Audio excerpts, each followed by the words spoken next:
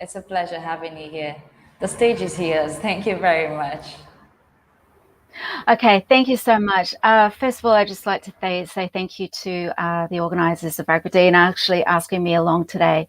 Um, and also to all the people from around the world that are tuning in today, wherever you may be. So one of the first things that we do in Australia is we pay our respects to our traditional owners, and so I just like to take a quick moment to do that. It's one of the most important things that we do when we publicly speak in Australia. So I reside in a beautiful place called Moreton Bay Regional Council, which is in the corner of southeast Queensland and Brisbane, Queensland. Queensland is the home state of the Great Barrier Reef. But where I reside and where I'm speaking with you from you today extends through the Jinnaburra, the Kabi Kabi, and the Jogara traditional country. I'd like to respectively acknowledge the traditional custodians of these lands and pay my respects to the elders past, present and emerging, for they hold the memories, the traditions and the culture and hopes of Aboriginal and Torres Strait Islander peoples. And for us, our First Nation people are our first entrepreneurs, our first agriculturists, our first water stewardships, our innovators and our inventors. And I'd like to respectfully pay my respects to those traditional owners. So quickly, what I'm here to talk to you as a keynote is smart contract systems for transparency, community governance. And for some of you might be thinking, how does that apply to the agriculture sector, and why should we care about these smart contracts around community governance? So I'm the co-founder and CEO of Civic Ledger, and Civic Ledger is from Brisbane in Queensland, Australia, and we were founded in late 2016. So we were very early to this whole ecosystem of blockchain technology. And over the last 5 years, we've learned a lot about the technology, how it is applied within real use cases, and how we need to be thinking constantly about the people that we're actually solving problems for. So we all know that for us anyway, as I've been quoted elsewhere, is that why I'm so interested in blockchain technology is that it provides a reliable audit trail. And every time an event is executed by a smart contract, this later transaction is written to the ledger, and this becomes the state of the market. And what I find really quite interesting about this technology is that we don't own the blockchain. It is an independent system of record. And then the infrastructure is distributed around the world, as we all understand. So you're probably going to hear a lot of those similar themes on all of the presenters in the panels tonight, but I want to establish this in the context of something that we work on here in Australia, and it's around the concept of water. But before I get started to water, I want to just ask a question, if I like to just start a question tonight. So one of the things that I get asked a lot when I talk about what we build and why we're in the technology is, often I get asked is, why blockchain technology? Why are you using this, Katrina, considering that you've come from government, you've had a career in the bureaucracy? And so I always ask the question, I always ask the people who I'm speaking with, is to ask themselves why. Why is this technology so interesting and so important, particularly as we head into the year 2022? So I want to set the scene. Just want to establish the scene before I take you into my conversation. Now, I want to take you back to 1983, and I must confess I'm a huge fan of a series called *Halt and Catch Fire*. And why I was so fascinated around this entire this series was that it traversed through the whole complexity of computers from 1983 to 1997. But this is a character, Lee Pace plays a character called Joe McMillan. And I remember this conversation he was having with Gordo right back in 1983, and they were discussing, Gordo's the technician, he's the engineer, and Joe's the visionary, he's the sales guy, and they have a lot of conflict. And Gordo's getting really frustrated because they're trying to build a laptop. And Joe just turns to Gordo and he says, Gordo, computers are not the thing. They're the thing that gets us to the thing. And that resonates with us because we hold that very dear in terms of the way we think about the technology and how we think about solving problems. So I want you to meet my other favorite Joe. And this is Joe Morrow. And here is in 2021. So Joe Morrow is a grower and he lives in Mareeba in far north Queensland. And he lives in one of the most beautiful parts of the world. And he's only an hour's drive away from the Great Barrier Reef. But Joe, he cares about water because without water, he can't grow his food, his beautiful mangoes.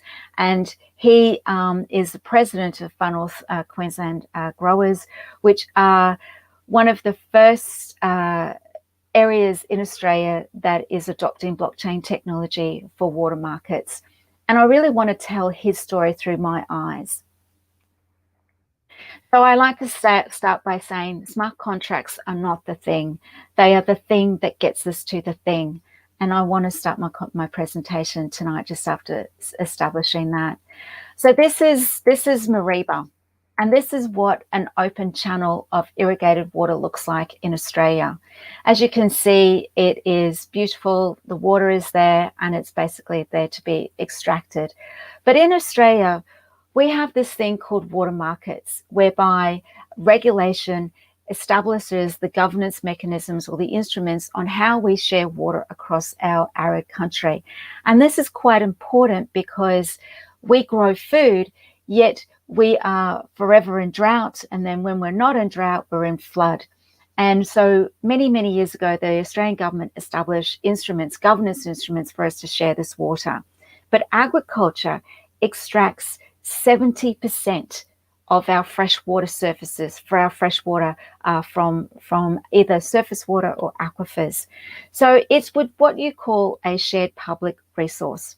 So it has to be managed in a really, really delicate way and an efficient way. So Joe can extract his water, knows that he's got it and able to grow his food. But things don't work that easily in Australia, even though we do have water markets. And so some years ago, we got involved in a project where we looked at blockchain technology and smart contracts to start to smooth out the water markets to make them more transparent and accountable. And this led us to doing a pilot up in Mareeba in Joe's water spaces. And we were able to design from the bottom up water markets. So he was able to participate in the market and know how much water he had and what the market was undertaking. So this is Water Ledger. So what it basically does, it codifies the business rules, which makes them compliant by design by automating the regulatory obligations. Now in Australia, it might sound quite interesting, but in Australia we have 350 water products. We have 15,000 business rules that are associated with those water products, and they're governed across 5 different state regulations. And we have 5 state registries do not interoperate. And we have private sector that established water exchanges for the water to be exchanged. And in the middle of all of this is brokers.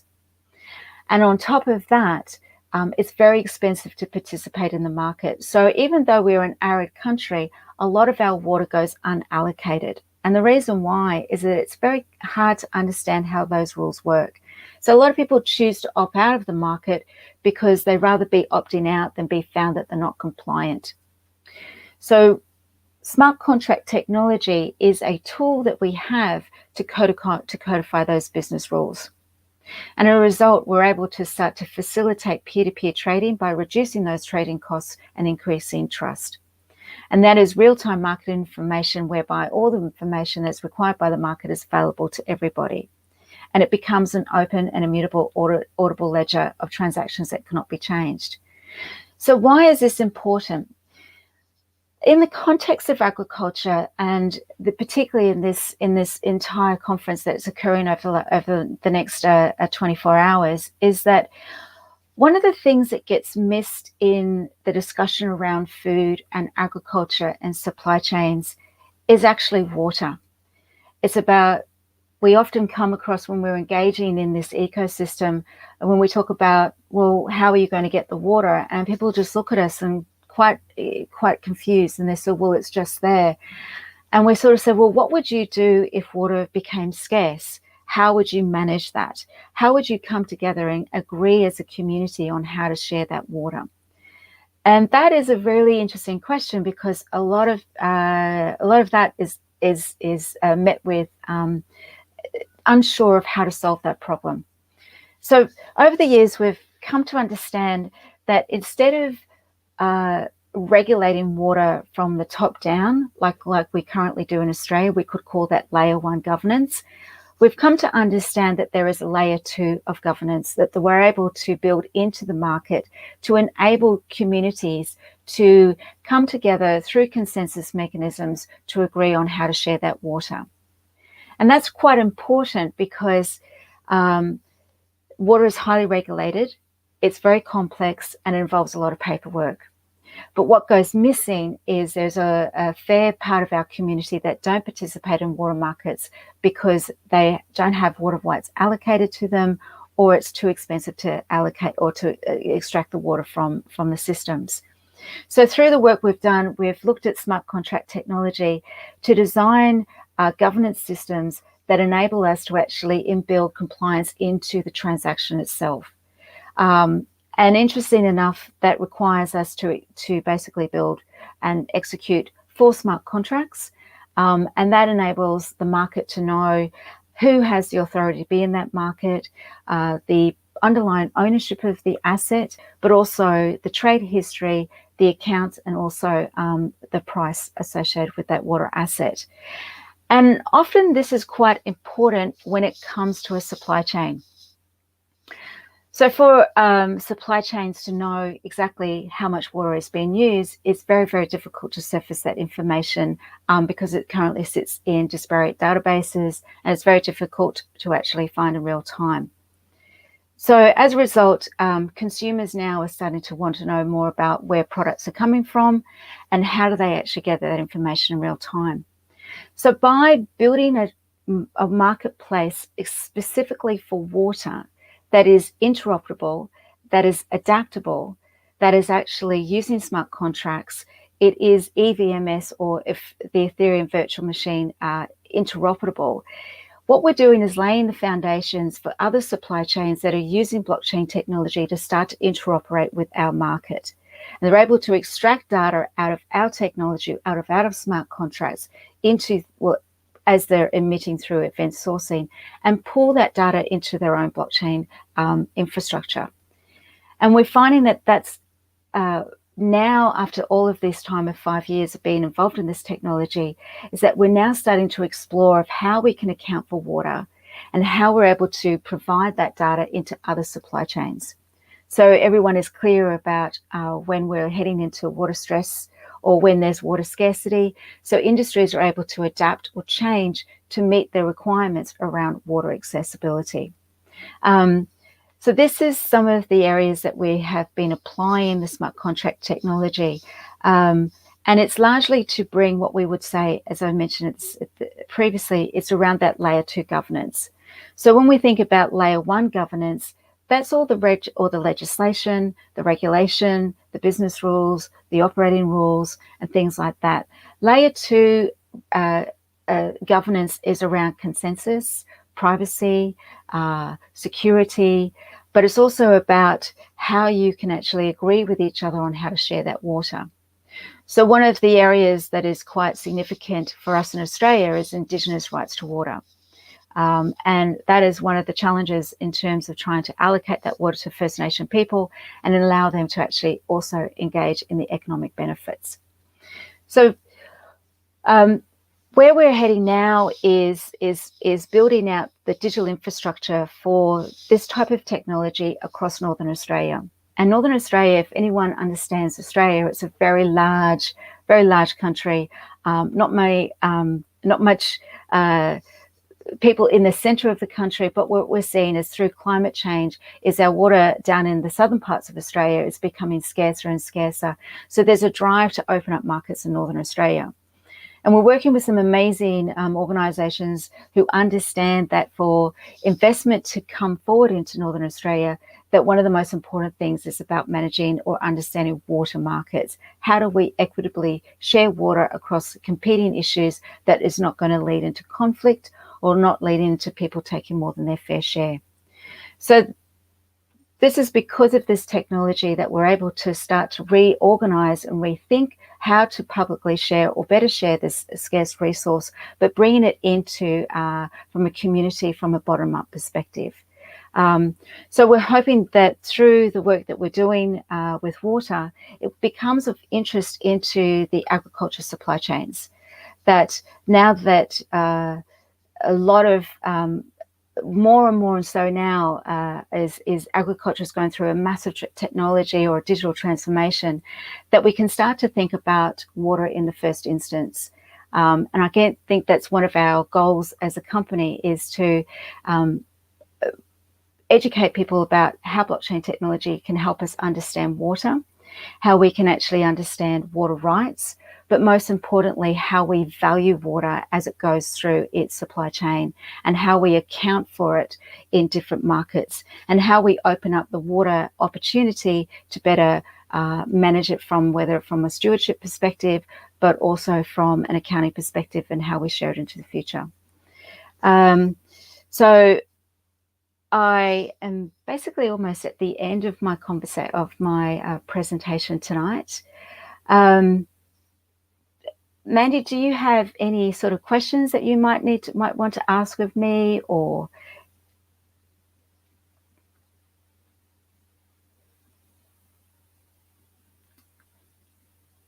No questions? Is there any questions that are coming from the chat room that people might want to ask?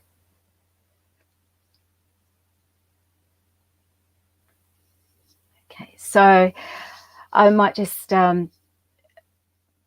continue then. So yes, Mandy.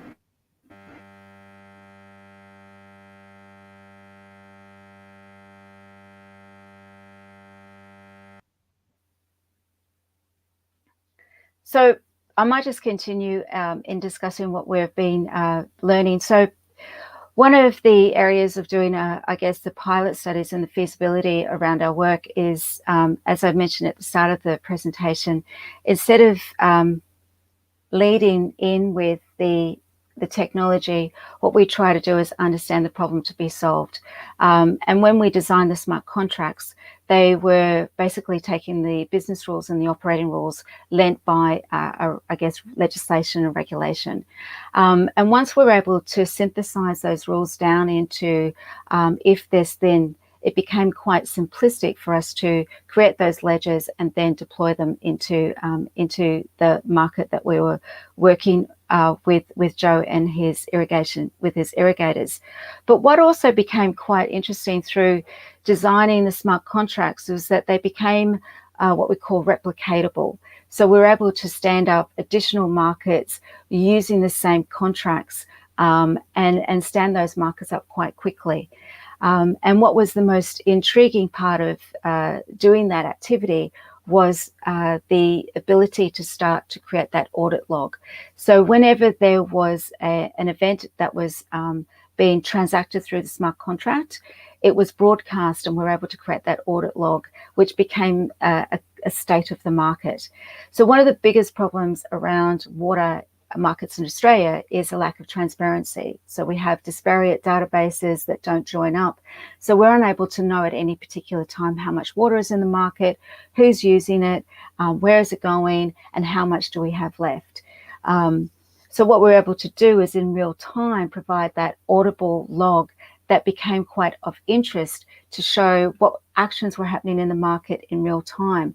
And what we sort of see is this is leading into what we would call a data exchange or a water exchange into the future. So because we deal with open source technology and the code is the smart contracts are interoperable, you were able to, other applications are able to be built on our technology as well. So if you have an interest in standing up your own water market, for example, you can come and actually work on our layered technology to stand up that market. So it becomes interesting on how then we join up markets across disparate, across different jurisdictions, how we look at common data models, and how that becomes a standardization for thinking about global water in a global context, because we do understand that globally water is treated very differently. The concept of rights and water markets, which is very, very traditional to Australia, is very difficult to understand outside of Australia. So it's about also understanding how water is extracted in other countries and the rules around all of that. But it is I guess we're starting to see other mechanisms of how water markets are emerging. We're seeing water stewardship markets, we're seeing avoidance markets, water savings market, water storage markets, and all of that becomes quite important to hold a system of record that's independent to show that it's auditable, so we can agree on the state of the water, how much is in the market, who's using it, and how much do we have left. And I think from an agriculture perspective, knowing what available physical water is going to be quite critical in the future. So if investors are looking at particular verticals and they are going into water stress, they would probably want to know, how are they adapting, how are they sourcing water, how do they know that they have the right to those water, and how are they using that, and how are they accounting for that. And I guess that's why this technology is quite interesting. It's enabling us to get a better picture of water as from an accounting perspective, but also how we actually manage this asset as a public asset that is able to have its highest economic value allocated to as we consume it through supply chains. And so we know how much we have and how much is left. So just wondering if there's any questions from the audience, anything that you'd like me to recap.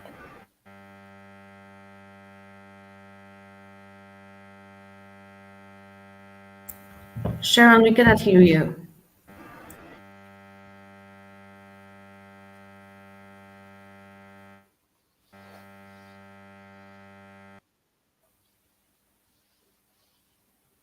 So there's no questions?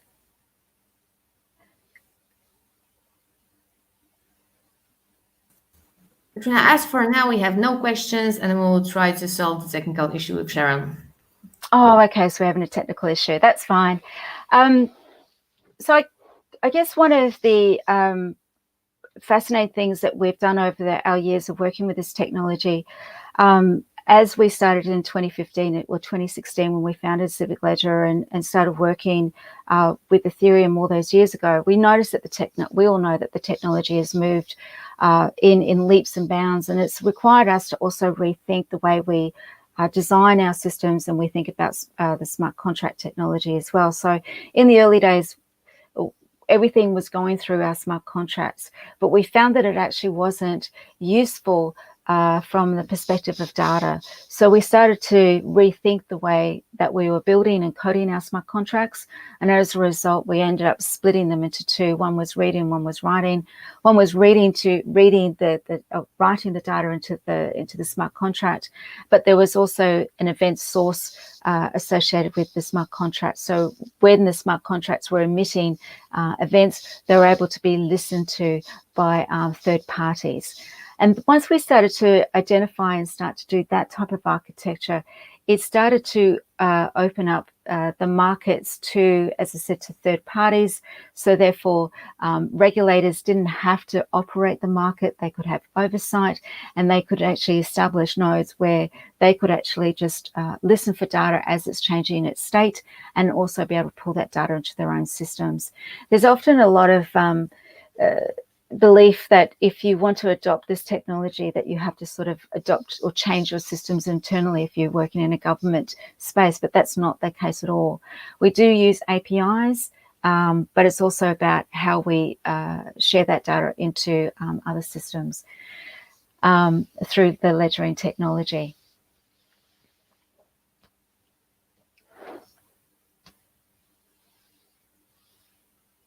So I think I might wrap up my presentation, if that's okay, if we can go back to the main stage.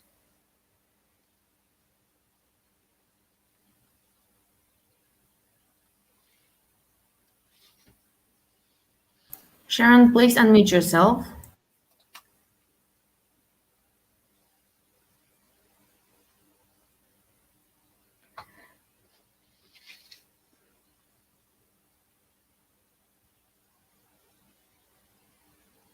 Sharon, unfortunately, your microphone is not connected, so you cannot unmute. You would need to rejoin StreamYard one more time.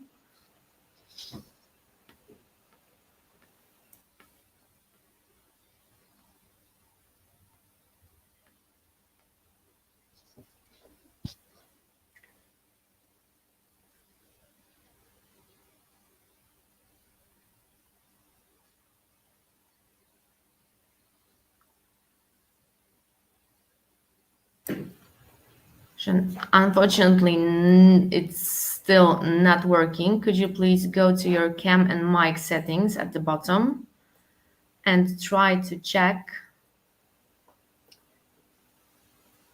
do you have the right audio device chosen?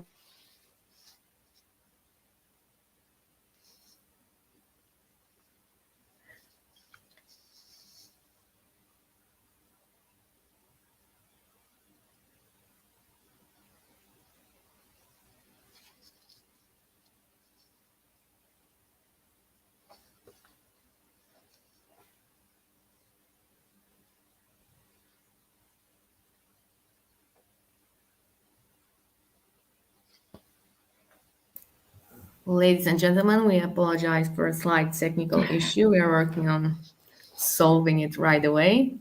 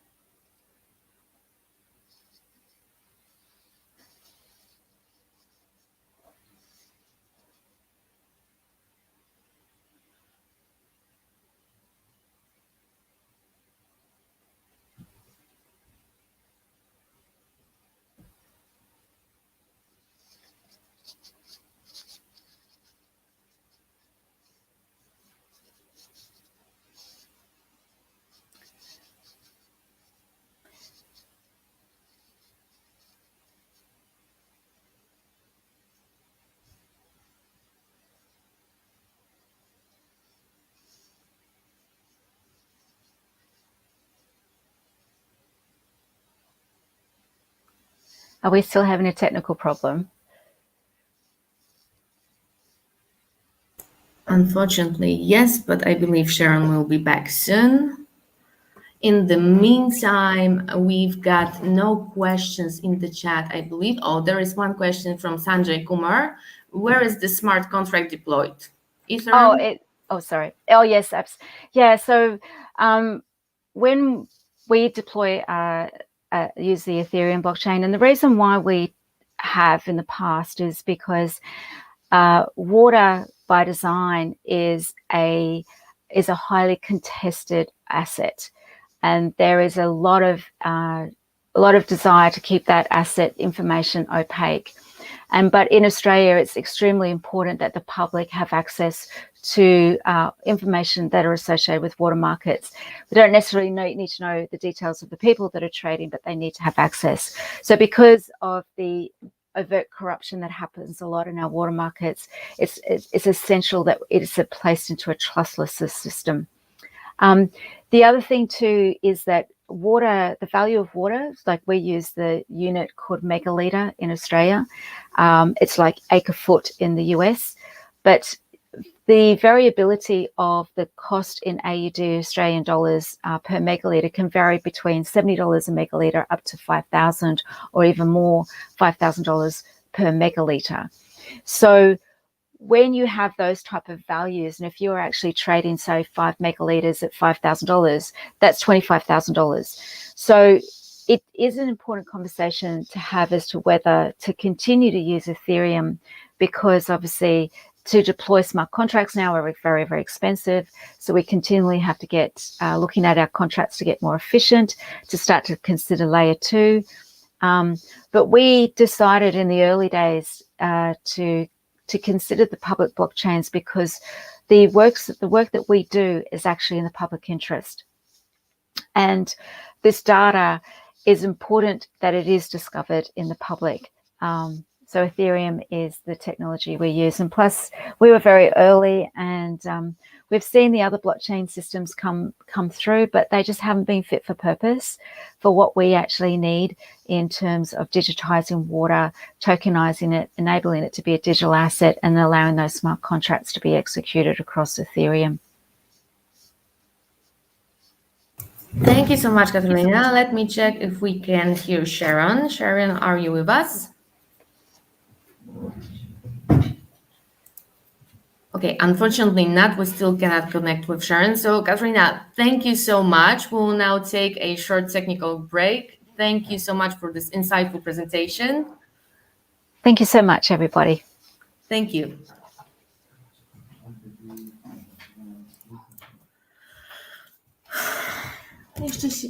Kurwa,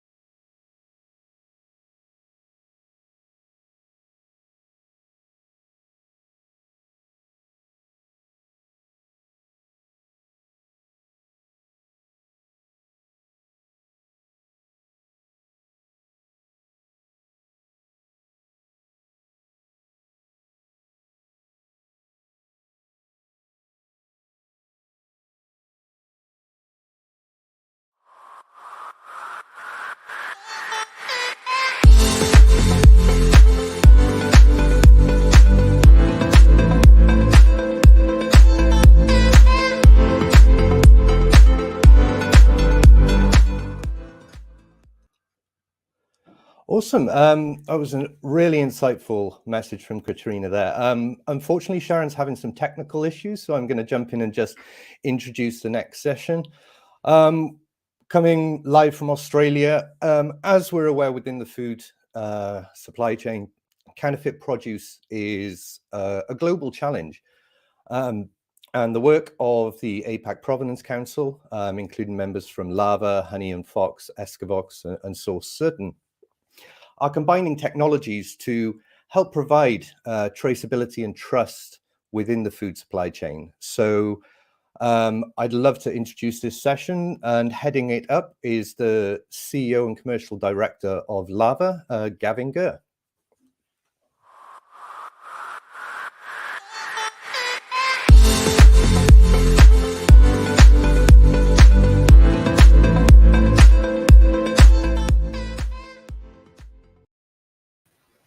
Hi, Gavin. How you doing? Hi, Adam. It's great to be with you. Thank you very much for having us. No, it's an absolute pleasure to have you all here. The work you're all doing in providing this trust and traceability and authenticity of provenance within the food supply chain is really important work. So yeah, I don't want to take up too much of your time, so I'm just going to hand the stage over to you, and you can introduce everybody. Have a good one. Thank you very much, Adam. Greatly appreciate it. Well, hello everyone. Thanks very much for having us with you all the way from Australia. There's three of my colleagues within our APAC Provenance Alliance that I'll be introducing you to shortly.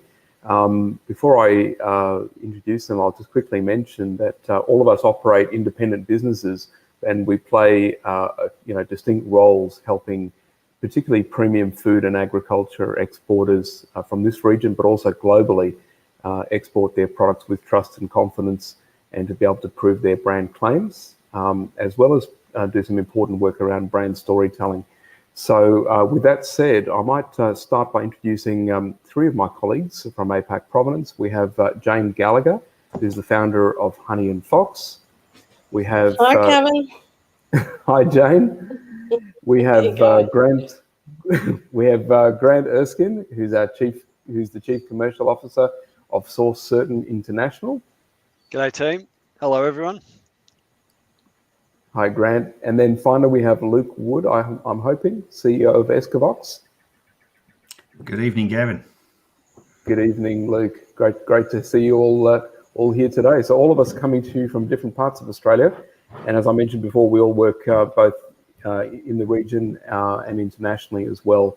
We're all technology-enabled businesses that really work very closely with producers, both big and small, to help them deal with the kinds of challenges that Adam was talking about before.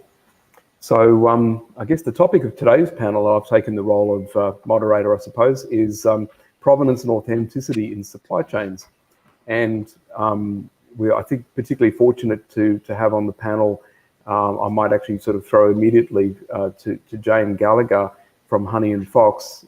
In particular, I'll mention that Jane and her business, Honey and Fox, does some excellent work helping brands with digital storytelling and actually demystifying this whole space for producers large and small. So with that said, I might throw to Jane to introduce yourself. And Jane, if you could also give the audience a sense of really the greatest challenges that you typically find that producers are dealing with in tackling the subject of trust, traceability, and supply chain confidence. Thanks, Gavin. Well, again, good evening, everyone from Australia. I think it's morning in Europe, and who knows what time zone it is in other parts of the world. But welcome to this session. Really excited to be here.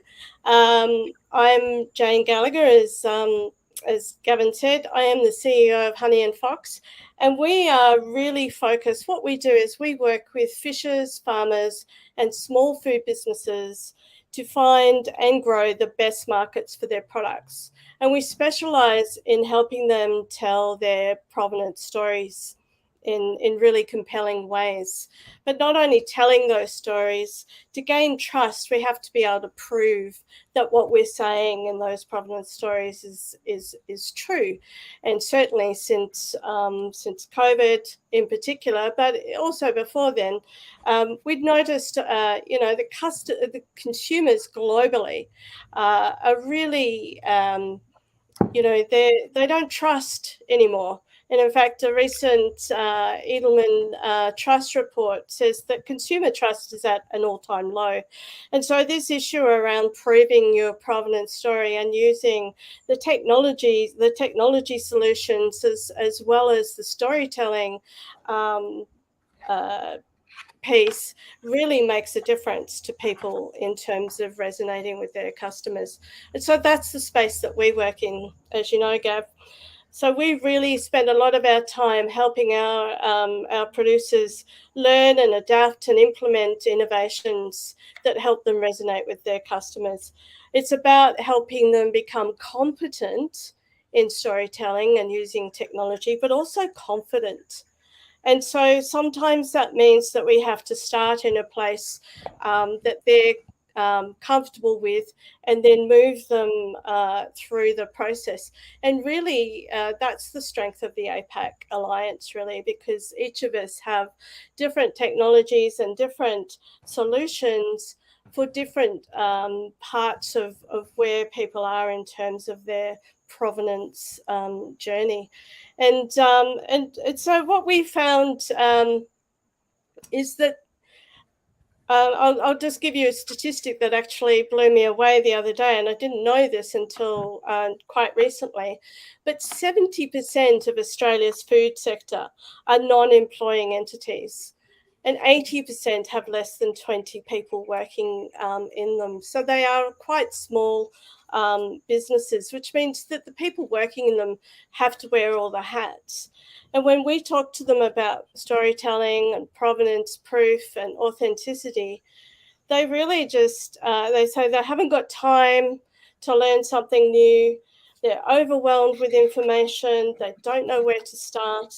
And so we work through that process with them, and with the partners from APAC Provenance, we bring in and layer in the technology that suits them and that needs to be, that fits their needs.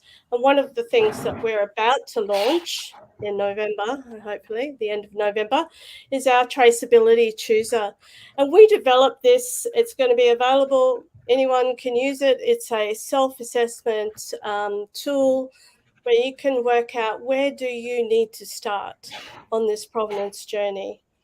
It then tells you about the different technologies, and it helps you work through a plan of action in terms of what questions to ask people, technology providers, because they're going to have a lot of questions for the producers, so they need to be prepared. So this is about taking them through step by step, working out where to start and how to really start implementing this, the provenance stories in it, so that it resonates with their consumers. And that's what it's all about. This is about boosting sales, getting sales, and making sure that their customers, their consumers, are getting the real product. They put a lot of effort into branding their product.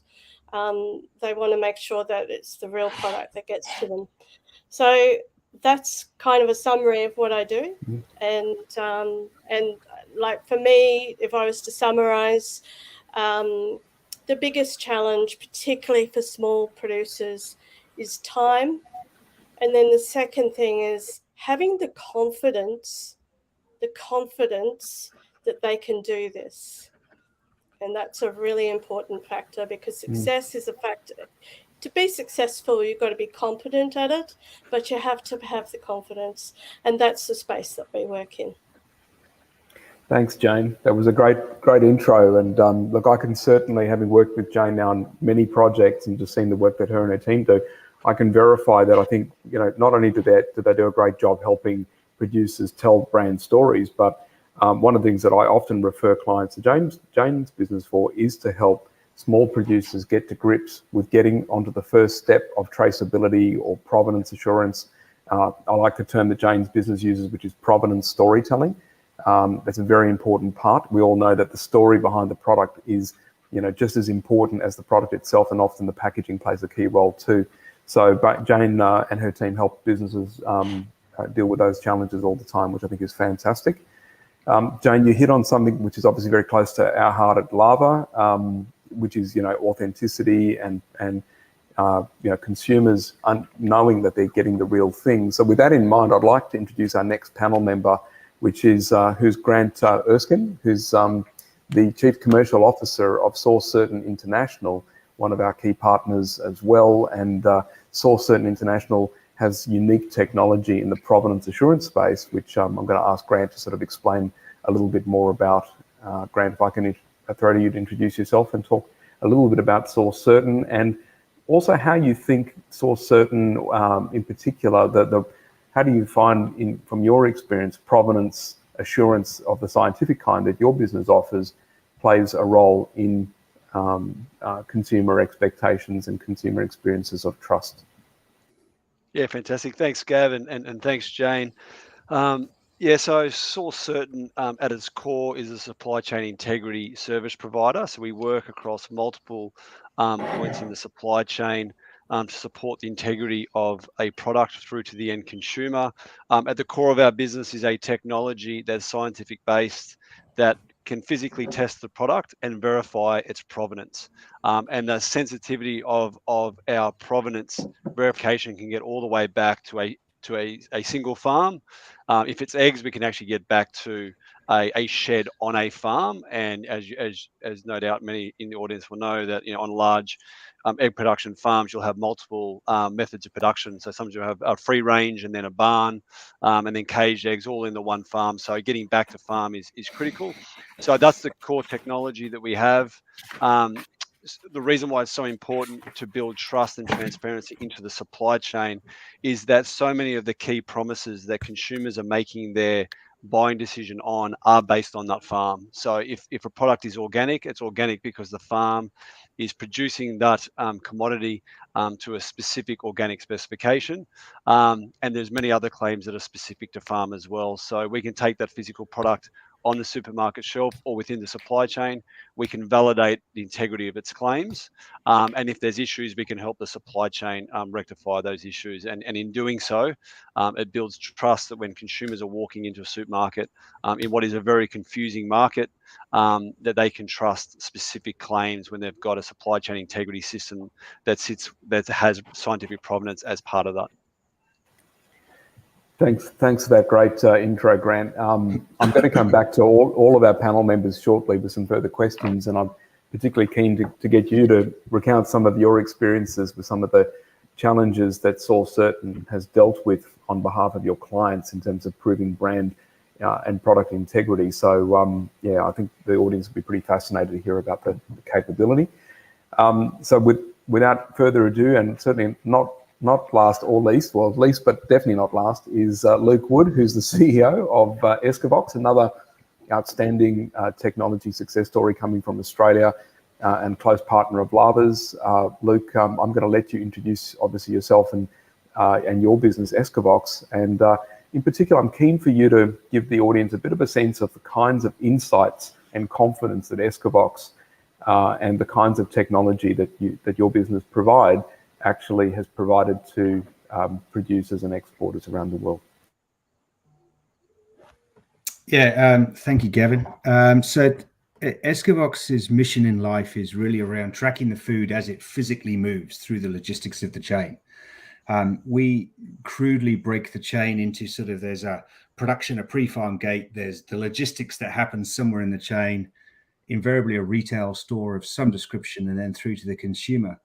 And there is so much that can happen from the minute it leaves that farm gate to the point that it arrives at the other end, particularly with fresh food. And what's unique about food supply chains is that the actual product can change. That changes value, that changes the eating experience, that changes the quality proposition to every person further down that chain. And so what we saw and the opportunity is we see these producers who who literally put their lives and their into their product. And if we take Grant's example there of eggs and the work they do on farm and the passion they put into their product, and yet we can destroy all of that just by not chilling it properly in the back of a truck, or holding it too long at the wrong port, or doing something going wrong. And then what happens? Yes, it's an egg from that farm, but now I've got a really bad experience from it. And so it's this culmination of what did I grow, what did I produce, and what condition was it in when it arrived with you, the consumer, that actually represents the quality to me, the consumer. And our goal in life is to fill that gap after the farm gate, before the consumer, to make sure that we're doing that. And we use a range of technologies, from some really smart IoT devices that are pinging all over the world. And then we have a bunch of very smart algorithms that calculate things like shelf life or eating quality for different categories as they move around. What we find, and pertinent to your question there, Gavin, and sort of echoing some of what we heard earlier on about this story, the challenge for these small guys is, how do I get engaged? How do I do this? This all seems overwhelming. We heard these are 1 and 2 man bands. And so trying to do that and trying to make that real is what we try and do. So we try and feed it in a way through. And when you're the guy that puts 2 pallets of product on the back of a truck, you don't have the systems to control the container, to see the different things. So we try and automate that for them. And most clients are a little bit shocked, I think is the polite word for where and how their product moves. And we've worked with some of the biggest food producers in the world, and we continue to work with them, and they're shocked at how and where their product goes. And we've got small producers sending 1 or 2 pallets out, every week or whatever it is. And they see these things sitting in warehouses and importers and wholesalers around the world for days or weeks or months at a time. And they're watching life degrade, or they're watching temperature spike, and they're seeing all these different things. And we're giving them a view of the supply chain, so at least they can start talking and having a real conversation. And then where we work with, we're not a traceability provider per se. We work with people then, because what it does, it adds a live story to that conversation. So now I can see, you've attracted me to the product. There's a reason to buy the product. You've confirmed to me that, the egg came from this farm, or the piece of steak came from this paddock. And then we're going to draw that real-time element to it. This is how it got here. This is when it traveled. And this is what disconnects. It's great having the picture of the farm, but now to make it very real and to make it very timely, adds a difference, adds a different dimension to that data, so that, when mum gets home and makes her spaghetti, she's got the freshest meat, she's got the freshest pasta there, and she's getting the right outcome and actually does it. And so that's what we're here to do. We're here to make sure that, the meal is right and the product that you're putting in there is correct. Luke, I want to just mention for the audience, I mean, I've had the privilege of working with everyone on this call, but, if I start with yourself, one of the things that's drawn a lot of our clients to working with Escavox has been the simplicity. And as you mentioned, you provide a solution that actually provides that sort of data-driven aspect of the story. And I think of it as a traceability offering, but of course it's a very simple one for a brand to work with. And as you said, many small producers simply don't have the either the budget or the bandwidth to deal with the kinds of complexities. Jane referred to this before, of actually having to retool their supply chains or their production systems. Many of them operate in pretty, tough environments environmentally as well. So, I think probably it's worth mentioning that, one of the things I like about working with Escavox, and it's something that I've encouraged clients to think about, is being able to literally just put a couple of your devices in with their pallet, in the cartons or within the pallet wrap itself, and literally without even have to pressing any buttons or doing anything, literally being able to see, track and trace from that moment forward where the product ends up and its movements and its vibration and humidity and everything else. It is, Gavin. It represents an important point, actually. And my personal background is in big retail, big supply chains. And what a lot of people forget is when you're trying to plug a small player into a very large network, at each end of the chain, they've got very, very different demands on their data. They've got very different demands on how they'll receive that information, how they give information. I was listening to one of the earlier speakers talking about how they integrate through an API, which is great. If you're a Sainsbury's or a Kroger or a Carrefour, then that's how you can operate. when you're a guy running a paddock with Wagyu beef, you probably don't have an API capability. Yep. And so I think it behooves everybody in this space to think about the different agents that you have playing. You might have the very best tech or the very best data, but you've got to be able to consume it, and your users have to consume it. And supply chains are changing, that we need to be able to connect the very biggest with the very smallest and make it seamless for both of them. And that's a challenge, I think, both operationally. How do we let a guy in a farm put a device in for himself, and how do I let a guy that's producing 50,000 pallets do the same deal? And also technically, how does that work? How does that actually operate? So it presents challenges on a number of areas, and it's something I think we in Australia have certainly a certain unique capability, because we're typically the smaller guy in the deals, and certainly our exporters are dealing with some very big markets. So it's an interesting challenge that whichever end of the spectrum on, you need to be considering when you look at these things. So, Luke, I think I want to just keep this theme going briefly and throw back to Jane for a moment, because, as I said in my setup for this section, I found that the Honey and Fox team in particular have done a lot of work with small producers who have amazing product that is globally renowned. These are, Tasmanian and regional Australian producers, seafood and horticulture and all the rest of it. But a lot of these producers, I'm sure, are pretty reticent about, as you were sort of alluding to, does it mean I've got to install an API or put cameras on my production line or whatever else? Jane, what do you find when you're talking to exporters, and is there a range that you come across? Are there any sort of common themes that you come across? Yeah, look, that's a really good question. I think it's hard to generalize with any sort of thing like that, but I have noticed one thing in particular is that when people start talking about technology or technology solutions, people quickly understand the benefits. Then they can see the benefits, but it's a language thing as much as anything. So if I was to say, oh, we do this and it uses this technology, and as soon as you mention blockchain to anyone on the farm, they just glaze over, and I constantly say to people, I use a computer, I have no idea how it works, but I can still use it, and I need to learn. And so I try and get them focused on, understanding how they could use this technology. And I spent just recently, actually, one of Luke's colleagues gave a short demonstration to a group of seafood producers, and you could just see the lights come on because it was visual. They could see how they could use it. They didn't need to know what was in the back end, what was in the little box, what was, they just needed to see, oh, I could use this and it would help me solve this problem, which is a thing that I think you mentioned, Grant, about understanding, what is the problem that we're trying to solve or that we're trying to help with. And that is about proving provenance to the consumer and building that trust, because when we do that, we lock in those sales, we lock in that brand, we build that brand. And that's the challenge for everybody, large or small.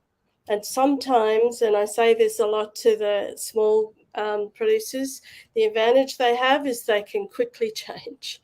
They have the ability, if they decide to change, if they decide to do something, they can do it if they want to. Yeah. But I'd like to throw back to you, Gavin, and sort of ask you to talk about lava technology and how you fit in with the three of us, really. And you're on mute. Sorry, I was too effective and muted myself. Very good. I was just saying I was hoping to get away without having to speak again, so thanks for dropping me back in it. Yeah, look, I'll just mention briefly. So Lava, really, we're very much of a complement to all of the people in this group here, and particularly to Grant's technology. So if you think about Source Certain being able to verify scientifically the provenance of what's inside the box or the product itself, Lava provides the on-product gateway that allows a consumer or an importer to be able to scan it, verify it just with simply their smartphone, and actually verify that it's the real thing, understand also its traceability journey. So this is where we typically bring in Escavox with the product journey itself. We also have traceability and blockchain partners. We work with a whole network of them as well. And again, with businesses like Jane's, where they will typically create these beautiful, rich, immersive stories, including videos and other things that really help sell the product and keep customers coming back and repurchasing. So Lava is very much that on-product media, and it's really a secure means of engaging with the consumer at that last mile. So really when they're holding it in their hand, and so they can be confident about it. So that's what Lava does. I'm going to be on stage later with one of my colleagues. If anyone's interested, I think we're on stage in about an hour's time. But I wouldn't mind just doing a quick follow-up. Actually, speaking of Source Certain, Grant, I know you've done an incredible amount of projects in your time and in the business's time. You have a very rich history. I think spanning 40 years from memory with your provenance, scientific provenance technology. I'm curious to know if there's any particular case study that really stands out in your mind, whether it's something to do with product substitution, counterfeiting, or even just proving claims of sustainability. Yeah, thanks, Gav. There's a number of interesting ones. Some we can talk about and some we can't. Our technology started in the forensic field before it jumped into a supply chain integrity tool. One famous gold theft case led to 90 convictions based on where we identified the gold to come from. But when you dovetail our work into seafood, one of the more interesting projects that we worked on that led into an ongoing program was a producer who didn't control his supply chain, really high quality white fish. But obviously white fish by their very nature can be easily substituted. And so we took some product, consumer ready product off the shelf. There was a wholesaler in between him and the retailer. And on his consumer ready package, he had 2 slices of white fish. One was his from Australia and the other one was from Vietnam. So how that happened. Sometimes these things are done purposely. Sometimes it's just lack of inventory management at a wholesale level, and therefore we come in and help sort those issues out. But what's the implications of that? Obviously, there's a producer that's been ripped off, and a consumer that's been cheated. But there's some bigger implications. Consumers are driving better sustainable outcomes for the protection of our oceans. So they're here to support our children, our grandchildren, well beyond when we've left the planet. And so big investment has gone into the sustainability and protection of wild fisheries. And consumers are paying for that. They pay for certain certifications. And within that was one piece of seafood that had a high cost of production to ensure the sustainability of our seas, versus one that we knew had come from Vietnam and might have come from a sustainable source, but we don't know. So substitution has a real world impact on the sustainability of our fisheries, and so it's not just substitution and brand protection. Obviously, that's critical, but it's also about ensuring consumers with their dollars can drive sustainable outcomes for the planet and can incentivize producers doing the right thing. So that's what we try and do within that supply chain system. That's awesome, Grant.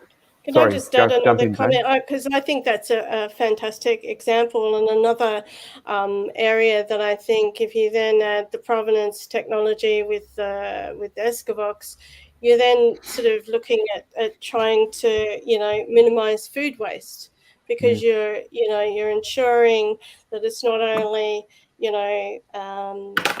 consumers can use their buying power to support sustainable sourcing, but then also that product has got to them in the best condition possible. So we're minimizing food waste, which also has sustainability. So it is this sort of circular economy that's going on, that these pieces of technology really working together, and that's the power of APAC Group is dovetailing it in together to work seamlessly. I agree, Jane, and I think there's an early question at the start is what's the challenge for producers and people in the supply chain? I think the challenge is it's a very complex marketplace of potential services, and Jane does this really well, because you're the one who's actually often sitting in front of a customer when they're first talking about what their product does, and so even understanding different definitions of traceability versus provenance versus authenticity, and sometimes people might reach out to Source Certain when actually what they need is actually Luke. They actually need to understand what is happening in their supply chain, because sometimes their product ends up in market and it's not fresh and it should be. Or sometimes, the consumer wants something on product that's an anti-counterfeit protection. They can physically see it, they can scan it, and there's a whole sort of integrated, encrypted piece of software that sits behind it, which is what Gavin does. So I think it's a complex marketplace. What the customer is actually trying to achieve is important, and helping them to navigate that. And that's what APAC Provenance is there to do. Collectively, we can sit in front of a customer, we can talk through what our services do and what the outcome is, and then they can work out either, yes, I need all of this, or I just need this part for today. And I think it's a fair point, Grant. We've all been around the block long enough, and we've spoken to enough people, and there's, in the most cynical mode, people will often describe some of these international markets as almost like the sort of gangster's paradise of fraud and fake and all this kind of stuff going on. And what you really need is an insight. You need a view to what's actually happening out there. And that could be many different levers in many different ways. And what we've found as we've gone through, we've got stories where people are finding, that there's stuff sitting in ports or in countries they didn't even know it was going to, that it was spending days and days in certain warehouses, or, it was losing all sorts of life and temperature. But we've also seen the inverse, the positive of that, which is, well, now I know it takes me one phone call and I can correct that. And actually, we're seeing this reflection very, very quickly. Well, hey, I didn't realize that you were keeping my product at 6 degrees. It will do better at 4. And they're going, oh, okay, cool. I can do that. I can make that change. And we almost see this echo that says, well, now that I know that I can start talking about it, and I will start monitoring a bit more carefully. And that will change based on category, based on channel, based on volume, based on value, what the most important thing is. I'm never going to track the temperature of gold because it's pretty irrelevant. But it will start becoming important, in these other things. So you never know. That's a good point. But I think this is one of the challenges is, how do you, as a producer, as a retailer, carrier, wholesaler, whoever you are in the chain, how do you make that decision? How do you understand what's right or wrong? And a lot of the market and a lot of the press gets, dominated with a Carrefour or a Walmart, who are typically very, top-down approach to these things. So it's not an easy set of decisions, but working with ecosystems and working with people as you step through, it's about solving the problems. And I think, we've talked about what you got to do is find this. What's my first win? What's the first saving that I get? What's the first commercial difference do I get? What am I trying to achieve? And it becomes a bit more enlightening. Hence, you're always going to have to pull on multiple levers. And hence groups like ourselves and others exist where we start integrating that. It's, I'm a big champion for data operability and how we understand, which I know has been talked about as well. So it's an important thing to understand. There's lots going on. It's not always bad, but the information allows you to unpick it as you go. This has been a really fantastic discussion, guys. We are sort of in the last couple of minutes of it. So I just wanted to, obviously encourage if there's any questions from the audience. If there's time, we'd love to obviously take one. So please feel free to post them up. And in the meantime, I wouldn't mind just echoing something that Grant made a very important point there, which is producers and exporters and brands tend to need different things at different times. We've had this many times. We've had clients where the first priority was maybe to provide a connected packaging experience for their customers that they've started with us or their consumers. But we've also had cases where they've actually been working with Source Certain or with Escavox for a while, or with another traceability partner, and actually they want to continue those benefits, but they just want to add another element. Or and I guess probably from my experience, what I would say is I found that it's a bit of a thin end of the wedge. Once a brand has the taste for having a higher degree of confidence in their supply chains and in their product authenticity and getting their story to market, they very seldom go backwards. It's almost never happened, in our experience. They just tend to go forwards, and so we've tended to bring in more and more of our partners on a lot of our projects. And I think, Gav, it goes a long way. It's the classic old what gets measured gets managed. And really what a lot of these things do is start measuring your chain, starts measuring your brand, starts giving you some levers to pull. And once you've seen it, you're right. You don't, only the most short-sighted would turn it off and say, don't look, however much they want to turn it off when they see the first outcome. but at least they can go and start solving the problems. I also like your point, Luke, when you were saying you just got to get that first win, because when you get a win, then producers and small businesses, they see the benefit. The quicker we can get something happening is really makes the difference to how open they are to change and open they are to and the benefits that they get. I mean, yeah, it's complex. It's complex human behavior as much as anything. In fact, it's all about human behavior. And to your point, Jane, you work with producers and they're phenomenal at what they do. They produce amazing, safe, nutritious product, but navigating the world of technology that can bring that product to market safely is not easy, and it's a difficult place to navigate. So hence, collaboration is key. Well, guys, that's been a fantastic discussion. I'm told that we're out of time or very close to it. I'll just sort of pause for intervention from the authorities just to make sure of it. But look, just while I guess we're hearing from them, I wanted to extend a big thanks to everyone on this panel. So Grant, Luke, and Jane, it's been fantastic catching up with you guys as ever, and I hope the audience has found some value in this as well. I'd certainly encourage anyone to reach out. All of our contact details are on the platform. Please reach out. We'd love to have a chat. Feel free to let us know what you found interesting as well, and we'd love to chat with you. Thank you very much, panel, for an insightful discussion. We really had a great time.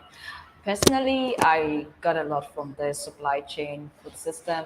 I mean, it's pretty much amazing. Thank you very much for today's session. We really do appreciate you. I'm sure the audience also do, even though they can't say a word. But thank you very much. So we'll be moving forward to the next session, which is about facilitating rural development through digital transformation. So this session is more like opening up insights into the use of infrastructure development, tokenization, and other technologies to support rural development around the world. And to lead this discussion, we are going to have David Davis from Agri-D. Welcome, David.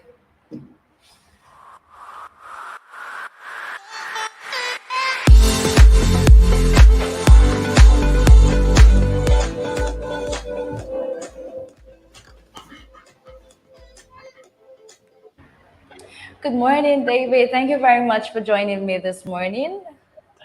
Thank you very much. Pleasure to be on the stage. It's a pleasure having you also. Okay, so the floor is yours. Please give us all that you've prepared for us today. No worries. Just hang on a second. I'm working the right sharing. Okay.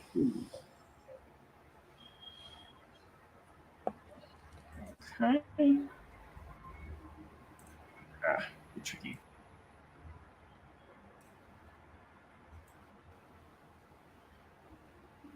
There we go. Okay. Just taking a little bit while for the share screen to come up. But yeah, hi everyone. I'm David Davies. I'm the founder of Agri-D. And we take simple smartphones like this one here and transform them into a vital tool for remote smallholder farmers in developing nations. All these farmers you see on the presentation here, we enabled them to increase their income, access a marketplace, finance, and a lot more.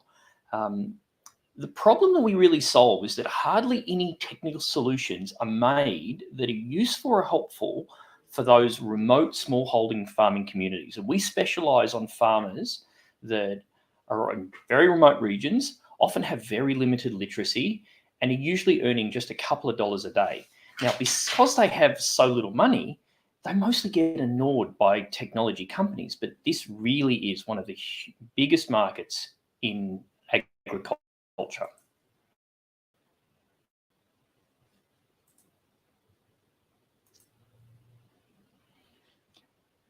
So Agri-D transforms phones to address the very unique requirements of those smallholder farmers, like a lack of connectivity in banking, literacy, things that we don't really have to solve for larger, more developed farmers. And our phones connect to a cloud and then also to a blockchain-based record-keeping system. But what AgUnity does is really very simple. All the basic transactions that farmers do in everyday fashion, we record them in a really simple and a practical way. So to them, we're sort of like a combination of Xero, eBay, PayPal, and Alibaba. And we've been doing this for over 5 years now, all over the world, from Colombia to Ethiopia to Papua New Guinea, with many successful projects completed and a lot more on the go. And we had, to achieve this, we have a number of organizations and a very experienced background team. So Stefan, Keith, and myself, we were the tech founding team. We all came from senior roles in like investment banking, like Lehman, Goldman, and Nomura. And Angus and Nervit, and many others in the team, they come from environmental, humanitarian, operation experience. And we recently brought in Padgett to run our foundation for the cryptocurrency, which we'll talk about in a minute. And he was previously the founder of a $200 million desert greenhouse facility in Port Augusta called Sundrop Farms, which is quite a revolutionary inland desert facility that makes tomatoes. And then after that, he did a $400 million CBD oil facility in Toowoomba here in Queensland. And then we have an incredible and diverse team now of over 50 people across 19 countries. And the most important thing that we really learned during COVID was to hire people locally, which is actually much lower cost than flying people around the world. So we've got teams in country and boots on the ground in places where few other companies even can operate. And we have kind of a unique method of reaching these farmers because, as I said, most of them have never had a phone before. They have very low literacy and they can't really be reached by any normal means. So you can't buy Facebook marketing and get to the users that we do. So we work with partnerships or grants, typically with NGOs or commodity buyers. And we start by rolling out phones to about 100 farmers as a trial. Now, what's that is important is because most of the farmers that we roll the solution out to may have never had a phone before. They certainly haven't had any digital record keeping system. So it's very hard before they or one of their neighbors have seen something for them to be excited about a new system or really even have any idea what it's really going to do for them. So after a season or so, they decide whether they want to keep or pay for the phones. And in most of our trials, 100% want to keep them. And then it grows organically by word of mouth. So we get strain community grows, it produces more commodities. They buy more products and services, and that enables the partners to benefit because the whole ecosystem, and it's turning over more money. It means there's more opportunity to sell products into it. There's more transactions going on, and everyone in that community benefits from it.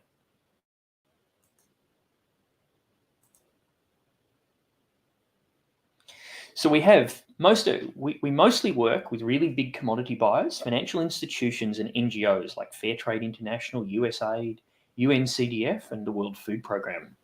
And what our job really is, apart from helping the farmers, of course, is to enable those organisations to scale up and reach these farmers easier because they're all trying to do really important things to, buying their commodities or helping them improve their livelihoods. And their challenge is, how do they manage people who are disconnected in remote villages? How do they know whether their impact project is working well for them? And that's what we enable them to do, to connect to those farmers, manage their supply chains, and very importantly, reduce a lot of waste in the system, which I'll get to at the end. We're now optimizing this with more local partnerships that give us access to more users on the ground. So we're connecting local franchises with white labeling and appointing local agents, starting with Kenya and Bougainville in Papua New Guinea, and working with organizations that sell farm implements into the things who can give us more work on the ground.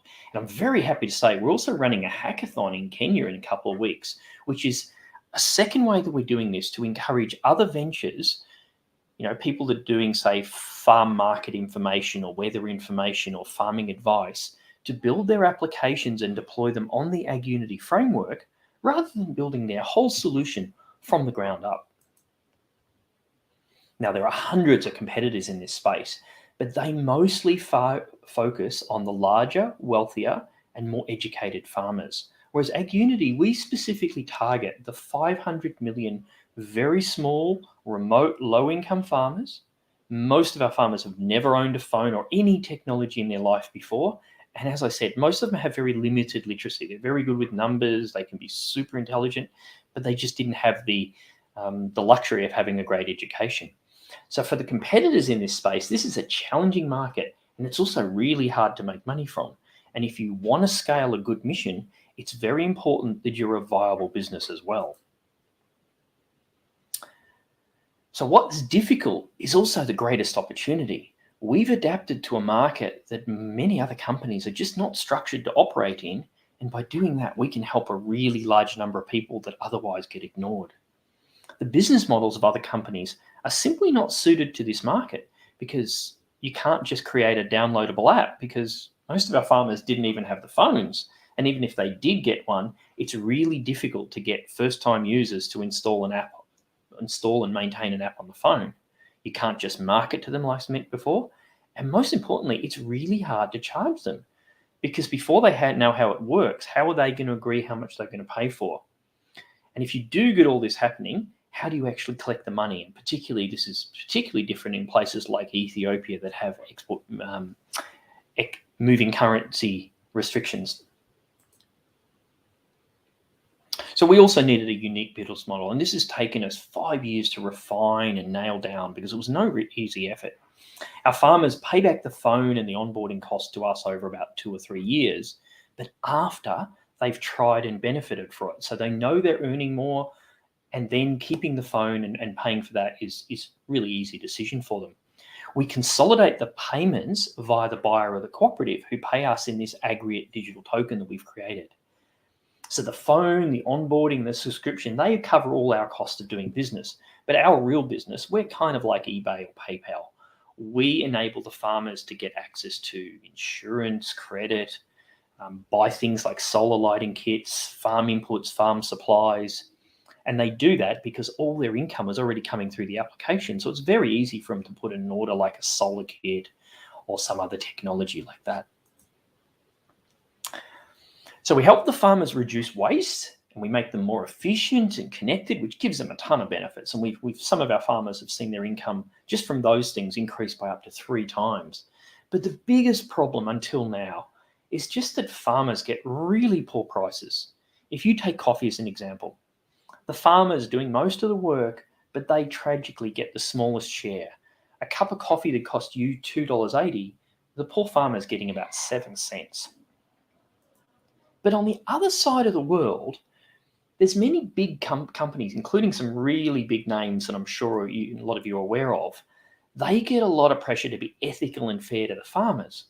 But when they do try to pay the farmers more, particularly these really small remote farmers, most of it just goes to the middleman and not the farmers.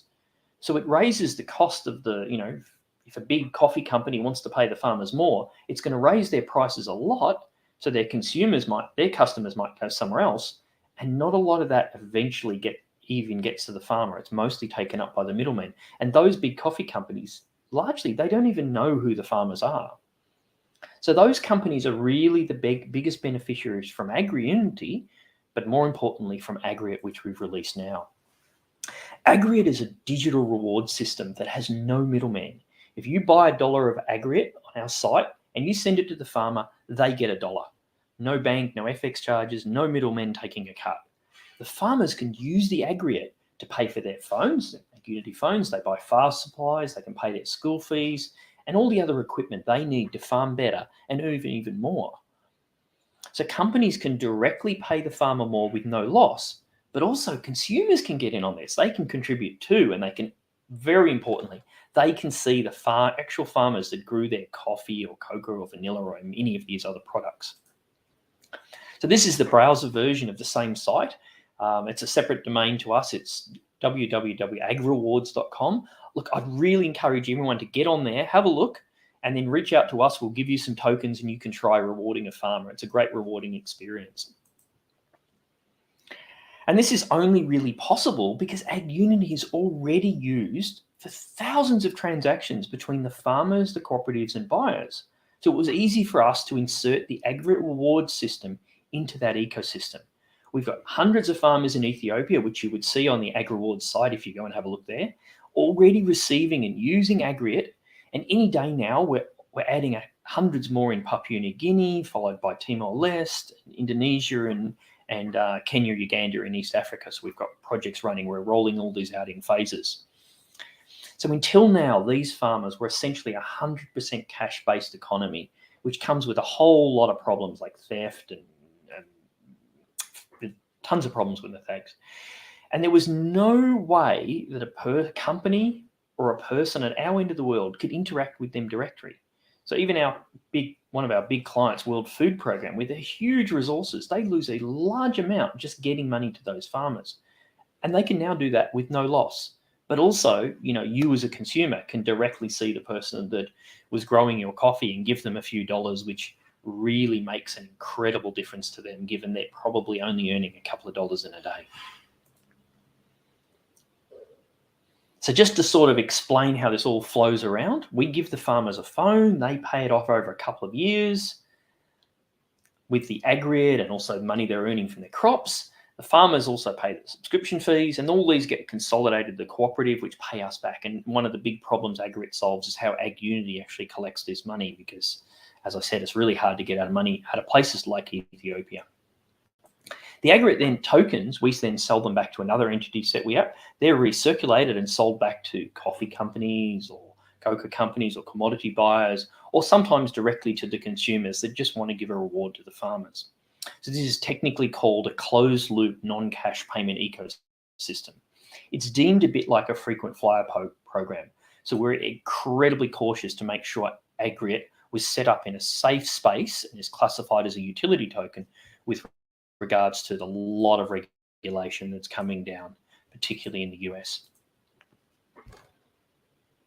So we've got this whole system live. It's quite fantastic. You can go onto the AgriRewards site today. You can reward a farmer.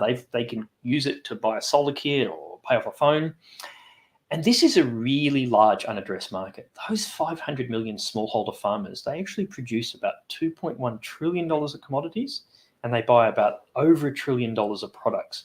But they do that now so inefficiently that hundreds of billions of dollars are wasted every year. And just by plugging that loss, we'll be profitable. We'll deliver huge savings and open great opportunities to these partner companies, both the ones that are buying the commodities and the ones that are selling them. We enable the consumers to buy ethically with trust that they know where their coffee came from, and they know that farmer's getting at least a reasonable amount for their coffee and for all their hard work. But most importantly, if we succeed in this, millions of people will be able to escape poverty. So I'm David Davies. Thank you very much for listening.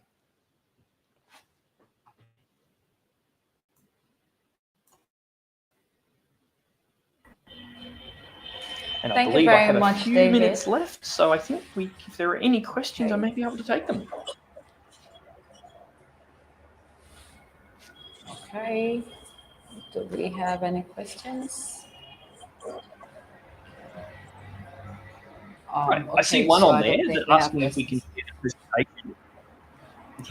Yeah. So we have one question about sharing the presentation. Yeah, look, you'll see some very similar presentations to this that we've already got recorded on our YouTube channel. If you just search Ag-Unity under YouTube, you'll see not only tons of videos of us presenting it, but I think the more important thing to look at is we've got testimonials from the farmers. We've got videos of our team going out and deploying the phone, the farmers talking about how they're using the phone, how they're using Agri-D. So, don't listen to me. Listen to our farmers. They love the application and they're very happy with it. Okay. So we don't have any further question, and so we'll be moving on to the next session. Thank you very much once again, David, for this amazing information. We really do appreciate your time, and we hope to hear from you some other time. I believe there will be some sort of convention next year, 2022, and we're looking forward to seeing you there. Thank you very much. Thank you very much. Okay, guys, so we're moving forward to the next session, and we're going to be talking about the supply chain simplification and value creation for farmers. So basically, this is an insight into technology and systems being used in the grain supply chain and beyond, helping to provide a simplified supply chain and financial access through value creation for farmers. And for this, we're going to be having Emma Weston. Thank you very much, Emma. Let's hear from you.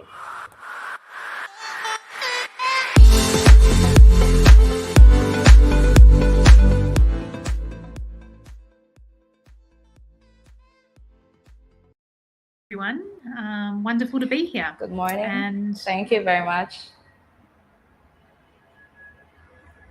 Go ahead. Thank you very much for joining me this morning. Yeah, great to be here. Looking forward to sharing what we're doing and talking about supply chains and value creation for farmers. And we're looking forward to hearing from you. Please, the stage is yours. Thank you. Thank you. All right, I'm going to share my screen so that we can get started.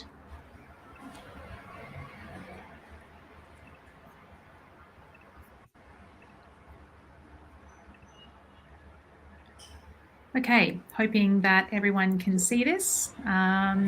So just to reiterate again, my name's Emma Weston. I'm the CEO and a co-founder at Agri-Digital. I'm also a farmer, and my two co-founders are farmers as well. So this topic around supply chain simplification and value creation for farmers is certainly something very dear to my heart and very much what we are aiming to do at Agri-Digital.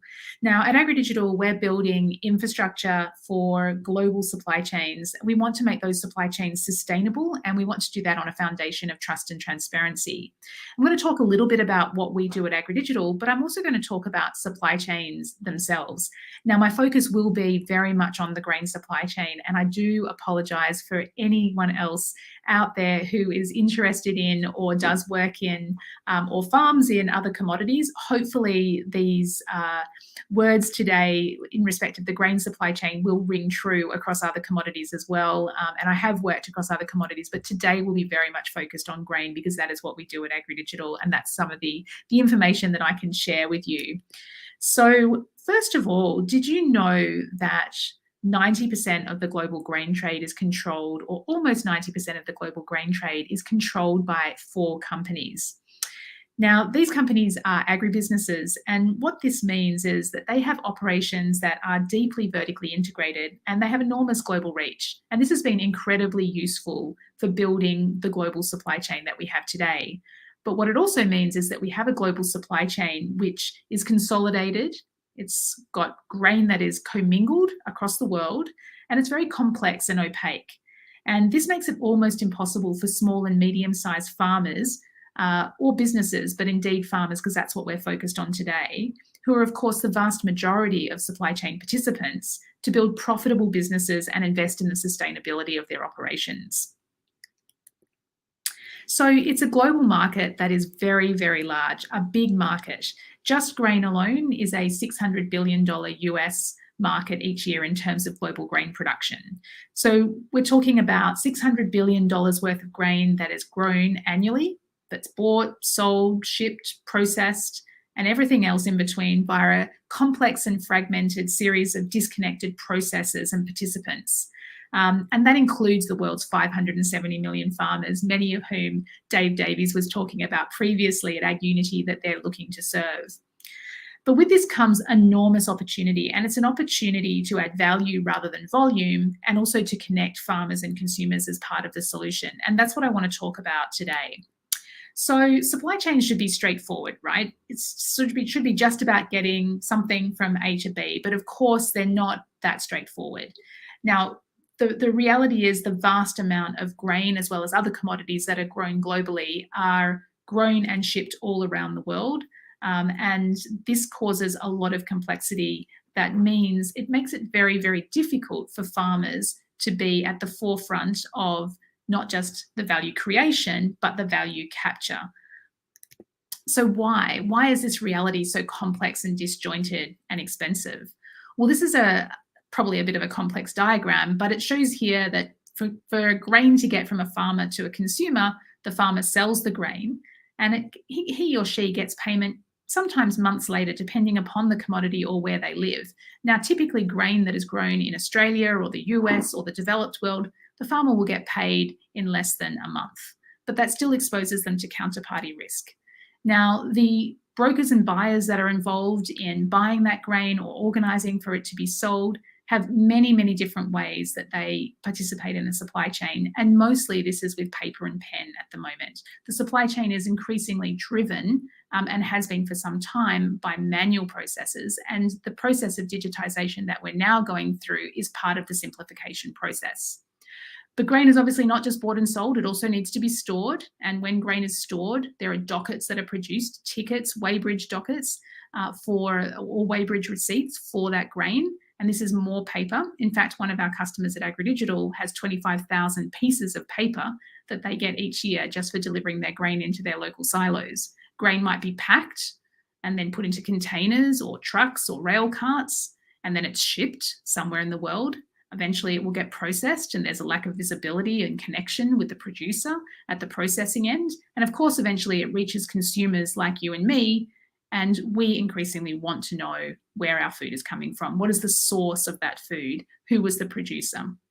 So there are many stakeholders. There's a lot of risk because the process is not just a series of arrows that go forward from farmer to consumer. Of course, there are payments going backwards and forwards between all of these different participants. And this creates a lot of back and forth, which effectively needs to be managed across the supply chain. So I guess what I'm trying to present here is a picture that is quite complex. It is quite disjointed. There are data silos across all of these different players, and that is making it very expensive to operate as well. And that's not to the advantage of the vast majority of participants. So what are why are these challenges that we have? Well, the challenges are very much around the lack of data in the supply chain. In fact, it's not the lack of data, it's the lack of access to that data by participants in the supply chain. There is no shortage of data within the supply chain, but it's very hard to know where that data has come from, how to verify it, and to share that data across participants. There's very, very clunky record keeping in the existing supply chain. So part of a simplification process is not just looking at data, but also how we're keeping records, sharing records. And as I said before, the vast majority of participants outside of those 4 agribusinesses that I mentioned earlier are actually using paper and pen. And many of those larger businesses are still very much using spreadsheets. And one of the quotes that we hear sometimes from our customers is that spreadsheet version control is actually costing them real money. Talking about money, the money movement across the supply chain is very slow. We do not have a supply chain just through the movement of inventory alone and the sale of inventory. It's actually through the movement of capital as well. And so access to that capital and equitable access to that capital is vital for a competitive and diverse supply chain.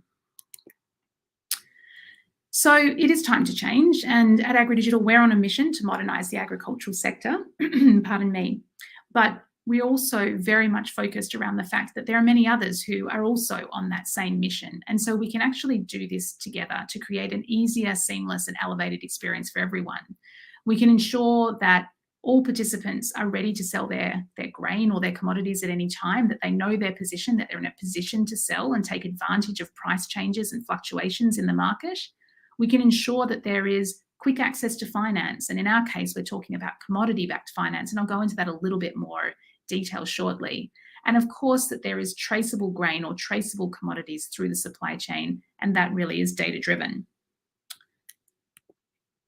So at Agri-Digital, we bring inventory, capital and data all into one place. When we think about a supply chain, it is very much those 3 things. It's physical inventory, it's the capital that powers or the liquidity that comes into the supply chain through capital, and it's all of the data that is created and managed across the supply chain. Now, as I said, I am going to talk a little bit about what we do, but I'm also very much wanting to focus in on how we can improve and simplify supply chains and share that with you. But before we move on, I just wanted to really take one step back and think about, what does simplification really mean? It does mean all of these 3 components: simplifying inventory, simplifying capital, and simplifying data. But it also means creating value for farmers so that they're able to not only optimize yields as farmers, but increasingly to operate beyond the farm gate and to create and capture value further downstream. So creating a level playing field for technology and capital means that farmers will be positioned to take advantage of the digital supply chain and move away from just being price takers, which is really the position that they're in at the moment. So at Agri-Digital, this is where I talk a little bit about what we're doing. And I've tried to obviously create a simple roadmap here.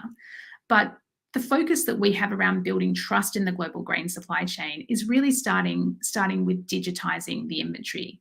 We also work on automated workflows with that inventory, but the starting point is digitization. So we have built out an inventory and finance transaction platform with track and trace capability. What that does is enables two things: data that empowers informed decision making, and also the ability to access and manage data in real time and to know that that is a single source of truth. Now, this single source of truth means that that data has to be validated in some way, that it has to be dependable, it has to be accurate, and it has to be up to date at all times and shareable across the supply chain. If we're able to create that type of data across the supply chain, then we effectively have enhanced trust in our transactional environment, in the data, obviously, that supports that transactional environment and is a byproduct of that transactional environment, and also in the workflows that are increasingly being automated across the supply chain. So these are workflows that, whether they're driven by a digital platform such as ours, or they're driven by blockchain smart contracts, there are different ways that workflows and logic are being created, but we need to be able to have trust in those workflows. Now, that then supports a transparency across the supply chain from farmer through to consumer. Now, in our case, we are using that trust to then be able to know a commodity, know everything about a commodity. In our case, it is grain, as I've already mentioned. And we want to do that so we can use that grain asset, that major asset that a farmer has, and collateralize that. The reason we want to collateralize that, or enable a farmer to collateralize that, is that would then enable them to access capital or working capital using that grain as an asset. Now, this means that, for example, they don't have to sell their grain at harvest, often when prices are much lower, in order to access cash flow, but they can hold on to that grain and monetize it, if you like, by accessing finance. So we see this as a way of being able to level the playing field for the farmer by giving them equitable access to finance that large players have. And it's not just farmers, but also buyers. There are small and medium enterprise buyers out there who also are under and unfinanced, but the focus today is on farmers. So the important aspect of a commodity-backed finance arrangement is that it bypasses or turns on its head traditional credit assessments. Credit assessments are really designed to exclude. They're trying to work out who not to give finance to, whereas a commodity-backed finance arrangement effectively means that anyone, anywhere, anytime can be financed if they hold grain, and that grain has been digitized so that the financier can see and know everything about that grain. That then gives them the confidence to be able to use that as security in order to make an advance, a loan, or some other financing arrangement against that grain. So the flexibility and the transparency are keys to growth for the digital supply chain. And in our case at Agri-Digital, we're really focusing on the digitization of inventory and leveraging the data that we get as a result in order to be able to solve the finance or access to capital problem. And in that way, that supports farmers and SME businesses to grow and thrive in the supply chain, which hopefully means that we will have a very diverse and sustainable supply chain and a competitive supply chain. So what does this actually mean for farmers? Well, what are simple supply chains and empowered farmers going to achieve? Well, to me, what it means is the simplification of our supply chain through digitization and through simple farmer apps that are built on top of that digitized data set will mean that we have a connected supply chain. Now, that means data that is connected across the supply chain, technologies, being hardware and software, infrastructure that is connected across the supply chain. That could be existing physical infrastructure as well as other forms of infrastructure. And infrastructure, just to remind you, it could mean silos, it could mean containers, smart containers, for example, or other types of infrastructure, bunkers, warehouses. It depends upon the commodity, perhaps what that infrastructure is, gins or processing facilities, depending on the commodity, if it was cotton. It also means connected participants. So one feature of the current supply chain is that the participants are increasingly disconnected from each other. As a farmer, I sell my grain. And I know who I'm selling my grain to in terms of the company that I'm selling my grain to, but I never know what happens to it after that. Just as in the same way, the eventual buyer of the grain somewhere down the track with that supply chain may not know that grain came from my farm, and that might be knowledge that they want to know. So these simple supply chains can actually still offer very, very sophisticated levels of interaction and connectivity because that simple supply chain is driven by digitized data sets and digitized workflows. What it will also result in for farmers is proactive value creation. So what we want to see is empowered farmers, farmers that are able to use these supply chains and this digitization effort for their own benefit, to create new revenue streams, to access flexible capital when they need it, just-in-time capital, and to be able to accelerate the time to value for ag tech solutions. Now, let me just unpack that a little bit.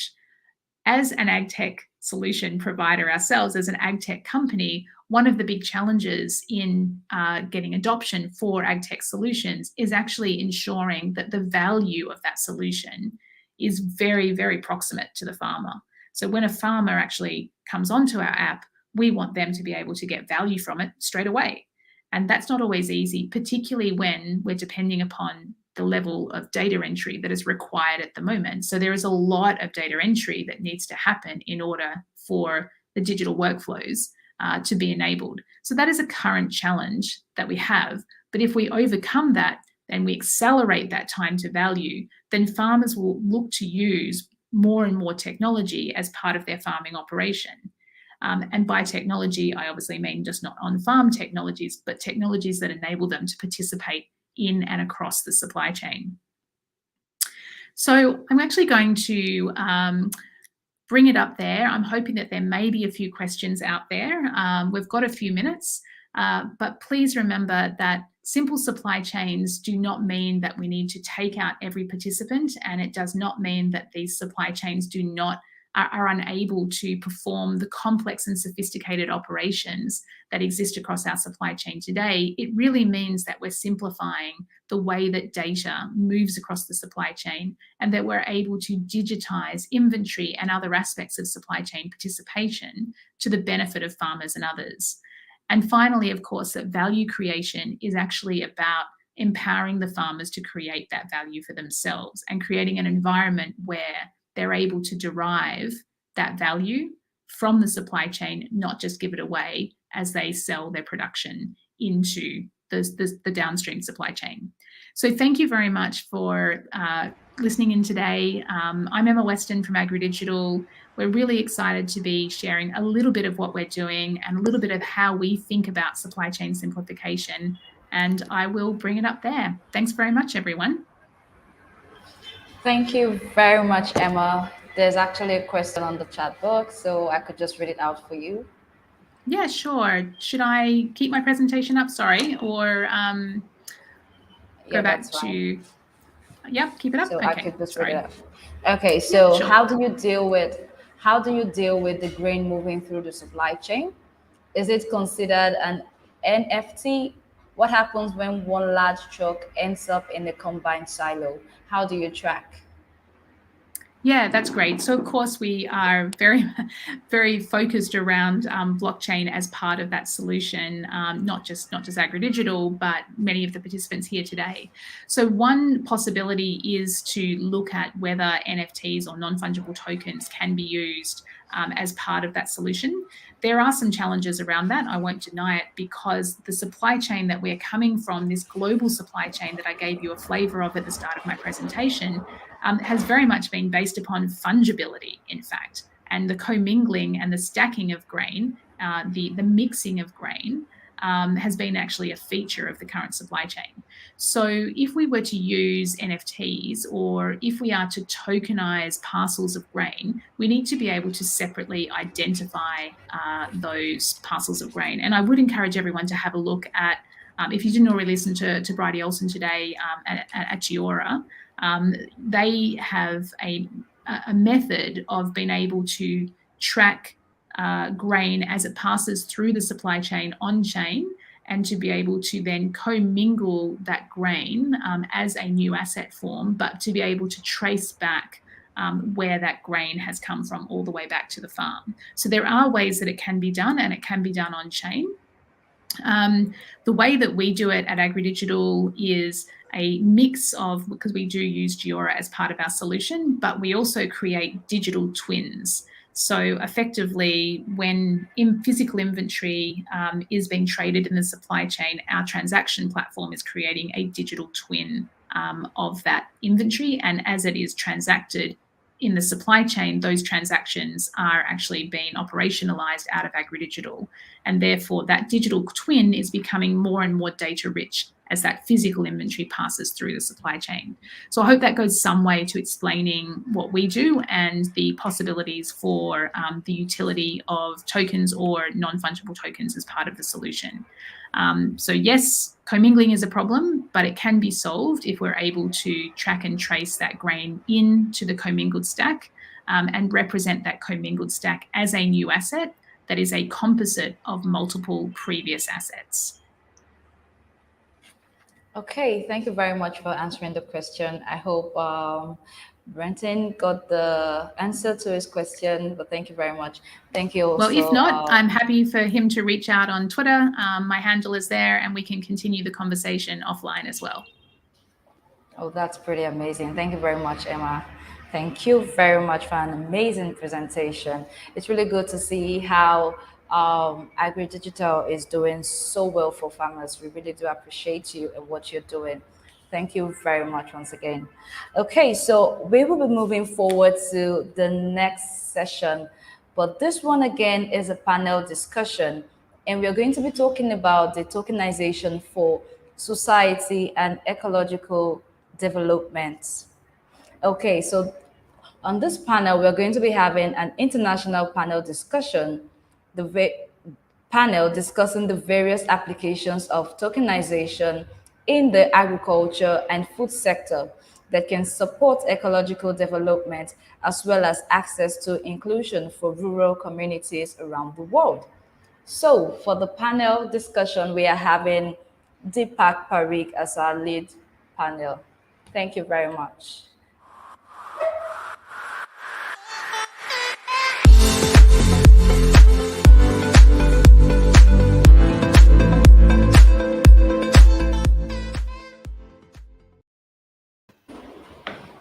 Good morning, Deepak. Thank you very much for joining me this morning. It's really a pleasure having you here. Thanks a lot, and wish you all a very great time ahead, because we have been organizing a really awesome event. So I've been following since morning off and on, and really awesome speakers, and pleasure to be hosting this panel of some of the excellent speakers as well as some of close friends. So it would be an honor. Thank you. Yes, thank you.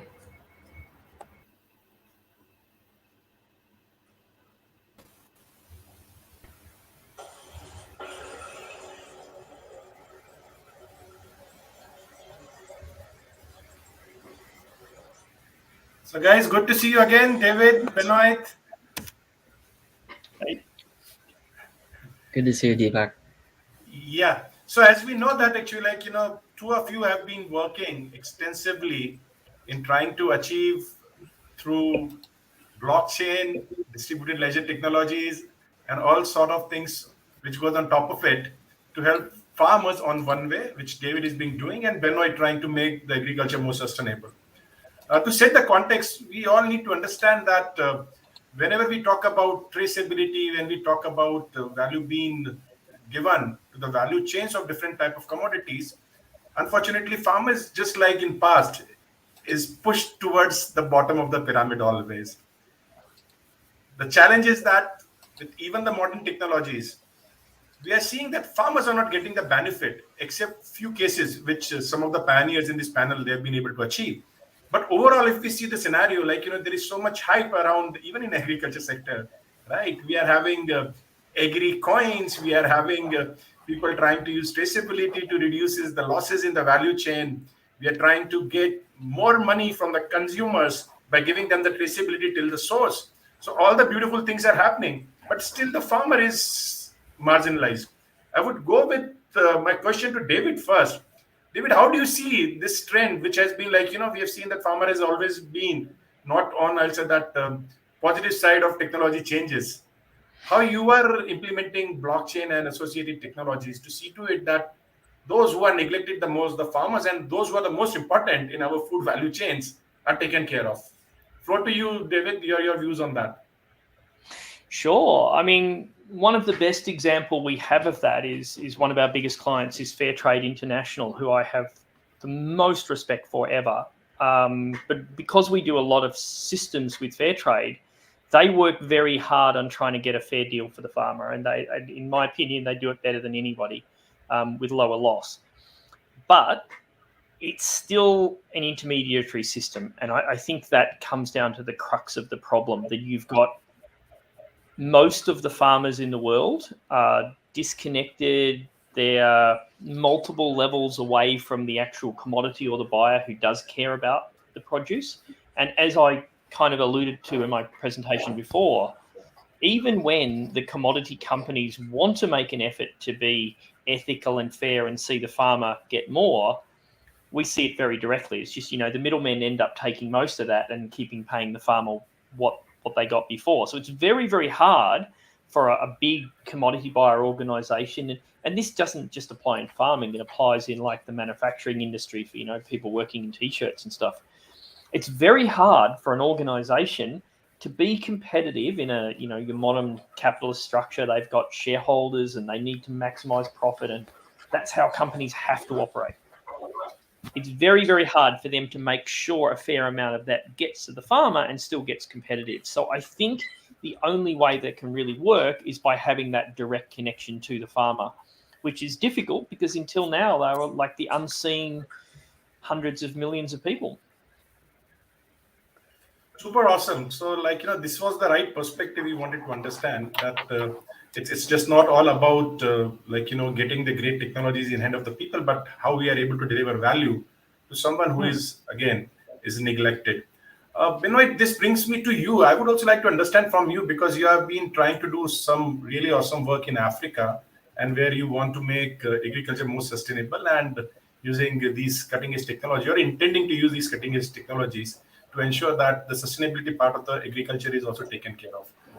We would like to understand from you that what is your perspective? Where do you see that tokenization, especially of physical as well as digital assets, helping farmers or ensuring sustainability in agriculture? Thank you, Deepak. And right now, we see that there's this opportunity to actually use social and environmental performance indicators as an opportunity for tokenization, where essentially, if you could imagine creating a digital baseball card for various metrics that are important to you as an investor, whether that's income equality, youth employment, carbon sequestration in the soils, pollinator services, we can tie tokens to a variety of different performance indicators and use that as an opportunity to actually bring investment into smallholder farmer communities directly to retail investors. And this is one of the ways in which we're looking to use tokenization to further enhance and democratize investment directly to those smallholder farmers and get rid of these intermediaries and allow for more of these direct transactions to take place. Super great. So again, a follow-up question: how do you see challenges, because you work in a very difficult, also the geography, when it comes to technology adoption? Africa is having challenges of not even having a stable electricity, forget the internet. How do you see those challenges impacting what you are trying to achieve? Yeah, it's a very interesting time. I just came back from East Africa just this past summer, and it was astonishing to see how some areas are, very much living in we'll say very simple times. There's no grid for electricity. There's no municipal water or sewage. Yet at the same time, some of these areas where we're watching people live in clay structures made from hand, at the same time, these people are operating Android phones and they have solar panels up on their huts already. So in a lot of ways, they're actually kind of leapfrogging a lot of the sort of carbon industrial age infrastructure that we've got set up in much of Europe, Asia, and North America. So it's interesting seeing, there are some challenges in the way that there's a lot of infrastructure that's not currently in place, but it also allows for this rapid advancement into the new sort of green future that we're headed towards. And there's this opportunity also when we look at things like Starlink, that's, this initiative taking place by Elon Musk, where they're looking at basically bringing internet to all of the planet. Google also has another similar initiative where they're looking to bring the internet to everybody on the planet. So there are several different initiatives taking place which are actually going to help these communities which have been left in the dark for a very long time. I think only 4 billion people right now on the planet have access to internet, and so a lot of that's going to be changing in the very near future. There are some studies that are actually anticipating that over the next 5 years, everyone, virtually all adults, are going to have a cell phone, a smartphone in Africa. So, yeah, it's an exciting space to watch. Yeah, pretty cool. Yes, Elon Musk is fortunately, unfortunately everywhere. And I think crypto is sometimes upbeat about what he speaks, and sometimes he's scared as well. And coming on everybody having a smartphone with internet in 5 years in Africa, I would prefer everybody to have clean drinking water and sufficient nutrition than the phone in their hand. That brings me to something which is I'm pretty sure is close to Katrina. At Civic Ledger, you have been doing awesome work. We would like to understand, how do you see tokenization and DLTs and blockchain helping at the grassroots level, like that, and creating impact at the grassroots level? Well, thank you for such a good question. I think sometimes I am a little bit polemic, because I sort of push back on this whole just because you can doesn't mean you should. Just because we can build blockchain solutions and DLT and DeFi and tokenization and things like that, we still have to hold ourselves accountable about how we're actually solving problems for these very problems, and how we focus on what they need and when. Even in Australia, which I am part of Australia, we still don't have full coverage of the internet across Australia, and we're a fully democratized, first world country. But one of the things about this technology is it is moving things very, very fast, and it's creating accessibility and democratization and things like that. But when you're dealing with assets, or when you're dealing with supply chains that still operate on Excel spreadsheets, and all of a sudden you're introducing these things as NFTs and FTs and DeFi and smart contracts, this is very confusing. It's very confusing for people to understand, what are we doing and why are we needing this? So we have to be mindful of what we're doing, who we're looking after, what the problems we're solving, and stay at pace to ensure that this technology is doing good and not doing harm. And I guess that's where the challenge is now, after, we're now in year 13 since the white paper was released by Satoshi Nakamoto, and now we're in year 13.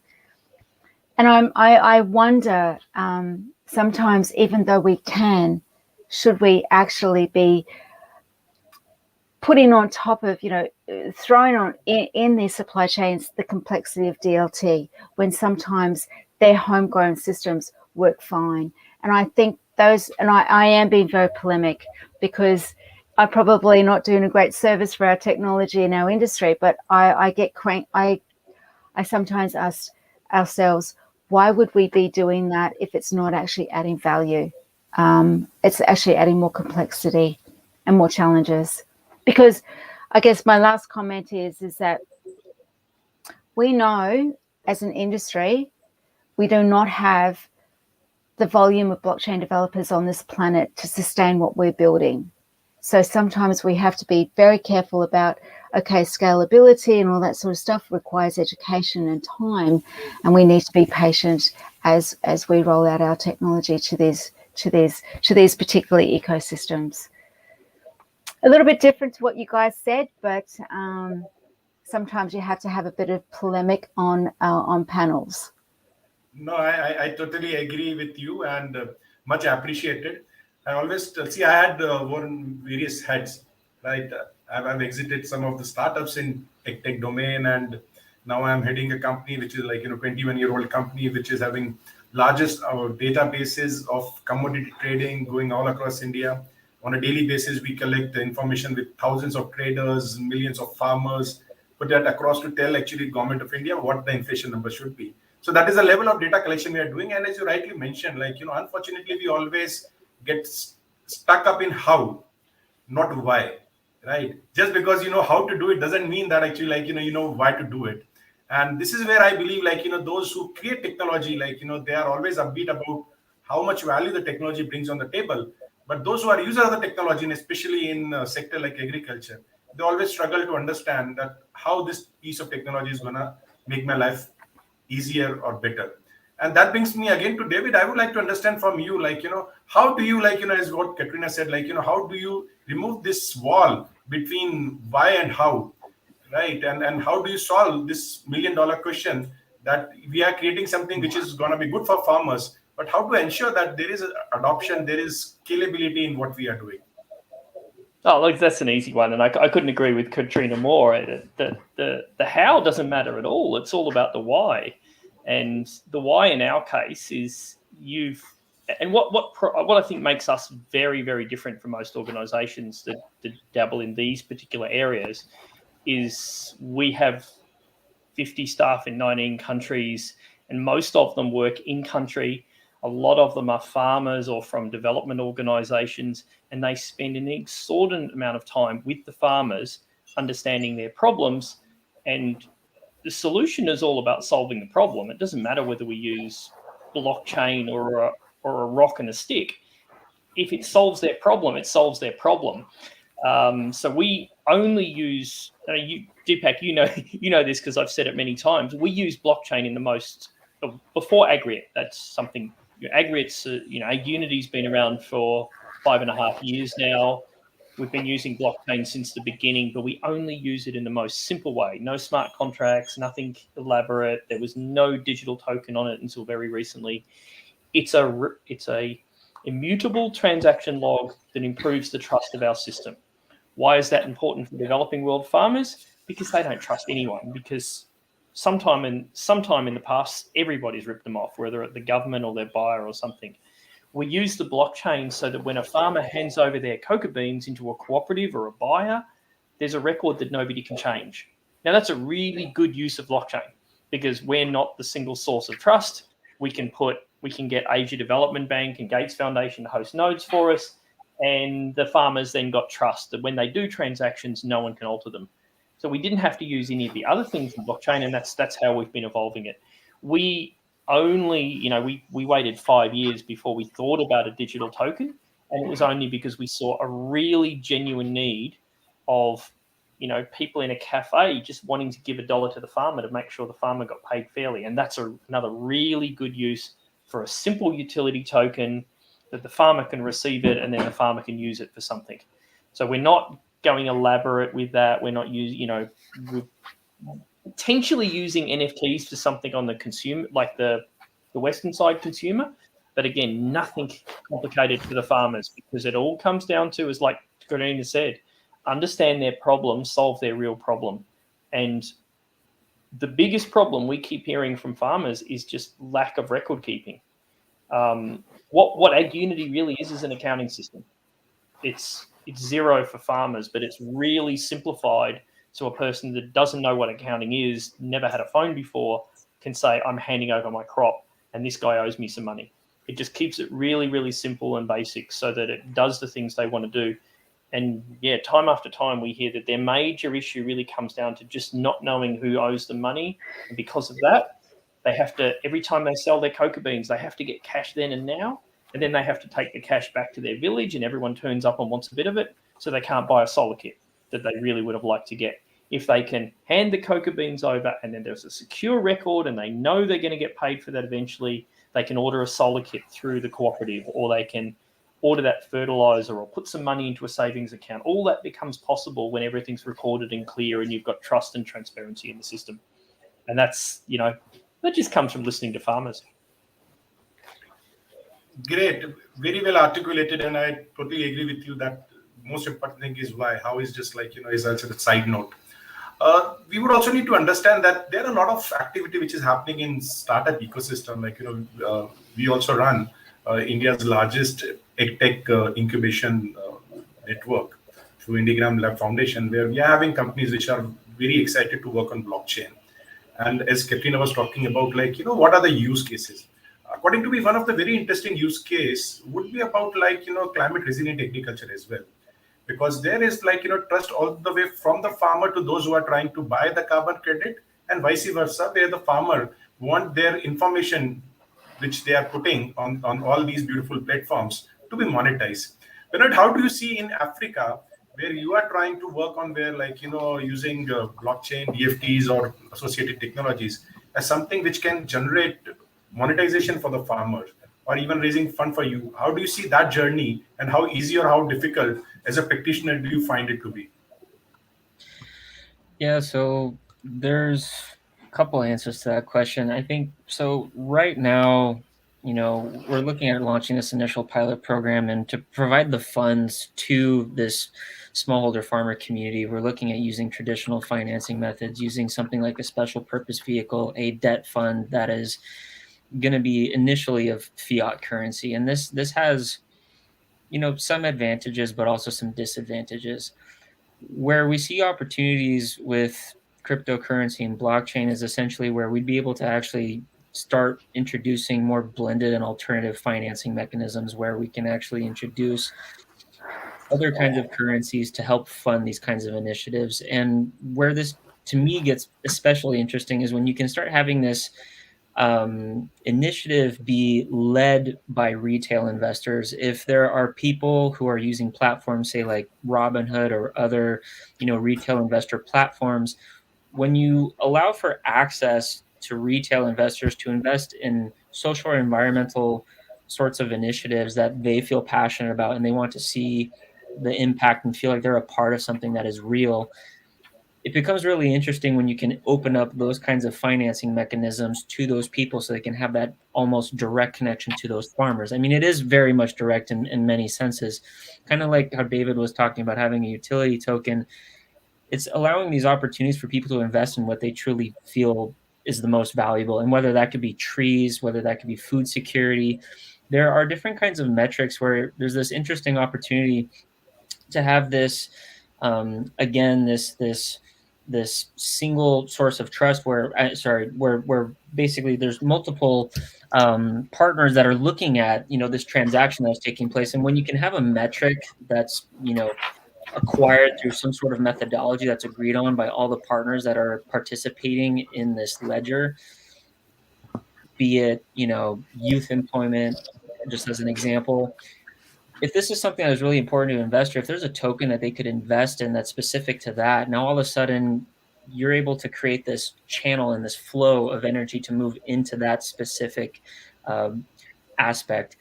Now, touching kind of on what Katrina was saying earlier, if we sit and we look at virtually any technology, any sort of advancement, there's almost always been some sort of negative effect. And I mean, just from like a kind of realistic perspective, and I don't like the fact that there's negative consequences to virtually everything that we've invented. But, it's like virtually everything, there's a double-edged sword, and it's important, like she was saying, to always focus on the why. Like, why are we doing this? The how, as David was saying, you could do it with virtually anything, but focusing on the why we're doing this and keeping that vision, that mission at the core of everything that we do is super important. Great. So Katrina, I would like to move in the direction you like talking about. See, 35 years back, we told farmers that you are not intelligent enough to grow more. So let us give you a beautiful miracle called fertilizer, which will change your lives, make you rich, and feed the world. 20 years hence, we said that now we know that fertilizer is reducing the immunity of the crops, and that's why the pest attacks are more severe. So let us give you another piece of magic, which is called pesticide.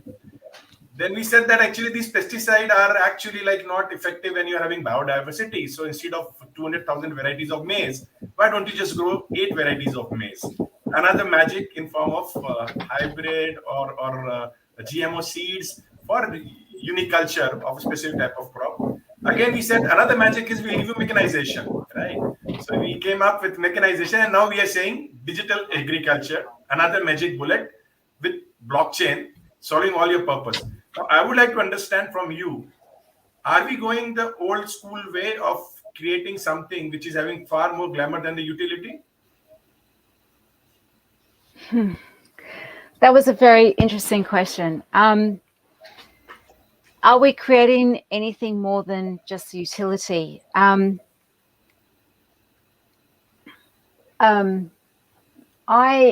been actually going through this process of, because as like all of us on this call, we're sort of veterans now, and it's fascinating to say that after 5 or 6 years we are veterans, and we're seeing how everything is changing so fast, and we have to be answerable to ourselves as to whether we jump onto the next shiny thing and build that into our tech stack because it is the most shiny thing that investors are now embracing, whether it be DeFi or whether it be yielding or farming or staking and all that sort of stuff. And we have to keep on holding ourselves accountable and say, should we be going there yet?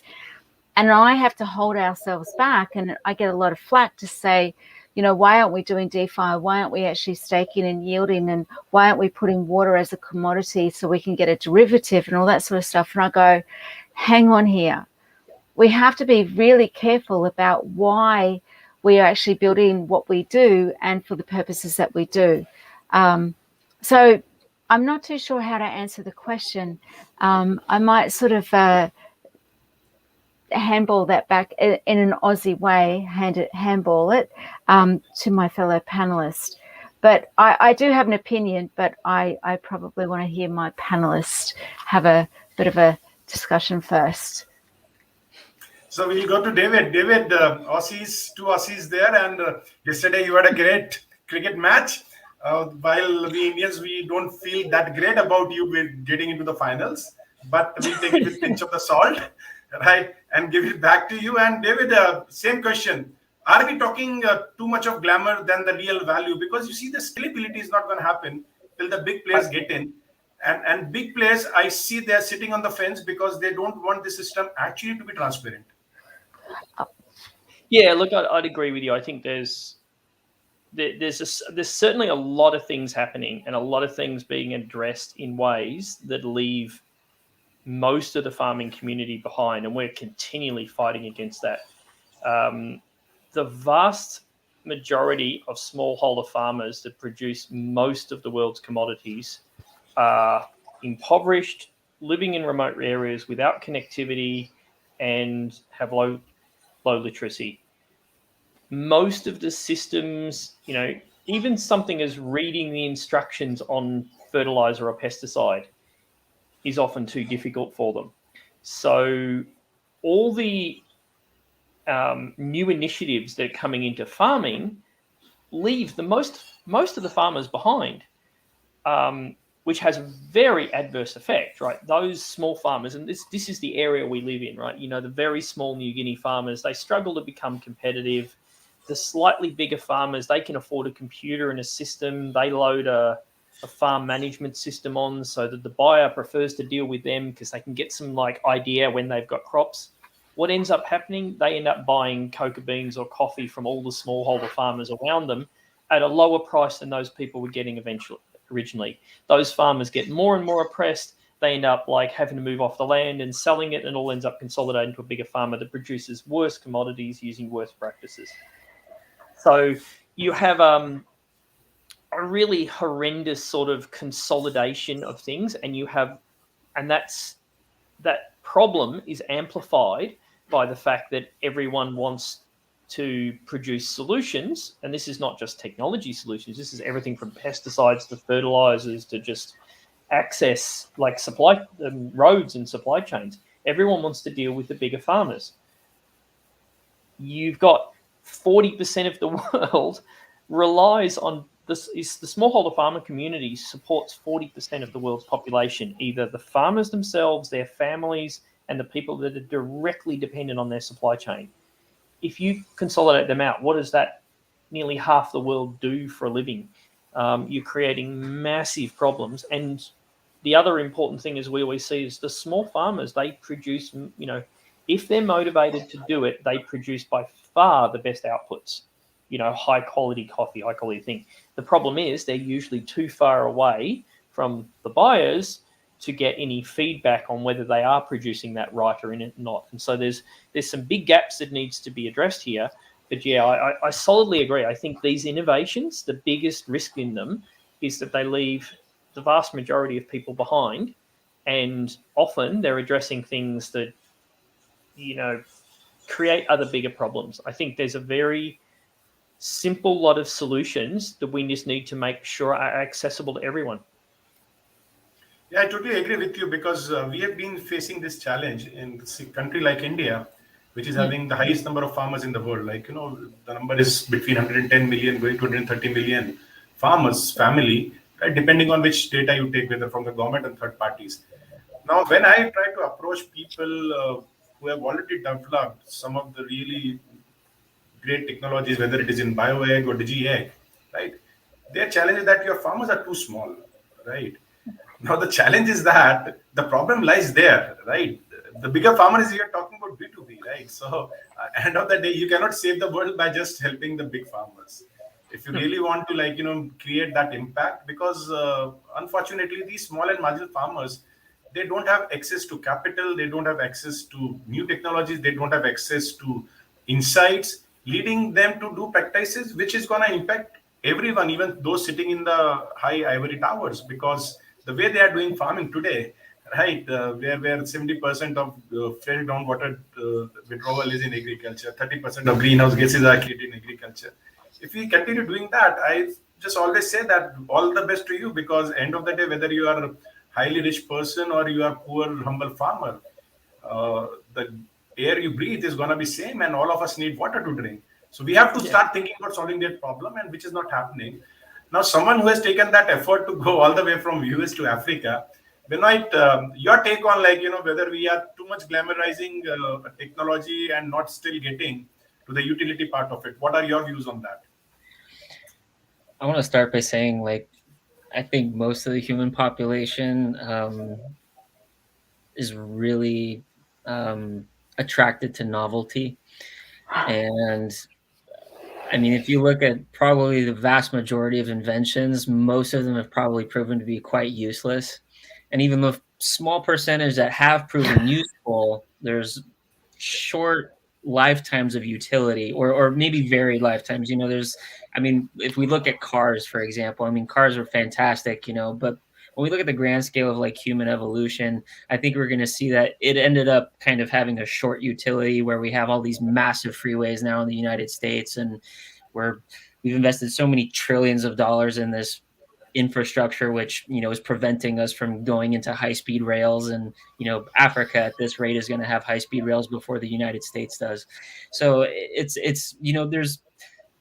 there's a really good chance that there's going to be, we're already kind of seeing this, actually. There's lots of different kinds of crypto technologies that are coming out, which are just outright scams. And then there's also some people who are really trying to do something that's going to make a difference in this planet. And so, are we just creating utility? I'd say if we're lucky, we're creating utility. I'd say there's probably a lot of useless creation, but we need to have these errors, these mistakes, these problems, it's how we learn.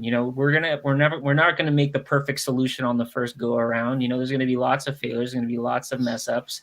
And through all of that refinement, through all of that tinkering, the ideas ultimately will create greater and greater utility, which will ultimately lead to the tip of the iceberg, which maybe iceberg's not the right analogy, but it'll create ultimately that value. And I think it's again, tying back to what Katrina said in the very beginning, it's about keeping that mission, that vision at the core of, what everything that we're doing, which is the why, what is the value that we're trying to bring to this, and focusing on that. You make a very good point. Yeah, and I think what we... Well, I was going to say, guys, Katrina, you first. I was going to say, no. I think this point is really important, because this technology, we all know, because we build with this technology, what we have is in our toolkit is nothing new. So encryption, Turing complete, all that sort of stuff has been around for some time. And it wasn't until the white paper came along in 2008 and then it all sort of pulled it together. But do we all remember the DAO? The first DAO in 2017, 2018, was it 2017? Can't remember. Was it 2017 when the first DAO was created to do the whole, let's pull the Ethereum so we can actually agree on projects and we can all collectively agree on what projects to be funded. And then somebody found the back door in the DAO and they decided to actually pull $10 million. Was it $10 million out of a $100 million fund? And then the community had to decide whether to fork Ethereum or not. And that was a defining moment because we didn't have government standing in and saying, you're breaching regulation. We didn't have any corporate saying, you're risk managing, all that sort of stuff. It was a defining moment in 2017 when we as a community decided whether to actually roll back the blockchain so we could actually close that gap, which we did. And then we forked Ethereum and Ethereum became Ethereum Classic. And then we got Ethereum as we stand today. But we didn't require a legislation. We didn't require to be permission to do so. It was a collective agreement around what was the best outcome, what was the total good around this. And it really challenged the whole idea of rule as code, or code as rule, or law as code as law. So over the many years that we've all been on this journey, I don't think we should be apologizing for the mistakes or apologizing for we're not just there yet.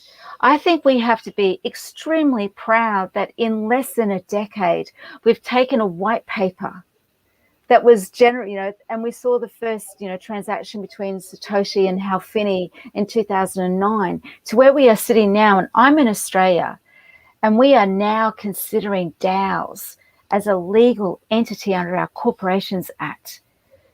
Who would have imagined that 13 years ago that we would be sitting here because of community, because we've done this from the bottom up, because of the likes of us and the people that we solve problems with and the people that we're taken on this journey with. To me, that is phenomenally, incredibly important that we recognize that because we are challenging the status quo. We are challenging every day we get up, this crazy job that we do and say, why can't we be better? And all of us are doing this at great cost. But I'm so proud that even after 13 years, we are phenomenally incredible. We've got all governments around the world talking about CBCs, about central bank digital currencies. We've got all the regulators talking about, is that a security? Is not that a security? We took the double GST off the Bitcoin in 2015. So I think all of us need to just acknowledge just how the sacrifices and the discipline that we've done by creating the conversations that we're doing globally and why this conference is so important. Sorry, I'll get off my soapbox now. Perfect. I would just like to, I totally appreciate with what you said. I also got into the journey on blockchain in early 2017, and I've been doing a lot of things around it. But we have to just also set the context that in 10 years back, 90% of grain was controlled by 4 companies, and that is the status even today. So that will bring us all to reality. And I go to David, you wanted to also have some thought on the same lines, please. Yeah, no, I was just going to add to but Katrina actually did a great job of summing it up, but I might do it in a slightly shift that most change, as was pointed out, is wrong, but you only learn by doing it wrong. I'm always on the people in my company, let's try this, let's see if it works with the farmers, but then let's listen to the farmers, because it's only by getting it wrong 5 or 6 times that you'll find the way that does work.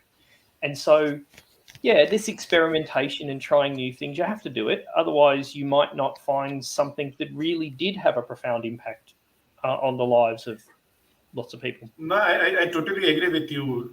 Listening to farmer is one of the most important thing and heavily underrated. In fact, you'll be surprised, my whole perception about technology changed drastically when I started doing farming 1.5 years back. So now I'm actually a farmer. So I understand, how important a very simple technology like drip irrigation is. right? I might live without internet on my farm, but I cannot live without a drip irrigation system on my farm going down. So that's very important. We'll have to understand, listening to the farmers, like, when we talk about the IoTs, the artificial intelligence, the blockchains of the world, the challenges that we'll also have to understand and circle it back, how it is gonna impact someone actually who has to execute a simple task of sowing seed for us.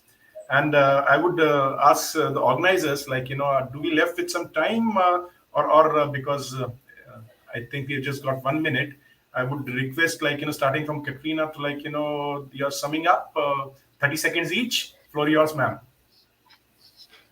Look, I think the interesting thing is that agriculture, the sector agriculture, is the most least digital on the planet. And all of a sudden, we have all these incredible companies that are really focused on actually creating that transformation. So I sort of think we're going to see the next 5 years as the biggest impact. We've done the hard yards for the last 13, but the next 5 is going to be truly transformational, which I'm really excited about. Really excited. Benoit, you next. You have 30 seconds. Yes, there's going to be a lot of metaphorical, figurative spaghetti thrown at the wall over the next 5 years, and it's going to be really nice to see what sticks. David, very nice way to summing it up, Bennett. Loved it. David, all yours. I'd just like to say something to your everyday consumers, right? That let's think about the farmers, and let's think that what do we consider fair for the farmers? If you buy a cup of coffee, is it reasonable that the farmer gets maybe 1/10 of that? And if so, then try to support the organizations that do try to achieve that. Because if we do that, this whole Elon Musk and World Food Program argument, that's ridiculous. I mean, consumers could solve world poverty just by making sure that they weren't enjoying, and that's really what we all do. We're all enjoying the exploitation of others. And if we just made a little bit of effort not to, just to make sure they weren't being exploited, that's the real ability to change the world, not waiting for governments and things to do it. Let's just, try to do our bit. Money, but just not to exploit people. Yeah, and also our gazillionaires are leaving the planet to go and populate other planets to actually claim the natural assets on those planets because we've lost. But I agree with you. Let's fix this planet first. It's got to be a lot easier. Yeah, exactly. I would like to give message to all those technocrats, those who are running awesome startups across the globe in agriculture. When you are working in agriculture, the more important thing is compassion than just the passion. So with that parting note, I thank all of you for joining this awesome session, and all of my fellow panelists for doing really awesome work. And I believe, we have given food for thought to everyone. Thank you. Thank you, Deepak. Okay, thank you, panel, for an amazing discussion. Thank you very much, all of you, and thank you very much, Deepak, for leading an amazing discussion this morning. We really appreciate each and every one of you. So without taking too much of our time, let's move over to the next session. And we will be having Bowie Low, making technology accessible through education. So she's going to be giving us insights into the work that she does at MEXPA in providing accessible blockchain education and training to support entry into technology. So thank you very much, Bowie. We are really happy to have you. Welcome on stage.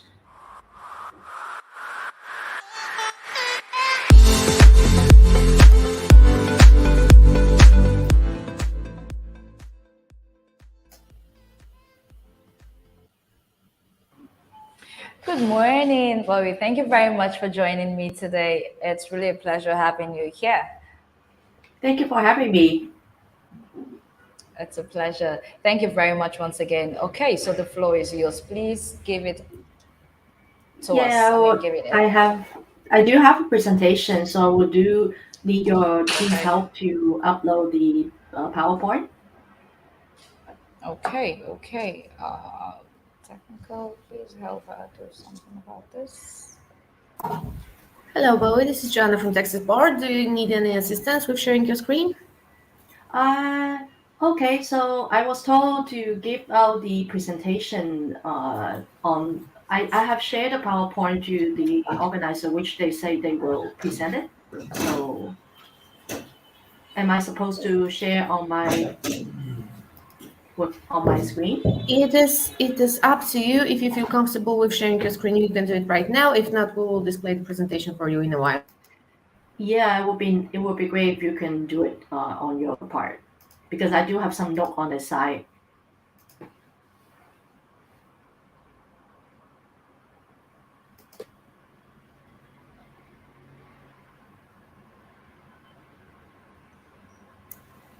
Unfortunately, Bowie, we do not have your presentation yet, so let us double check with the organizer if that's possible to add it on such a short notice. In the meantime, could you please try share your screen and let us see how it's going to work?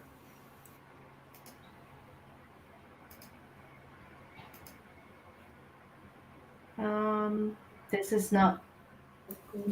Yeah, I can actually see your screen. If you could please go to the slideshow mode in your presentation, you won't be needing StreamYard view that much. So please go to the Right. slideshow mode. Yeah, but I do have some note written, so which is why I shared the PowerPoint with the organizer earlier. So you do not have it. Unfortunately, as far as I know, we as a tech support team did not receive the presentation. We only had the presentation from two speakers, and yours it's not in our folder. So you can, if you can please go on with Okay, your fine, screen. fine. At this Perfect. time, though, they have received. I Just apologize that for the I guess. inconvenience. Yeah.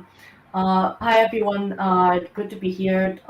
As the host mentioned, today I'm giving a keynote on making technology accessible to education. Quick introduction of myself. I run Major, which is an angel investment group based out of Hong Kong and Singapore. I do direct investment into different startups, mainly focus on AI, blockchain, big data, cybersecurity, and Internet of Things. On the other hand, I'm also a partner of a VC fund called True Global Ventures, which is a blockchain focused fund. We are interested in mainly for a Series B and Series C. There are four specific verticals that we're interested in, including financial services, infrastructure, gaming slash entertainment, and also AI slash data analytics. On the other hand, I run Mayspire, which is a tech venture development and education group. I do believe knowledge is powerful. So, and I'm quite happy to talk about a keynote to share some of the thought today. So let's take a look of I think some data. So this chart, this is a chart to showing some projected world population by the level of education. So based on the figures estimated last year, there are approximately 841 million people on Earth that have post-secondary education. Upper education, we have about 1.6 million. But if you look at the bottom, incomplete primary, there are 312 million people on Earth. And more importantly, there are like 735 million people on Earth actually have no education. So today, education remains an inaccessible right for millions of children around the world, and more than 72 million of children with primary education, they are not in school, and which is a really sad fact. And look at the next data. This is the overview of the global internet use. There are approximately, this is the figures based on April 2021. There are approximately 4.72 billion people on Earth. Actually, there are total number of the global internet users, and among that, 60.1% user as a percentage that represents 60.1%. And year by year increase actually 7.6% compared to 2020, which is representing 332 million of population. And the amount of time they actually get on the internet on average is 6,056 minutes in one day. But also, if you look at that, the 60.1% people, that also mean representing about 40% of the population on Earth who do not have internet access. We talk about the education. The power of education, that's a saying, is give a man a fish and you feed them for a day, but teach a man to fish, you actually can feed them for a lifetime. So I think this is a very a good theory that that can apply to all of us. There are different ways to, I personally truly believe that students should be given equal opportunities when it comes to technologies. Ideally, everyone should have, when they go to the school, they should have these nice, computer labs. I do understand there are lots of, I think, third world country or developing country who might not be able to access it.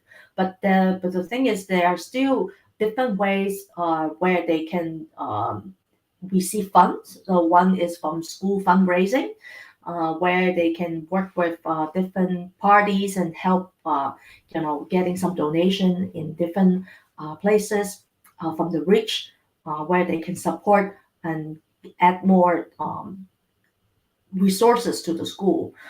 Second is the school grants from the local governments. I think each government, they have all different grants accessible to schools, especially for the locals one. And also another good part is the computer recycling program. On average, every 2 to 3 years, people will change the computer. It doesn't mean the computers are still bad shape, but that's just that people just like to get new models. But those computers actually are usable, so which is, I think, good for the developing country. There are also different ways for each student. The same, if ways to technology are not possible. These are the example where, teachers are very creative using the bulletin board and encourage students to design and create different web page. So these are the Facebook bulletin board in the school where they design how to, take photos and how to create a profile for somebody, which is quite interesting because you do not need internet. You do not need technology to make that happen. You can, with the local bulletin board and paper material, you can actually can make that happen. There are four specific C's, in the 21st century skills that are really matters to us. The first one is creativity, which is the intersection between the learning environment, both physical and also the attitude and attribute of both teachers and students. And the clear problem solving process, which produce a perceptible product that can be an idea of the process as well as a tangible physical object. Creative thinking encourage students to use a variety of approaches to solve problems, analyze viewpoints, adopt ideas, and arrive at new solution. Sometimes it's referred to divergent thinking. The second skill set that is important for our century is effective communication. I guess if you are not able to communicate, even though if you have a brilliant idea, nobody gets it, nobody can buy it. So it's very important that you need to polish your communication skill. The third one is the critical thinking. Critical thinking is also quite important nowadays because we need to be able to identify problems, access to problem, and have I guess, critical thinking in order to find a possible solution. Last but not least, another skill set is collaboration, because one person can do, so little, but when you build up as a team together, we can do so much. So to be able to work well with as a team is also very important. No matter what, even if you are a brilliant, a genius person, you cannot, I guess, achieve just so much by yourself. This is an interesting diagram showing that girls' education matters greatly for the future of the world population growth. This one, increasing girls' education is key for the future population growth in Africa and also in the world. You see the figures. If the trends continues, if they are growing, the world population will reach 9.6 billion people in 2060. And the global population growth is highly impacted by population growth in Africa.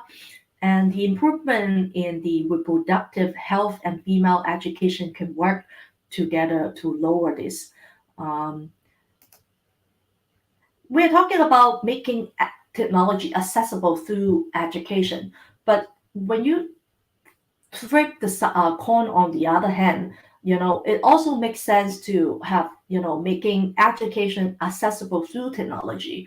There are three specific technology that I think that will matter and make education really accessible. One is the augmented and virtual reality, which is AR and VR.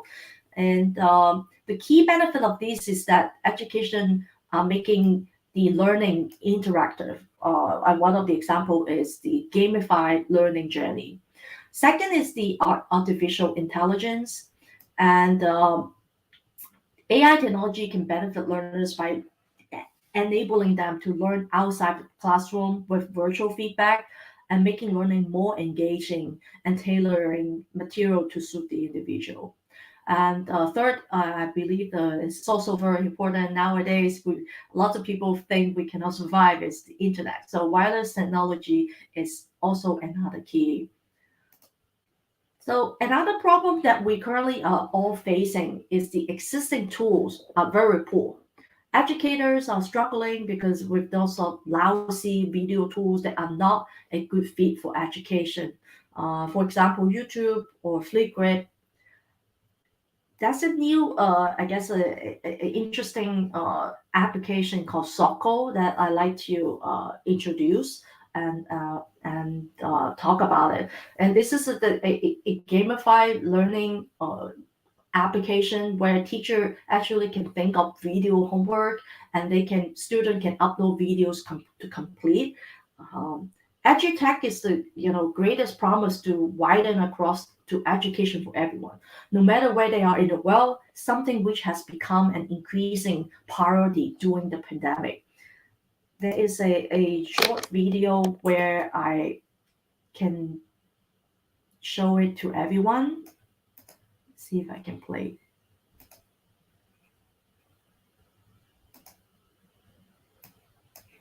My teacher asked me to record a video presentation.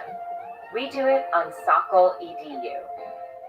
I can capture pictures or videos directly or upload them from my gallery. The best thing is, it looks just like any social media app. I'm a teacher. I use Sokol to give and view video homework, create online engagement, and give feedback. Let's check it out. After students upload videos, I can view all the content in one place. I can also sort by their names and give feedback. It's more efficient than any other app out there, and I can do it regularly. With Sokol, I can view videos from my friends. We can also engage using comments. Watching content from others helps me build knowledge and generate new ideas. If you're a teacher and use video, I recommend Sokol. It's faster, more efficient, and easy to use. Start Sokol today. That's pretty much the end of my presentation. I think a final words I do believe is educators and parents are responsible for providing all the students and children the necessary skills needed to succeed in the technological world. And when you have knowledge, you can turn knowledge to skill set, and skill set will turn something valuable for you. And that's pretty much the end of my presentation today. And thank you for listening. Thank you very much, Bowie, for this insightful presentation. And it's really amazing that you're leveraging technology to really put out the message about education and all of that. Thank you very much. We really do appreciate your time. And we hope to get more and more information from you, maybe on social media or on your website or something. But really hope to hear from you once again. Thank you very much for joining us.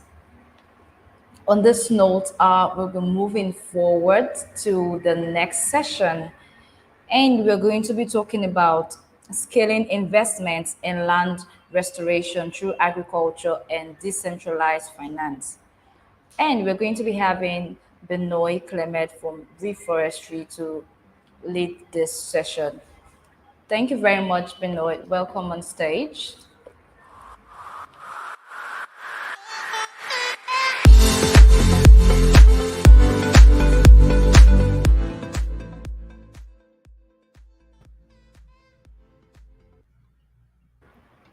Thank you for Good having me. morning. Thank you for joining me this morning. I really did enjoy your panel discussion, and now we have you here again. I mean, so much information to dish out right now. Thank you very much for joining me this morning. Please, the floor is yours. Thank you.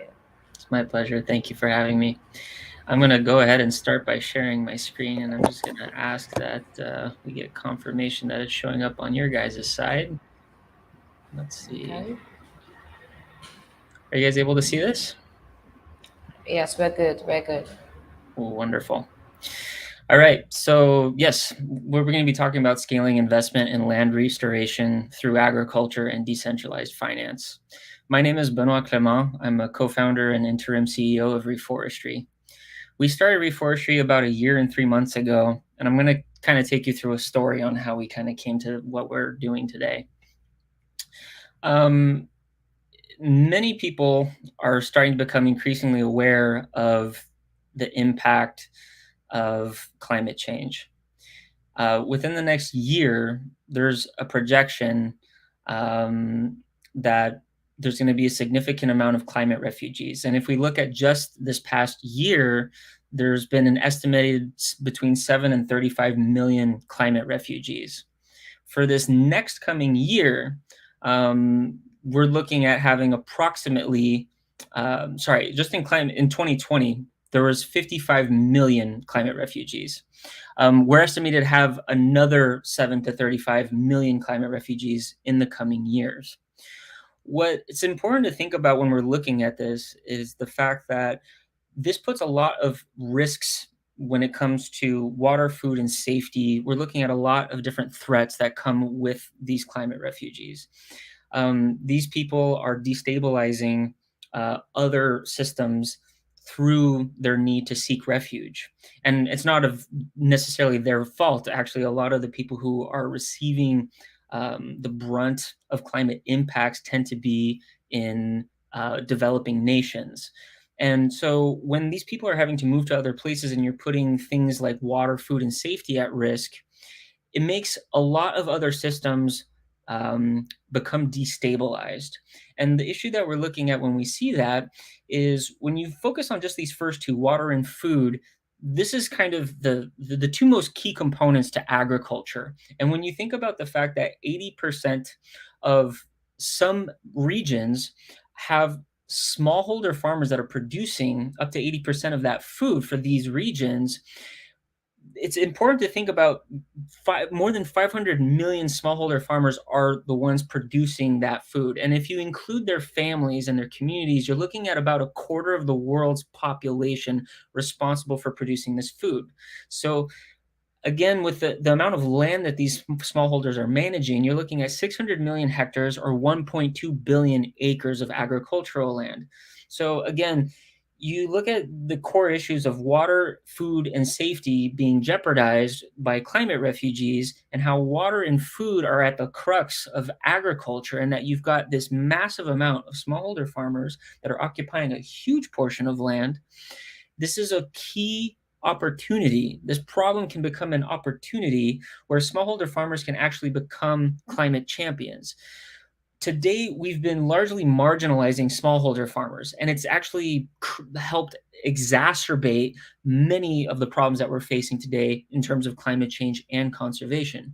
So if we want to look at land restoration and agricultural practices that can help restore land, it's important that we start looking at things like decentralizing finance and scaling investment. So I'm going to take you on a little journey on how we're going to explore what the smallholder solution is to climate and conservation. I started working in finance at 18 years old, and I worked for several different large banks. And through this process, I learned very quickly that conventional finance structures are frequently an obstacle to social and environmental equity. Oftentimes, this financial lack of equity is creating actually issues on health and longevity of other minority groups. And at the same time, when you look at social and environmental equity and how conventional finance structures have been related to that, there's still the largest banks in the world are still financing fossil fuels to a massive amount of money, trillions of dollars. And at the same time, conventional finance structures are also having this impact, which if you're continuing to finance fossil fuels, the climate change impacts are really impacting mostly people in poor and rural areas. So how finance is being structured and implemented currently in its conventional way is having not only climate impacts, but it's also creating these social injustices. So we're in this issue where we're continuing to exacerbate land degradation and social inequities. And so there's an opportunity for us to think about how we can change from this conventional finance structure to one where we're democratizing finance. And this is where decentralized finance can be a really interesting proponent to that. There's an opportunity where we could find ourselves in a situation where we actually increase the equities and how we're serving finances and making it accessible and creating credit scoring mechanisms for people who traditionally are unbankable, people who don't have lending histories, people who don't have a large amount of assets, people who might not have the same levels of education that we have. We can create a more just and equitable world through a more just financial structure. And it's already happening. When we look at the Grameen Bank, they've already dispersed more than $24 billion to more than 9 million different borrowers. Microlending is a fantastic opportunity for us to explore how we can use decentralized finance to these smallholder farmer communities. Now, this means that part of this smallholder solution to climate and conservation requires that we think about accessibility. This is going to be a core tenet.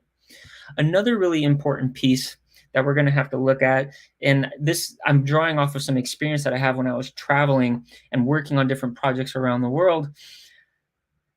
I got to experience a lot of different perspectives. I got to learn about different cultures. I got to learn about the different problems that people are facing. I also got to learn about what people valued. And shockingly, we're sharing a lot of the same problems, and we're also sharing a lot of the same values.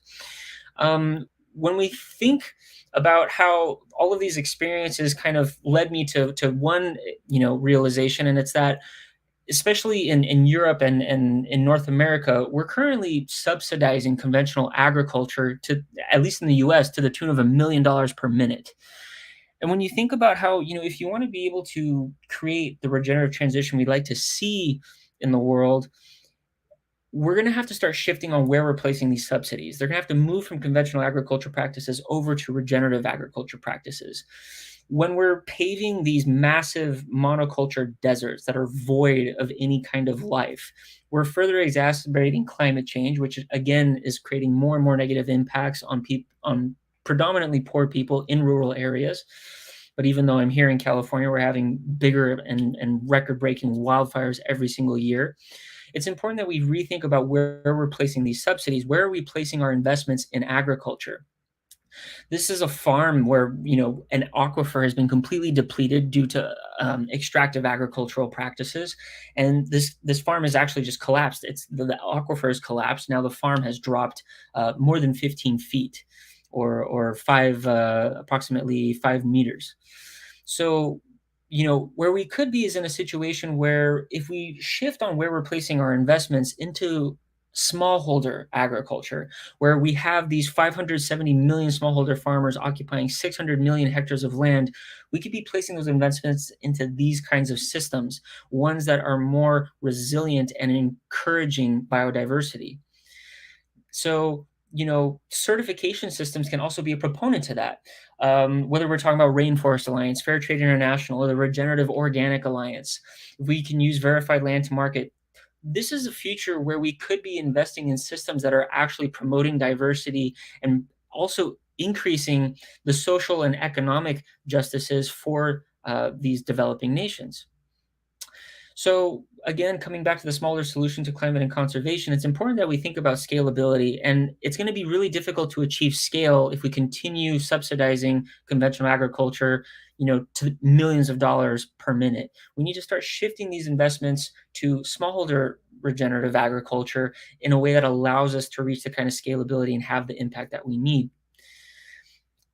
So the next part of my journey kind of takes us over to this wildfire disaster recovery experience that I had. I was working in Paradise, the campfire in California, which had killed 85 people. It wiped out an entire town, more than 18,000 structures burned.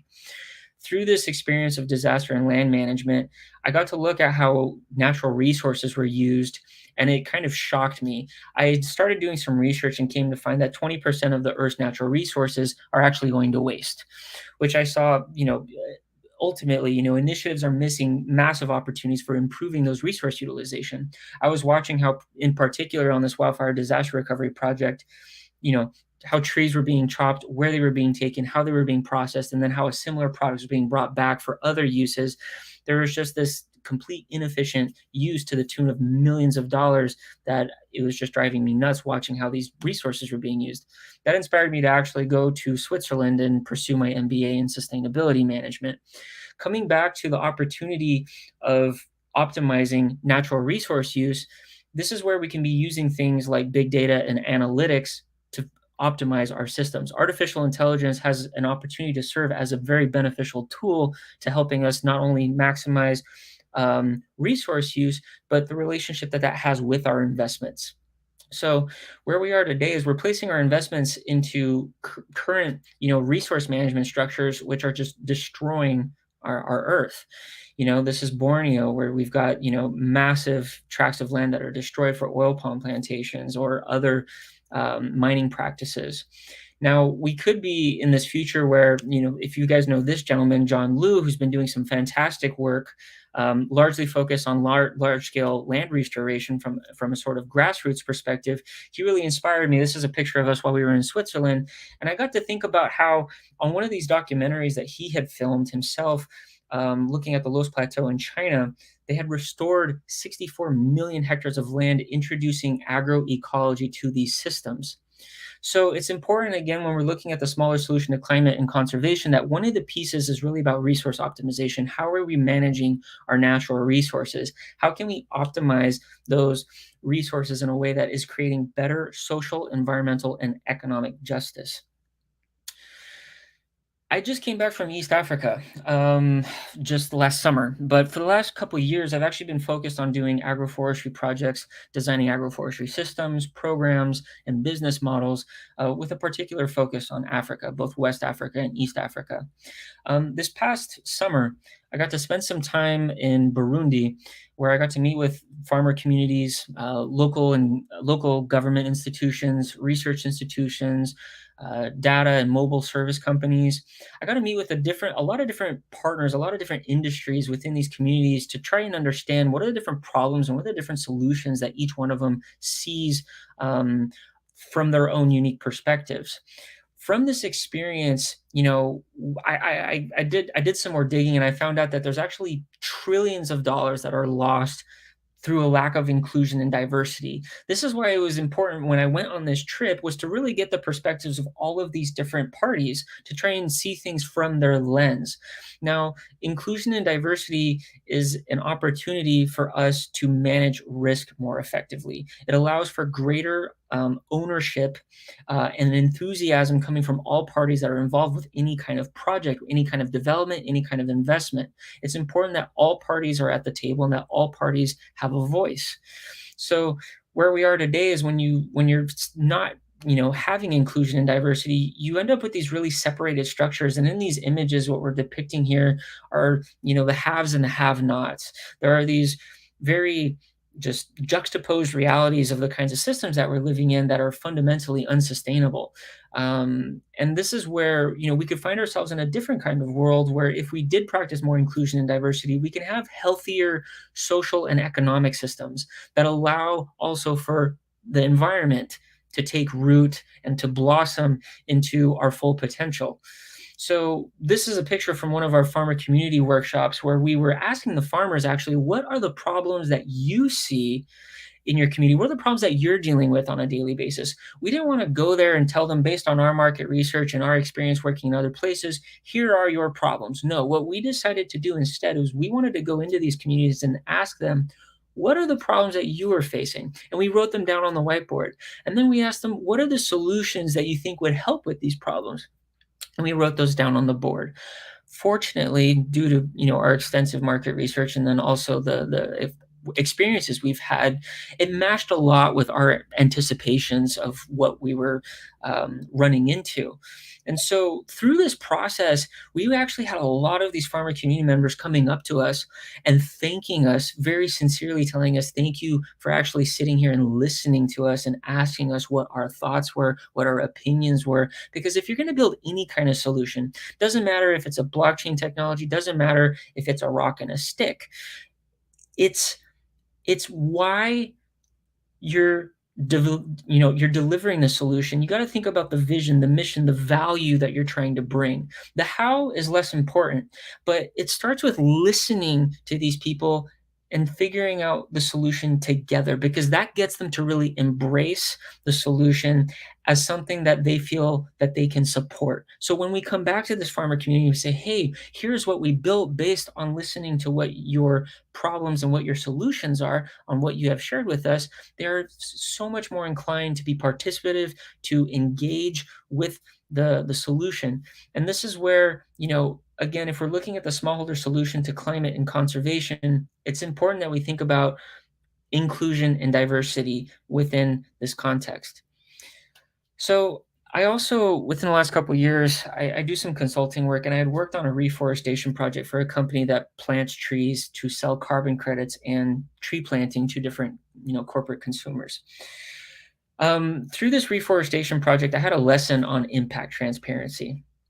I came to learn that basically when I was doing this project, I looked at what I was given and I saw that right off the bat. I was like, well, this project's going to fail.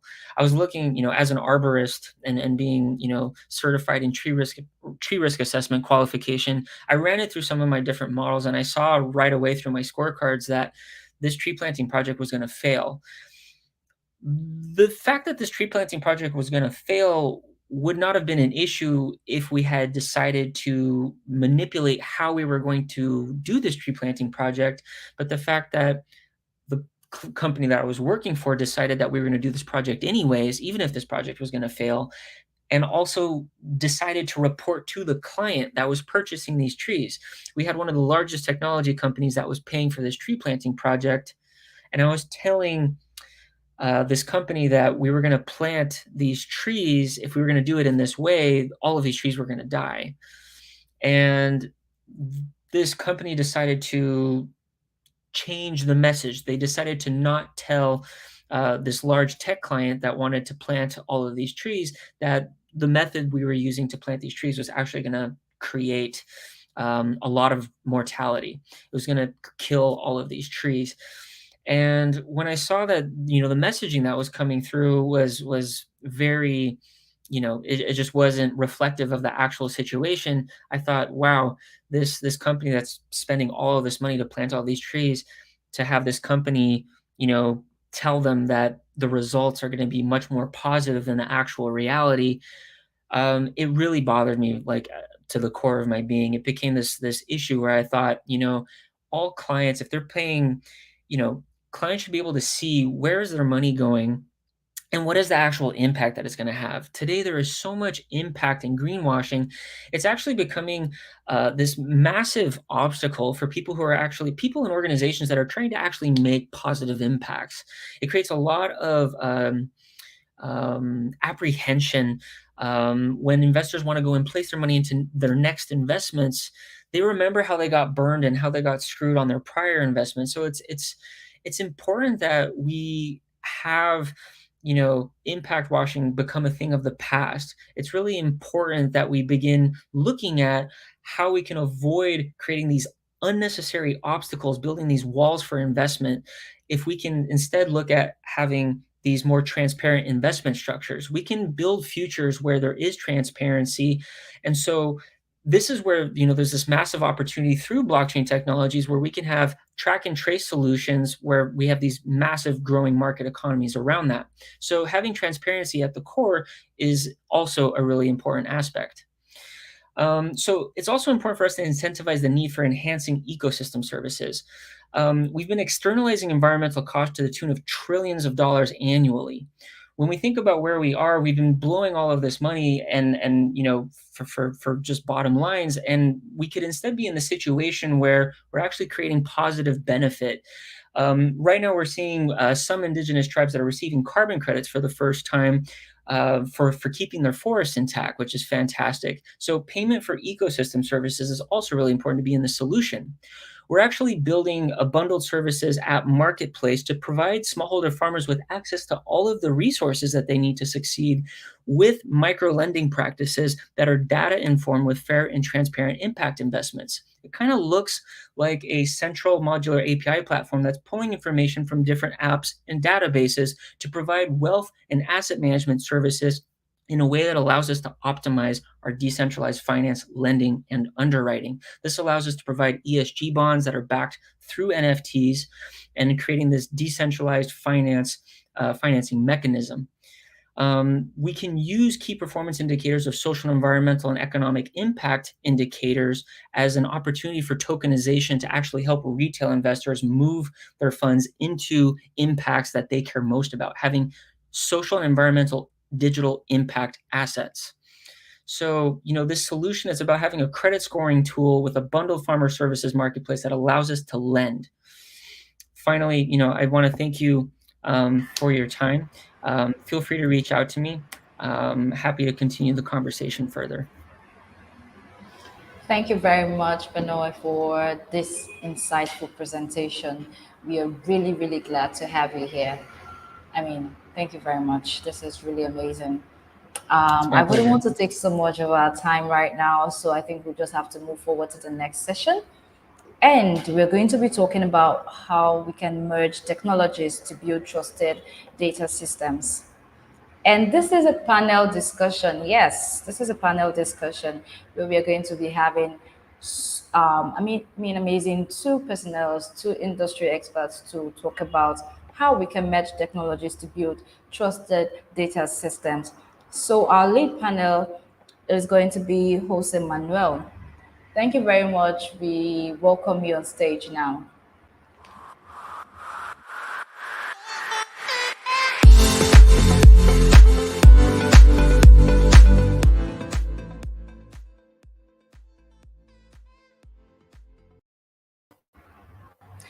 Good morning, Jose. Thank you very much for joining us this morning. Thank you very much. Good morning. Thank okay, you so thank you. So the floor is yours. You just have to bring in your, your panelists. Thank you. Okay, so honored to be with you all today and share our work with Antonio also. So please, video going.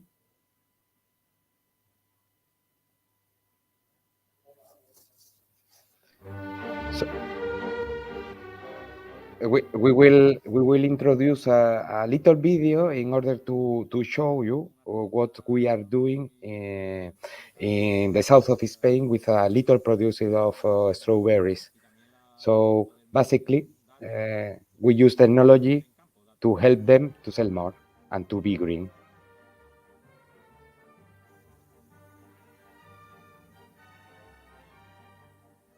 So sorry, is it in Spanish, but you can read in English.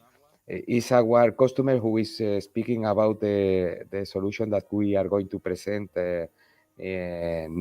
after the little video. So thank you. Thank you for this. I will share my screen.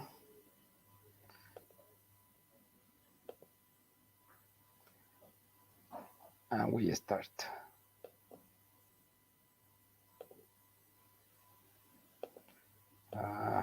Here we go.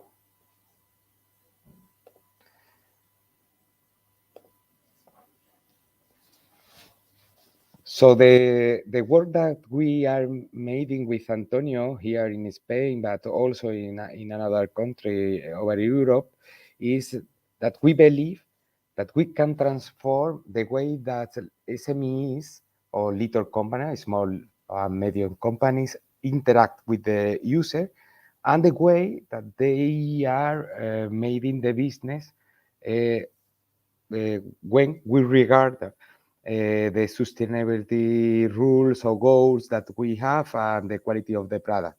So we are going to present a solution that winner a European call that it's named Blockchain. And we combine three big technologies: IoT for one side, blockchain for another, and artificial intelligence. So this first step is we are going to show how we connect and why and what is the reason of this solution. So let me make this joke that but this is the spirit of our solution. Is we in God we trust, but all other must bring data. So this is the main axis that we do. It's not mine. It's from Edward Deming. Well known. So why start to use blockchain artificial intelligence in the agro-food? One of the reasons is, as all of us, we are worried about the planet, and we believe that we are the main contributor to stop the climate change. So I don't want to talk more about this, but after Paris, there are a lot of things that has changed. For the other side, we detect that the 75% of the European SMEs have a low level of digitalization. But if we focus in agro-food, it's true that we improve a lot and the technology is into our small companies, but the way and the work that we have to do is big. Why blockchain? Why we use blockchain?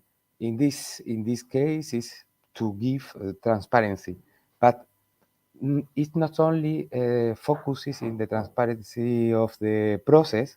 We can say in the small companies or medium-sized companies or customer. It's also that the European institution and the institution that we are working around the companies that are producing the agro products have also to help, but to fiscalize the relationship between customer SMS in a more efficient way. So, for one side, the SMEs have to prove and improve the sustainability practice, and the technology can help. For another side, we can make that these little companies give more transparency to consumer and stop the fraud also. But we focus, our solution is focused in the green commitment.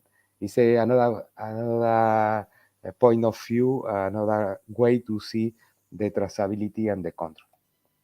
So basically, our solution is a platform that can connect the IoT elements with, in the process, certify, and after Antonio will show the other part of the solution in predictive analysis and so on.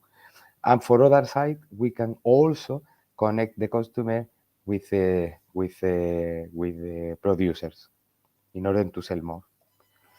So we support SMEs to be green. This is our slogan: to be green, impact positively in the environment and in the society. And if we don't sell, we die. So to sell more. So basically, as you saw in the video, we connect an IoT devices that we made with several partners that are linked to the IMSD. So we can collect the exactly quantity of the exactly quantity of water that is in the irrigation is flooding, and the crop are not absorbed. So we measure this quantity of the water with our device. After this, the raw data are recorded in a blockchain in order to have the real data in real time, with the objective to calculate the water that we apply, the fertilizer that we apply also, because we can measure the water that we waste in the process, but it's not an estimation based in a counter who is measuring how many water is in the pipe.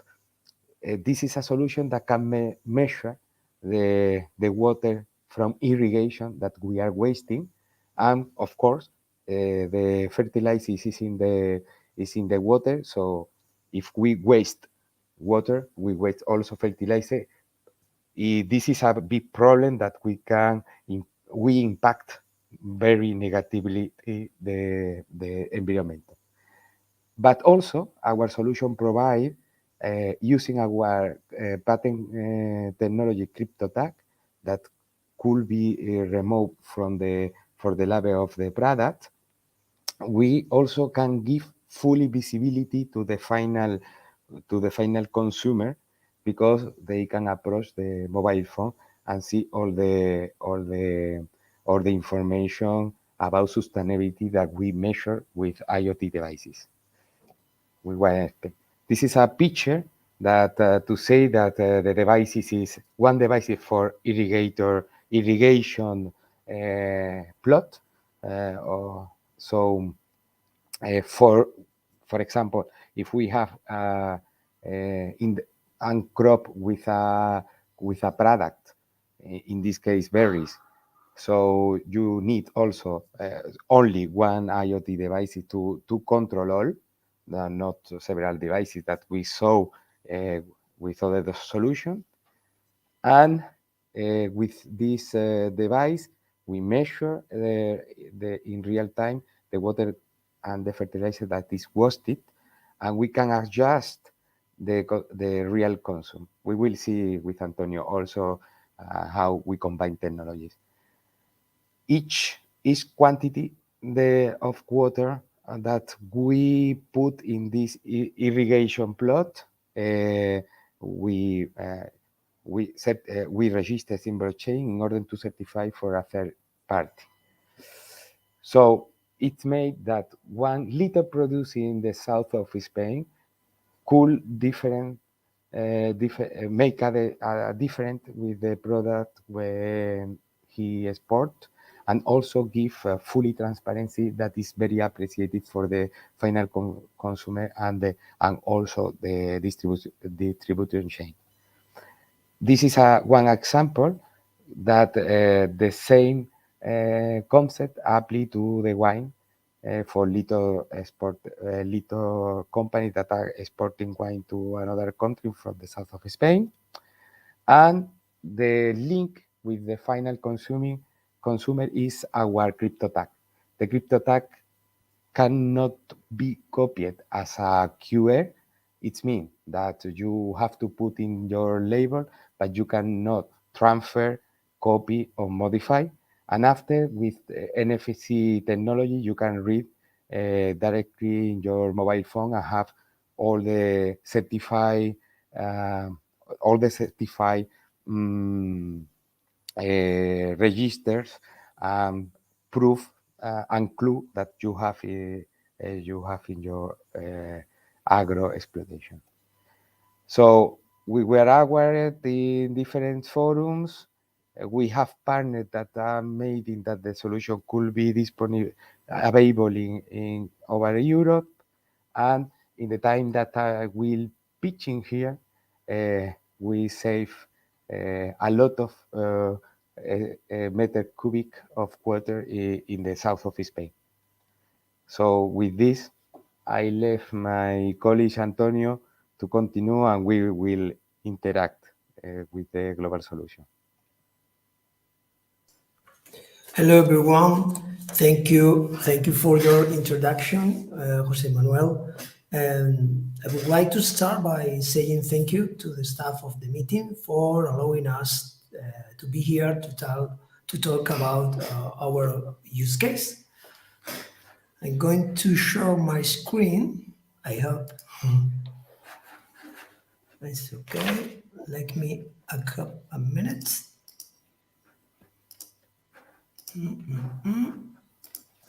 Like this. Can you see my screen? Yes? Okay.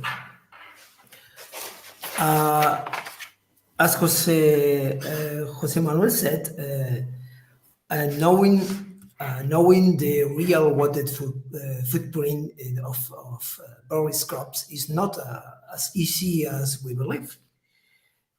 Because it's not a sensor issue, but also a management matter. And follow this session to understand why there is this problem. And I want to let me talk for a couple of minutes about the team involved in this project, because during a couple of minutes, 10 minutes, Jose Manuel talked about Vestigia, but in the group of words there are two companies. One of them is Vestigia, and the other of them is Artificial Intelligence Talentum. The company Artificial Intelligence Talentum is an expert in designing and developing artificial intelligence algorithms for prediction models. On the one hand, our expert system with machine learning capacity support the decision-making process in different application areas. Our experience focus on this area of interest, like as food, environment, and data science, for sure. On the other hand, the company Vestigia, with more than 20 years of experience in the agri-food sector, have a deep knowledge about the processes and operation, and it was a really strong team to talk about the problem. Let's move on now to the challenges. The calculation of the water footprint in a simple way we can set is water consumption by berries produced. It seems easy, but not as easy. The problem to solve is we can do this at the end of the harvest, but could we take action while the process to achieve the lowest water footprint? Obviously, the challenge was using data science and blockchain. We can make a trusted model calculate the real water footprint before the harvest and give suggestion to the operational team about the irrigation problem. Obviously, we studied the main parameters related to the calculation of water footprint, such as the seat of water, nutrients balance, hydrogen balance in the soil. We modeled the behavior along the time for this series.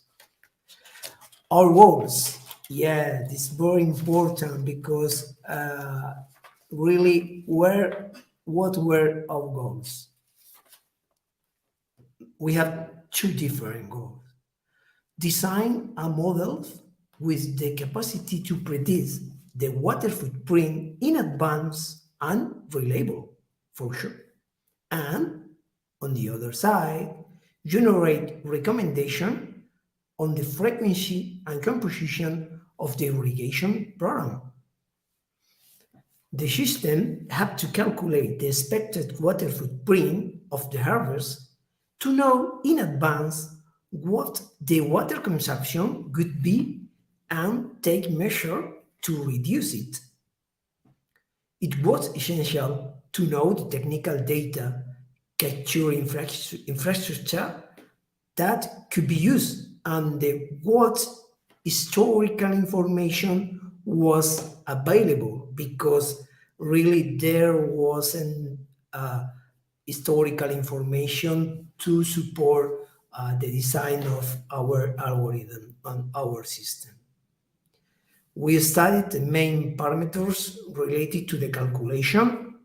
As I said, the state of water, the nutrients, and the most important thing was modeling the behavior along the time, how these time series are moving or changes. Let's move on now to the process to do it. In this slide, you can see the roadmap for doing that. We followed during the process 4 different stages. The first stage was data acquisition. The second stage was data series study. The third stage was model generation. And finally, the implementation the deployment and implementation and monitoring of the system. But the most important thing is, let's take a look into all of them with more detail, because for this technical session, it could be interest for you to know how we make this different stage. For the first stage,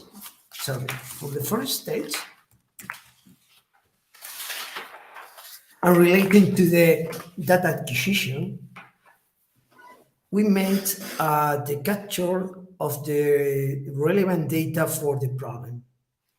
Like the vast majority of this type of project, the first stage was data collection, as I said.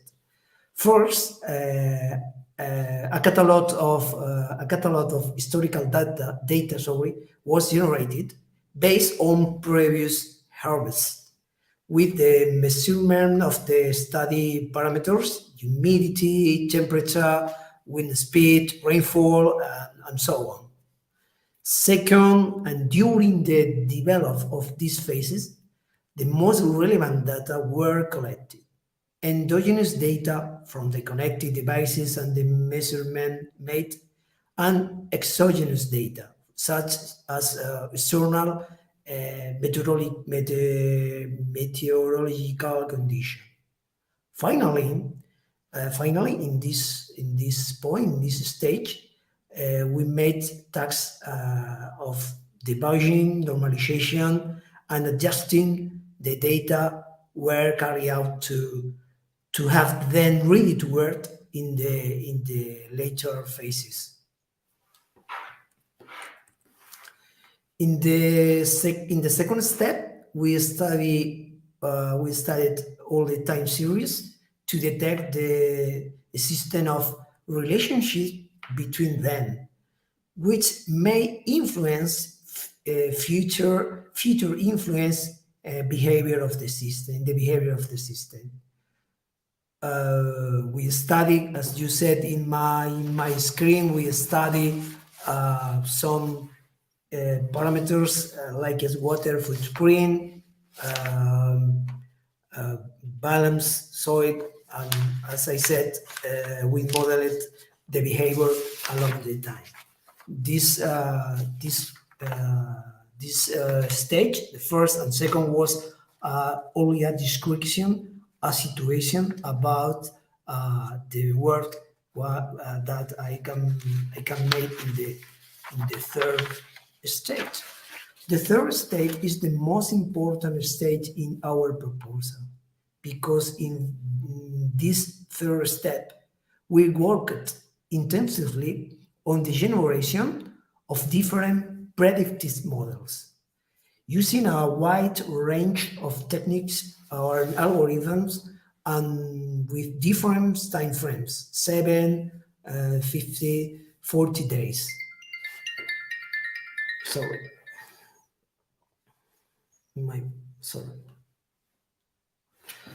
Depending on the condition, the confidence or probability of the forecast changes. So we analyze different models to choose the best one. As you can see in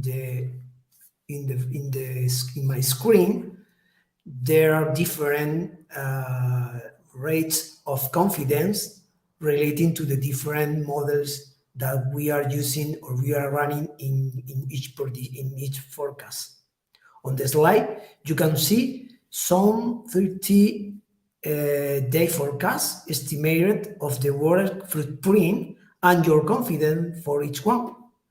Unfortunately, no model works well in all circumstances. So we might use one or more of them depending on the harvest stage, water consumption, and other parameters of the project. Let me introduce more deeply in this stage, because it was very important to work with different models and forecasts for this period. In this period, you can watch in my screen how we were using different models like linear mist effects model is the first line, is the red line. The second is there's recurrent neural network, is the line yellow. Short-term memory is the line green. Recurring unit closed is the line blue. Vector autoregressive moving average and autoregressive integrated moving average is the last of them. All these models are the capacity to treat all the recurrent parameters and get prediction with acceptable levels of confidence. But the problem is how we can use one of them in order to get a good prediction. And finally, the final results for this time was this system. This is a real screen of the project in the project, and in this deploy with real data and monitoring in performance, we finally create a scale to do more easy the monitoring of our water footprint. The goal is to predict the condition and to adjust the irrigation frequency, optimizing a resource as precious as water, and our system is a powerful tool to do it for sure. Antonio, if Yeah. I can, to make more interactive our presentation, For sure. four things that Antonio highlighted, and they are important between our solution and others. First of all, the data that we can collect, the data that we can collect, we take from raw. It means there are no another platform or another element. That this is the first stage. In this stage, we take from raw the data in real time, or in the time that we need. We take and certify. This is one of the things that made more useful the model that after we are going to apply in the team to train them. The second part of the thing that you saw in the demo is after this we made a treatment, as Antonio has well explained, but we have to put this very easy because our targets are agriculture, little companies and medium-sized company, and they are interested in two things. One thing is to sell more and to give confidence to the final customer because they can recognize better the work in sustainability and in quality, but in sustainability because the quality is more that they are made in order to expand their business in the sector of the giving transparency, because as far as you know, there are several stamps and several standards, etc., to try to demonstrate to the final customer that your product, your production, your process, and your product is sustainable. So we give a tool that is measured in real time. The second part of the equation is the brain of the system. We use blockchain and IoT to have the data, the raw data, without a third party who trade it.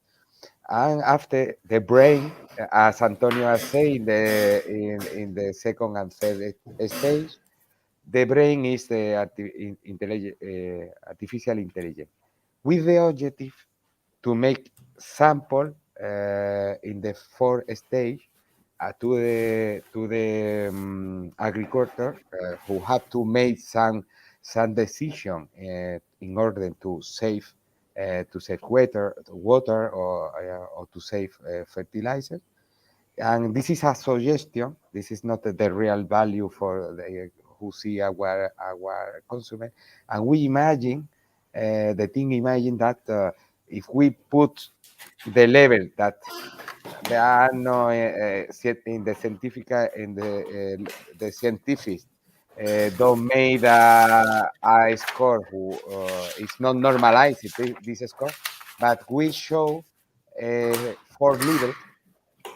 We show four levels A, B, C, D in order to, with all the forecasts that we make with the brain, with the artificial intelligence, to give a visibility as we can see in a fridge or in another electrodomestic, that we can see what is the efficiency, for example, for our television. So in this concept, we put A, B, C, D in order to give information easy to trade. And it's as easy of if the model is predicting that your water footprint is going to be bad, you will see sea level, for example, and I check to irrigate less in order to have a good, because we don't know what is the final water footprint as the harvest was done. This is something that I think that is interesting to share with you about our solution. Yeah, this is important. According to this point, the last point you said, there is there is an important point to be considered, because I think when we try to make a system to normalize it, normalized system like this without a score, we met a lot of problem because there is not historical data to be a good comparison with the last data. The point was we tried to make a useful, friendly, useful interface for the SMEs, because the most of the case SMEs don't have skills about or artificial intelligence or data science exploitation. And for us was a goal, a secondary goal, to make a friendly interface to get our results, because most of the time when I finish this kind of project, the thing is the final use done, and they don't understand, they are not understand, sorry, what is the information that the system is providing. And for this kind of problem, we try to do a score like Jose Manuel explained. And for us was most of the most useful tool for the to the end customer.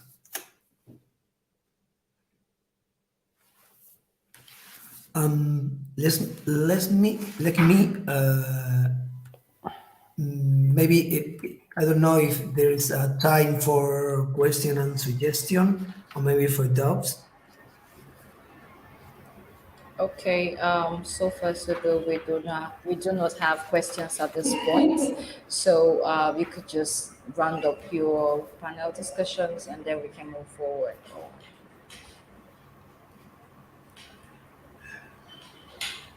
Okay.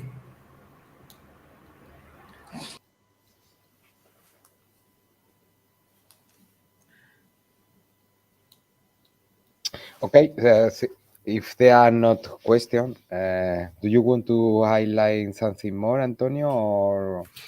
Yes, but there is only a point. Is the most important point is we reach our goal with this project. It's not very easy to do, but at the end we made a system with a strong capacity to modeling and predict the harvest real water consumption, and for the most important thing is optimize the irrigation program. It's just my point for to end my slide, my presentation. And to finish this session, what is the real important is not the tool, it's the spirit that we have, the team and the collaboration that we have is made. The real importance here is to have a tool or that can help very easy for companies that want to introduce sustainability in his process. Yeah, in the agri-food sector in general. In the agri-food sector. Also, another of the motivation is to this tool have to help to demonstrate to the to the chains of distributor that we are sustainable, or we have plans to achieve the goals of sustainability that we face in these years. This is very important because a little producer or medium producer usually sell the product to the distributor chain, and the requirement to sell the product in the distribution is every day, every month, more exigent is one of the requirements of the company to prove the sustainability. So if I want to do it and prove it, usually we go to a certification body, and here you have a tool to make your life more easy, or the life of the little producer, small medium producer, more easy. This is a very important thing that is because we construct or build this solution. And the third and important point is to help very easily to give real information to the final customer in order that the final customer can recognize the quality and the effort that you made in the production to be sustainable. This, I think, that is the three big points. After of this, the case of use is we try to show you the technology that we use and how we are building the solution in order to automatize the process, but the spirit, and this is the more important, is to help these SMEs to be more competitive and also to be more sustainable. So for my part is all. I'm glad to be with you and to share what are we doing here, and open to your commentaries if you want to put in contact with us. Yeah. Perfect. Okay. The same for me. All right. Thank you very much, Jose and Antonio. Thank you so much for taking us on the journey on how to use blockchain technology and artificial intelligence. And of course, other technologies working together to create transparency. I believe when we are being truthful with what we are doing, it makes the work easier. So thank you very much for all you're doing in your company, Investidia. Thank you very much, and thank you again. Thank you. I love saying thank you. So thank you very much once again. Thank you very much. Okay. Yeah, thank you.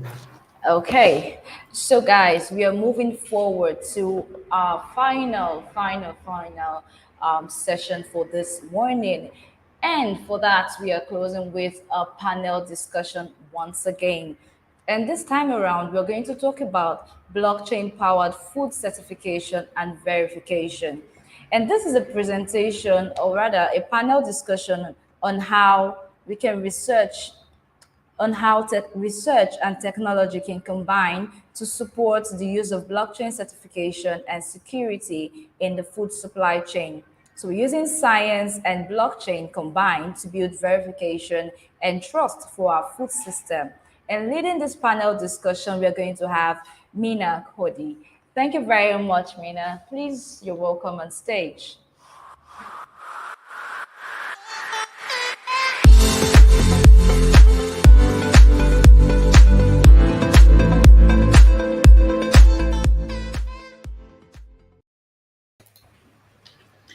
Hi, everyone. Hi. Good morning. Thank you very much. You look beautiful. Thank you very much. Thank you very much for having me. Oh, it's a pleasure. The stage is yours, please. Thank you.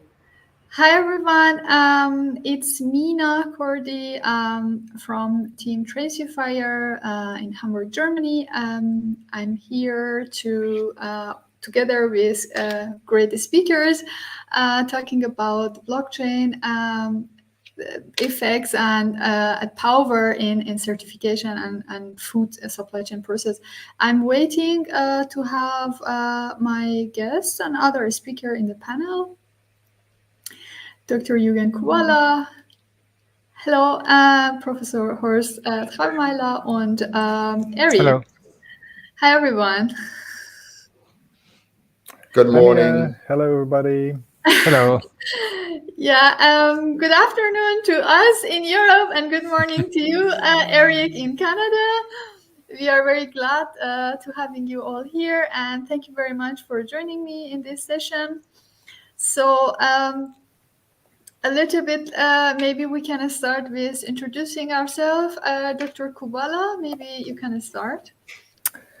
Yes, hello, I'm Jürgen Kubala. I'm Managing Director of Gallup Laboratories. Gallup Laboratories is a food testing laboratory located with the main laboratory in Hamburg, and we have several subsidiaries all over the world. And yes, certificates of the test results is a huge issue for us, so that we are very glad that we have Mina, their team on board, so that they can implement blockchain technology to improve safety in this particular part. Thank you very much, Dr. Kubala. And if it's fine that we just call you Jürgen. Absolutely. Thank you. So Horst, please.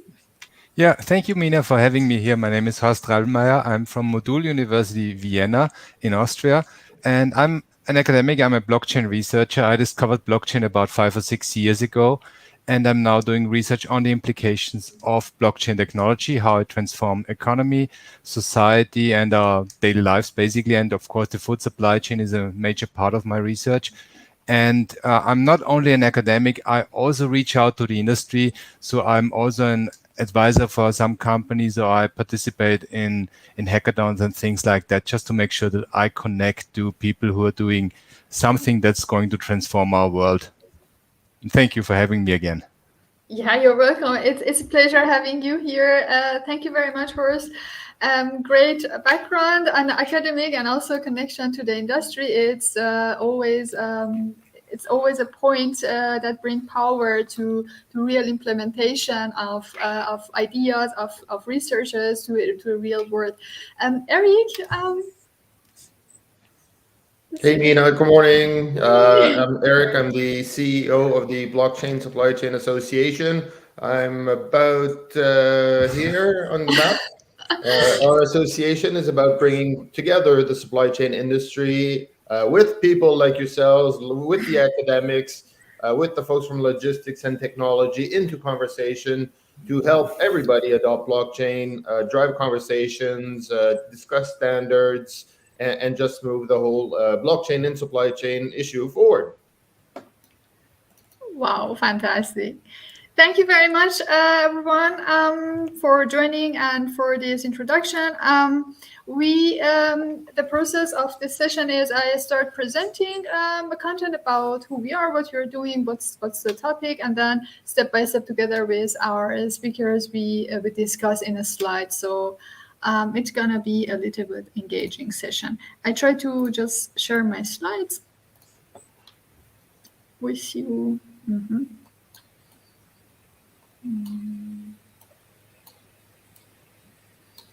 So, share screen.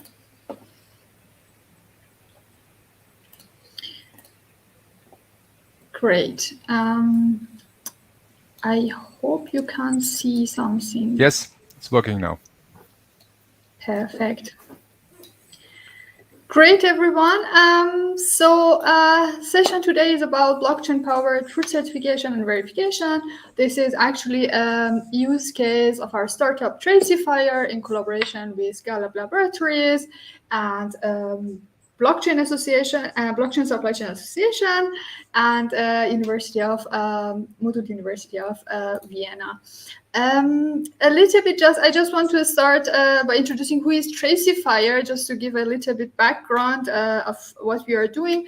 Actually, Tracifier, at Tracifier, we are offering a traceability solution to the supply chain process, and enabling businesses to have full control and monitoring over their business, and bringing like their product journey, the raw materials from production place to the last point of sales. So in this process, we are using a blockchain technology and also other supportive such as IoT technologies and data analytics. Our mission at Tracifier is to help the world by reducing food waste and developing sustainability practices in agribusiness by using blockchain, enable systems for provenance, traceability, and efficiency. So, I always talk about food, and our use case is focus on food, but why food market? And what's the problem in this market? So, based on so many market research, consumers are really losing their faith to the food ecosystem itself. So people are getting sick from foodborne illnesses, such as problem happens like E. coli infected cucumbers in Germany or diluted milk in developing countries. They are all studies and cases which happen in real world and cause people that they be really a little bit afraid of trusting of any product they see in the market to consume. The second concept is the business is a still, the supply chain business is a still on its traditional way. So still everything are in paper based, is manual, and it's really killed the agility of the system, which it could be on its best case. The third option is about food waste. Because of the system is still traditional, the supply chain also take longer than it could be, shorter than the possible moment. So it's a long supply chain process. It causes that products be lost during the process, product be expired before its consumption day. So when you're wasting the product or throwing away the food product, we are throwing away all the resources which has been used for the production of these food. For example, water, for example, labor and land, and this is not sustainable, and this is not good for our planet. Last point is. We are all aware there are growing fraud in the market, and companies are losing profit really just to making sure that their business are safe. They're spending lots of money on quality assurance and protecting their business from fraud.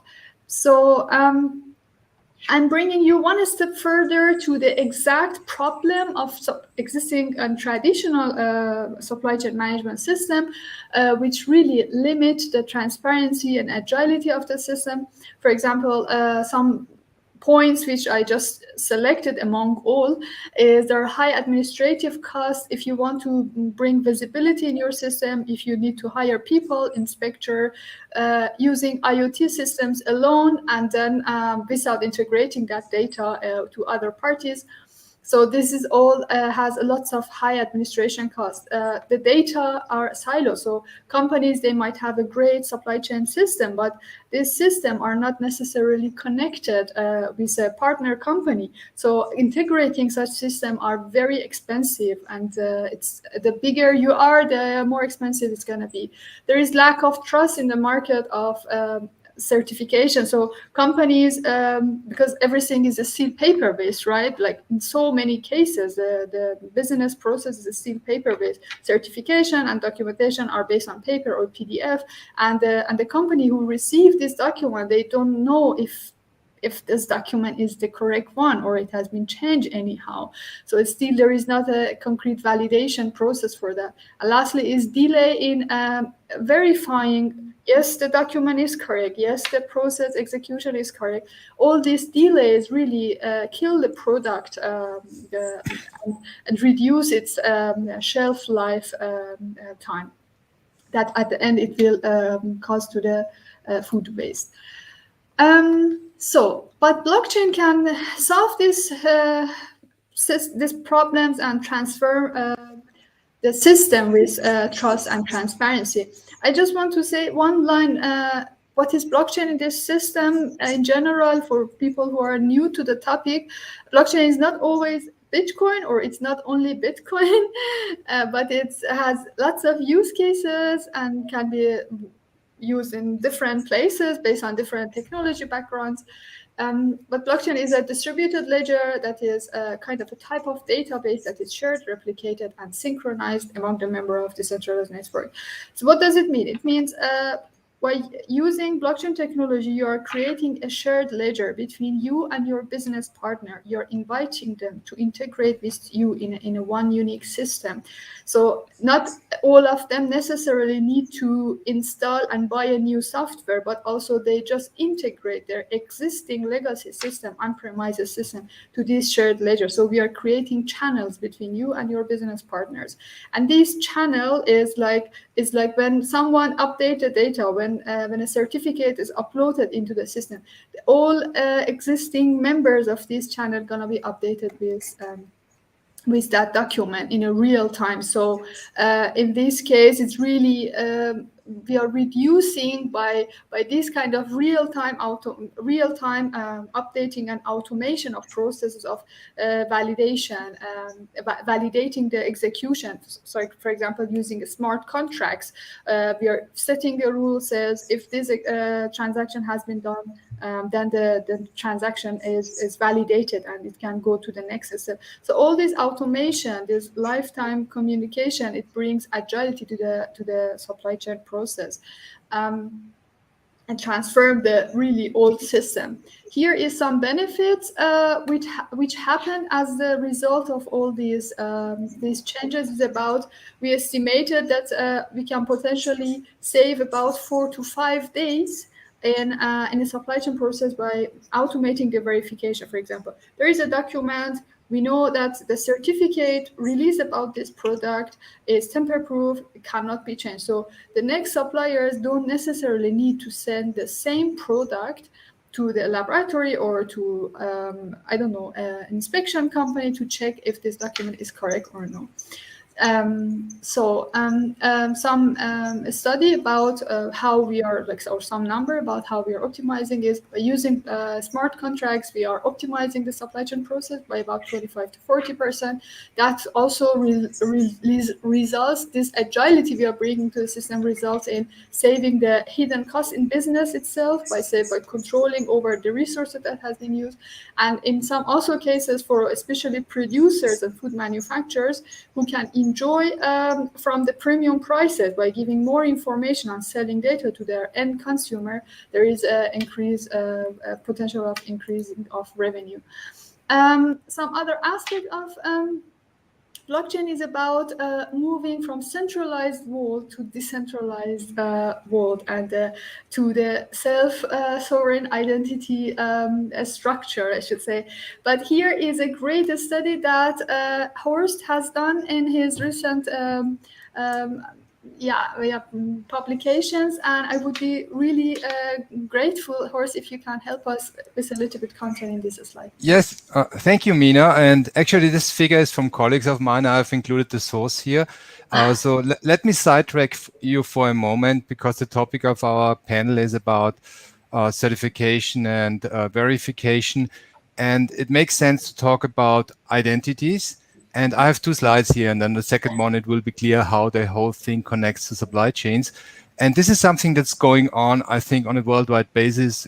United States, China, Canada, and European Union, you name it. It was just June 2021, so a couple of months ago, that the European Union decided on a on some kind of digital identities. And here you can see 4 steps when it comes to digital identities for persons. And the first one would be a centralized way of doing it. So that means that you as a person have all your data in a central place, and you're not the owner of the data, but some kind of company is taking care of you about your personal data.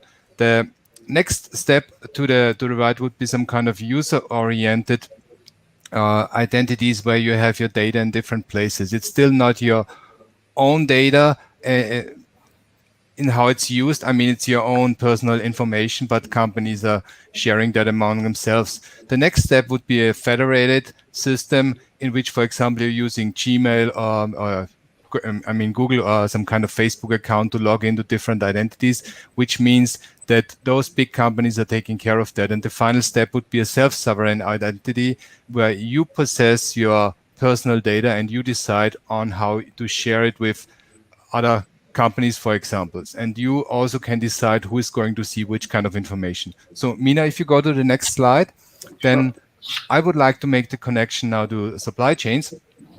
And here we're talking about decentralized digital identities. And the important thing here is on the top, you see the holders. And the holder doesn't have to be a person. It could be an organization.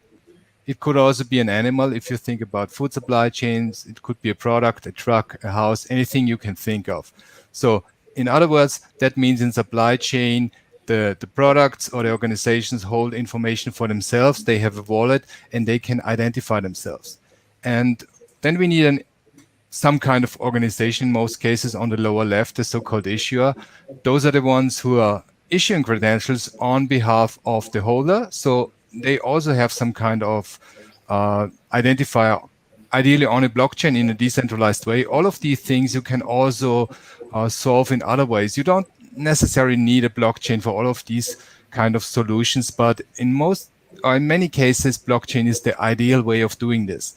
And on the right, you have some kind of verifier. In supply chains, those could be customs or airlines. So those are the ones who need some kind of information. And again, it's not the case that they are getting it from some kind of intermediary, but they are getting it, let's say, from the product itself or from a truck and things like that. So this could speed up the information transmission process a lot. And the key issue here is that this information is kind of certified in a way. In Hyperledger, for example, you have X509 certificates to identify who you are, but the more public a blockchain gets, the more participants you have, the more complicated it might get to have these identities and to be sure that you know who you're dealing with.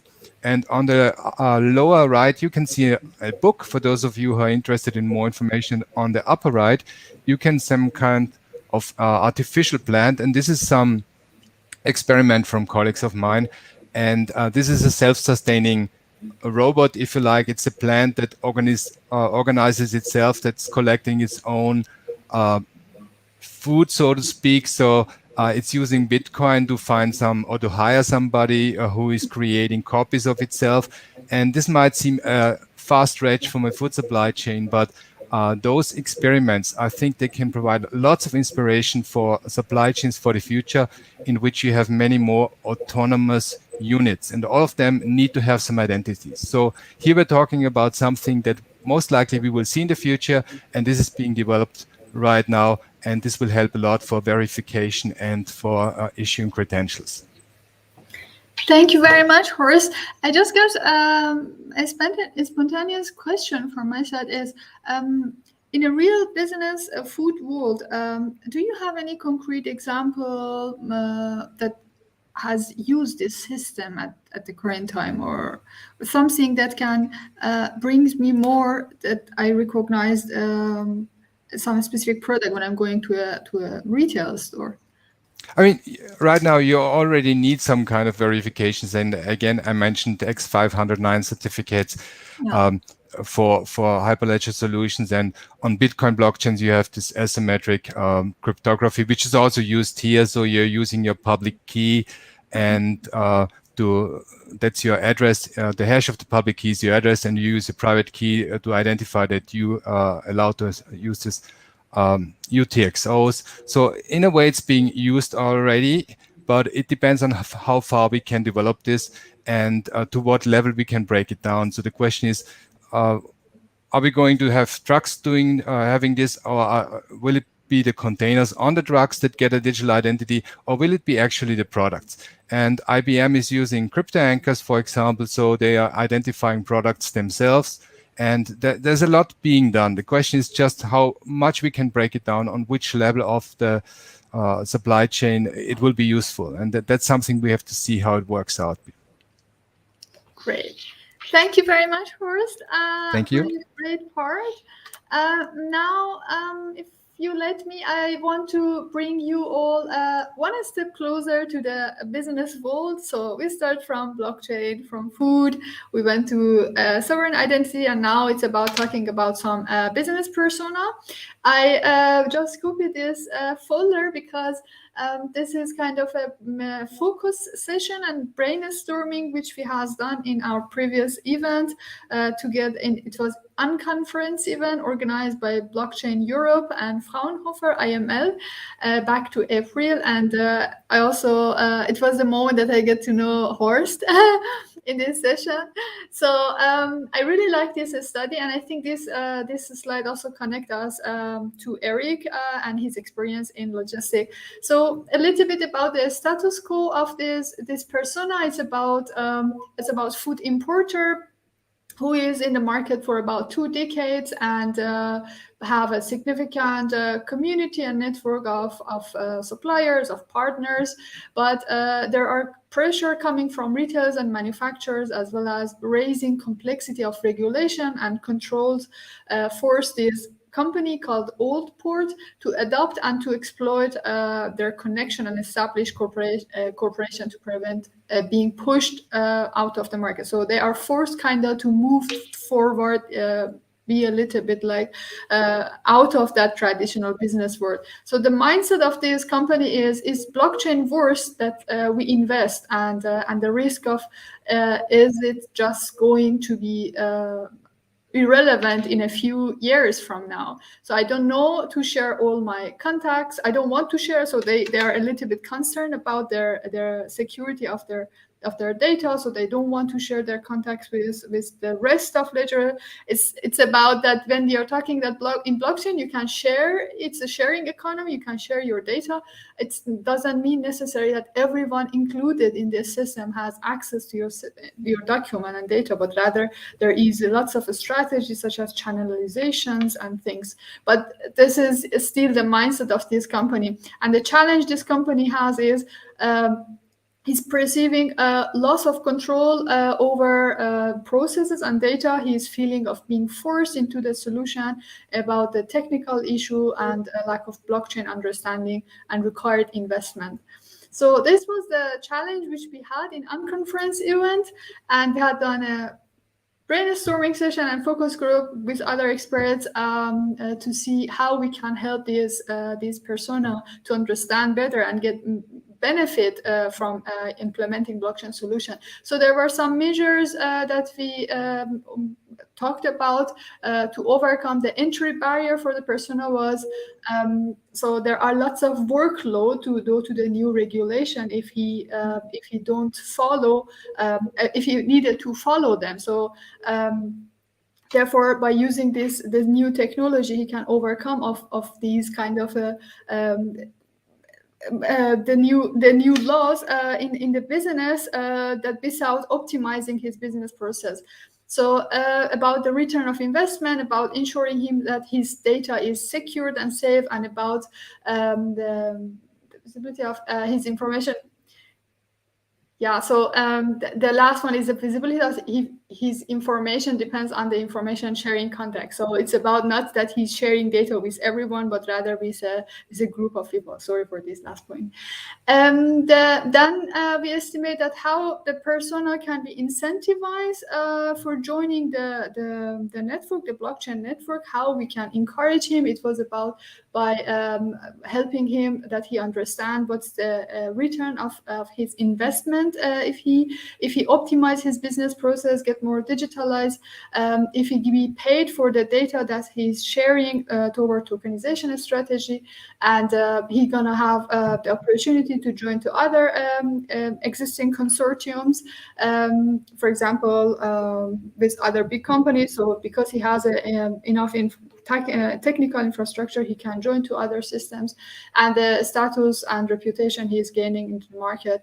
And the other benefits rather than this financial part is about optimization of his business process. Then there is less paper-based documents or working.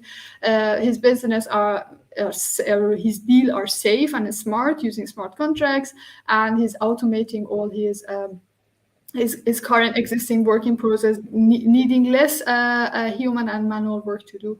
And lastly is keeping of his client. This was a little bit of challenge, and I do like to invite Eric to share a little bit of his experience regarding the similar challenges that he touched in his experience in blockchain world.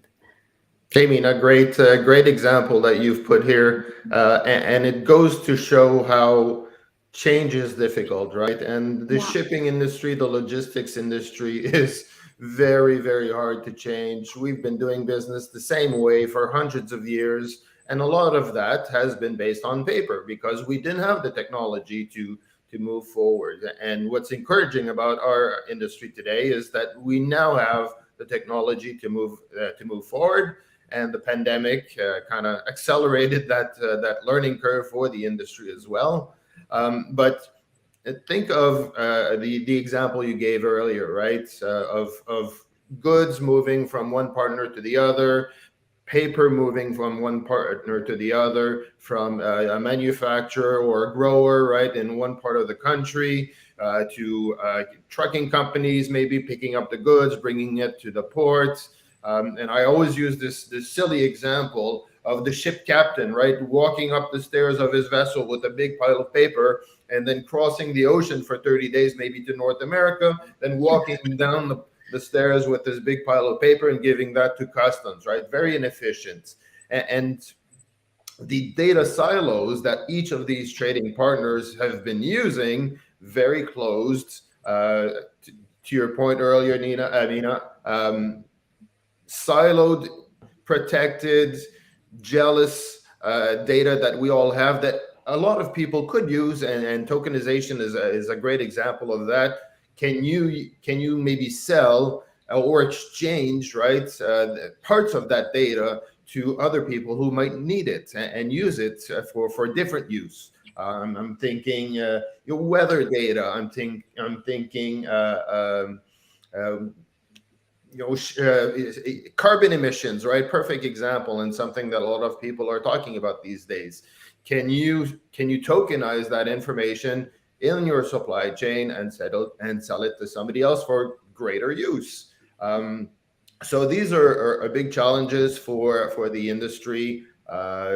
It's coming along, but we need to accelerate through science, and we need to accelerate through our governments, the elimination and incentivize the elimination of cumbersome processes using paper, and just share our information in better ways. I'll give you another good example that happened just a few weeks ago, especially in food supply chains that are becoming ever more complex, and your importer Old Port is a perfect example of this, right? Food supply chains are under great stress these days, as is the entire supply chain, like we all know. But you have these big corporations that are trying to outdo themselves, right? To sell more market share, to sell more products because they have shareholders or the consumers asking for different things. Well, a media outlet here in Canada discovered that tomato products that were labeled as maybe Italian or from one country were produced by tomatoes that were coming from a disputed, and I won't name the area in China, but that is known for forced labor. I think everybody knows what we're talking about. So the actual tomato was proven by science to come from that region, right? But it was sold through a third country somewhere else in Asia, and then transformed by another party in some other country, and then because of the laws of customs and transformation, and it's a complex issue, but finally labeled as made in Italy, for example, right? A good tomato paste. Everybody loves their good Italian tomato pastes. And it was proven that the tomatoes came from this disputed region of China. So how could blockchain help in this situation? Well, by proving the provenance of that tomato, and backed by science, backed by certification, backed by people who were able to prove the provenance of that tomato, then the consumer could make better decisions. Wow, such a great example. Wow. And it's scary, I should say. It's scary, and from a brand perspective, imagine the damage to the reputation of these companies, right? Definitely. Yeah. I won't name the company, but big company, big conglomerate, doing a lot of food products, known and caught red-handed to be using tomatoes from forced labor, right? It's very damaging. So if you can put yourself out there, be more transparent, you'll build more trust to the consumer. Consumer will make better decisions, better purchasing Yeah. decisions for themselves, and everybody wins. Wow, fantastic. Thank you very much, Eric, for sharing these great facts and happenings in the market. Also, from your point of view in the US market, because we are in Europe and you're talking from US market, it's really interesting also to know the similar stories also happening everywhere in the world. Absolutely.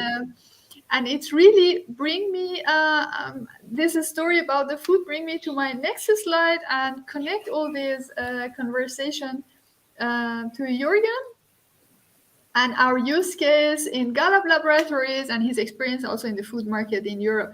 A little bit about the status quo of challenge or the process why Gallup start moving toward blockchain and thinking about blockchain was their aim to help the market by preventing the certification fraud, by empowering their customers with a certificate that it's not that it's temper fruit and it's not manipulated, and to also being able for faster action on safety concerns with surgical like pressure on food recalls. So the value also that I also learned in the case of Gallup project. This project is also in my heart, I should say. I'm working 2 years in this project, and we are developing great solution for tackling the certification fraud together with Gallup. The value that they realize is about speeding also internally in communication for their company with their customers in real time. It's about 6-figure save on annual business costs that was due to the optimization in communication which they're bringing, and it's about simplifying the certificate verification process for themselves internally and for all the users that are using Gallup services. So Jürgen, it's your time. Let's please go further. Thank you very, very much, Mina, for that great introduction, and as well, thank you very much for Horst and Eric characterizing the actual problems we have. So what is Gallup main work is to make the food safe. In that case, that we are more or less working in the middle between the supplier and the importer, and provide the insurance that the goods, the food is coming from that origin that is labeled on the cans later on. The tomato example was great. So we provide services or technical services for identifying products coming from a particular origin. You can do this with analytical know-how. And at the end, we prove the quality in case of residue analysis. Nobody likes to have unwanted compounds. So quality is also based on some hazardous compounds, can be microorganisms, can be toxins, etc. But what we do, what we create at the end is a certificate. So that is the proof that the good is from that origin, is the proof that the quality of the food is great, is good. And this certificate is a basis for the contract between supplier and importer. And as you mentioned, one issue, and that is what we are tackling very hard every day, is that these certificates are paper-based. And as you know, paper-based documents can be adulterated, can be frauded. So we have all techniques available to have a scanned document, change everything what is on the document. It looks pretty as the original, however, is frauded. So when we detect maybe that the origin of that food is not as intended, so we write on the certificate, hey, this product does not come from this origin, and we make some statements. But that will, of course, affect the contract with the supplier. So what we see is that some suppliers, not trustful suppliers, adulterate the certificates, and that way that they erase the unwanted parts so that they sent a great and nice certificate to the importer. And now it comes to the problem how we can prove and how we can verify, how the importer can be sure that the certificate he get from the supplier is that what we as Gallup Laboratories has created based on the sample we got. And this is a huge problem we have. And it is even more complicated as we not have, like in Bitcoin, a fully digitalized environment. So we have real goods, you can take it in hand, by hand. Then we have transport systems in between. We have we need tracking systems. We need verification on many parts of along the supply chain. And what we do actually with Tracify and to create at least a verification process for the certificates, so that the document we create can be shared between importer and supplier, so that adulteration or certificate fraud is hopefully not anymore possible in the future. Thank you very much, Jürgen, for your insights and your experience also in Gallup.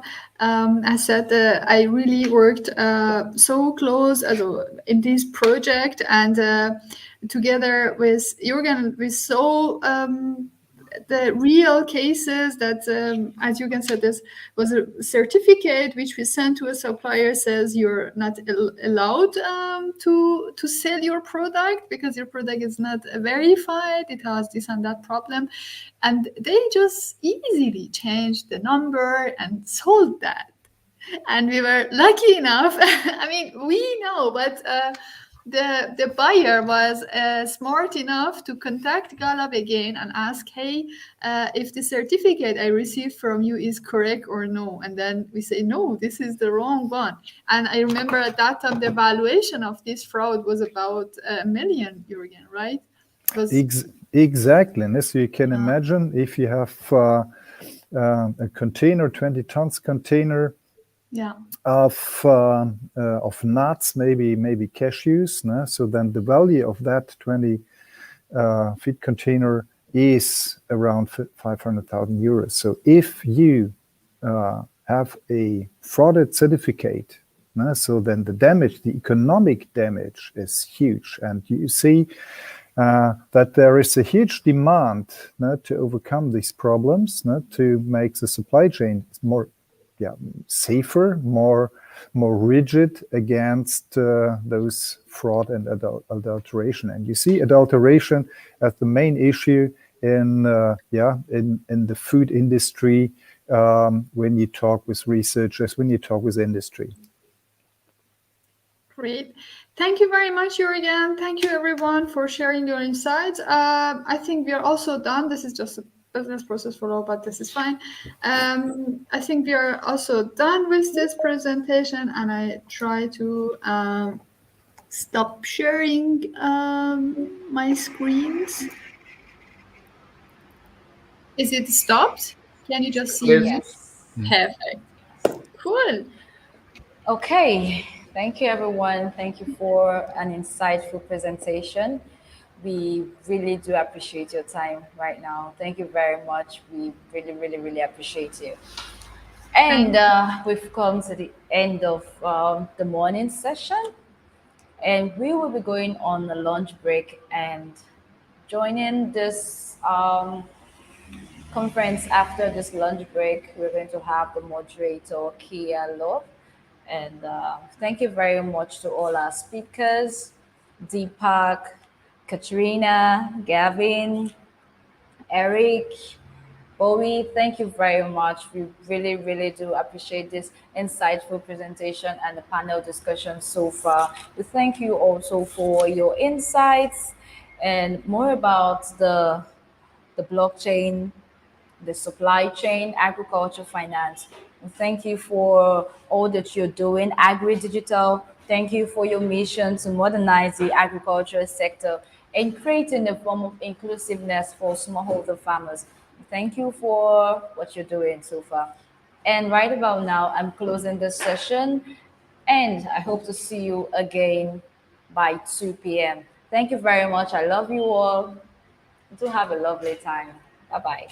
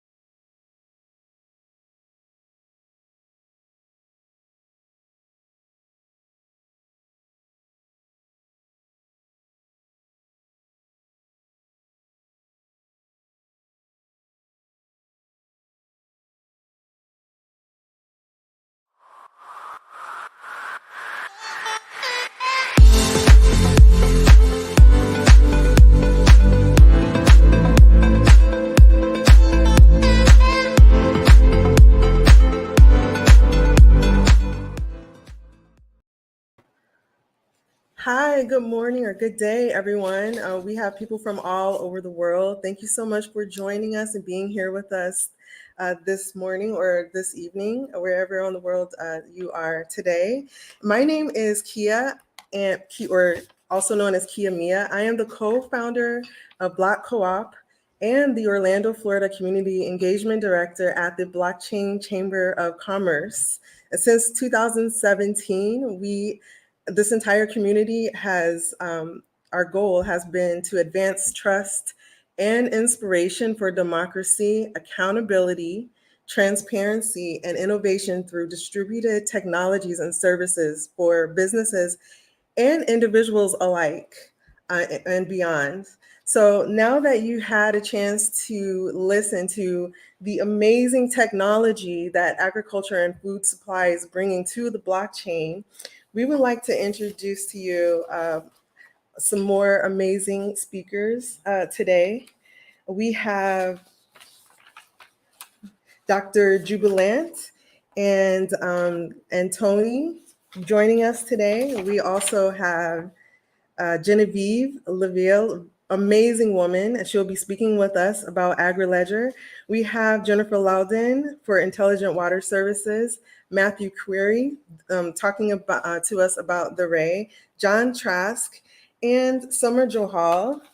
And also, who will be joining us, we have Daniela Barbosa for Hyperledger, and Darren Kaplan for IBM, Zenobia, and thank you so much. So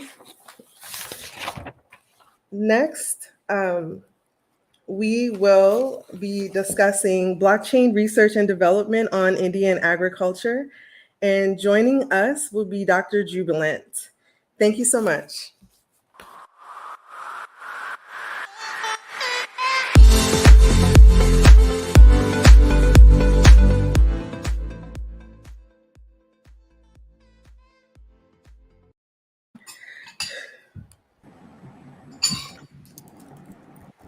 Hello. Hi, hello. Thank you so much. I would like to connect Mr. Sudeep also with me because Yes. yeah. Hello, thank you so much for joining us. Can you hear us properly? Yes. Can you hear me? Absolutely, we can. Thank you. Thanks for joining us today. Thank you. So you will be talking to us about blockchain research and development in Indian agriculture. We cannot wait to hear about this. We have Dr. Jubilant as well as, I'm sorry, can you say your name? Sudhir Kumar. Thank you. Thank you so much. Well, the floor is yours, and we can't wait to hear all about everything and all the advancement that you're making in your country. Thank you. Good afternoon, ladies and gentlemen. I'm Sudhir from Saroma Foundation, Tamil Nadu, India. We thank Agri-D organizers and partners for providing us a great opportunity to speak about blockchain research and development in Indian agriculture to the esteemed global audience. Let me brief you about our sustainable agriculture model first, and our development associate, Dr. Julian Kirketotam of St. Kitts Blockchain Labs will discuss about blockchain research.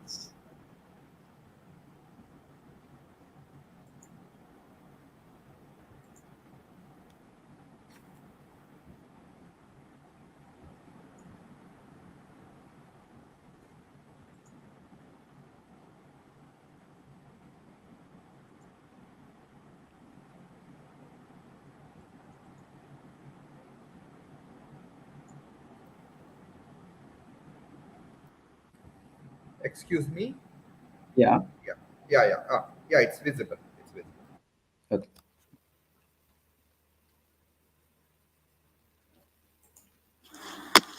We work on community-based resilient food and agriculture systems, combining traditional knowledge and scientific methods to nourish life and earth while improving the rural economy.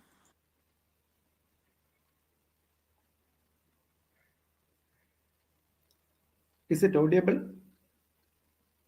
Yes, hello? yes. Okay. To nourish life and earth while improving the rural economy. The COVID pandemic caused the digital transformation even in the agriculture sector. Despite the pandemic hit year, the volume of investment in the sector increased drastically, but the technology penetration at the root level is very low. Current agriculture industry in India contributes 17% of GDP, employs more than 40% of the Indian workforce, 80% of the farming community are small and marginal farmers, 30% live in poverty, and far from leveraging the benefits of technological innovations. Some great innovations are happening in the agriculture space, like crop management, soil condition analysis, etc., using artificial intelligence, IoT, and other technologies. The most practical way for acceptability of these systems and gaining the trust of the farmers is to show a profitable income model.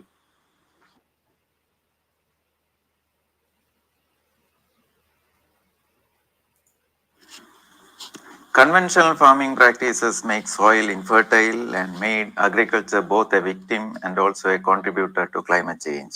A contributor for almost 17% of greenhouse gas emission and making loss to the small and marginal farmers. Sustainable farming with direct market linkage ensures a better and safe future for the agriculture sector and can bring more return on investment for both the rural economy and environment. More than 80% of the farmers are small and marginal farmers. It's a big challenge making small farms economically viable and environmentally sustainable. But it's also a huge opportunity for better growth and development and can contribute to about 25% of GDP. The pandemic and frequent natural calamities created more awareness about the healthy, nutritious food and the importance of planting more trees for protecting the environment and reducing global warming. But how to go about it? Provide profitable farm income model using technologies.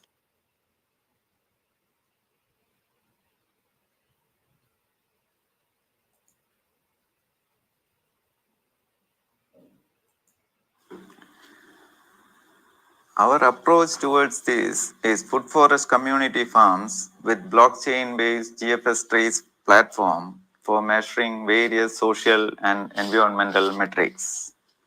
Food forest, that is diverse planting of food plants, herbs and fruit trees to emulate real forests, is a solution to these problems of healthy food, planting trees, improving water table, soil carbon sequestration, biodiversity, food security, reducing global warming while improving farmers' income and also making villages drought free. Food forest can convert barren land to fertile land within 3 years.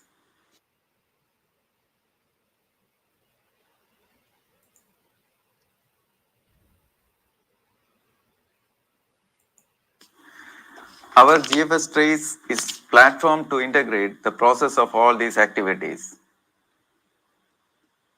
Cottage industries, community nursery, community kitchen, community farms, consultants, neighborhood farmers, logistic partners, and consumers, community supporters, making it sustainable production system for healthy products while improving economy and ecology.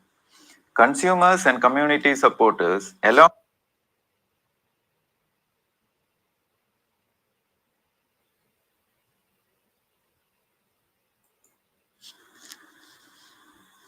we are building Good Food Village in Ongu, Tamil Nadu, converting 40 plus acres of barren land to food forest, along with 500 plus acres of neighborhood farmers.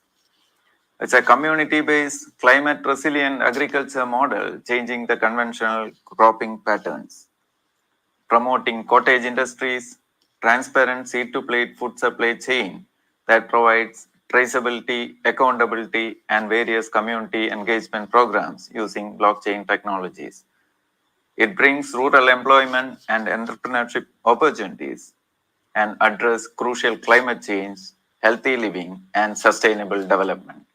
Agriculture, being the most vulnerable sector to climate change impacts, can Take this as challenge and convert this into opportunity by adapting to.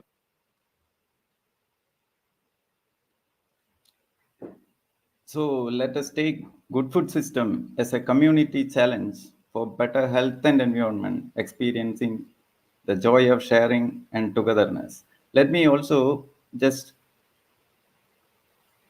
okay. So now, let me invite Dr. Jubilant to explain further regarding blockchain research.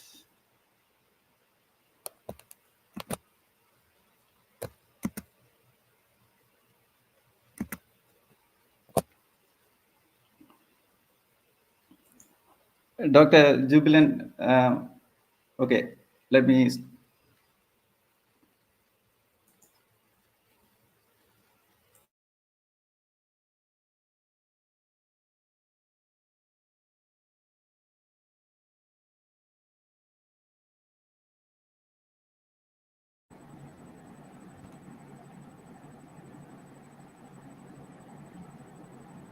Is it audible and visible?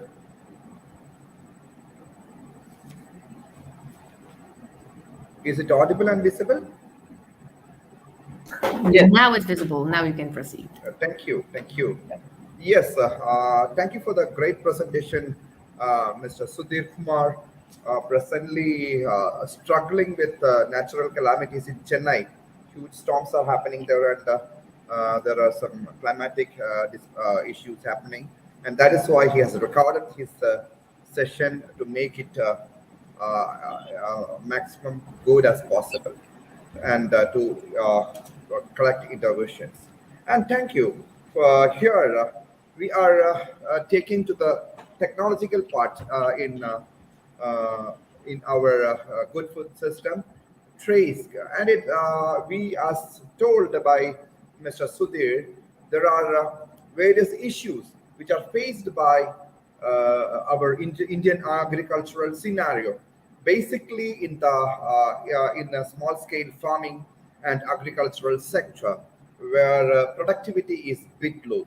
But we are sure that integrating technology into agriculture will surely improve the productivity, as well as the result of output will be very high. For this, we have, as indicated, divided the process into to make this possible for Saroma Foundation. St. Kitts Blockchain Labs has initiated to support them with technological support, where we provide the software developed for them, which is presently in the growing or budding stage. We have divided that system into basically 4 components. First one deals with the smart farm, where it deals with the farmers and related farm asset records. Then we also check with various technological scenarios like IoT AI applications, as well as blockchain into it. And with the data collected from the farmland and smart farms, we will be putting in place of marketplace, where consumers can directly take components or products from the farmers, where we can avoid maximum to the intermediary supply chain issues, as well as intermediary exploitations. And also another one is Agri-Consult, where consultation will be provided by various various experts in the industry, and a platform which will be regarding our platform is set up regarding the same. And finally, we will be going for the community sector support agricultural system, where crowdsourcing model has been incorporated, and it connects the supporters with the farmers and food units with the presenters. Yes, coming back to the basic system, where we are dealing with the good food system trace, where smart farming deals with the complete management of assets in the farm. And here we deals with the equipments, crop fields, plots, then manure, product stocks, and all the infrastructures included in the system will be integrated in the blockchain, where we are having a web application for the asset management system. And here, all the components are blockchain linked and traceable. And why we are going for blockchain integration here? Basically, for reducing the cost of the system, as well as supplying the proper proper channels, facilitates the information sharing to a great extent. But as we know, trust is the fundamental currency of business. And here, we try to build or incorporate trust to a higher level between the consumers, producers, and distributors. Here, intermediaries can be maximum avoided, and both all the parties can be getting a better benefit. And here, the basic thing is that efficiency is increased as well as the wastage is reduced. How it is possible? By charting the activities properly, the managing the resources properly. All these things we will be trying for resources properly. Then effective manpower management, manpower allocation in the proper time and space, and also financial management of the the properties will be taken care in this system. And thus, as I told, we are trying to increase efficiency and reduce the wastage. Here, one of the major issues we face in India regarding the management of software system or portal system is that we have the people almost with a low literacy rate, as well as we have about 60 local languages inside India to be used. To maintain and manage all these issues, we are trying to integrate multilingual support, so that all the people who are integrating with the system can directly use the system without any other support. And here we have to, for anything to get successful, we are trying to incorporate smart farming, where we are integrating artificial intelligence and blockchain to the system. And here, this system monitors the land, crops, and all the similar water quality, etc., real time, and checks its quality and responds to the situation. And here, identifying the natural calamities, the quality of the crop analyzing, market study, etc., are also happening in this data collectivity process. And the sensors will be taking care of the soil quality with sensors like NPK sensors, then moisture and humidity content, etc., will be identified, and natural calamities and similar issues can be pre-identified, and proper steps can be taken care for that. And one of the wonderful thing about this technological support is the GFS Trace Marketplace. From the details we avail from the smart farming, all the products and its details will be specifically stored in the marketplace portal. As we know, online stores are providing great threat to retailers, and here we provide online services for the farmers, so that they can have a marketplace to sell their products with its price, quantity, location, etc., are specifically given, and the customers can buy the product directly from the farmers. I'm sure that this will benefit both the parties, and all the people who are integrating with this are benefited. For the customers, they will be provided with good quality food products and the fair prices. And for farmers, the fair prices for their products will be assured. And here, we are providing three types of product transaction to the customers. Basically, it is buy once, where you can go into the portal and buy that, and the relation is normal. If he want to go buy once more, again he is logging in, and he is taking that back. But in the case of pre-order, due to identifying the variations of demand, you can pre-order the product and you can buy it at a specific time required. For example, if you have to buy some milk or something for a specific function, you can pay it in advance, ensure that it's supply, and you can get it delivered on time. That is regarding the pre-order. And another wonderful facility is the subscribe. Means compared to pre-order, it's a very different strategy where you can pay in advance, and systematically at certain times you will be getting the amount back. I repeat, you will be provided with the products in a specific time, that is monthly you can avail, fortnight you can avail, weekly you can avail, or you can pay it for daily availability. But you are doing it in advance, and systematically according to the subscribed format, you will be receiving the product. And here we have also tried for enabling the hyperlocal distribution through urban hubs, where a bulk of products can be provided to the customers from a single location. From the product side, you will be transporting it to a specific location where these customers can collect that. And here we can surely ensure the reduction in the transportation costs from source to destination, and supply chain can be efficiently managed in this manner. The customer can trace the product to the farmer level and view the farmer details and rate him if required. So the quality as well as the performance of the farmer will be managed and checked, and you can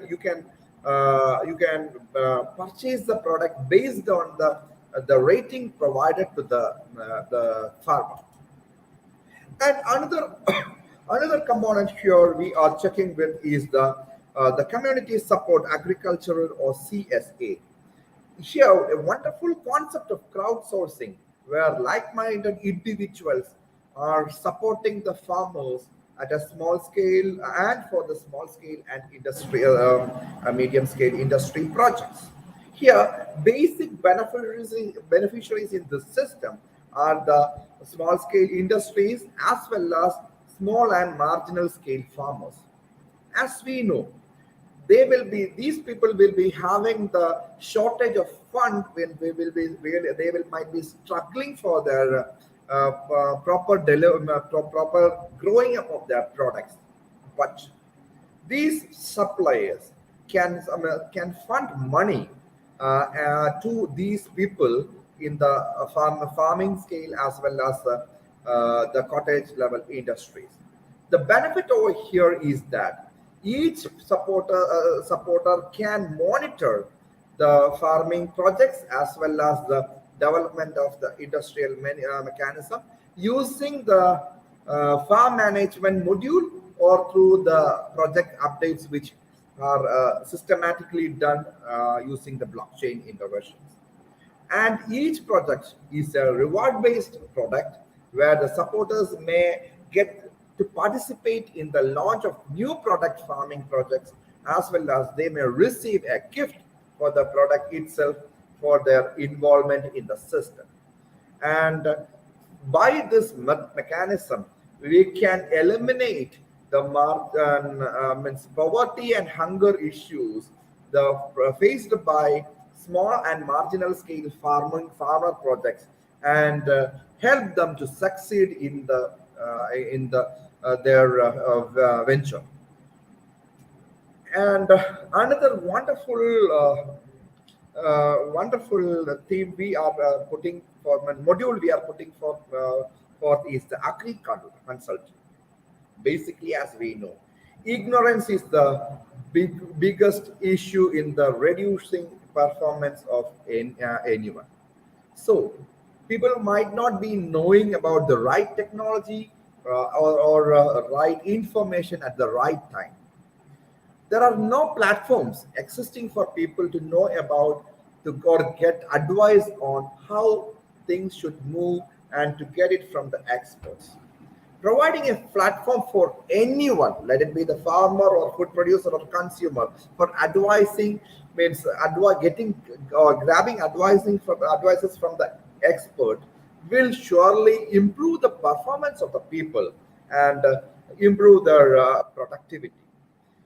So we have tried for the farmers to get a platform to communicate, connect, and interact with the popular agricultural, food, and managerial people in the industry, so that they can get a better support in the system.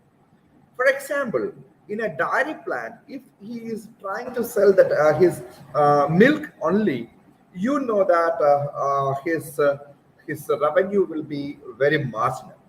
But when we can convert it into a ice cream in a dairy farm, automatically with a very low scale investment, his productivity as well as his revenue is increased to a very large extent. So we are trying for value added items. We can try for value added items with the help of industry experts, where agriculture consultant will be providing a good support. This is one of the example of the how agri-consult can work.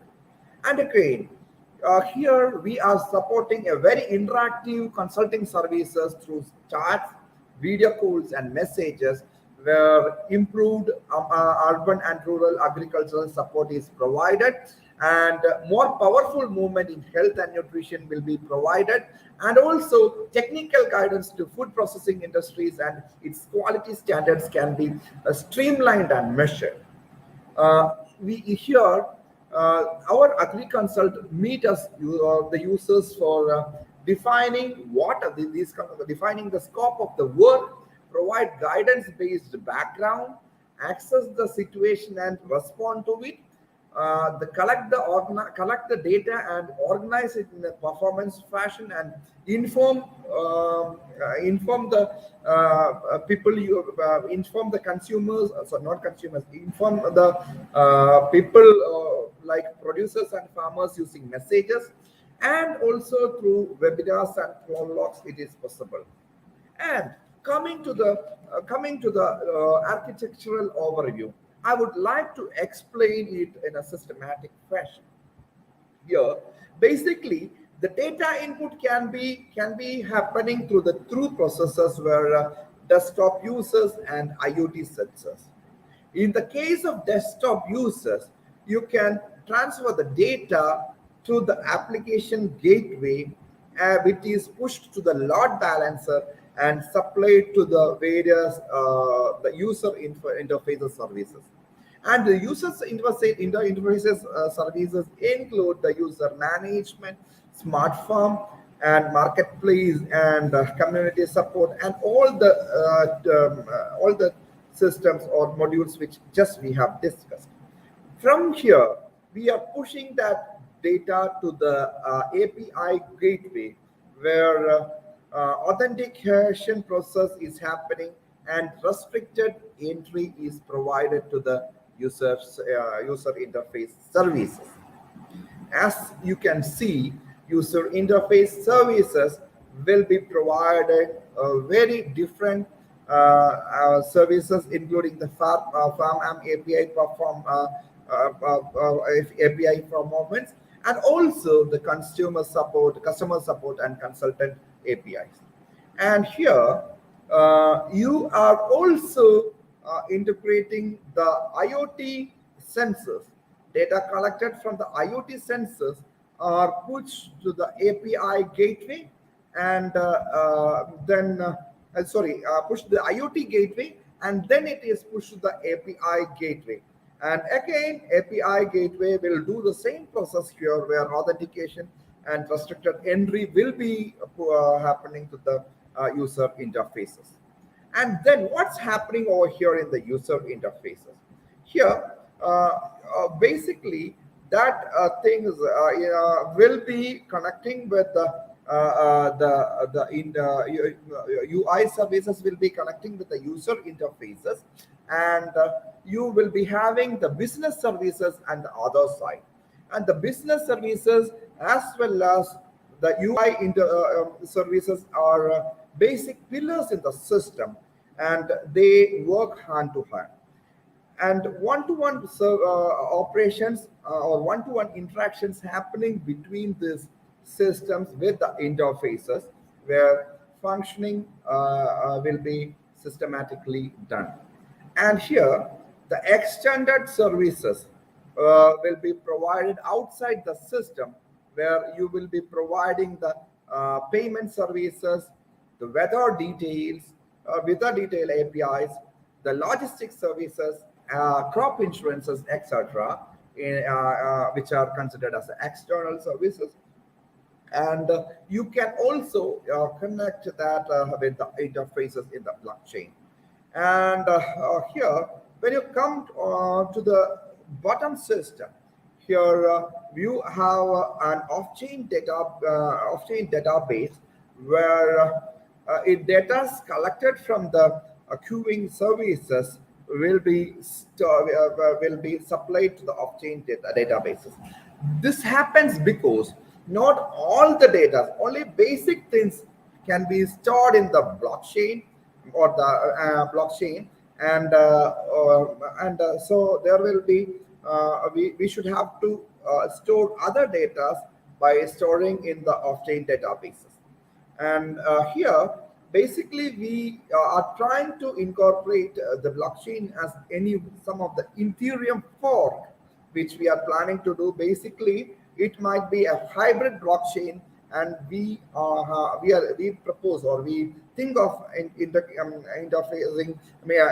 the SyncFin into the system, where you can have additional activities or additional extensions which we can do in the future side.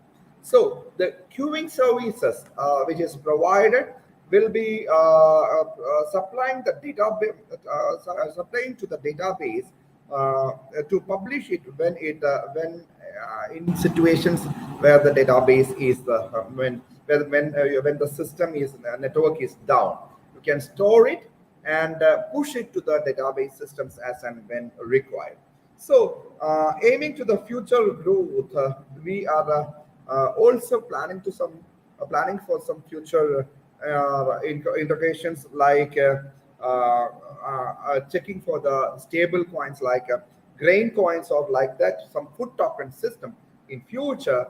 But currently we are functioning only with the multiple farmer providing companies, where private blockchain is only required.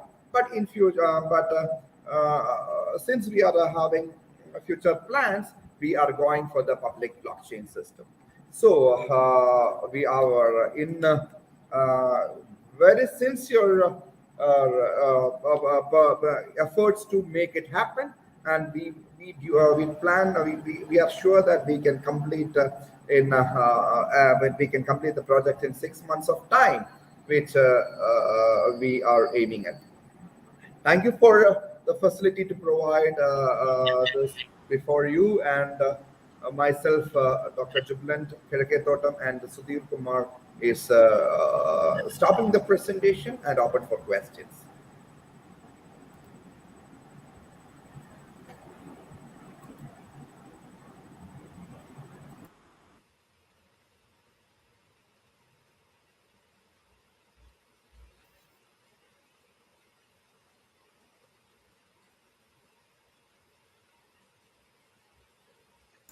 Not audible. Yeah, you're on mute. Can you hear me now? Yes. Awesome. Thank you so much, you two, for sharing your insight into your field. It seems like you're making lots of waves over there and changing lots of technology, the way that a lot of things are done, and changing lots of lives. So thank you for the comment. Yeah, absolutely. what are your number one goal, Yeah, your we number are. one objective? I would like to congratulate the efforts of Mr. Sudhir, who is running a non-profit organization and supporting the base class farmers in suburbs of Chennai and creating an agricultural forest where it is not a small concept. And hearing that we are supporting me, my team of students as well as faculties are supporting for this product, and we are trying our best to make the system happen so that that will be a Yes. great contribution to the society. Yes. Anyway, thanks to the brain and efforts of Mr. Sudhir and his partner Leela. Thank you. Without Dr. Jubilant, it would not have been like so fast in moving forward.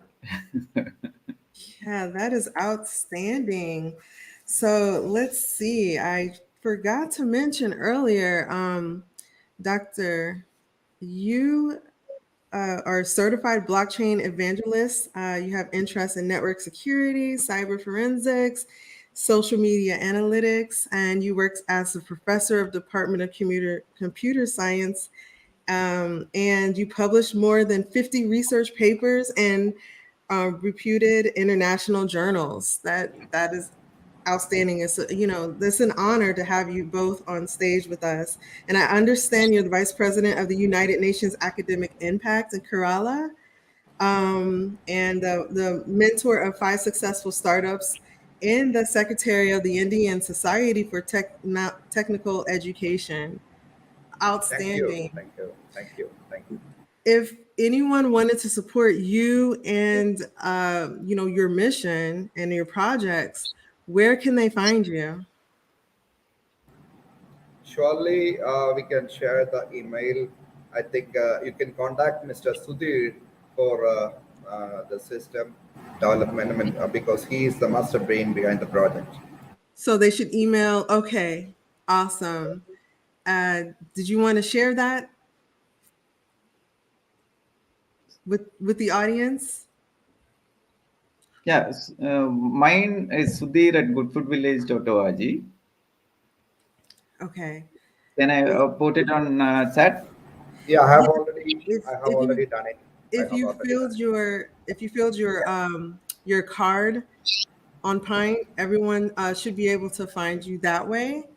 Just make sure all of your information is in there on your bio and in your Pine, and everyone would be able to reach out to you and support you in all of your endeavors. How about that? Yeah. Okay. Okay. Definitely, definitely. That will be great. Awesome. Any last things that you would like to put out there in the world? No, that is what as a community only, like we can take it up as a good food challenge. So, Yes. environment, like rural economy and health of the people. Mm-hmm. And that's what it's Uh, all about. exactly. Yeah. Thank you. Wow. Well, thank you so much for joining us today. And we're looking forward. So we will have a short break, and then we'll come back according to the agenda. Thank you, everyone. Thank you. Thank Okay. you. Thank you.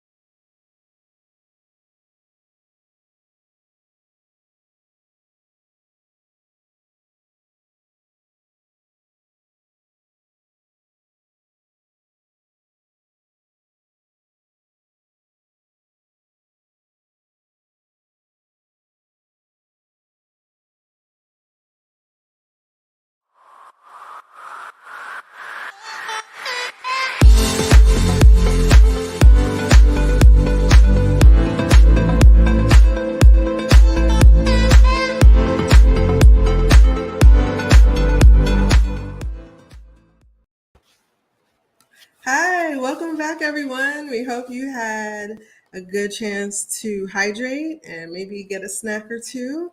We're excited to introduce you to someone by the name of Antony Hauptmann. He is the founder and chair of OURZ, OURZ.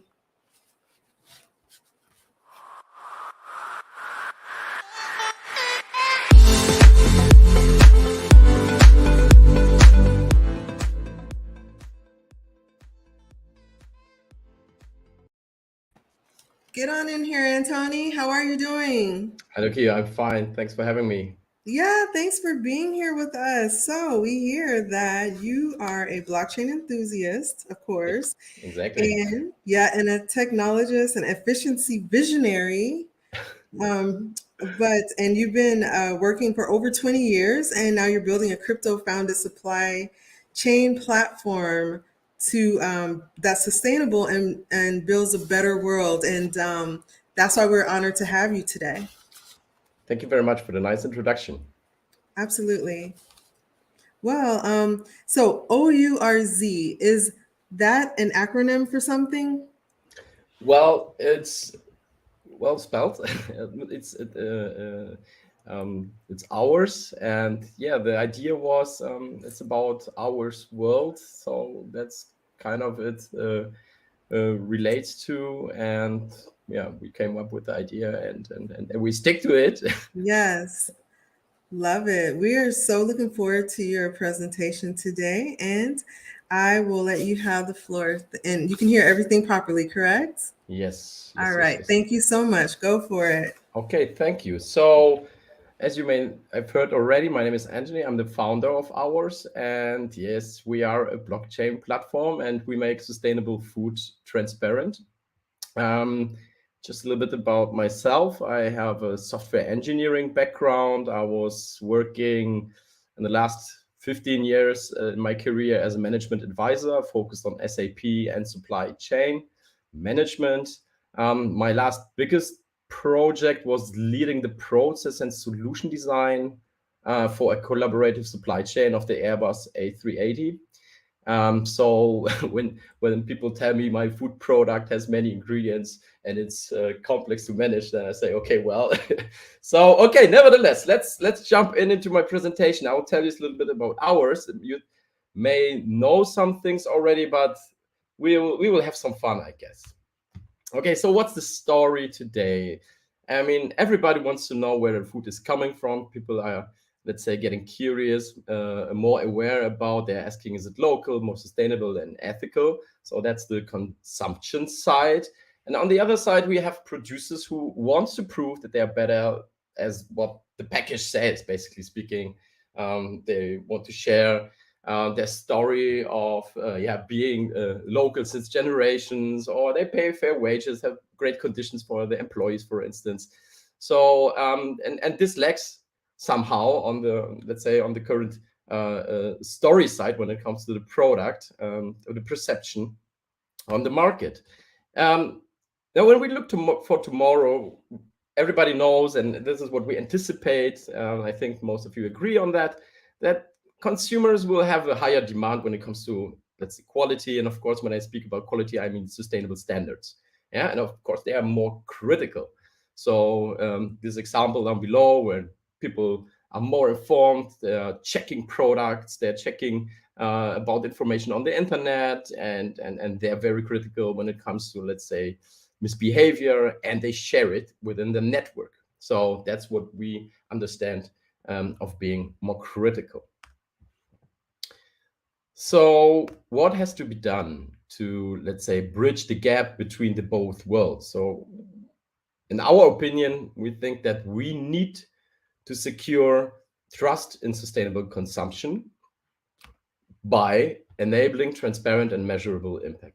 And this is exactly the, let's say, the intersection where OURZ places the technology platform, connecting the consumers and producers. Of course, we are a blockchain platform, and many of you know blockchain is not easy to use. So for us, it's very, very important to present to our clients, which are B2B producers, a very easy to use platform, a very easy to use entry point to this technology, and to manage all the complex relations of the products and with their supplier relations as well. So that's a crucial part of us of our let's say strategy to implement this solution. And I don't want to talk more about the details how it works. I mean, it's a web dashboard. You can use it if you don't have an ERP system, but you can use an ERP system as well. As you know, I have a SAP background. So how does it work? Starting from the seed, let's say, for instance, the farmer registers a digital twin, an NFT, so-called maybe nowadays, on the blockchain when it comes to the, let's say, production batch. It's easy documented via our dashboard, as mentioned. And today we use the very convenient way of the QR code, which can be scanned, of course, and you find the QR code on the packages later on the, let's say, the end product package from a specific food brand, for instance. And this can be accessed via phone, so from consumer side. And when we look on the phone, we see, let's say, our B2C solution. It's a mobile app. Of course, you don't need to install anything because it's a website which is generated out of this unique QR code URL behind that. And it's a easy way to use as well. So that's very, very important for us. And it allows the consumer to understand their impact on, let's say, our planet, which comes from their buying decision. And this is kind of the whole, let's say, customer journey and the whole story, which is ours behind.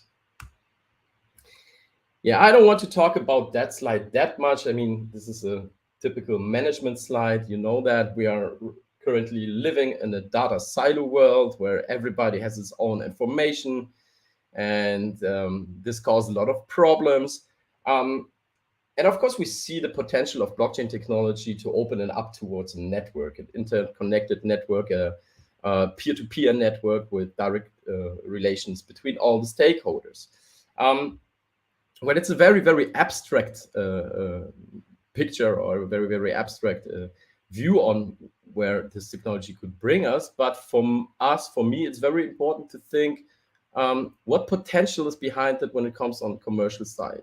So what economies, what data-driven economies can we unlock with that such of, look at that, with that such of technology. So Microsoft PowerPoint crashed, easy peasy. We start from the beginning. Let me give you. Yeah, there we are. You know, Murphy's Law, technology, it's always the same. Start the screen sharing again. I love it. But now we know how to manage that. Okay, so that's where we at last. So imagine what potential is behind that kind of network when it comes to data-driven economies. I will tell you a little bit about our benefits, especially the benefits for our B2B clients, what we have, let's say, learned all from the beginning since we founded ours, and with all the clients, we made case studies. And so we realized that there is a higher net price, which is very, very attractive for food brands, as they can come as they can sell to the market saying, okay, there's a higher value behind the product. We see an average growth rate year to year by a factor, let's say 2 to 3, which is huge. It shows, okay, most of our clients are sustainable food brands, so they're in a growing market, but it helps them to grow as they are so attractive for the retail, they're attractive for the market. It helps them to grow and unlock a bigger impact. And being in a collaborative mode where you share your information with your partners and you get the information from the, let's say, consumer demands, it brings you planning security. And planning security means you have long-lasting contracts, and then you can focus, let's say, on more relevant things like how to manage the supply chain, for instance. Okay, so nevertheless, despite this, let's say, benefits we have, we realize, okay, there are some myths and controversy on when it comes to blockchain. We have this thing that people think that blockchain, everything which is in the blockchain is transparent, and it's 100% truth behind that. So, and this is what we say, well, people, that's not the case, you know, shit in, shit out, and you need to think about if what you're putting into it, what you are documenting, let's say, in this public dimension. And of course, the energy inefficiency controversy, which let's say we see as a lots of time to discuss on that, of course, but Bitcoin is very energy consuming. But for ours, we are using a Tendermint, let's say, setup, and it's running on Raspberry Pi. So each Raspberry Pi, the server node, running the server node of the blockchain, consumes like 8 watts per hour, which is nothing. People think it's a Ponzi scheme, so that makes hard for us to, let's say, tell them, well, this is a professional thing. You can rely on that. But I think, well, okay, it shows some potential how to make money on the market. But nevertheless, I would like to say focus more on the value the technology brings beyond that. And the most important thing, and this is something we are working on, and this is something everybody should work on when I think everybody in the community here, in the blockchain community, is to solve this Oracle problem, to think about, okay, what types of solutions, what types of concept could we bring to the table to answer the question, or to provide valid information when we are not able to check physically, for instance, who the source of the information, the source of the data. Sorry for that. So what's our vision? As mentioned before, we think of networks, and we think of a collective of consumers and producers, which is, of course, based on trustworthy transparency. And the claim we are kind of pushing to the market is that somebody who's not transparent, something to hide has, right, as Yoda would say. Which is very, very powerful, because we realize that there are a lot of companies who are able to be transparent, and they're willing to be transparent, and there are a lot of companies who are willing to be transparent, but they're not able to, because they don't know where the resources coming from, or they have, let's say, established supply chain relations, right? So this is how we want to approach, how we want to unleash a movement, and how we, in our opinion, want to change the market, or at least to help. So let me show you some impact metrics. So, of course, we founded our company 2018 in Zug in Switzerland as a good crypto project. Currently, we have more than 35,000 users, so people who are scanning monthly products with their smartphone. We have more than 20 clients and partners, so brands who are really into it, to use our technology to provide the story, to document their impact. And this means there are over 1.5 million trusted products somewhere around the European, mostly German food market.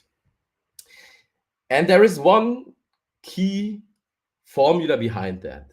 It says, this is our experience and this is what we've measured, is that 5 packages turn into 1 trusting consumer.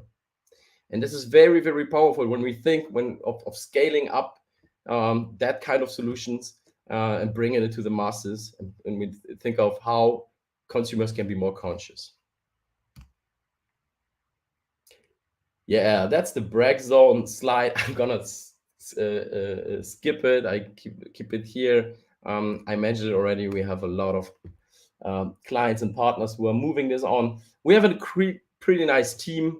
It's a mix of tech nerds and sustainability hippies, and everybody has a bigger vision how to make use of technology, how to improve the current situations. And I'm very, very proud, and I'm very, very happy to work with that kind of people, with that kind of drive on that very, very important topic. I'm almost at the end of my presentation, right? What I wanted to give you on your way as a thought, as a takeaway is, damn.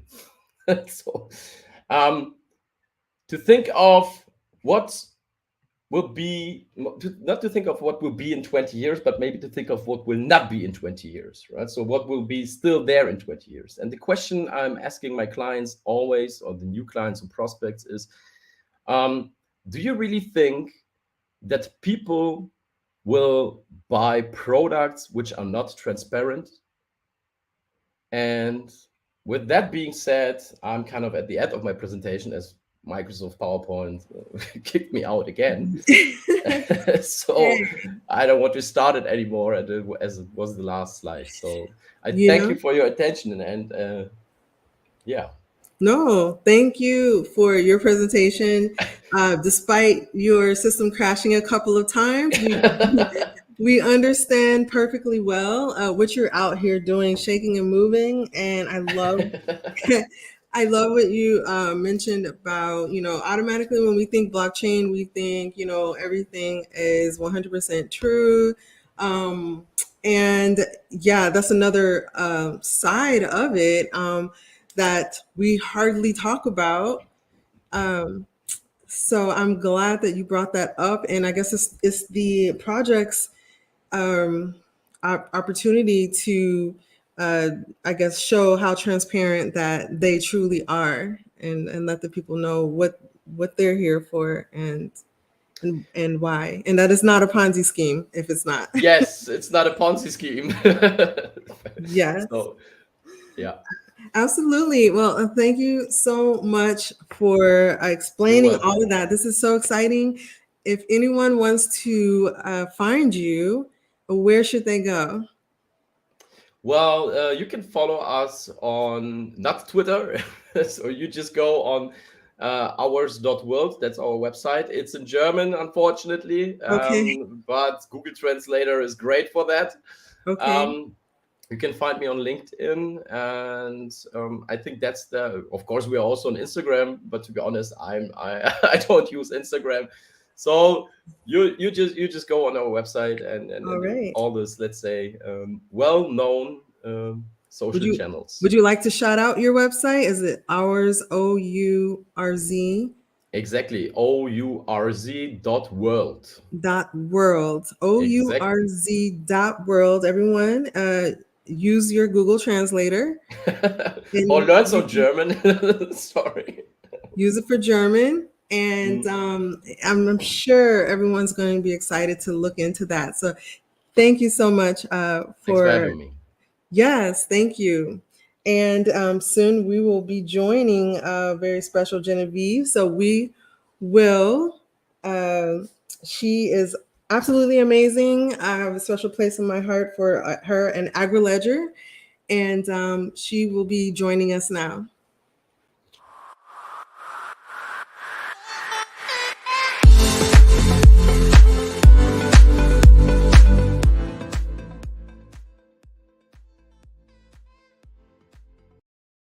Genevieve, how are you today? Good morning. So I see I picked up a new title. I do know IOTA from when they were just being talked about. Oh yeah.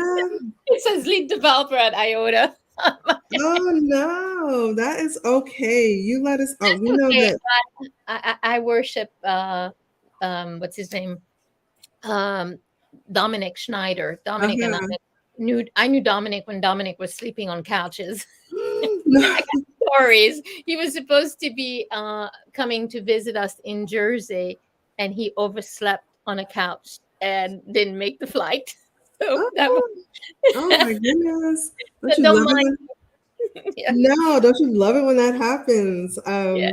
So we know that you are the principal founder and CEO of Agri-Ledger. You enable trust, transparency, and traceability throughout blockchain across agricultural supply chain. You're the vice chair of Tech and UK Distributed Ledger Technology Working Group. And let's see, nominated by the Financial Times to the top 100 BAME and UK technology. And you speak English, French, Haitian, Creole, and Spanish. Yes, Creole is something new. I had to learn it, after 40 years of not being in Haiti. Now I actually can have conversation and jokes. But the best thing is actually yesterday it was announced I made the WireX top 10 women to watch in crypto and blockchain, and that really made me really happy. We need more, we need it to be to celebrate more women in blockchain space. But thank you so much Absolutely. for having me, and I'm looking forward to be able to tell you guys a little bit of the story of what we've done at Agri-Ledger. Thank you. We're looking forward to it. You can hear us okay, right? Yeah, I can hear you perfectly. Thank you so much. Awesome. Absolutely. It's our pleasure. The floor is yours. Sure. And may I ask if there's any question to please put it in the chat, and I will look to see them from there. Thank Yes, you. ma'am. Thank you. So the title of my talk today is going to be empowering farmers through distributed technology. And I'd really like to thank Agri-D for having us and for insisting for me to come. So this used to be the slide that I started with because a lot of people did not know about Haiti. Unfortunately, this summer, we became very well known. But just to give you a feel, this is Haiti. Beautiful mountains.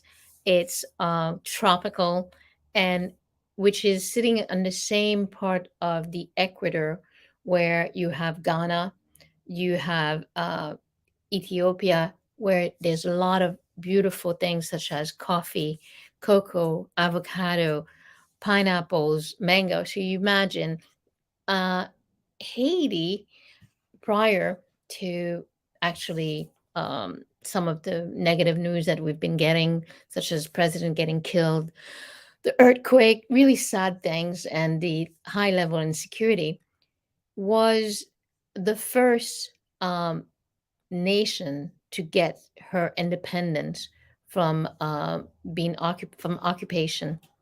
And also, it was the first Black nation. And this mountain that you see there is a powerful building called Sans Souci, which was built by Christophe Columbus. Sorry, Henri Christophe. And it's at the top of the mountain, and you can see all the area. And this was to not allow the French to come back and take over. To put it in context, when Haiti gained her independence, she was providing 40% of the French GDP, was exporting more sugar, coffee, and cocoa than all of the colonies that England had at the time. Didn't do tea, but had, I don't know, sugar, coffee, and cocoa is addictive enough. So when Haiti became independent, they actually paid the French for their independence, and it took them almost 100 years at the tune of 40 millions. So if you can imagine, all the trade that was done through Haiti was actually paying down a debt that one could ask today, was it really a debt that they had?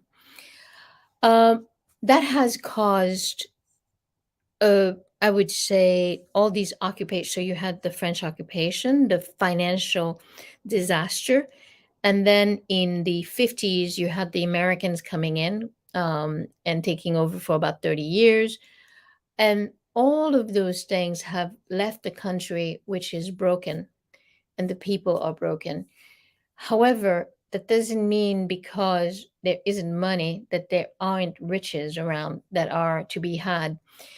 And this is when you look at the whole idea of economics. A lot of what happens in Haiti is sustained through the disbursements that are coming in from the diaspora. And the toll of actually exchanging that is something which is big. So this is when you start looking at the promise, I call it, of this, the decentralized exchange of value. So when we talk about what we do at AgriLedger, I actually like to say this is more about exploiting the value chain, because supply chain to me is moving things from one place to the other.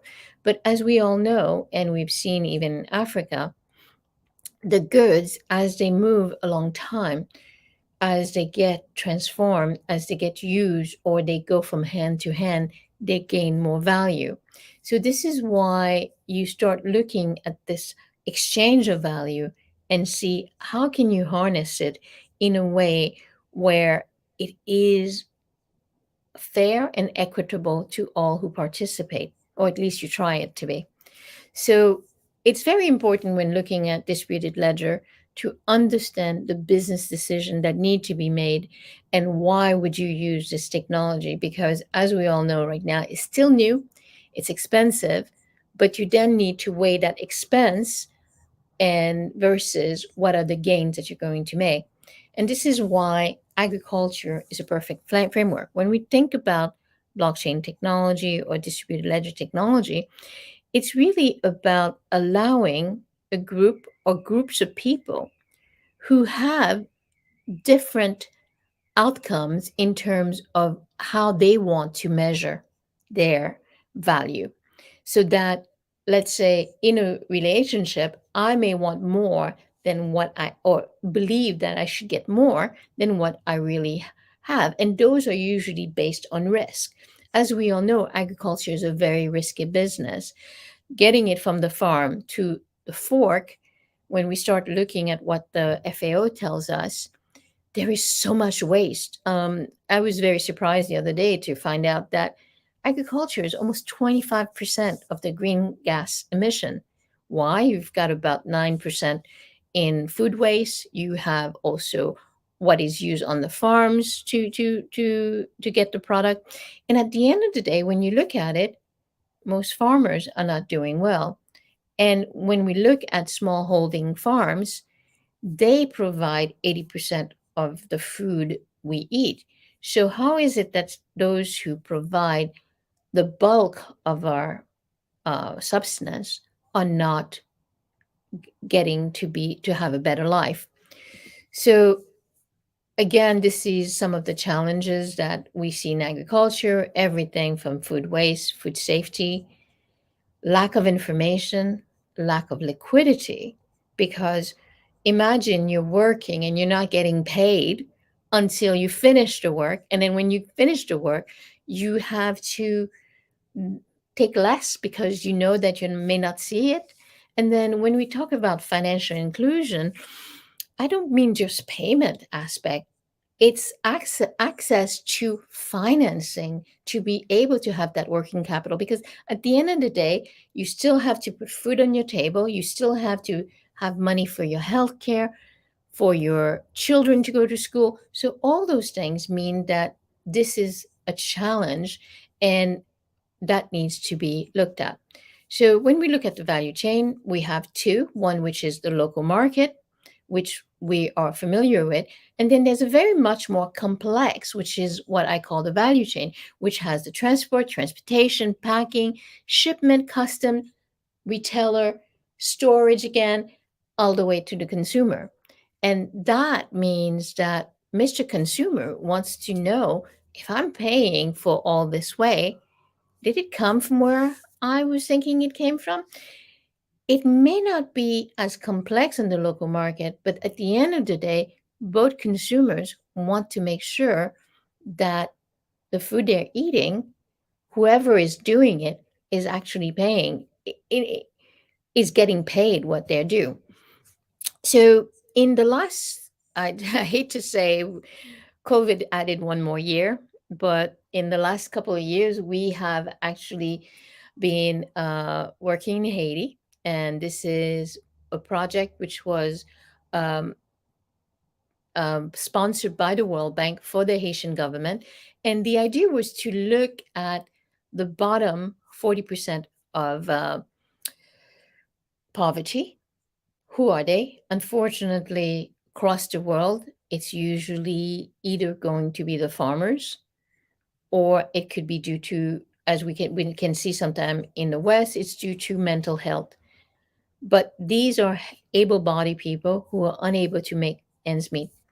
So those mangoes that you see there are, you can see they're bigger than the kid's feet. It's got to be about 14 years old.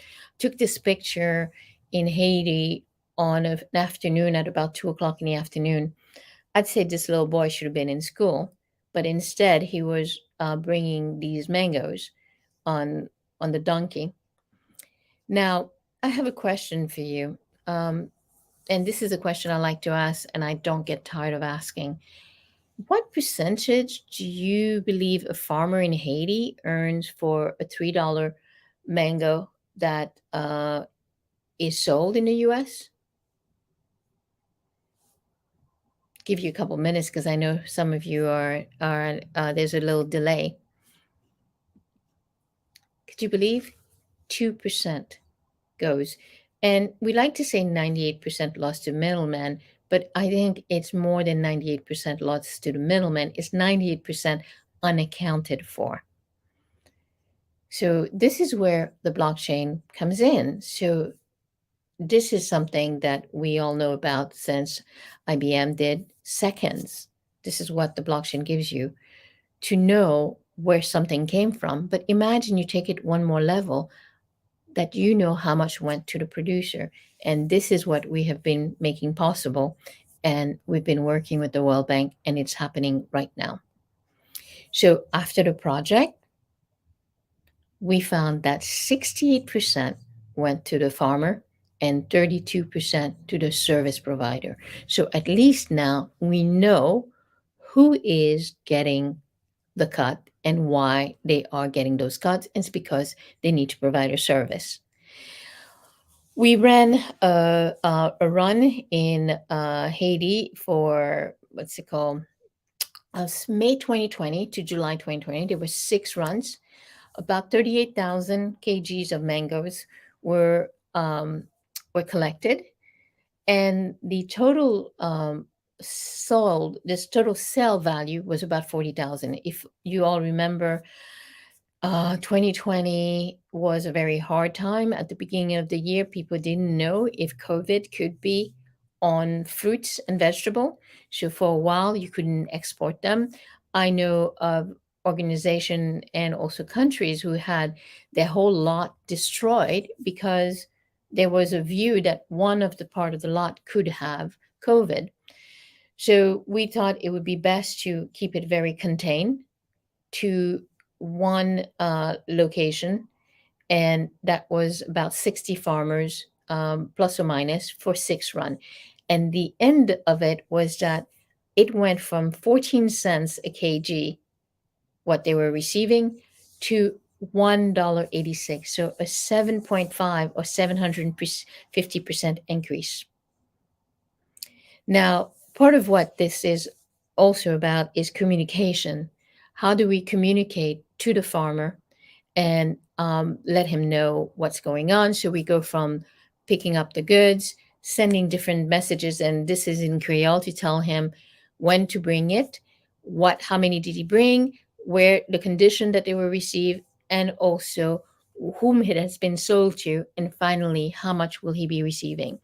Each fruit gets a QR code. The boxes get a QR code. The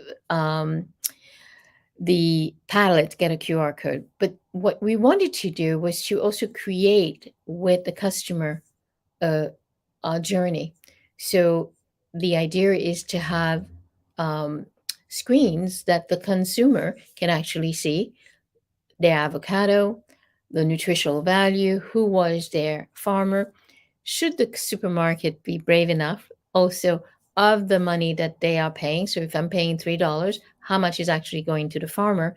And finally, I know for myself, sometimes I forget I have something in the fridge, and then I go back and I find it, and I'm kind of wondering what recipes could I do with them. And so this is really about getting people to connect with their food, because I think if we connect with our food, we'll be less likely to waste it, and also we will understand better where it's coming from.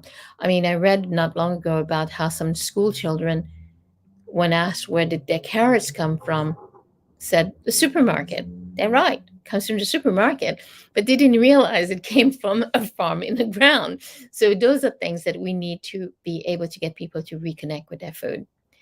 So a little bit about the Agri-Ledger solution.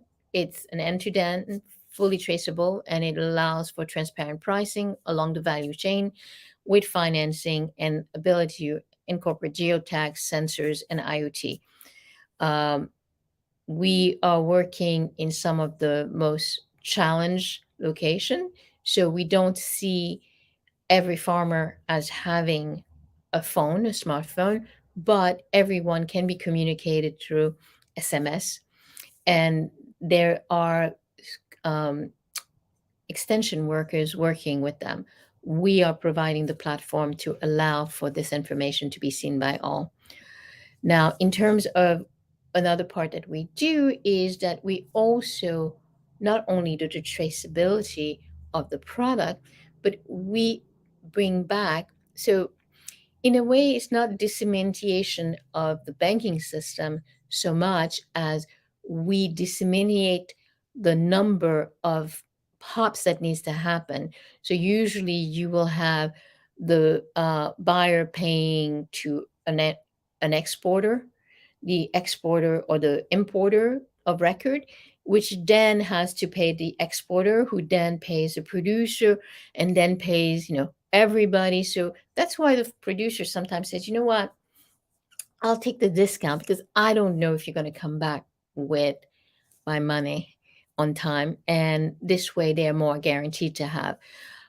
With this, what we do is when the money comes in, the blockchain smart contract calculates how much is due to everyone and sends that in. It also takes into account this whole idea of factoring. And that factoring is not done on the seller, but rather on the credit of the buyer. So these are instruments that already exist. But for banking, one of the things that they want to do is to reduce risk by knowing who is supposed to be paid and who's going to be paying. In terms of our future, it actually looks very bright. We are looking in Haiti at the coffee and cocoa industry that has started already and working with them to get it onto blockchain. We've also been talking about bringing in something which is used very much in Africa, which is called warrantage. And it's the idea of providing financing for, let's say, providing the living wage that is necessary or the market price for a certain good, and then getting those goods into storage and thereafter creating a fund that allows for it to be distributed. So, and the reason I showed you grass, one of the things that Haiti has is Haiti is a producer of 50% of vetiver. And if in case you guys don't know what vetiver is, VETIVER, it is what is used in perfume. But not only that, it's actually something which is very good for the environment because it prevents soil erosion. And the roots can grow up to be about 15 feet long. But one of the problems that's been found in Haiti is that the farmers are selling ahead of time because they need money. So the idea is to create the mechanism to give them that money so that they wait to term.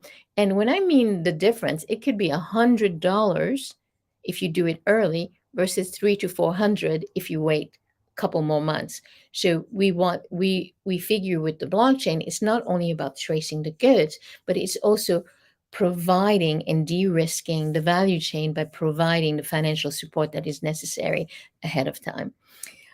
I'd like to thank you. Should you want to contact us, we are on agriledger.io and on all platforms as AgriLedger.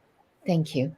Wow, thank you so much, Genevieve. I'm absolutely blown away. I mean, so initially the farmer was getting 2%, and then after this project, it grew to 68%. That is just absolutely phenomenal.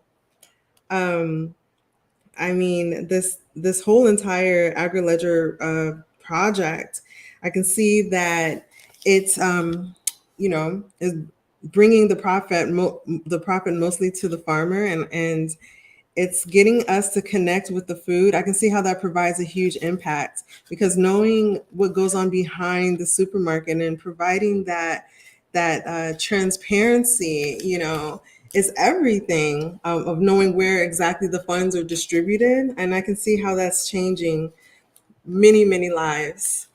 So thank you Yes. so much.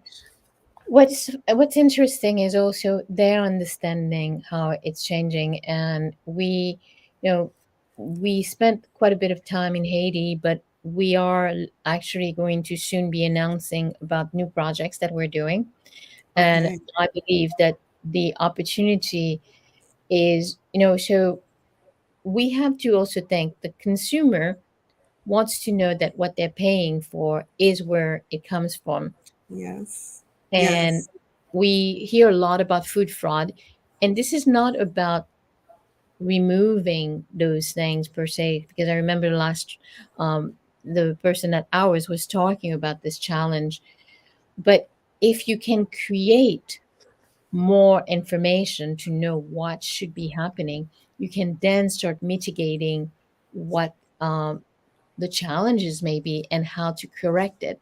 And for me, what we have seen when we're talking about this whole disruption of the value chains that has happened in the last few, um, I'd say, the last few months, the last 2 years, Mhm. it is very important to create equitable system for distribution for all. Yes, thank you. Absolutely. I mean, this is really eye-opening. Also, the history behind Haiti and the fact that they produce, so much, but initially weren't reaping the benefits. I absolutely agree with you. The poor little farmer child should have been in school, or the people that labor for our mangoes and everything else, they should be the ones most benefiting, their futures and education. So this is absolutely outstanding. Thank you for letting everyone know where they can find you, your project, and support you. And yeah, it was definitely our pleasure, Genevieve. And thank you so much for joining us. Thank you for having me. Yes, absolutely. So wow. What a pleasure, Miss Genevieve. Next, we will be bringing on Jennifer Loudon. She will talk to us about blockchain-enabled water management systems.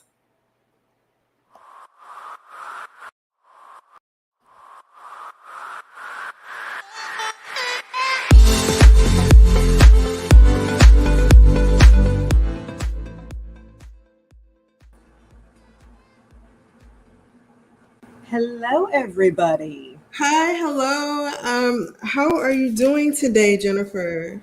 I'm doing well. It is a really, really craptacular Friday morning here in New Jersey, but we're doing well. Excited to come to you. For anybody who has ever wondered what a scientist's laboratory looks like, Yes. this is it. Welcome, welcome to my bat cave. That's so beautiful. Looks like lots of good things are going on behind the scenes back there. Oh yes, oh yes. Water quality is 24/7, 365. And so we always need people in the laboratory. We always need people at the actual facilities doing the operations, maintenance, utilities, all of that fun stuff. Yeah, that's great. So, I see that you work in an area of agriculture that's often left behind. The importance of water and how we manage and gain access to utilities is a key concern. I'm glad that you're here to address that concern. I know you're here to talk about blockchain's relevance in securing trusted water management systems. And thank you. And I will let you have the floor. Awesome. Thank you so much. Thank you. Well, first of all, it's fantastic to be here. And I just want to say it's one of those things where you don't normally think about the agricultural sector and the water utility sector as having that much overlap. But in reality, we really do. And I'll get into that into the presentation. So let me get things started here. Yeah. And you can hear us okay? I can hear you fantastically. And I normally I have the radio on in the background because otherwise it's just me and the microbes and I go a little stir crazy. So I made sure to turn everything off. Hopefully you can't hear anything above a low hum of the equipment that stays on. Okay, yes. All right. You get it together back there and we'll be right here to support you. Fantastic. Got this.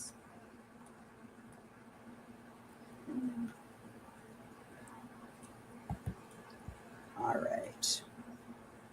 So, okay. So as you mentioned, and again, thank you for that amazing introduction. I'm going over blockchain in water management systems, and it's all about water management. It's all about how we can move that vital resource. Water is life, from one place to another, and not only treat it, make it clean if it's dirty, make it even cleaner if it's already starting out clean, but also how we can utilize that water. And that's where the agricultural sector comes in. And it's a circular model. It's not just kind of a linear pathway. So there's a lot of interaction. This is the formal introduction for everybody on here. I'll be your tour guide. Please keep all arms and legs inside the tram car at all times. If anybody has any questions, put it in the chat, and I'll be able to check that out afterwards. But for those of you who are thinking to yourself, what does a water treatment plant have to do with blockchain in agriculture? Don't worry, got you covered. We'll start from the beginning. It is all about smart water. Not that. What we mean by smart water is trying to digitize something that has historically been a very analog process and a very analog resource. It's one of those things that's kind of just out of sight, out of mind. So what the water industry is starting to do is implement those digital solutions so that we can enable utilities to improve that infrastructure performance. And we're able to move towards that triple bottom line that, every industry wants to go towards, sustainability, good for the environment, good for the economy, good for society. And we've seen through unfortunate shutdowns, throughout the world over the past, 18 months or so for various things, that water and sanitation are vital. We cannot do without these. So, everybody here is able to see that tangible result of a water utility's work. But most people don't actually know what goes on behind the scenes to get that water to you, or to get that used water, that dirty water, away from you. Excuse me. So it's really important that we are finally starting to digitize that information. We're finally starting to be able to distribute that information. Excuse me, apologies. Picked a heck of a time to get a frog in my throat there. But the idea of getting that information out there, if we digitize the information coming into the water utility and to the wastewater utility, we're able to digitize the information going out and be able to utilize that information a lot more. We're able to interact with the customers a lot more. We're able to interact with other industries a lot more, such as the agriculture industry. So because we all rely on this incredibly vital resource, and we all need sanitation to get the dirty water away and treat it and turn it back into clean water, it really is vital that finally utilities are starting to pick up the slack, and they're starting to go from just something that's out of sight, out of mind, and very, very analog to the modern 21st century. We're a little late to the game, but we're making strides. We're making progress. So every year, the American Society of Civil Engineers issues a report card for America's infrastructure. They've been doing it since 1998. And for drinking water, we get a C-. For wastewater, we get a D+, and granted, D stands for diploma, but that's not really where we want to be. And for stormwater, we're solid D. So there's a lot of improvements. We, in America especially, we have had, I believe America and the UK were some of the earliest examples of solid water treatment utilities and wastewater treatment utilities. And the technology in the treatment itself, it's been improved upon a bit, but the basis for microbial treatment, for chemical treatment, has stayed the same for over 100 years. So where we need to make those advances is in how we address not just the treatment quality, but also the ability of those utilities to treat. And that's where technologies like blockchain comes in, because there are customers like the agriculture industry who's relying on the utilities being able to do their job. So with going from C- to D, it's safe to say that there's room for improvement here. So you ask 10 different people what smart water means to them, and you will get 10 different answers. Here's what my answer is. It's bringing together the people, the process, and the technology to optimize that treatment train, to optimize that utility. We have some amazing people in this industry. It's just a matter of getting all of those vital resources together. So quick overview of the steps that utilities kind of look at when they're talking about an intelligent or a smart water system. It starts with data collection. And again, while this has been kind of old hat in some industries for well over a decade now, water utilities are just starting to implement a lot of this stuff on a large scale. So IIoT is still something, go to a water conference anywhere and you're going to see new sessions on this thing called the Industrial Internet of Things. We're starting to get there. We're behind the 8 ball, but we're trying. We tend to move at about half the speed of smell when it comes to a lot of things, and for good reason. We are, again, one of those vital resources that if we screw things up, it's going to be bad, and it's going to be bad for a lot of people. If we roll the dice on something that isn't proven, it could have catastrophic implications. So we are slow to turn, we are slow to change, but the good thing is once we are able to show that something works, which is why a lot of companies are starting to come out with blockchain technology. Once we're able to show that that works, then utilities are going to get more and more on board, and it will become more mainstream and will only improve the efficiency of water management. So starting with the data collection, we have the IIoT that, again, big data is kind of one of those buzzwords that is humming around the water industry that a whole lot of people say, but not many people actually understand what it is. A lot of utilities are implementing sensor networks between, and they can be very simple, anything from just a flow meter to looking at specific water quality parameters, or just trying to get a sense of, well, when are they experiencing a large surge of a specific pollutant from a specific industrial discharger, for example. So utilities, for various reasons at their individual facility, are starting to get on board. They're creating these large data sets, but we don't really know what to do with it. The goal is to be able to use AI, machine learning, to get some sense of predictive analytics. Most engineering firms that work with these utilities are starting to have their people trained in that, so that they're able to show the utility what's possible. The really cool thing that is still more so what we can do with this information than what we are actively doing with this information is the idea of a digital twin. Being able to have a full, sandbox that you're able to play around with. You're able to figure how things are going to be modeled at that utility. And all of that is only available through that initial data collection step. But the key part, and here's where blockchain is able to come in, is that data management step. So we have it collected. We have an idea of what we can do with it afterwards, but there's this whole middle part where we're actually utilizing the information.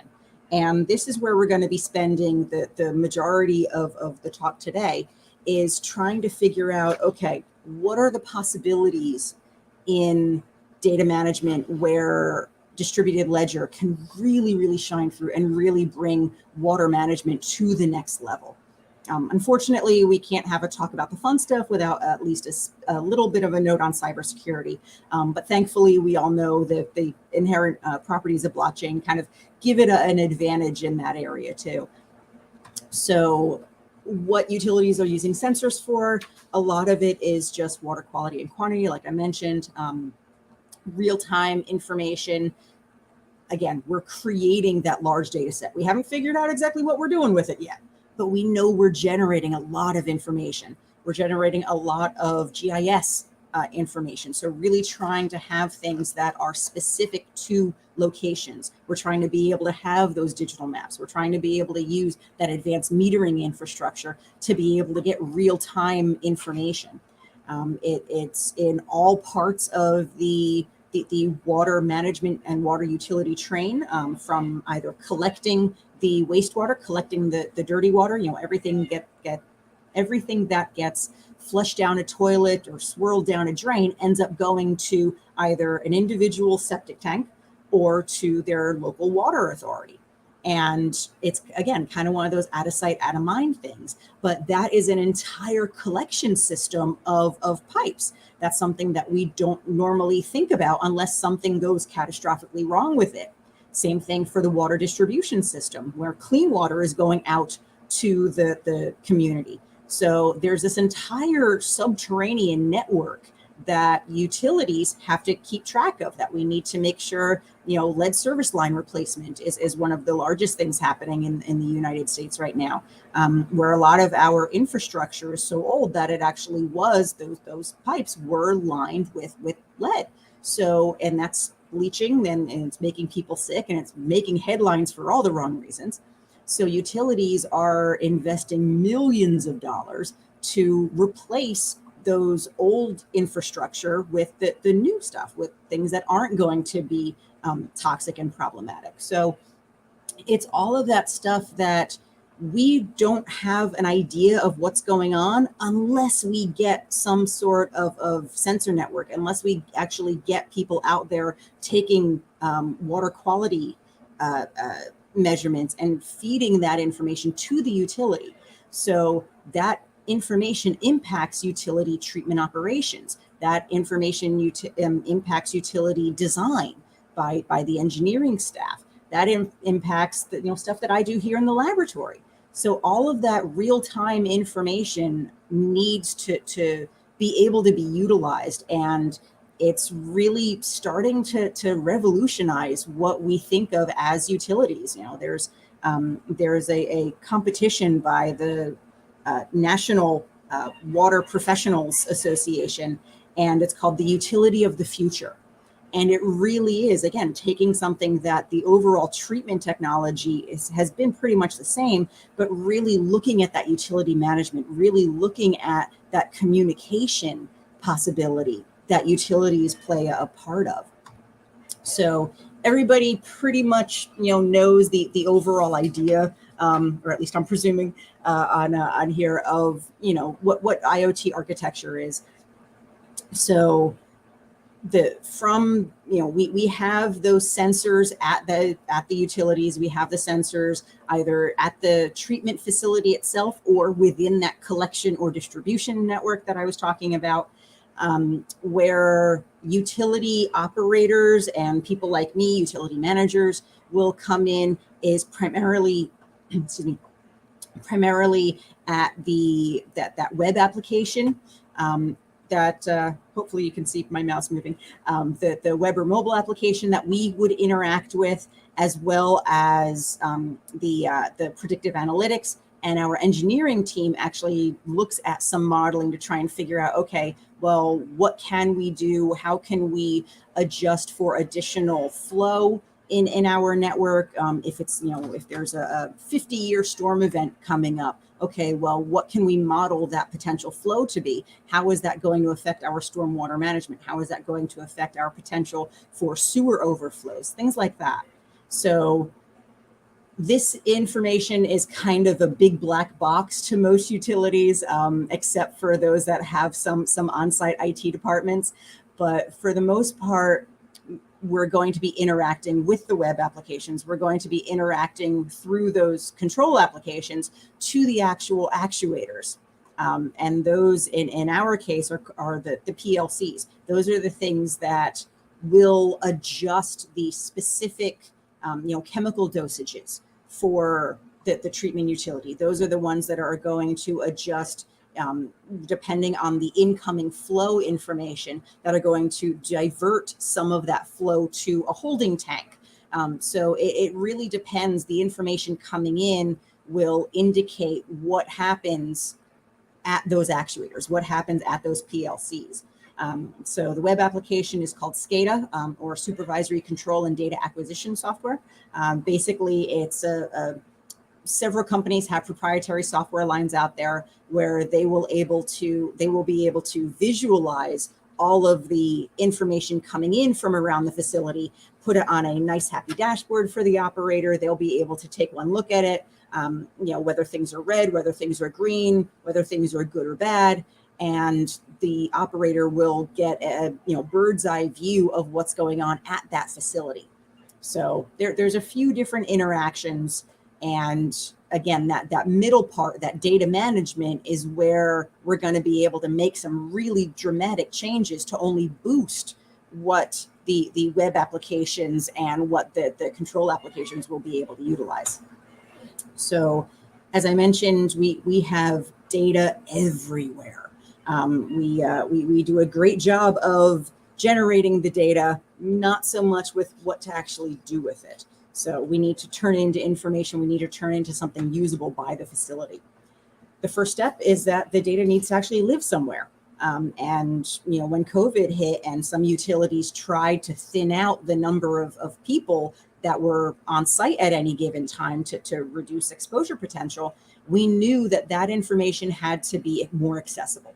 And as I already mentioned, it needs to be a visual and a user-friendly interface for the operators who aren't IT folks. They're mechanics. They're really big on chemistry. They're really big on biology. They're really big on mechanical engineering. Not so much on computers. Not so much on computer programming. So the first step is just where the information is. Many utilities still have on-site servers, which is sad to say in 2021. But the water industry, like I said, historically slow to change. Cloud is a dirty word at a lot of facilities just because of the data privacy and ownership and data security issues. A lot of it is just kind of, a lot of it is that the technology hasn't been proven in every other utility that particular utility already knows. Again, if our friends are doing it, okay, awesome. If we don't know anybody that's doing it, we're slow to jump on that bandwagon. But thankfully, there are more and more progressive utilities that are willing to roll the dice on this new thing called the cloud. So we're starting to move in the right direction, but it is happening slowly. Once that information is housed somewhere, the way that the utility actually looks at it, like I said, there's that proprietary dashboard that companies have, and it'll give just kind of an overall view of what's going on at that facility. Very visual, very easy to understand, so that somebody passing by the computer screen can just take a quick peek at it and go on to wherever they were already going around the facility. So the utility buys the sensor and a subscription to that sensor company's proprietary dashboard. It shows the information, it visualizes things. It's a good setup. This is the industry standard for a reason. However, with the new advancements in data management, such as things like blockchain, that's really going to start to become obsolete. I absolutely hate proprietary dashboards. It's one of those things that I think, any sort of central repository for that information can lead to a bunch of problems and a lot of pitfalls. So if we go to data distribution and really try to implement some of the benefits of blockchain, then we're able to get away from all of those pitfalls. Things where, oh well, only granted and paid users of that particular sensor company can access that information. So, say regulating authorities will not be able to access that information on a proprietary dashboard. Anytime where information needs to be shared beyond just that specific utility. I mentioned the idea about the industrial discharger. Okay, well, that industrial discharger may not know that there's something going on at 3:00 in the morning on a Sunday that wastewater facility is receiving, and it's totally shutting down their process. So if that industrial user isn't a subscriber of that specific sensor company, they won't be able to access that information. So again, getting away from that proprietary dashboard, getting away from that, you must be a paid subscriber, you must have purchased a sensor from us to access that, and getting into a more distributed data management set is going to be incredible for where utilities can go, for what we can actually do with that information. We all know the benefits of blockchain, increasing the accessibility, transparency, and accountability, immutability, and just that ability to digitize the information coming in so we can reimagine what we do with that information coming out. I can't claim credit for this line. I want to make sure I get it right. It's based on a TV show quote, but this isn't the thing. It's the thing that gets us to the thing. So blockchain isn't the main thing. It's the end, or it's the means to the end. It's the thing that's going to get us to that end. That end for the water industry is data management. It's leading to better utility management, which leads to better supply quality and also quantity.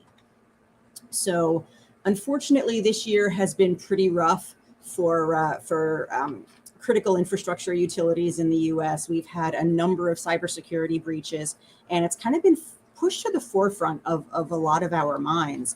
And unfortunately, just like with, oh no, we're putting things to the cloud, we tend to get panicked. And again, for good reason. If something happens, it's catastrophic. But thankfully, we know about some of the inherent cybersecurities of a blockchain platform. We know that if we replace, again, that middle part, that data management part, that gives us some additional backing that we normally wouldn't have with that just single on-site proprietary dashboard that somebody needs to log into at the facility. So one of the best things is that by deploying a blockchain platform, we can actually start to increase the interaction that we have with our clients, such as those in the agriculture industry, such farmers that rely on fresh water from us to be able to irrigate their crops. Similarly, once that potable water or that clean water gets turned to non-potable water or wastewater or dirty water, we actually at treatment facilities like my own, we separate the liquid waste from the solid waste. And that solid waste is able to be turned into fertilizer that we can actually give back to the farmers. We can actually sell back to the farmers, and it's incredible quality. So the agriculture industry, once utilities are able to really streamline things and maximize their efficiency, the agriculture industry is going to benefit on either side of that circle. So unfortunately, there are problems with getting that water. The amount of water that it takes directly impacts what can be grown. It directly, it's a supply chain problem. So there's 72 liters of water that are required to grow one apple, 42 liters for one slice of bread, 49 liters for one orange, 201 liters to fully process, to raise the chicken and process a chicken egg. Almost 2,000 liters for 1 pound of chicken meat, over 2,000 liters to raise and process 1 pound of pork. So the ability for that water to impact agriculture is substantial.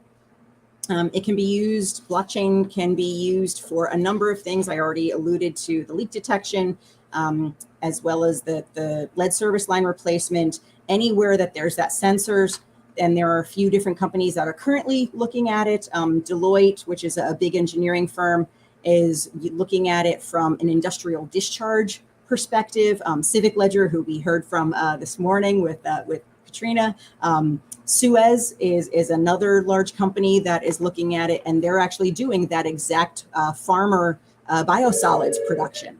And my company as well, I'm looking at industrial user management as well as that actual utility control. So with that, I am out of time, and apologies, my work phone is actually going off in the background. But here is my email if anybody would like to get in touch with me. No, thank you so much, Jennifer. This has been really, the fact that you are the first startup for this type of initiative, and it needs to exist. I do have one question, if that's okay. Yeah. I just had a question, regarding the scope of data that the blockchain will collect. Is there a plan in the future to track endangered sources of water?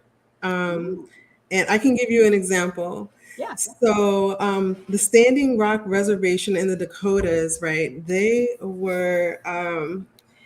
had an issue where a particular pipeline, and anyone can just back message me on that particular pipeline, decided to break a bunch of land treaties and build their pipeline through the Missouri River, Lake Oahe. And Minnewaconee, everyone, whoever's listening out there, it directly affected the Sioux tribe.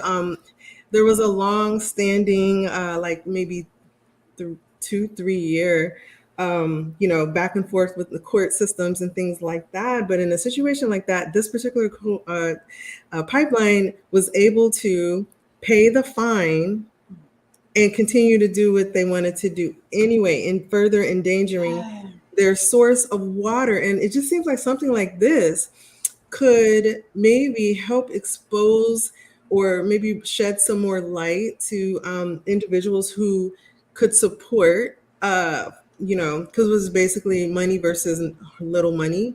Maybe support something like this and prevent it from happening. So it just seems like something like this might be able to maybe bridge some kind of gap there. What are your thoughts on that? Because it happens all the time. Oh, definitely. And this kind of gets into that water rights issue. But it brings in water quality in that you're going to be looking at, that information that pipeline, that information that producer, let's say, is going to be deploying. They're going to have that, and they're going to kind of sequester it, for the ability of blockchain to kind of bring that out to the forefront, to bring that transparency impact is going to be huge. I mean, there are pharmaceutical companies, say that, just to kind of bring it to a more, I guess, local issue that we're having in New Jersey. There are pharmaceutical companies that are discharging things that they know that they shouldn't be discharging. And they're discharging it to our public waterways that are acting as intake sites for drinking water treatment facilities. And they have their own information network out there, and they're kind of sequestering that. They're like, okay, well, I have this. Nobody else knows about it because it's not accessible. So they're able to kind of do shady things like that. And bringing out that accessibility, bringing out that transparency is key. And that's definitely one of the things that I believe blockchain has a foothold for. Am I a total zealot that thinks that blockchain can cure all the world's ills? No. But I think that in certain things, such as that issue, that it really can help, and bringing that transparency, bringing that accessibility out there is only going to benefit everybody in the community. Yes, that's a beautiful thing. Thank you so much for answering our questions and just putting this project to light. If anyone wants to support you in any way, where should they go?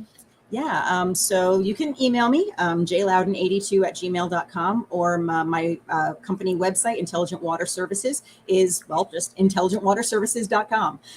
So feel free to reach out. I also have an exhibit booth that should have my LinkedIn profile on it. Anybody can feel free to reach out, and I'd be happy to answer any questions. And yeah, this is new. It's going to take us a little while to get there as an industry, but we're finally getting to advanced technology. Yes, we are. Thank you for joining us. We're going to go on to a break, and we'll see you the next time. You have a wonderful day. Awesome. Bye-bye. Okay. We'll be breaking for a few minutes. So we'll see you soon. And next, after the break, we will be talking with Matthew Query regarding the Ray. Oh, I was told that there is no break this time. Sorry about that. So we'll just go right on to it with Matthew Query.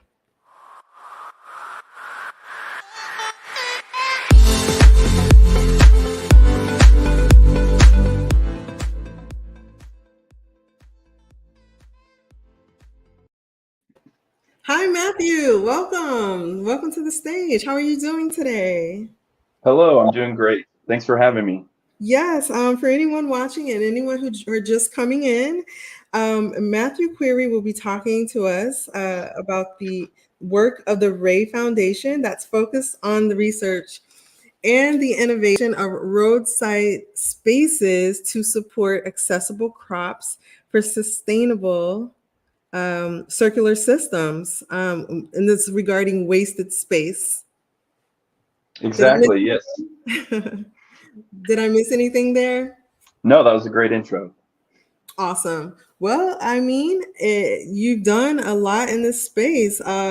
You studied horticulture in Oklahoma and University of Delaware, public horticulture, cultural landscape issues, and you have your degree, MLA degree, focused on research and improving roadside landscaping design. And wow, it just is jam packed. So I'm sure we're going to learn a lot from you today, and we're looking forward. I let you have the stage. It's yours. Well, thank you so much. Yes, it's been a great time in horticulture in various places around the world, but I'm excited to be working with the Ray now here in Georgia in the United States. I'm currently the Landscape Design and Research Fellow, and today for the next 20 minutes, I'm going to try to just share our work here at the Landscape Lab, as we call it, specifically trying to focus on the idea of biofuel and fiber farming, as the title says. I've been researching this specifically for the last 4 years, as was mentioned, at the University of Georgia for my latest degree in landscape architecture. This was my primary focus for 4 years. But we can't talk about our corridor and the Landscape Lab without first talking a little bit about our founder, Ray C. Anderson. For those of you who might not know him, he's the founder and CEO of Interface, the world's leader in designing and manufacturing carpet tiles. He was a Georgia native who started this company in the 70s and grew it to $1 billion global business by the 90s. But at that point, he risked it all because he knew he could do better. He had an epiphany, as he calls a spear to the chest moment, about how all the petroleum that was going into the carpet to make the carpet tiles was also going into the landfill. He challenged his company to go zero waste to the landfill, zero carbon, zero fossil fuels. And in the process, he saved his company more than $400 million. And what he did for the world, he proved that you can do good. You can do well by doing good. So today we think about circular economies and corporate sustainability as being mainstream, but Ray Anderson was the first. So sadly, he passed away in 2011, and his legacy continues on through his family foundation. As part of that work, 18 miles of interstate here in Georgia was named in his honor, the Ray C. Anderson Memorial Highway. Now, once that happened, how could we have a pioneering, green industrialist, but have this dirty road. So at that point, the RAY as an organization was created to manage and reimagine this 18-mile corridor. And we also have the similar goals: 0 deaths, 0 carbon, 0 waste and transmission. We believe these technologies exist to help us to get there. We just need to help state and government agencies prove that it's the right way to go. So we are a living laboratory. We are publicly accessible. The highway is open every day, as all the interstates. And we're doing this through a formal, unique partnership with the Federal Highway Administration and the state of Georgia's Department of Transportation. Here's a quick view of the corridor and some of the various activities along the way. And I just wanted to quickly talk about some of the technologies that don't have to do with plants, but are exciting nonetheless to share. We feature Wattway on the RAY. It's the world's first drivable solar road surface. The pilot at the RAY was the first in the world outside of France. And it can generate nearly 6 megawatts in a year. It's a very good solar system. It's not yet approved for the highway as a surface. We also have the only pollinator-friendly right-of-way solar, and this is the first right-of-way solar in Georgia. And it's a megawatt that currently is being tested for microgrids and other applications. Here's an aerial of that space in between the exit ramp and the on-ramp, that wasted space, sadly, that we'll talk about more. So here you can see kind of the traditional way on the left. Sometimes that's gravel or turf that's simply just mowed or sprayed with herbicide. But on the right, why can't this space be a pollinator habitat? So moving quickly, quick introduction of the RAY, background and inspiration for me and the research, talk about some innovative projects, and then I thought the framework that we're using here, the typology approach, I'd like to cover. In short, my interest in roads actually began as a small child in the United States. In our wide open West, we took many family vacations driving these highways. And even then, little did I know, as I was looking out the window, wondering about what was happening, I would later be researching it. I always like to start my talks with this quote of one of my research heroes, J.B. Jackson. And just as an inspiration for us to think about these places that maybe are forgotten. A liking for this feature of the human landscape of America, the roadside, should not blind anyone to its frequent depravity and confusion and dirt. Its potentialities for trouble, aesthetic, social, economic, are as great as its potentialities for good. And indeed, it is this ambidexterity which gives the highway and its margins so much significance and fascination. But how are we to tame this force unless we understand it and even develop a kind of love for it? We have not really tried to understand it as yet. And so that's really what we're trying to do here at the RAY. This image shows the Atlanta metro area. I think any major city in the world would be a similar video of how people are commuting more and more as cities become more dense. Sadly, sometimes people are traveling further to get to that job. In the United States, well, in Georgia, there are 18,000 miles of state highway and 1,200 miles of interstate highway here in Georgia. The number of workers who commute by private automobile has increased continuously from 1960 to 2009, from 41 million up to 120 million per day.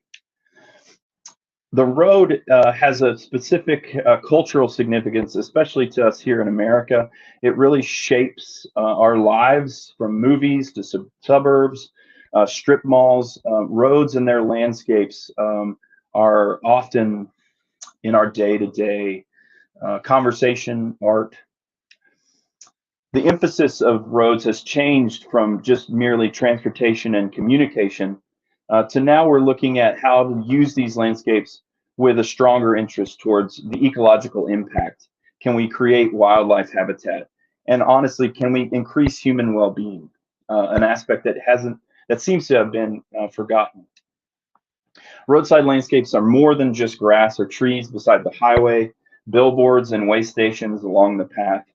Roadside landscapes are an underutilized resource. By using more appropriate plant material through ecological design and thoughtful maintenance practices, roadside landscapes can become a stimulus for broader acceptance of sustainable design in the built environment. So this topic for me began 4 years ago when I was at the University of Georgia, and looking into the history of roads. How did it come to America? What were they used for? How were they planned, etc. And then looking in the present day, what are some innovative examples, and how can we use those examples here in Georgia along the Ray, and hopefully help them have broader support in the United States and hopefully even abroad. So the topics that came forward were biofuel production, solar production, carbon sequestration, and habitat restoration. These are 4 broad topics that we found to be started in small and sometimes large ways across the United States specifically. The picture on the right, the Monarch Highway, is a multi-state project agreement. Lots of agencies working together specifically for habitat restoration for the monarch butterfly. In the United States, the monarch is going to be listed as an endangered species. And because of that, agencies are really starting to work together to solve that problem.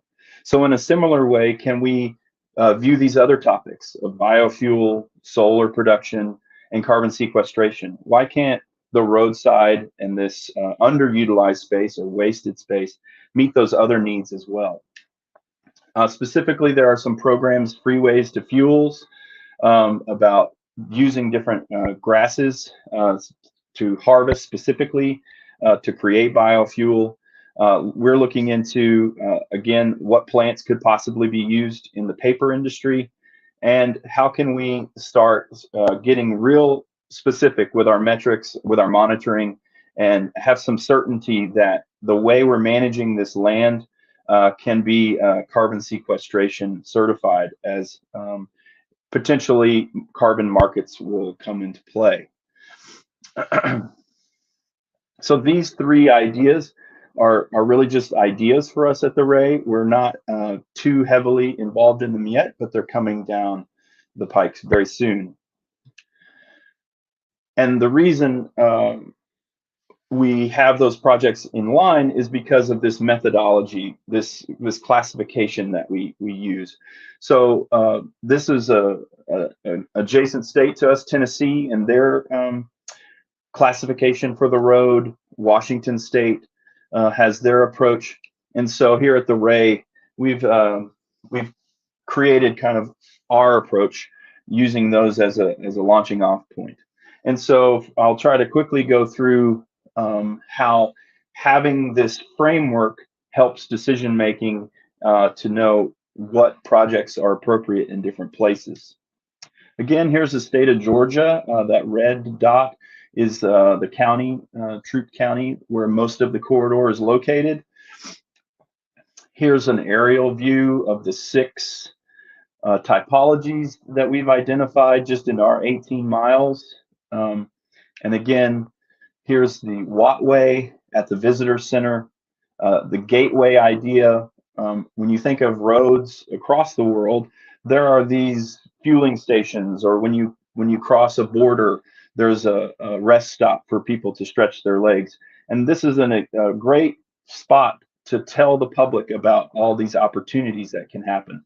And for us, that's where Wattway and other projects are specifically there almost as educational outreach for the public when they stop. Interchanges, every road has an interchange at some point where those roads cross, where those exit and on ramps happen. there's land involved in between, especially in the United States. It can be very large at times. And so how can we view the maintenance of that area to be more beneficial? And so this graphic on the right is really just showing within this typology of interchanges, what are the different zones of having safety for the cars, an environmental zone that can be creative, and then the operational zone that again is required for safety on the other side, the two cars there in the interchange example. Medians, in the United States, we have very large medians at times, and why can't that area be used in a more meaningful way? Many times they're very straight, flat areas that are just begging to be used for fiber production, carbon sequestration, other productive examples. Here's the right-of-way, specifically to the right of the road. This picture on the right is one of our wildflower meadow trials. You can see the cars in the distance. So instead of just growing this as turf and mowing it on a regular basis, again, being more creative and useful in our approach. Here's an example of the landscape lab at exit 6 and the latest meadow being installed. Again, the highway there on the left is a interstate highway, 75 miles an hour.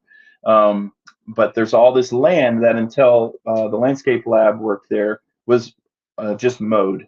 And so here we're looking at how to establish perennial wildflower meadows. I'm not going to get into the specifics of that research today, but this image just shows how you can take that turf out of that management regime and put it into a different productive use that's better for the planet, for pollinators, and I would say even for us as humans.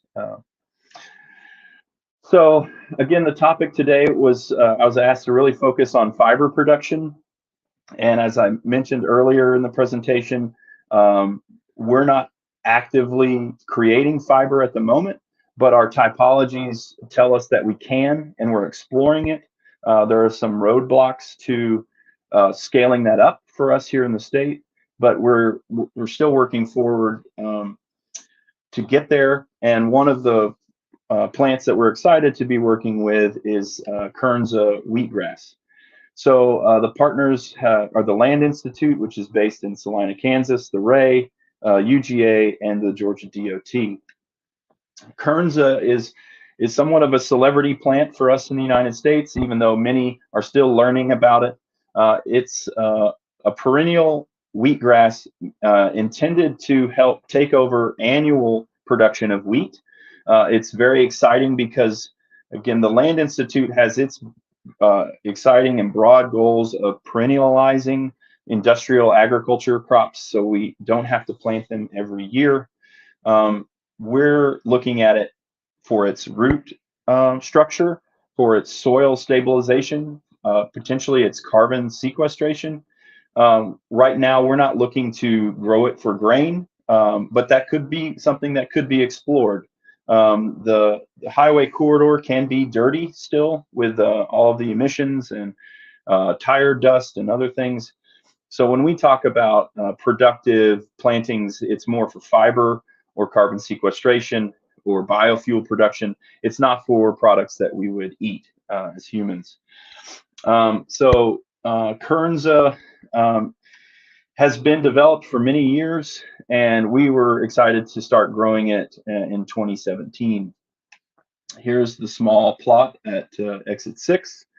And here's the beginning stages of just the modest research plot, planting it in rows, maintaining it the way they do in Kansas. In the first season, we were happy that it succeeded. Kernza is cool season grass. Georgia is not the coolest climate, but we were excited that it did thrive and produce seed, and it has produced seed every year since. We are experiencing other challenges with it, but we're continuing to work with it in our landscape lab. Specifically, what we've started to do now is not weed it on a regular basis. For our maintenance goals, we don't envision a farmer weeding it on a regular basis. And so we're trying to let it compete with the grasses that we have here along the Ray. And this is an image of that. You can see the lighter color rows of the Kernza, and then just the lower native or established grasses. They're not native normally in the United States, grasses along the highway. But as we expand Kernza in the landscape lab, we're looking at its invasive qualities, and by invasive, does it spread and go places that we don't intend it to go? Can we get the public to accept tall grasses? Sadly, we often have some pushback from the public when the grass isn't cut, which is very frustrating for us here. And so how can we maybe potentially get it into an ornamental context? So as I wrap up, here's some of the literature. And again, I'd be happy to share any of this information specifically about Kernza. And as I end, want to highlight the many partners that we work with here at the Ray. We're now working with over 15 states in the United States, not just the state of Georgia. And I'd be happy to answer any questions. I know it was a quick presentation, but thank you. Thank you so much, Matthew. Wow. And I love seeing that the list of partners that you're working with, because those huge companies means a lot of waste.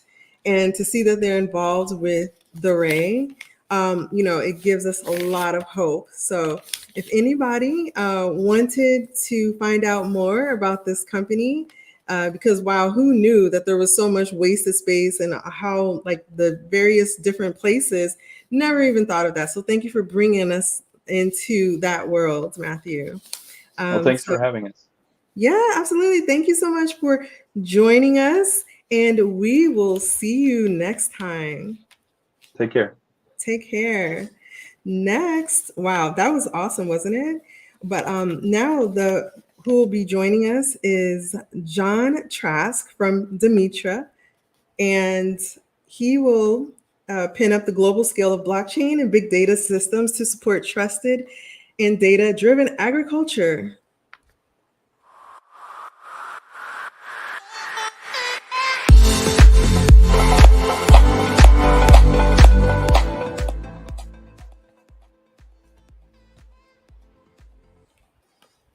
Hi, hello, welcome, John. How are you? Hey, I am fantastic. Glad to be here.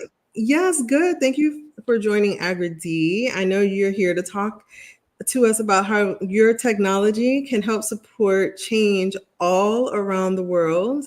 So we're very excited. For anyone who is not familiar with John Trask or Demetra, John is the CEO of Demetra and globally recognized blockchain expert with a background in enterprise software development and designing complex supply chains for multinational corporations. Also responsible for the expansion of the ecosystem here in South Asia. So we're looking forward to what you have to tell us.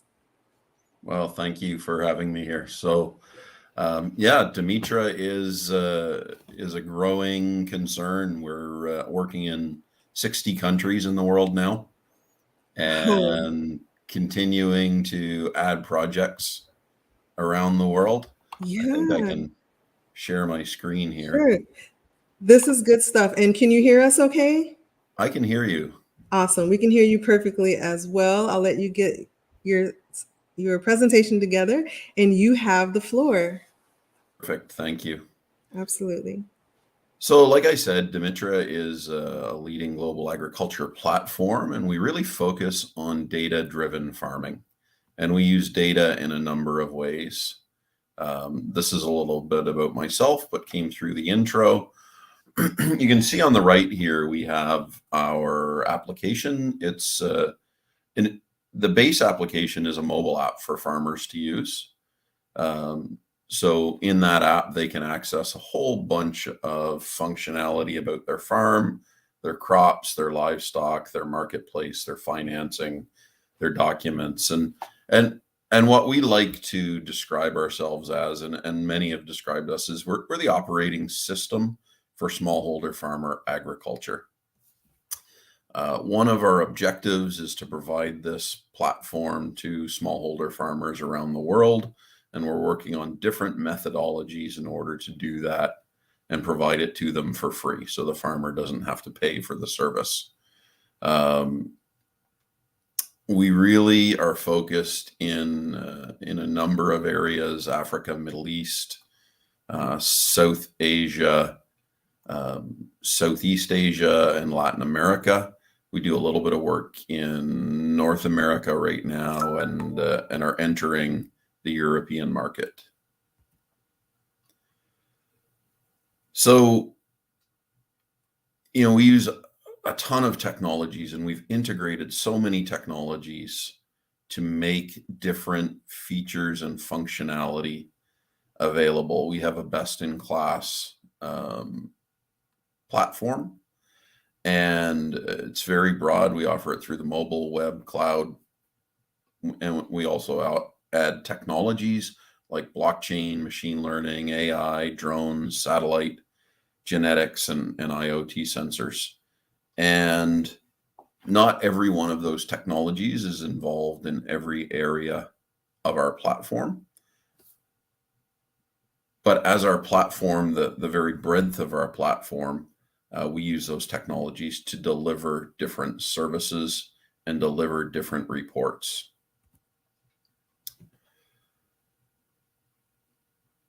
So at the very crux of the platform, the farmer uses our system to enter data about their farm, about their crops, about their livestock. And we take that data and we combine it with satellite data, IoT data, photographs, weather information, topographical data, and so many other data sets in order to help the individual farmer improve their yield or improve their livestock health.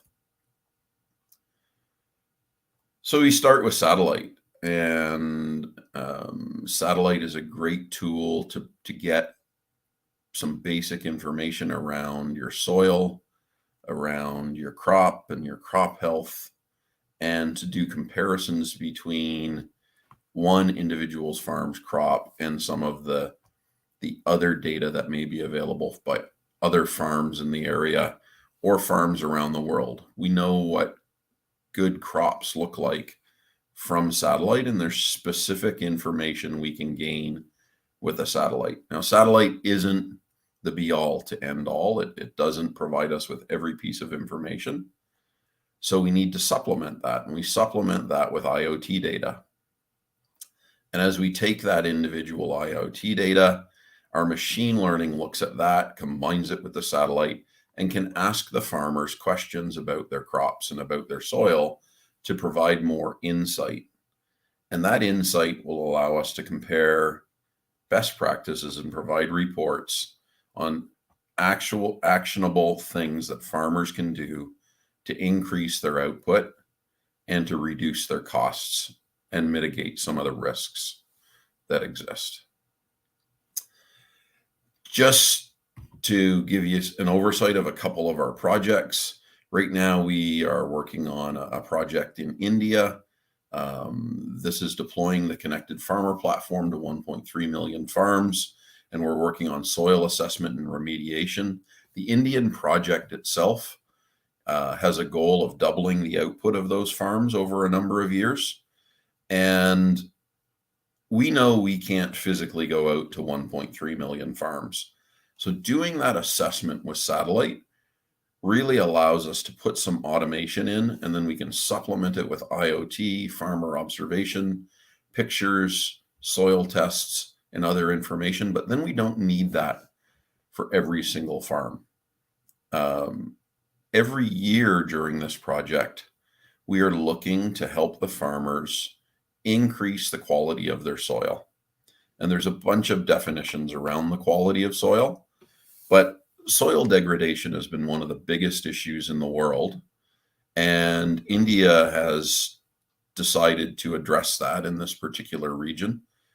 So that is one of a few projects we're working on in India. And like I said, this actually might be the biggest soil remediation project in the world. So we've just recently signed a partnership in Brazil with Abrafrutas. Abrafrutas represents about 85% of the fruit exported in Brazil, and we're working on some projects in order to help manage that from farm to port, working on the logistics area and export areas, preservation areas. And thirdly, we have another project we're working on in Uganda, which is with Animal Genetics Research Center, and we're actually building a platform for them right now that allows them to use historical and genetic data around cattle and other livestock in the future, and essentially help improve the quality of the herd, improve the quality of the cattle, and reduce some of the health risks associated with cattle. I mentioned satellite, and I'm trying to go quite quickly here, but we put this in because there's a lot of layers of data. And so we start in satellite and we create a soil map. And then there's crop condition maps and soil condition maps and yield maps. And we start layering all of that information. So what does an individual farm look like from space? So a farmer goes in and creates a geofence around their farm. They can do that on a map, like a Google map, where they draw a fence around their farm, or they can actually take their cell phone out and map their farm by walking the boundary. From that, we can start extracting the soil map and building the different maps that we have from a data collection perspective. And then we bring that in and integrate that data into our platform. And we start comparing that data with data that the farmers provide us and the other data that comes through IoT and other sources of information. We have dozens of crop soil models, and those models themselves look at what are the best practices in each individual crop. And we can make a comparison and create a treatment map. What do we need to do? How do we affect growth through irrigation, through fertilizer for different soil treatments that may occur in future years? And then we apply all of that information during the seeding, fertilization, and growth management phases. So there's certainly a lot of areas that we start using AI in around seeds and breeding of seeds, soil and fertility of the soil, plant protection. How do you manage weeds, diseases, pests?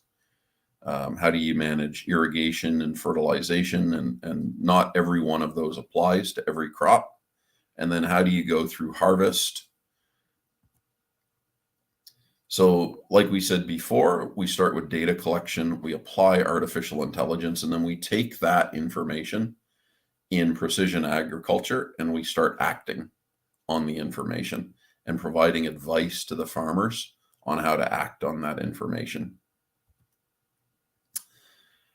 Another use case that we have, one of our African projects, we're working on a cattle rustling project in this region. There's a very high level of cattle that are stolen. And we can actually use bolus sensors and subcutaneous sensors. A bolus sensor is inserted in the rumen of a cow. It's a very safe device. It's been used for decades for different reasons within cattle. And within that bolus, we put a sensor that allows us to track vital health information about the cow and their location. Within cattle rustling, we use encrypted blockchain registration.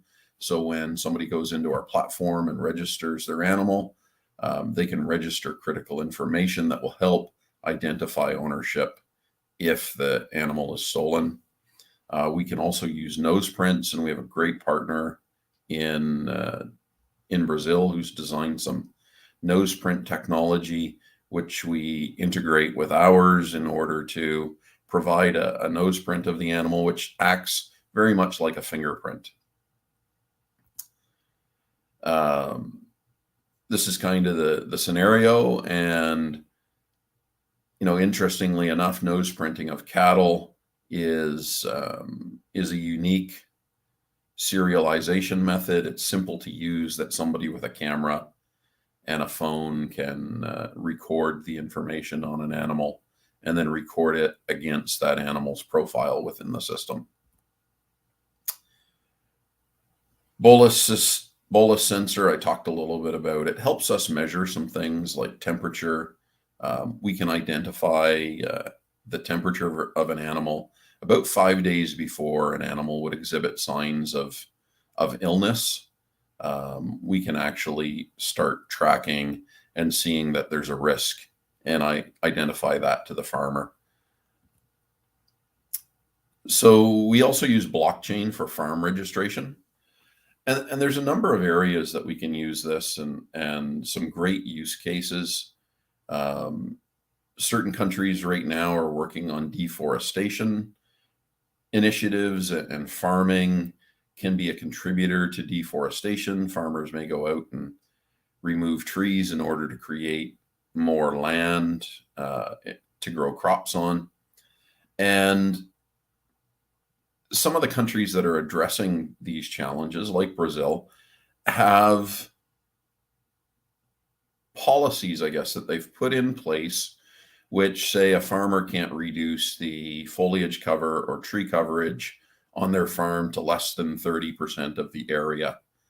So we use blockchain to actually take satellite data, and the satellite, we can use artificial intelligence analysis to actually map where the trees are and calculate the coverage of the trees, and then take that data and record it annually. So when the farmer goes and works for their license, if they've reduced to less than 30%, then they can have those conversations with the government around remediation or different methods to make sure that they're complying. We also have some use cases around bank loans and crop certificates. So if an individual farmer goes to get a loan, they borrow $1,000 in order to buy seed and fertilizer, we can actually take a satellite view of their farm and evaluate their farm, providing information back to the farmer and the bank around the performance of the growth of the crop, which allows the individual banks to be able to assess performance, and they can actually look at historical performance, because we can go back 10 or 15 years depending on the country, looking at satellite data. We can also use that for risk mitigation, monitor how the farmers are rotating their crops, and in the end, do a yield estimate and take that yield estimate and provide that to the bank so that they have some assurances that if the farmer borrowed $1,000 to plant X number of acres, that they're going to produce an expected yield, and the bank can get the loan repaid at the end of the season.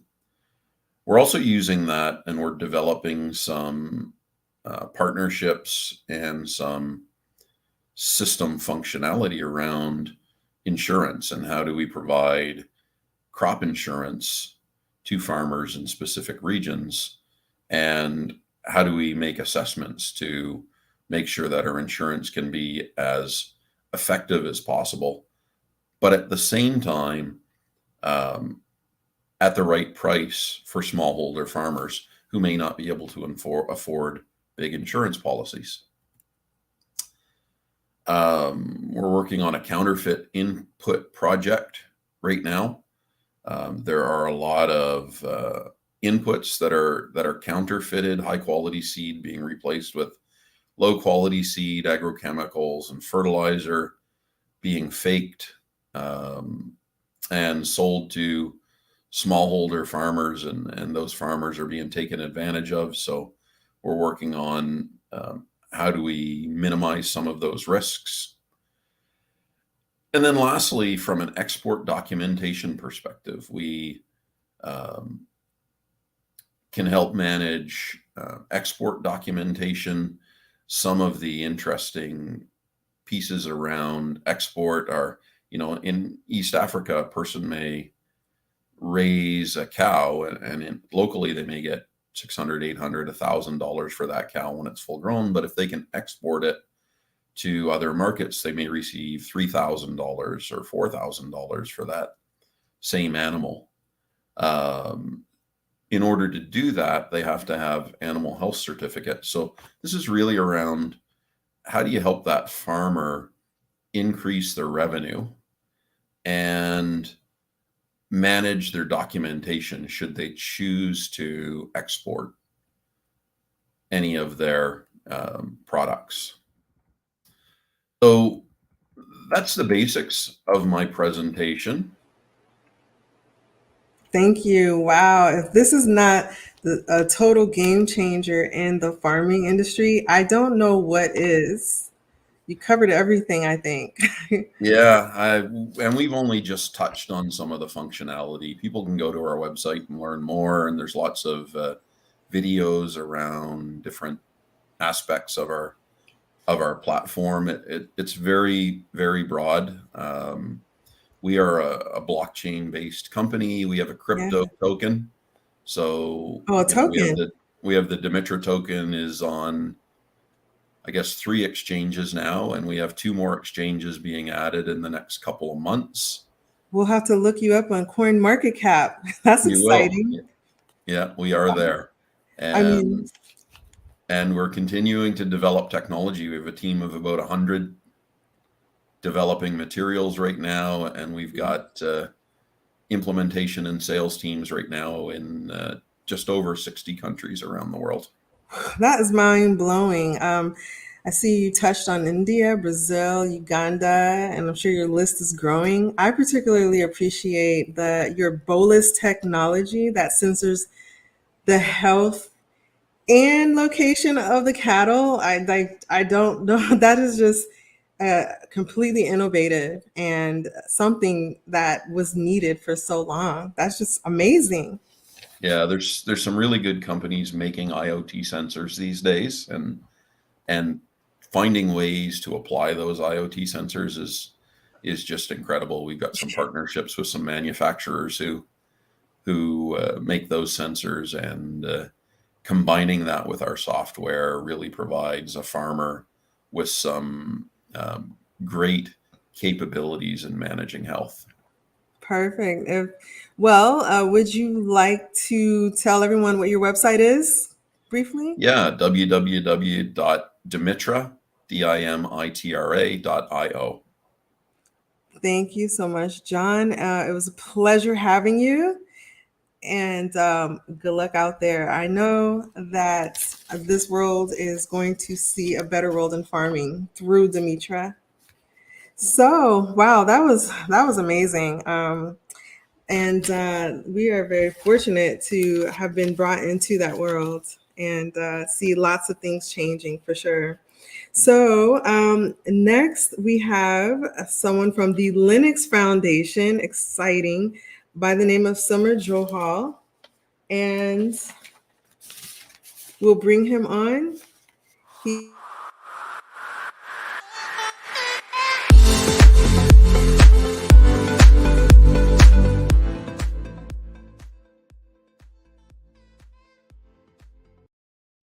Hello, Sumer. Am I saying your name properly? It's Sumer. Hello. Sumer, sorry. Nice to meet you. I'm Kia. That's fine. Yeah, nice to meet you as well. Wow, absolutely. The Linux Foundation. All right. So Earlier this year, you announced AG Stack, an important project focused on building open source standardized technology for agriculture, making power of tech accessible to all. That is outstanding.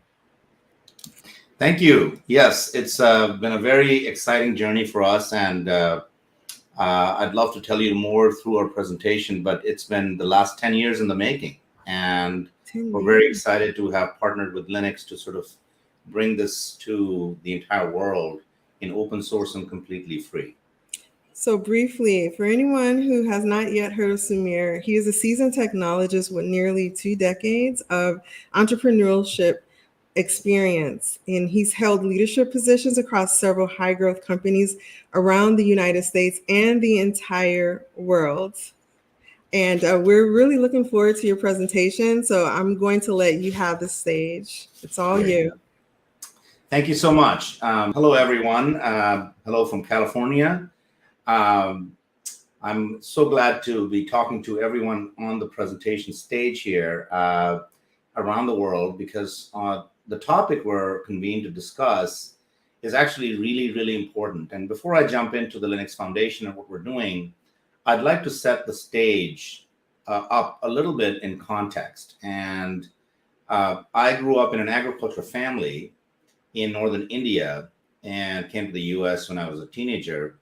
One of our conversations on our dinner table was always, as I was growing up, was always around the kinds of things that are going on in the farm. My father and before them, his ancestors were all in farming, and he was a full-time engineer and a part-time farmer, or sometimes the other way around.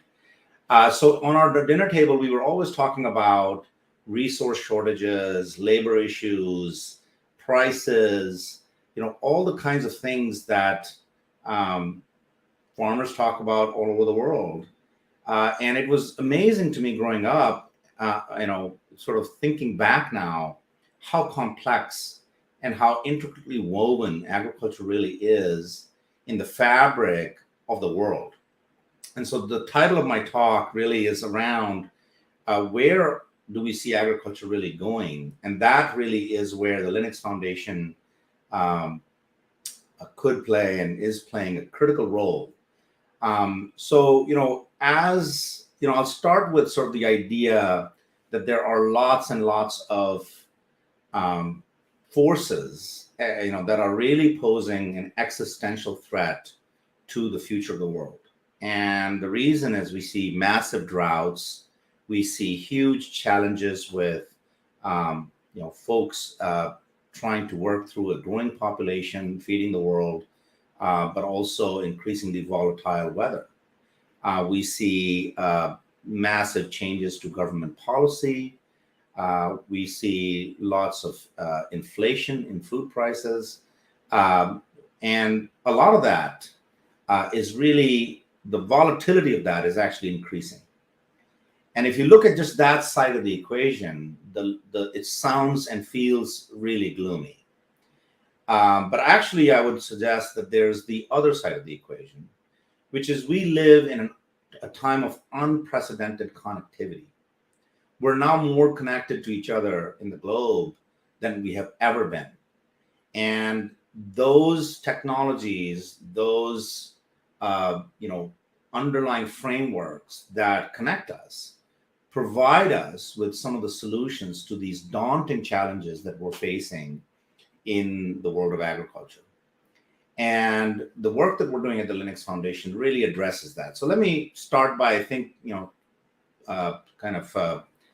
positioning the question: what do we think our future is going to be in agriculture? Is it a Malthusian trap, or is it an innovation opportunity of a lifetime? Now, what is a Malthusian trap? So, Thomas Malthus was a British economist of the 18th century.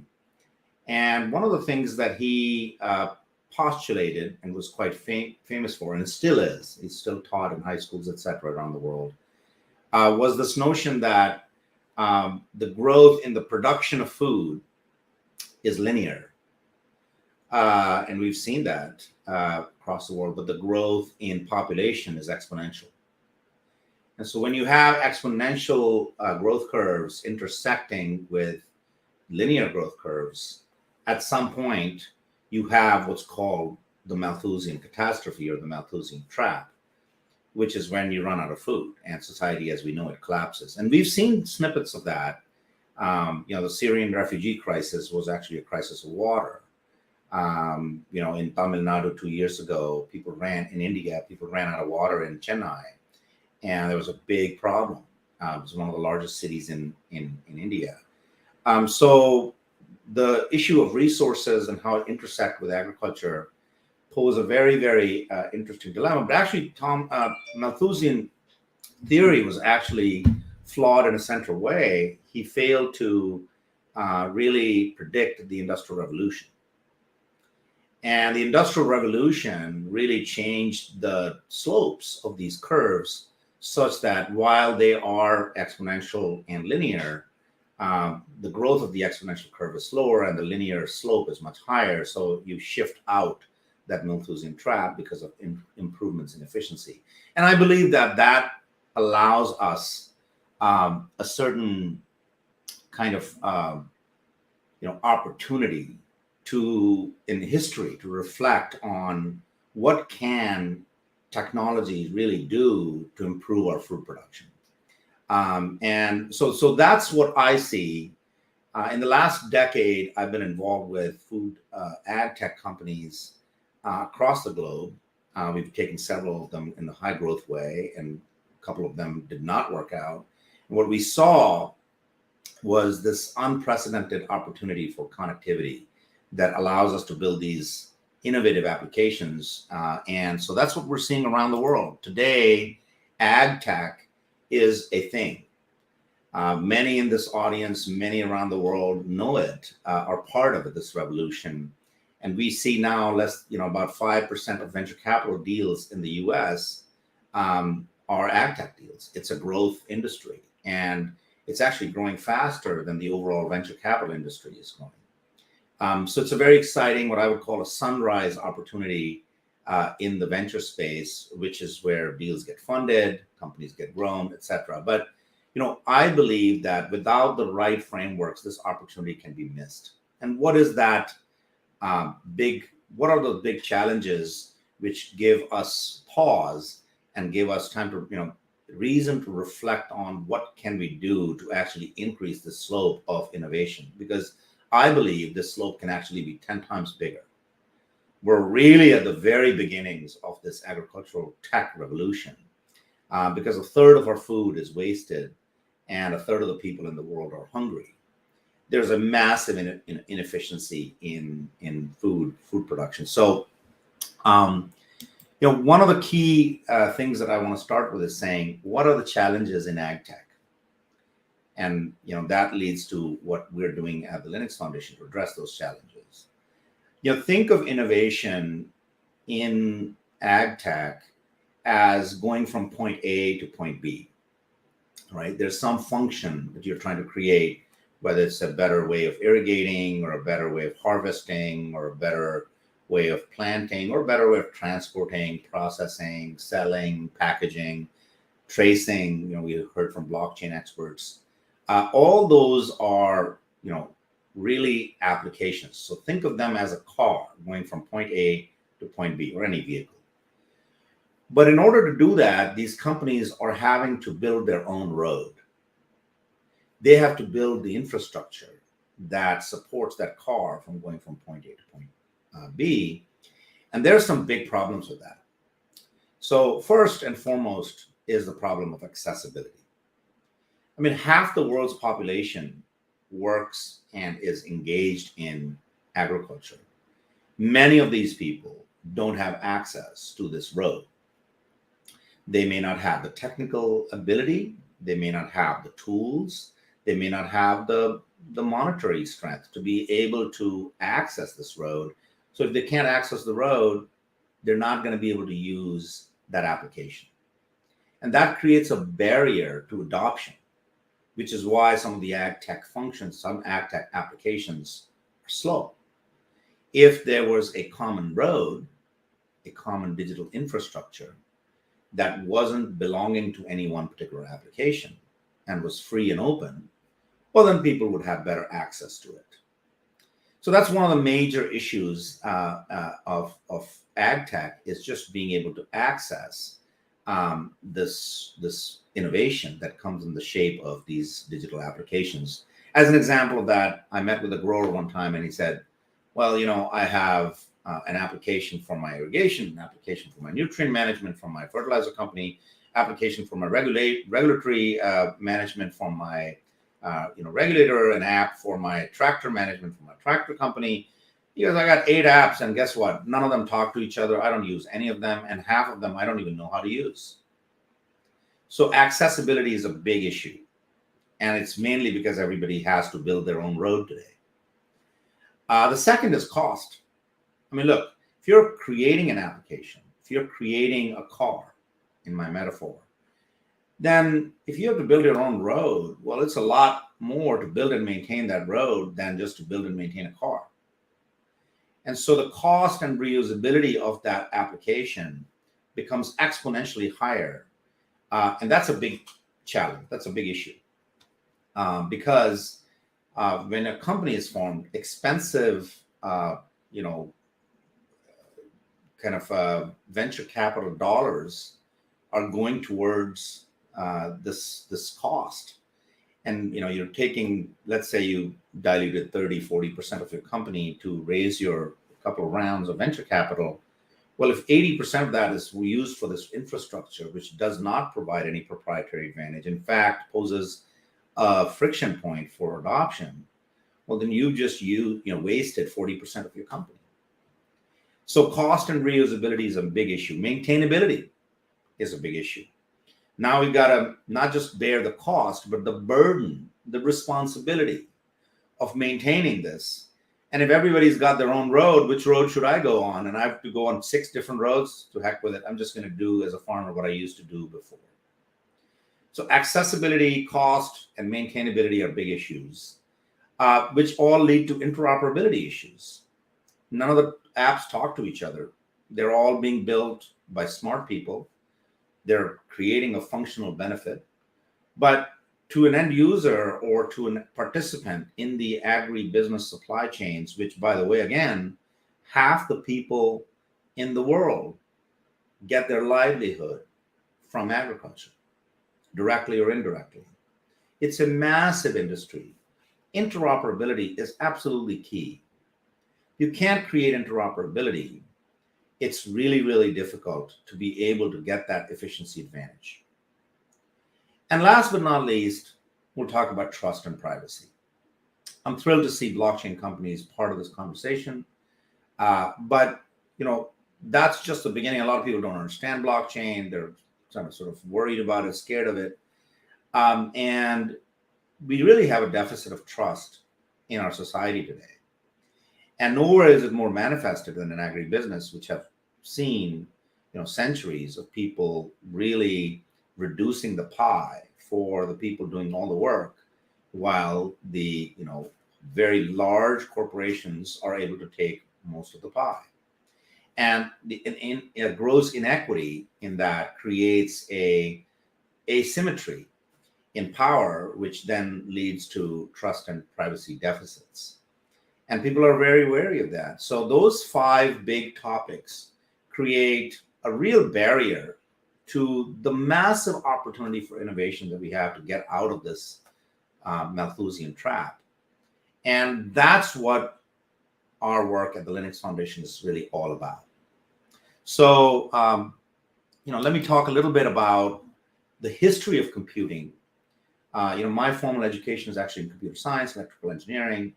And one of the things that I'm struck by is how pervasive computing is in our lives. I mean, on the right, you see this curve, this graph of the number of apps downloaded from the beginning of the App Store to 2015, about 6 years ago. And when we reach the 100 billion apps totally downloaded, that's a big number. How did that happen? How did people around the world were able to so easily download those applications and use them? And I would argue that it was because there was a common operating system. Applications did not have to, before in the 70s and 60s, the applications had to write direct code to access hardware. And so there was no operating system there. And so application code was very thick, it was very brittle, and it was hardware specific. When the operating systems came about, they really abstracted away a lot of that functionality so that applications could be thin, light, functional, and cheap. Imagine how little effort it takes today for someone to build an Android or iPhone app. Very, very little. You don't have to worry about a GPS location, for example.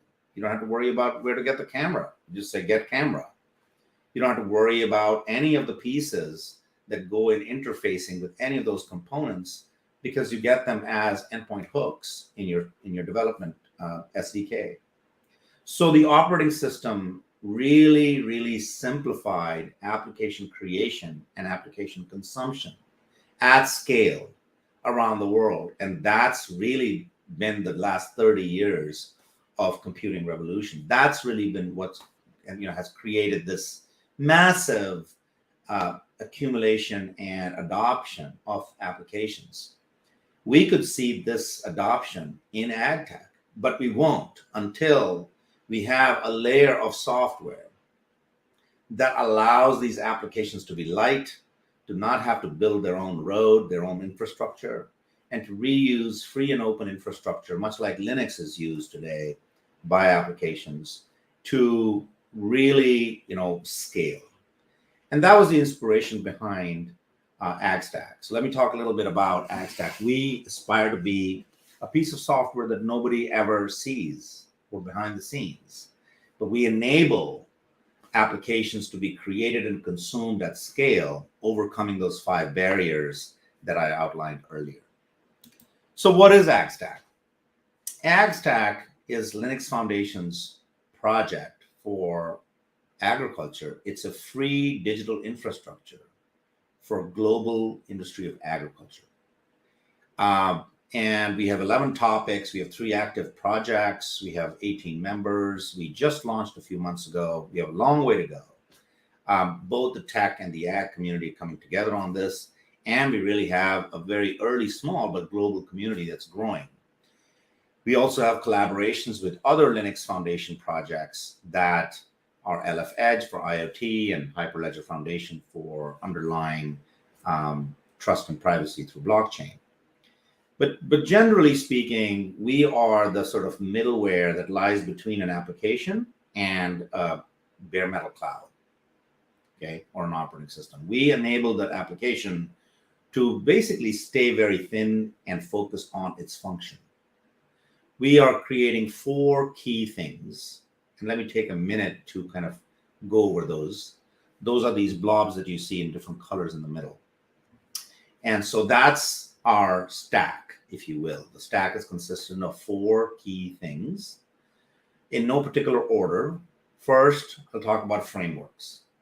What are frameworks? Well, frameworks are software products that allow you to both create products on top of, right?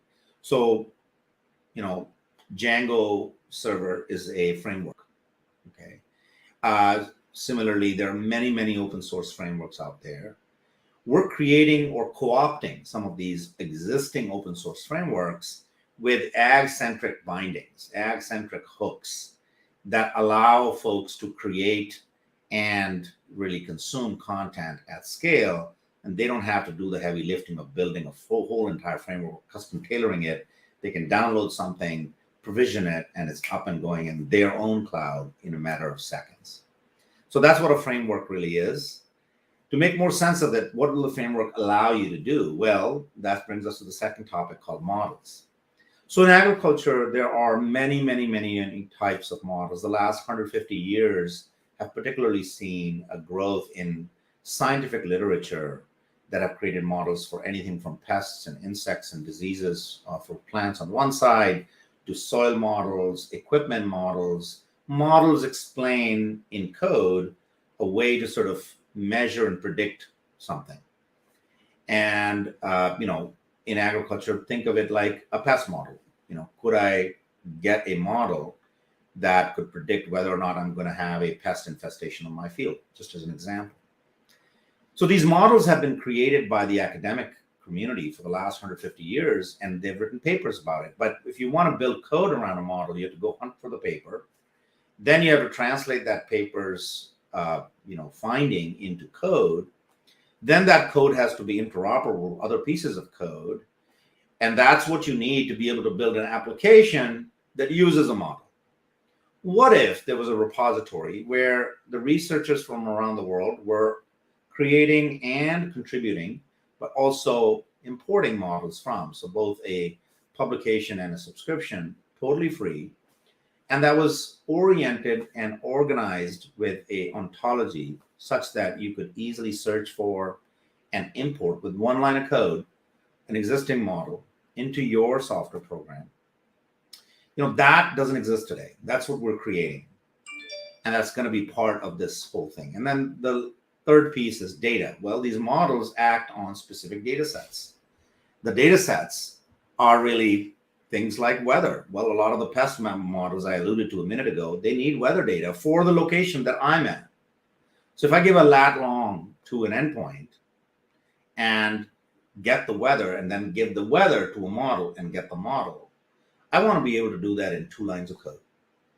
Today, that's an entire team of 10, 12 people working for a couple of years to build that infrastructure. And so data is our repository for creating a simplified, unified front end to free and open data sets like the weather or the soil that exist today in the world already, but accessing them is very hard. With a single endpoint, single call for anywhere in the world, we should be able to access that data and then hand that data over to a model and get the results of a model. So these things are interconnected. And then, of course, there are utilities and services that offer various types of benefits. And one of them, for example, is a tagged image data set. And that tagged image data set allows for machine learning algorithms to actually take images that are tagged with expert tags such that the machine learning can learn from these. Well, that tagged image data set doesn't exist. It hasn't been syndicated. So we're creating the world's first tagged image data set for machine learning around agronomically relevant images and content. So that's an example of what AgStack is going to be. We are in the very early stages of building this. Let me share with you a little bit about where we are. We're doing 3 active projects right now where 3 different teams are working together, and they're really interoperable with each other. The first is a weather server, which allows, as I mentioned, anyone from anywhere in the world, initially it'll be US just for testing and then global, to be able to say, here's my location, give it to an endpoint, get the weather. And you can get the weather for the last 5 years. You can get specific types of weather and specific metrics, or you can get the weather for the forecast, whether it's 5-7 day forecast or long-term forecast. That seems trivial, doesn't exist today. Very, very important, because everything in agriculture is relevant in weather. I mean, everything in weather is relevant for agriculture. So that's a very important topic. And as we see climate change creating more volatility in our weather, building applications that can react to changing weather conditions is really, really important.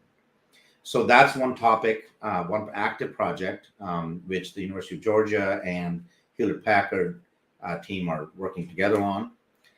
The second one is our recommendation libraries. So we have IBM's Call for Code working with Clemson University to try to create a repository, as I alluded earlier, of content where ag extension experts can actually post content, and it can be subscribed by anybody with a valid AgStack free account. It's a totally free. All of this is free to be used.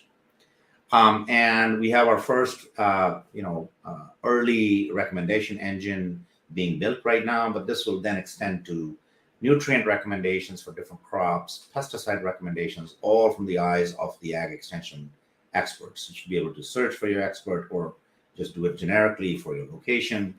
That hosting for that particular content, the framework for both publishing and subscribing to that content is an active project that is going on. And then, of course, we have a partnership with the AI Institute for Food and Food Systems and with AgStack, creating a pub-sub network, a software framework that allows any user to create a chat with any other user on their own cloud.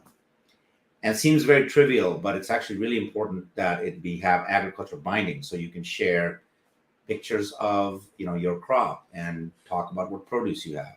So those are some of the ideas that we're working on. I just want to mention a couple of things on why we should care.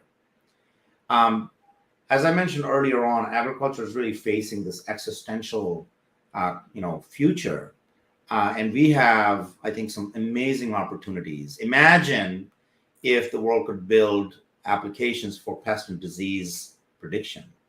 Imagine if we could manage our water for irrigation. 70% of global water is used for agriculture, fresh water in the world.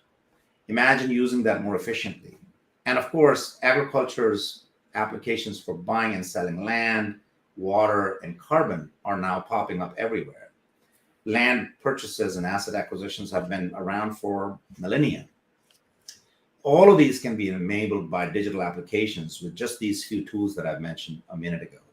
And that's the future that we want to enable, much like that exponential growth curve of apps that you saw earlier. So I will leave you with this. I think we're on a topic of an innovation opportunity of a lifetime. I think that this is a very thrilling moment to be in the agriculture area, particularly if you're a techie. Even if you're not a techie, I think the tools are getting so simple that people are getting involved, and we need you. We need you to get engaged in the ag tech revolution at large, but also at the Linux Foundation at AgStack. Come join us so that we can help shape the future of food. Thank you. Thank you so much, Samir. Did y'all hear that? We need you. And the fact that your technology is teaching us to think beyond linear and enabling present software to scale, and it's free, and it does so much. So this is so incredible. And the fact that this is open source and free for everyone, it's a no-brainer that this is going to be massively adopted. Thank you. Yes, we think so. I mean, look, the Linux Foundation, which I didn't speak enough of, just about a shortage of time, has a 30-year history of creating the most pervasive computing infrastructure in the world, Linux, and awesome. 700 new projects. Linux literally runs the world. So we're really thrilled to use that platform to expand on Linux mission and build this collaboration community around the world. Absolutely. We would love to hear more about you. Would you mind telling everyone your website that you would like Sure, happy to do so. So people can access our website at www.agstack.org. And then if you really want to get involved, we have our Slack channel. Just go to Slack and look for AgStack, AGSTACK, AgStack, and just join our Slack channel. Those two should give you plenty of useful information. Thank you, Samir. It was a pleasure having you on board, and we look forward to seeing you next time. You have a good one. You too. Enjoyed it. Thank you, everyone. Thank you. Wow, that was absolutely awesome. And wonderful to hear about the amazing open source technology that does so much. And next, who will be joining us is Hyperledger Foundation keynote speaker Daniela Barbosa. And some of us have already heard of Hyperledger, so this is already exciting. And some of us, this is a new introduction.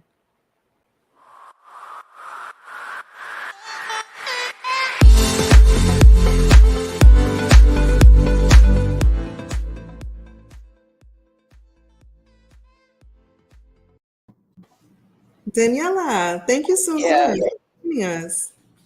How are you doing today? I'm doing excellent. It's great to see the presentations have been going on. I've been trying to catch a couple of them today. It's great to be here and really excited about talking about Hyperledger Foundation and some of the open source and Linux Foundation things that Sumar just finished talking about as well. Oh, wow. This is huge. I know you're going to explore how Hyperledger is innovating in the agriculture and food supply chain space. empowering businesses and individuals with open source technology that can support rural and social development and the security of our fragile food systems. I know you serve as the general manager of blockchain, healthcare, and identity at the Linux Foundation as executive director at Hyperledger. And we're looking forward to hearing what you have to say about this. So the platform is yours. Excellent, great. Well, let me welcome everyone and thank you so much for joining us today. Today, my presentation is going to be really about open source blockchain technologies, as Kia said, for rural development, supply chain, and food security, but really the importance of open source. I've been here with the Hyperledger Foundation for 4 years, a little bit over 4 years, really working with our global membership and our global community around how to use open source for that. But I'm going to take you back to about 5 years ago when I first started, truly exploring enterprise blockchain, and I thought about some use cases that I thought would be important, and that really got me. That said, I want to work in this industry. I want to be able to build this. And many of you know, in California, Northern California, we've been having lots of fires, and they continue to be so. But an example of a farmer, let's say based in Sacramento, where a lot of these fires were taking place, buys some insurance agreements, right? And it protects them from a bad weather condition. So let's say if the temperature reaches more than 100 degrees for 100 days, they're going to get reimbursed $10,000. And if you've been to Sacramento recently, it does get above 100 degrees quite often. With manually triggered contracts that typically are operated today, the insurer might find a way to back out of that, right? They might procrastinate, they might dispute that agreement. They might say, your weather data does not comply with my weather data. And there's a time wasted for the farmer. She might be really anxious to get her product out to the market, and she doesn't have time to be on calls back and forth with the insurers. So with the right smart contracts, right? So the right piece of blockchain in place, the script in a ledger would say, hey, this is the 100th day that you've had 100 degrees, and the $10,000 would be automatically withdrawn and deposited into that farmer's checking account. And she can go about exploring her, doing her business and making sure that it works out. So blockchain is really comprehensive. This was one of the first use cases that I said, now I understand why a distributed ledger that is immutable, that can have trust, is important for that. And today, the Hyperledger Foundation is really, really comprehensively working across the industry on a number of projects and many member companies and communities, really to advance blockchain technologies. And that's distributed ledger technologies and other blockchain related technologies that are now part of our ecosystem as well. We are really a diverse ecosystem of enterprise use cases. And this could be use cases in finance and capital markets, healthcare, climate action, public sector, education, supply chain, manufacturing, and obviously a lot of agricultural use cases, as Kia mentioned. I know a lot of the talks specifically from companies like Accenture, for example, and some of my own colleagues here at the Hyperledger Foundation talked about as well, and I will share some with you today. So as a reminder, and if you just tuned into Sumar's Juggles AgStack discussion, he talked a bit about the Linux Foundation, but I want to spend some time telling you about why it's important to build these solutions and build these ecosystems on open source. So the Linux Foundation has been dedicated to building sustainable ecosystems around open source projects. And this is companies and individuals and communities and government agencies all working together to produce and solve the world's hardest problems. And as Sumar just mentioned, and many of the other talks today, feeding our future and feeding ourselves, climate issues are really important. And we believe that here at the Linux Foundation, with Hyperledger, with AgStack, with Climate OS projects, we are creating the largest shared investment in history. And just by looking through what we've contributed, there's been over 1.5 billion lines of codes that have come from the Linux Foundation that support critical and groundbreaking innovations. There are over 230,000 developers that are actively contributing from companies and individual organizations organizations and academic institutions. Over 19,000 companies participate and contribute across Linux Foundation projects, including Hyperledger. And we've calculated that $54.1 billion of revenue have been created as well. So some of the game-changing initiatives hosted, obviously Hyperledger, which I'm here to talk about, but others like Let's Encrypt and Cloud Native Computing, which is where the Kubernetes project sits, and even Academy Software Foundation. All those great movies that we see are produced with Linux Foundation code, and AgStack, which Sumar just mentioned to you as well. So the Hyperledger genesis, if you think about where we are as a community for enterprise blockchain, this technology is still very young, and it's still in very early days of the technology. I estimate that blockchain technologies are about 20 years out for adoption and maturation. But even today, based on what you saw and you've been hearing, there are production implementations. There are many innovations that are happening, specifically in this industry that we're talking about today, that are to be looked at. And many compare blockchain today to what the web was in 1995. And I agree with many sentiments that it is maturing much faster than the internet did in 1995. So it's a very exciting part of what we do. When we surveyed, we recently did a survey of about 300 executives, both business and technicals, as our part of our Hyperledger brand survey.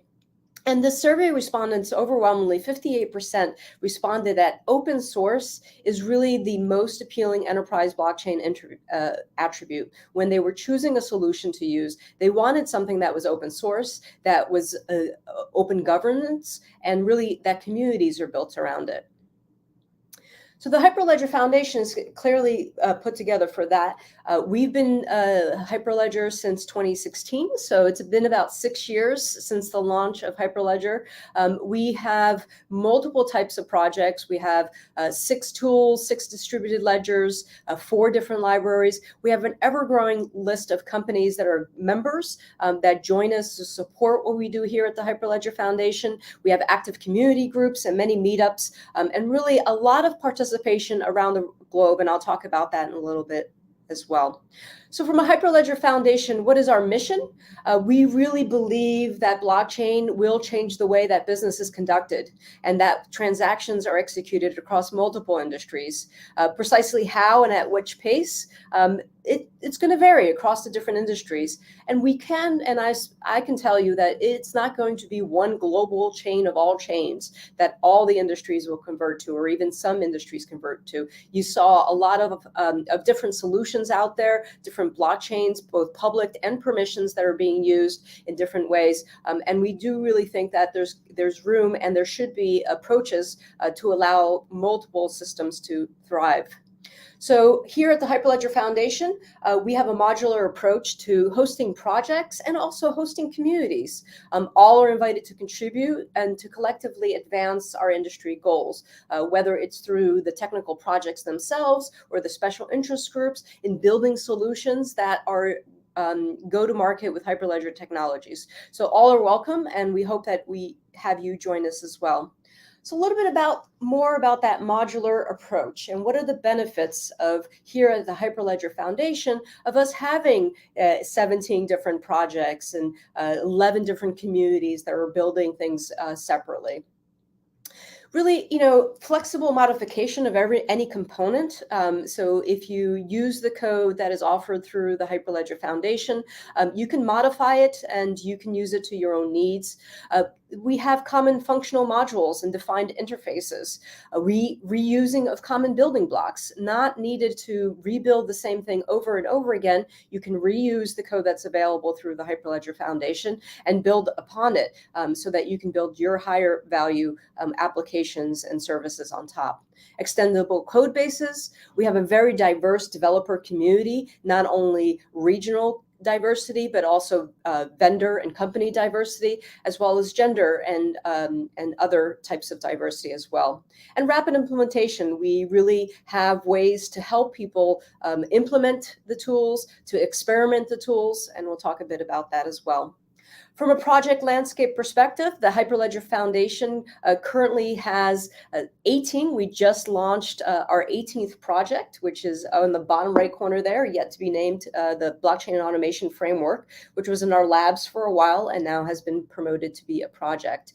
And we really, as I mentioned, optionality and having choices within distributed ledgers, within the tools and projects that we offer is really important for this growing landscape and community. So I encourage you all to look at our project landscape to see some of the projects that have been graduated.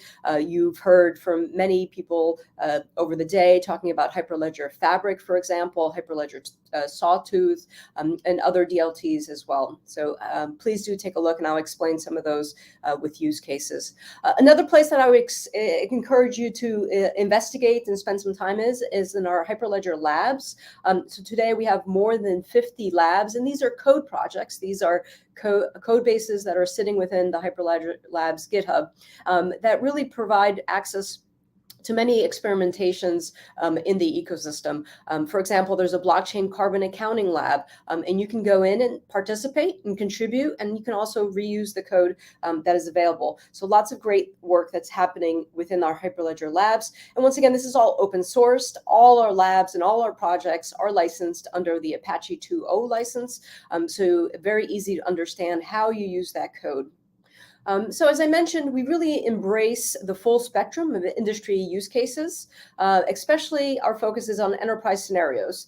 So scenarios that requires decentralization, trust, continuity, and a confirmation of times. Each represent really a unique optimization point for the technology. And that's really our focus, is in bringing those into the market. So let's talk a little bit about some real-world use cases in the topic of rural development, supply chain, and food security. So when we once again surveyed around 300 executives and tech leaders and asked them which categories they were seeing blockchain use cases in, 43% said in financial services, which many tie exactly to the topic today, agricultural and payments. 39% supply chain, and 33% identity. So those were the top use cases that we're seeing the adoption of blockchain technologies in. So some key areas that we see, provenance and supply chain, certainly. And I want to talk a bit about some of the use cases that we have in our community, but really have a potential to not only boost the GDP, but to be able to create food safety and traceability and sovereign use cases as well. So we'll talk a little about Circular and Walmart, and another that I put in there, which is Zulig, which is easy tracker around blockchain pharmaceuticals and tracking those use cases there. So, this is a quote from Circular, information transparency and trust is crucial enabler to net zero and the circular economy. Hence why the use of blockchain as part of their core platform. So just as an example, they have, and this is on our website, if you go to hyperledger.org, you can download the complete case study, a mine to manufacturer of traceability of conflict mineral. It uses Hyperledger Fabric as its core.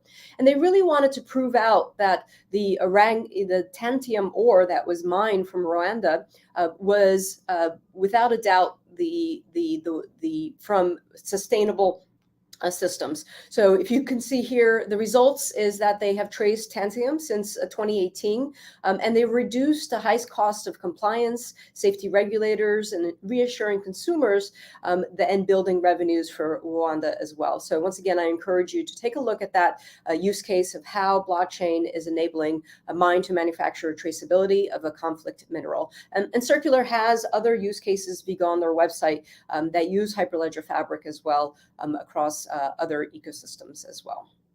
So the other case study that I wanted to talk about was with the Walmart case study that also is on our website, but you can see the whole food chain in seconds. We can take a jar of baby food and see where it was manufactured, and trace back to ingredients. So they've seen a reduction of 7 days to 2.2 seconds for Walmart to trace the source of sliced mangoes in this case using Hyperledger Fabric. And if you think about the ability to quickly isolate and be able to tell the consumers where and which products are using that is amazing. So that is also a Hyperledger Fabric. We have a full case study on, but Walmart today is tracing using Hyperledger Fabric over 1,500 projects from 70 different suppliers, and they're rolling out those products and categories to more users as well. And once again, really, Walmart has been a leader in this space, and a really great case study to see out there. Another one that I'd like to quickly mention is Farm to Plate, which is a new one for tracking and tracing of food that Paramount Software, also a Hyperledger member, has launched using Hyperledger Fabric. And this is to one of their key use cases is for certificates and being able to certify that the food is easy to where it came from and how it's been made. Their approach is really to produce a platform that has seamless onboarding, easy data transfer, secure authentication, meets global standards, and detailed traceability. So if you go to Farm to Plate, you can get some more information on that. And they already have onboarded 9 members as part of their customer council, and really speeding up the certification process across those organizations. Some other key areas of growth that I'll go by through very quickly is identity. Identity not only of individuals and being able to very quickly certify and verify who you are, but things like the travel passes that have been implemented by IATA to use around COVID certifications for travel, for getting us all back into travel. Others like Orgbook in British Columbia, who are using Hyperledger Indy to verify data by companies. And ID Union, which in Germany has over 39 cross-sector parties, and they're doing not only identity of people, but also of manufacturing and public sector and healthcare. So all these key areas touch agricultural, touch food, touch supply chain as well. So just one case study I would like to push you to is the Kiva case study, where they have enabled verifiable data for unbanked populations. And it's really important to do that to be able to, once again, have those people participate in the supply chain if they have an identity and they're able to verify that digital identity. So they have implemented self-sovereign identity as a privacy-first credit bureau in Sierra Leone.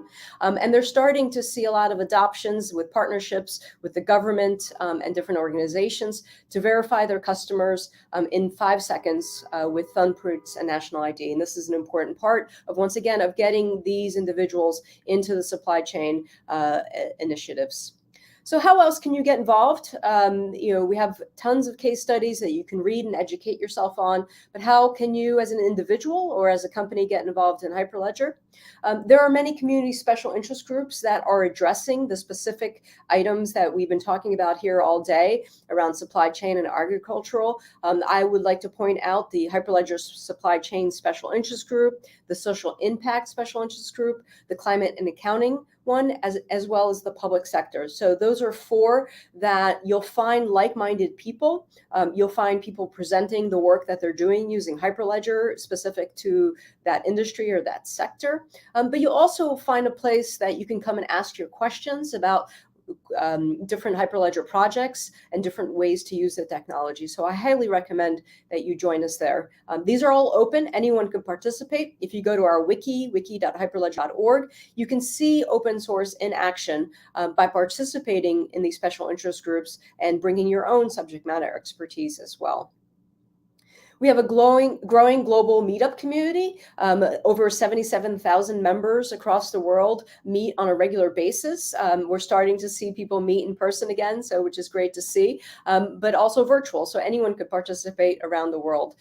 So a fantastic way to meet others using and building Hyperledger technology infrastructure. You can join our regional chapters. So we have very strong regional chapters around the world, including our India regional chapter, Italian regional chapter, and Africa. And once again, these topics of supply chain and agricultural and food use cases do come up quite a bit in all those chapters. Hyperledger is a global community, so speaking in English is not required. We host meetups and different types of presentations in 13 different languages. We spend a lot of time and effort in translating the documents. For example, we've recently this year finished translating of Hyperledger Fabric documentation in 8 different languages. We do a lot of translations of the homepage, and we're always looking for contributors and assistants who can help us translate those as well. And we offer online training. We have a lot of free training resources that are available for anyone in the community, from how to get, what is a blockchain intro courses to deep dive and certifications around Fabric's developer, for example, or Fabric administrator. We have Indie and Aries courses around digital identity, all available on our website. If you go to hyperledger.org and click on learning, you'll find access to those free courses. But you don't have to go it alone. One of the things that I want to make sure is the ecosystem is very large, so it can be confusing. Our staff will be here to help support those of you that want to get involved with Hyperledger, with the special interest groups. We encourage you to just jump right in. If you're interested in learning more about other members in our community ecosystem, our members really rely from end user companies like Walmart, for example, to large companies that are delivering products and services around it. And you don't have to go it alone. You don't have to do it alone. You can join our SIGs. You can also browse our vendor directory, where you can find vendors that provide specific use cases. We also have a certified service provider ecosystem that you can leverage.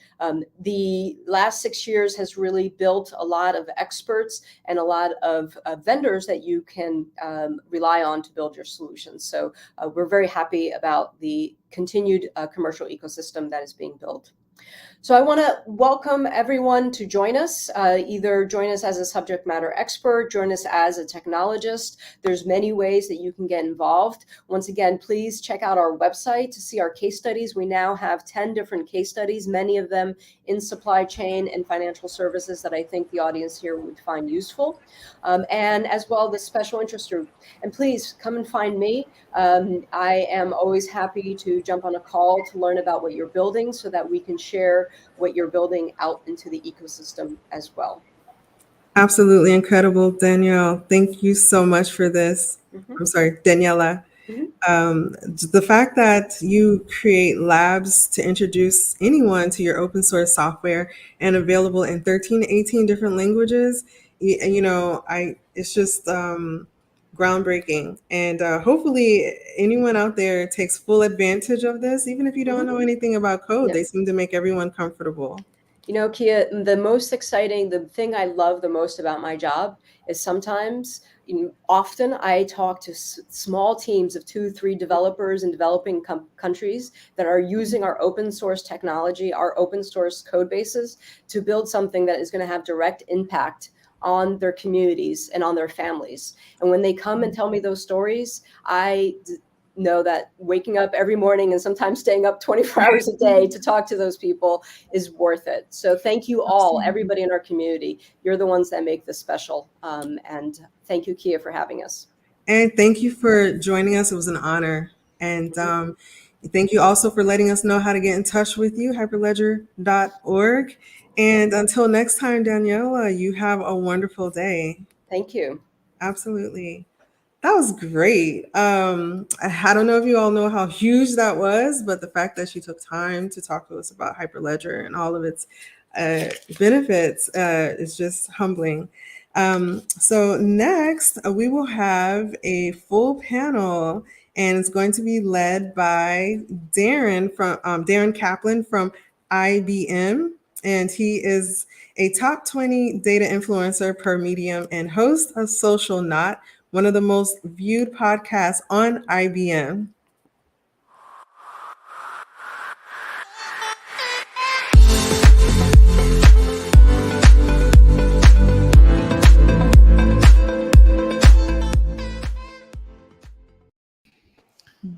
Hello, Darren. How are you doing today? I'm good. We are live. I love being live. This is We're going to be live. This is a good thing. You have a full panel. You're going to explore, I guess, how merging technologies can support the growing need for transparency and efficiency throughout the agriculture and food space, making use of artificial intelligence and trusted blockchain systems to provide a safer and more secure system for our food. How can we not be excited about that? I think we're just going to have a nice conversation with a couple of thought leaders who are making a difference. So this is an Beautiful. exciting time to talk about blockchain in agriculture. And I think we've got the right panel. We're going to be with you for, I think, for the next 40 minutes. And we hope to really humanize this great tech. And it's been an enjoyable day so far listening to all the sessions. Yes, it has. It's making me hungry. Hopefully we can get you out of here and get you something to eat. So thank you so much. Of course. Now, I don't see the rest of my panel. Are you going to bring them on? Oh, here comes trouble. Gosh. Morning. Oh gosh. Good morning. This is going to be a fun time. And I'm so delighted to host this panel for many reasons. The first reason is we can all relate to today's conversation because as humans, we need food. We need it to stay strong, to stay healthy, to get up in the morning, to get a day going. So to me, what I want to do on this panel is just really focus on humanizing these big, scary terms. AI, what is that? Blockchain, oh, that's a little bit intimidating. No, we're going to get into how we use this tech to delight people so we can eat better. And food safety, food mileage, there's a lot here. I am your moderator for the next 30 minutes. My name is Darren Kaplan. I am the host of IBM's Expert TV Social Knot. I'm also the growth officer of Data Distiller. So if anyone out there is using Apache Drill, I want to meet you. If anyone wants to be a guest on the IBM Expert TV, I want to meet you as well. We've got 3 great guests today. And I'll let each guest introduce themselves. So we got Ganesh, we've got, oh my God, I just totally blanked on our guest names. We've got Mark and we got Bill. So sorry about all those. That's embarrassing. Sometimes even I get nervous. And what we're going to be talking today about is blockchain as it relates to agriculture. But I want to start with forgetting everybody's names. But after forgetting everybody's names, I want to start about is something about a permanent record. And the reason why I want to start with a permanent record is it brings me back to my elementary school days. When you're not behaving, this goes on your permanent record. And I was always curious, does that record exist? And now here we are, a couple of decades later, we're still talking about permanent records. And what I want to dig into is permanent records. And I also want to talk about food and food prices, inflation. This is what's going on right now. We were talking before the show about the cost of eggs, the cost of milk. So part of the things we're going to talk about is blockchain and safety, but we also want to talk about blockchain and cost and how we can maybe pass this to the consumer. So with that, there's a few people I want to thank for being part of this. And this, of course, it's my guests. So I think it's going to be first question. Bill, do you want to take first question and just maybe do a quick introduction of yourself? And then we'll go to Ganesh and then we'll go to Mark. Oh, sure thing. And well, gosh, Darren, thank you so much. And I understand the short-term memory loss. It's still early in the Pacific. Awful. I understand completely. And also about the provenance of blockchain and your elementary school records. I was suspended from 2nd grade for a day, and that still haunts me. It's now on your permanent record, right? My brothers never let me forget it. So I just want to. I work in AI and ML for Red Hat. Do the strategy for the global verticals, and also for our global accounts, and act as an evangelist, a I guess, advocating new architectures, and also founded the Enterprise Neurosystem AI R&D community that Ganesh is a member of. So yeah, we've been doing quite a bit of work for about a year now. It's been exciting. And of that work, how long have you been in the ag tech part of that little sector, blockchain for ag tech? Because I know we're going to talk about blockchain. You've done a lot of great stuff at Red Hat, but how recent have you been playing around with ag tech?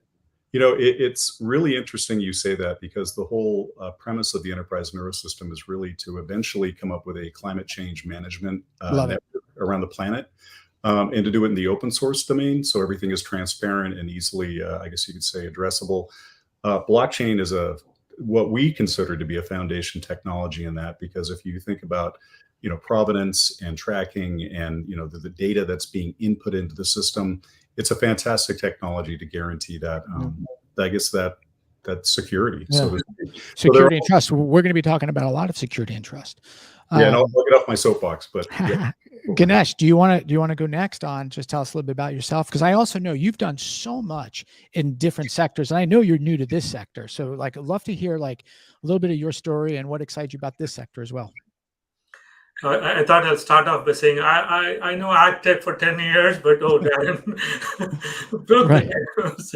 So over a decade, that's how far I can think of. I was working for Verizon Media, primarily focused on building revenue-generating data and AI products. So across the journey, as I think back, from the strategy perspective, it's been an attempt to pull technologies towards the team. Make it real. Yep. Make it economical, right? There is an aspect of technology, but the true value is to solve a problem. And interestingly, being part of Verizon, part of my charter was to drive revenue too. So when I try to summarize my entire journey at Verizon, it's fascinating. It's interesting. It's an ecosystem where you have everything that you can think, imagine to make things real, build businesses. And the summary is AI on cloud, products with AI on cloud, on edge technologies. And all the strategies are named: Orion on the cloud, Leo on the edge, dollar value, tens of millions of dollars year over year. And it was fantastic. But as I look forward, there is only so much about career. I said, okay, what's the purpose of life? Yep. And I always aspire to be a CEO. And then this is going to be a fantastic journey, is what I strongly believe. Fiducia AI, Fiducia is trust. AI is artificial intelligence. Reflecting on what I said, pull blockchain towards us to make it real. And what I love is that we are getting this type of thought leadership from other sectors into the ag tech, which is kind of the secret sauce of, you know, we need more thought leaders from different sectors playing with this technology to improve food trust, food sustainability. And the last intro is going to be with Mark. And what's great is Mark has quite a bit of experience in the ag tech world. So Mark, we're really excited to have you part of this panel. We'd love to have you introduce yourself as well. Sure. Appreciate, Darren, the opportunity to speak with everyone this morning. So my background is in global large-scale agriculture, and I've been involved for about 25 years. Well, actually, my whole life I grew up on a farm. And so I've been working with production areas around the world on continuity of supply, trade routes, international trade routes with large-scale retailers for Northern and Southern Hemisphere programs for redundant supply. And I've also been working with these same farming operations around data collection on the field, networking, getting that data back to the product, and tying data to the food story for the entire chain. So it's been a blessing to travel the world, meet farmers from every aspect of farming, and it's been a good time. Well, let's dig in. Right? No pun intended.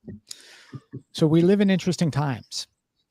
We have the ability to go to our local market, and we have the ability to buy local produce as well as international produce. Right? We've all been to the food aisles, And we've also talked a little bit about, inflation and how expensive food is becoming. Mark, first question to you, right? If we think about AI, big word, blockchain, big word, food safety, I just want to kind of humanize where you think this is going, because this is a real problem today. So we're not thinking about blockchain, this is 10 years, this is going to solve it.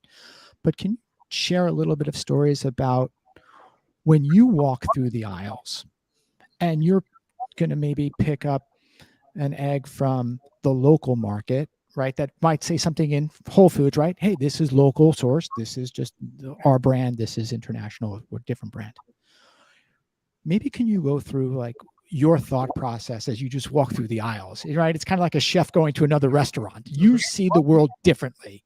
So can you walk us through what you see when it comes to AI, trust, and everything as you walk through the aisles? Because I want every one of our audience members to kind of walk through the aisles and think, or maybe influence how you think through an aisle. So when I'm walking through a produce aisle and I'm trying to select which products are going to be the best for my family's table, I'm often taking a look at source, where the product's coming from. I want to know who produced it, what country it came from. I want to understand the certificates that validate its excellence. I want to understand that it's been handled under appropriate conditions for the product. And so I am very interested in obtaining that information. Oftentimes, currently, as I do walk through the aisles, I have a hard time ingesting that data. I have a difficult time finding it. If it's asking me to scan a barcode, I may be scanning a barcode. It'll be giving me an address to a marketing facility as opposed to the actual production facility. Many of these global agricultural entities have a domestic office, but they're sourcing globally. So it can be very confusing on where the product actually is coming from. It'll say it's a product of the USA, but it'll be coming from other regions.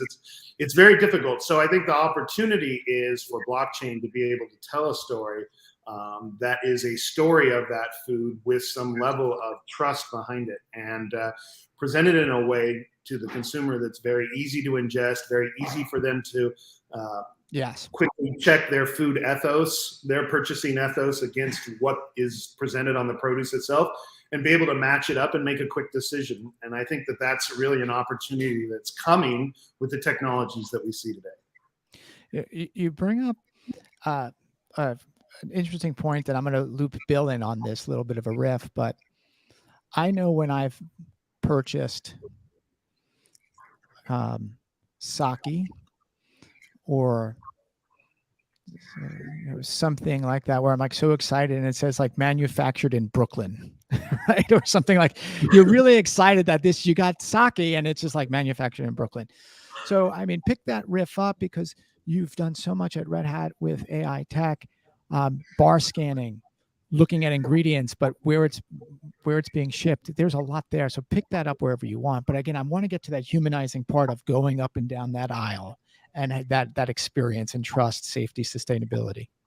No, I that's a great question. And it is really personal when you think about it. Yes. Right now, like we were joking before the session began, but I've got an 8-year-old and I think actively about the source of all the foods that are involved and the sub-ingredients, and also given allergies.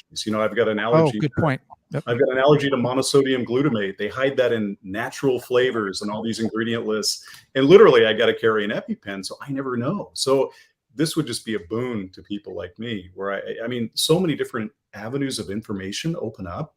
It just really kind of, it's shocking this hasn't been done before. And I think this would help in so many different ways from a marketing perspective, for a way to, give the farmers the credit they're due, to show that everything arrived in a timely manner. It wasn't sitting in a truck somewhere for 3 weeks in the interim.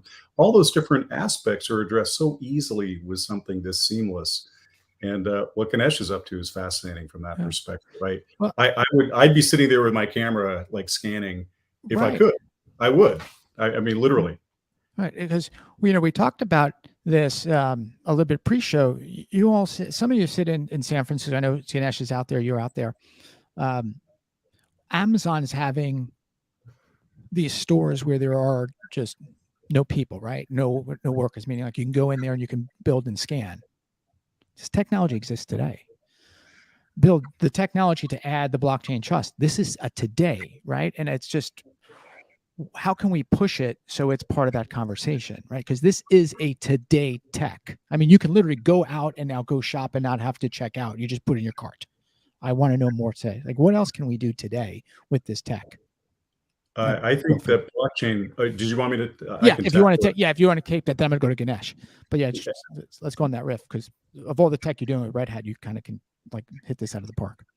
I'm telling you, it's kind of decoupling blockchain from the financial services sector. I think if we can leap that chasm in everybody's mind, it'll all begin to make sense, I think. And these kinds of technologies and these kinds of advances that Ganesh is taking forward is exactly a way to do that. Because people hear blockchain, they just go, oh, they just think of crypto. They think of all those things. And that's the natural leap. And at Red Hat, we've been looking at this for a couple of years now. And there were people like Narendra Narang, who is the head of technology for us at Verizon on the architecture side.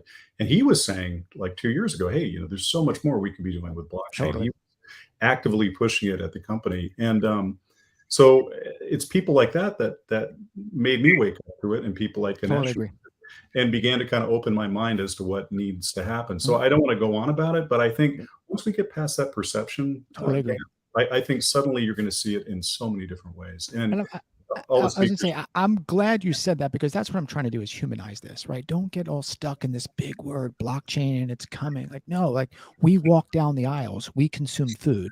Ganesh, we're so excited that you're now part of the ag tech, universe.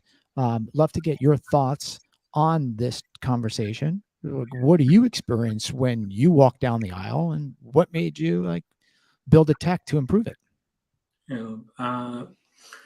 Thanks, Aaron. So interestingly, when we start to take a closer look at health, we talk about treatment. Yeah. And a level up is cure. Oh no, it's not treatment. Let's cure this, right? I'm saying let's avoid this. That's the best thing that can actually happen to an entire humanity, right? That's my view. And the way how we can actually avoid scenarios and situations like this, it's food is one very important aspect. Knowing information about food that we consume, like Bill mentioned a few minutes ago, I have allergies. Today it's hard with some of the foods. You want to know.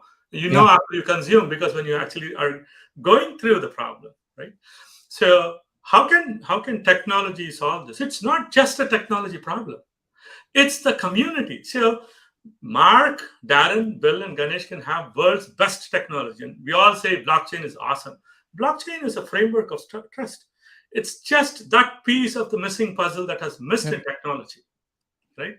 Bill, we have been working on frameworks for AI, and I'm saying blockchain is framework for trust. Mark, Bill, Darren, we all have our own businesses. For us to do in a meaningful way, we want a framework that we all can actually start to write it. And interestingly, immutable is one. Most importantly, consensus. We all agree verbally, then translate that to code. Ensure everything that's written is based on what we agreed and decided on. So I look at blockchain as one of the very fundamental block as we move forward. And my fascination, sorry, go ahead. No, keep going. I just want my fascination. I don't look at technology as technology. I've been doing AI for a long time, now blockchain. But what is the purpose? Purpose is sustainability. Purpose is good health, right? But you can't accomplish sustainability just as a technology company or just between partnership between two entities. The point that Mark touched upon, Bill touched upon, and I'm sure you did too. We would like to know start to finish. When it was harvested, how it was harvested, and if possible, what was the research behind that too, in order to start the produce, all the way to when we consume. And I see supply chain is fantastic. We all know that it's been there for a long time. Now we want to find a medium or way how everybody has easy access to write their story or assertions onto blockchain and stitch a story together. As simple as that. And I want to now go go a little bit deeper there, and I want to start. I want to go back to Mark on this. So, Mark, we started with walking the aisles, right? I think that's an important part. Now I want to go one step beyond, and I want to now be the regional director of purchasing, right? So now I'm going to be the buyer of what's going in the aisles. And what I'm worried about this conversation is we can have the greatest blockchain, but if eggs are too expensive, I'm just going to buy the cheapest egg, right? There is a, like, so I'm torn in the momentum blockchain is getting, but just the cost of, like, I'm just going to go with the cheapest egg. So as the regional buyer, how is blockchain going to maybe impact how you buy, how you trust? I don't know where I'm going. Just want to get your thoughts on that. That's an absolute fantastic question, Darren. So everybody has a motive in this. Thank this you. chain, all right, everybody has an interest. The buyer from the regional supermarket, his interest is to buy as cheap as he can and put the produce out there so that he knows they want to buy it. The issue comes is that I think that the real opportunity is to empower the supplier or the farmer and the consumer. When the consumer truly understands what the farmer is doing for them, the price becomes much less important in their lifestyle. So if the regional director says, you know what, for my store, that is not enough margin to carry that egg, but that individual that's been shopping at that store has been buying those eggs for a number of time, and that fits his purchasing ethos, then he may be able to make the decision, guess what? I'm going to have to change where I'm buying my product and go somewhere else because those eggs are important to me. I think that's one of the empowering points of blockchain as well, is that you're creating that, you're empowering the consumer, you're empowering the supplier to tell that story. Regardless of channel to market, you need to be able to tell that story. And when the consumer engages with that story and begins to trust that, price becomes less of a point. And they will search out your product wherever it is, whether it's at a Costco or a Walmart or a regional Raley's. They know that maybe that's the healthiest egg for them, or the best tasting fruit for them, or the right apple for the apple pie they're going to make for their grandmother this evening. So I think that's where blockchain has a real opportunity as well. Now, I want to stay there. One other question for you on that. The international trust, right? Because now I just want to make that a bigger global question, right? Because you're right. You might be buying, we keep on talking about eggs or milk. That might be a shorter run, but it might be coffee, right? It might be, gosh, I think they said like there's something like over 100,000 SKUs in a local store, right? So how else, again, you're the regional buyer, are you also thinking about, I want to make sure the international shipments are trusted, sustainable? Like, where does that go also in that conversation, the international buying? So if I'm a buyer from a regional marketplace, I have a number of requirements that are prior to supply. So before we even start the season, I have a due diligence package that will be required to be filled out on anything you're supplying to me. Got it. That will include things like safety food certificates. It'll include statements from the company around worker safety, labor, all those kinds of things. That kind of data information travels usually prior to a program being put in place. Got it. And then, didn't know that. Then you're talking about information that's coming to me from them. And I wanted to bring something up. Blockchain's a very fantastic tool. One of the concerns with blockchain is it tends to tell one story across the way. What we like to do is have multiple assertions stating similar stories, bringing one line across of a narrative. And so what I mean by that is, I don't want to just hear from the farmer that he says I'm Global Gap certified. I want to hear from Global Gap that he's Global Gap.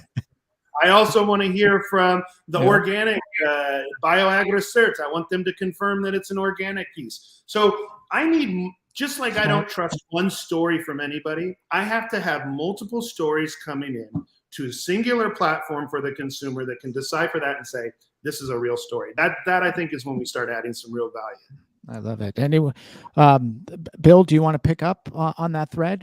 Again, you are the regional. I took you out of the aisle, and now you're the regional. You're the regional And you're like 22, by the way. Because if we were this age, I'm not putting you at the. I'm not going to put you at the SVP level of regional. You're just a regional. You you have a little bit of say, You can see me on video. That 22, I don't know. We'll try. You're the regional director, 22. Just out of school like 4 years, like okay, 3 years, whatever it is. But yeah, like what are you thinking as you're buying? Because I think we brought up some good points there. Yeah, I have to agree with all the points that were just made. I mean, all those elements are so critical to the entire chain of trust, I think. But when you're shopping for a child and and he's eating you out of house and home, literally I sit down with my 8-year-old and he eats more than I do. I'm like 6'5". Like I have no idea. Know that. No. Maybe it's old age. I just look at it. So to think about and it puts it in such a different context, because when you're eating for yourself, you don't really take the time to I mean, you care about the ingredients, you care about the provenance, you do care about all that. When you buy organic, I would be delighted to be able to scan something and see a picture of the farm and understand where it came from. And that really helps the farm's brand. And it also makes me feel more reassured that, hey, this is the real deal. But beyond that, to think about the food ingredients that my child is consuming is critical to me now. You know what I mean? Like I actively think about that. Whereas with me, when I was in college, I was just, it was Twinkies, pizza, whatever it was. Right. With my boy, it's like, man, I think we should start a Twinkie blockchain. I'd actually, no disrespect to Twinkies, one of my favorite foods, but when it comes to food trust, maybe there are foods we should not, and no disrespect, maybe there's just some foods we, like you said, in college, we shouldn't want to know. Exactly. I'm not going to touch that, but I have to agree with everything that's been said, though. It really becomes acutely important, but also it's kind of a neat thing to just understand where it came from. I think it's a branding thing for the farmers. They'll become the stars over time. And that's a fascinating thought. Or the conglomerates that bring it all together, they'll be stars too. And I'm not saying that lightly. I mean, I'd be excited to understand it more as a consumer. Yeah, I think that there was also nuance there. If we can get blockchain in more RFPs and more order forms, that will also help move this forward, right? Because I think that should be, and I didn't realize, and I should have that there are requirements to purchase, but maybe as more and more companies push for that trust, sustainability, the paperwork, the ledger, then this really unlocks, because you can't even get into a big vendor without having this. And Ganesh, I don't know if that's something that also you want to talk about with the new company that you guys are rocking and rolling with, but pick that up wherever you want when it comes down to buying. Definitely, Darren. But I just want to reflect on one very important thing. Just a slight digression, but it's super important to actually call this out. The way how I look at the world today. Okay. People who are actually working, the hardest working people in the world are the farmers. Yep. There's no easy way for us, even as consumer, to appreciate the work they're doing. We talk about some supply chain and traceability, right? This farmer is actually giving the information direct to the consumer. But I am saying the reverse is possible in this way too. I like the fruit. I love the fruit. I give a thumbs up. It goes straight to the consumer. Never happened in the entire history of mankind. We, not just 4 of us on the call, but it's a movement that we would have to actually create to bring this back to life, where everybody is happy in doing whatever we are doing. And it's very simple, Darren. I put a post on LinkedIn. I just watch, are people liking it? Look at me, right? I'm sure everybody has this intention of knowing more about how the produce is being received in the market. So we would like to change that as part of traceability. But going back, it's inevitable that we all would actually start to write, not just in ag tech, everywhere on blockchain. And the reason is simple: immutability, right, and trust. And these, but the undercurrent is very important. Today, it's cost prohibitive. Right. It's cost prohibitive, and it's going to change over a period of time. Today, it's slow. Right. When you suddenly talk millions. I think you bring up another good point. And I'm going to go back to Mark, then Bill, then to you. So Mark, I took you from the aisle, then I took you to the buyer. And I think Ganesh just brought up a great point. I want you to put a new persona on, a new hat on. You're the farmer. But you're not the farmer that has like 2 acres and going to the farmer's market. No, you're like the largest producer of X, right? Or one of the largest producer. Like you can move the needle. Yeah. Now you got a phone call and this is the new RFP. Are you going, oh shucks, I don't want to do this? Are you embracing this? Are you like, who do I call first? Can you just walk me through what the persona of that global farmer is? And then, I'll hit it to you, Bill, same question. Then Absolutely. So I've been on the phone right after somebody's called a large scale grower and said, you're going to need to implement Hyperledger if you want to produce for me next year. Okay, hold on. I just want to. So you've been on the phone. Someone has said that, and is the tone panic? Is the tone no problem? Like, walk us through that. That's interesting. Absolute panic. Very concerned. Feeling I'm going to lose a deal. I can't get this deal. This stuff is going to grow with or without. First of all, what you need to explore before we even get to that point is what percentage of a large scale grower actually goes to say like a Walmart or these big guys? Okay, fair. And I'm going to tell you, it's actually very surprisingly low. It's not what you think. It's not that 70% that some people would think. It's probably more along the line of like 20, 15, 30. If you're a large scale corporation, you're going to balance out your portfolio of sales to domestic, small regionals, local, international, and you're going to have a balance that you set as a company that's healthy for you, that you've learned through the course of the time. When that's part of the problem, when these systems come in and try and force down from the top, you will provide this, you will do this in this language, it becomes intimidating and frustrating. And it puts in question in the farmer's mind whether it has value to provide for that program anymore. And we've seen that it has skewed the adoption currently of these larger systems that are out there now. And I think, again, the opportunity comes around incentivizing the grower to tell his story to the consumer. And when you do that and you create a platform that has an open place for everyone to come and subtract the information that they need from that file, and then pass that product on through to the consumer and allow that consumer to understand what it is, that's an interesting product. But before getting too far into that, I don't want to digress from what we're talking about. When the farmer gets the information that they're going to have to participate in this, it's very intimidating to them. They look at, what does it mean? How many developers do I need to bring? I don't have developers in. Am I going to need a whole new network system on the farm? Am I going to need new servers? What does all that mean? It's very nerve wracking. So I think the thing to keep in mind is what is the real opportunity for that grower with one singular system? There's so many different systems out there. He's terrified by being shoehorned into a singular, specific, siloed platform. And that I think is the biggest concern. And that's a lot of the reasons why these things don't seem to get off the ground, because the retailers are competing against themselves. Costco will say, I want this system. Walmart will say they want that system. HEB will say they need this system. Yeah. As a farmer, what do I do? Who do I write for? So that's the kind of concern when those calls come through on how do I do that. So again, there's an opportunity to look at it a different way. And I want to stay with you for one more second, since you've been on those phone calls.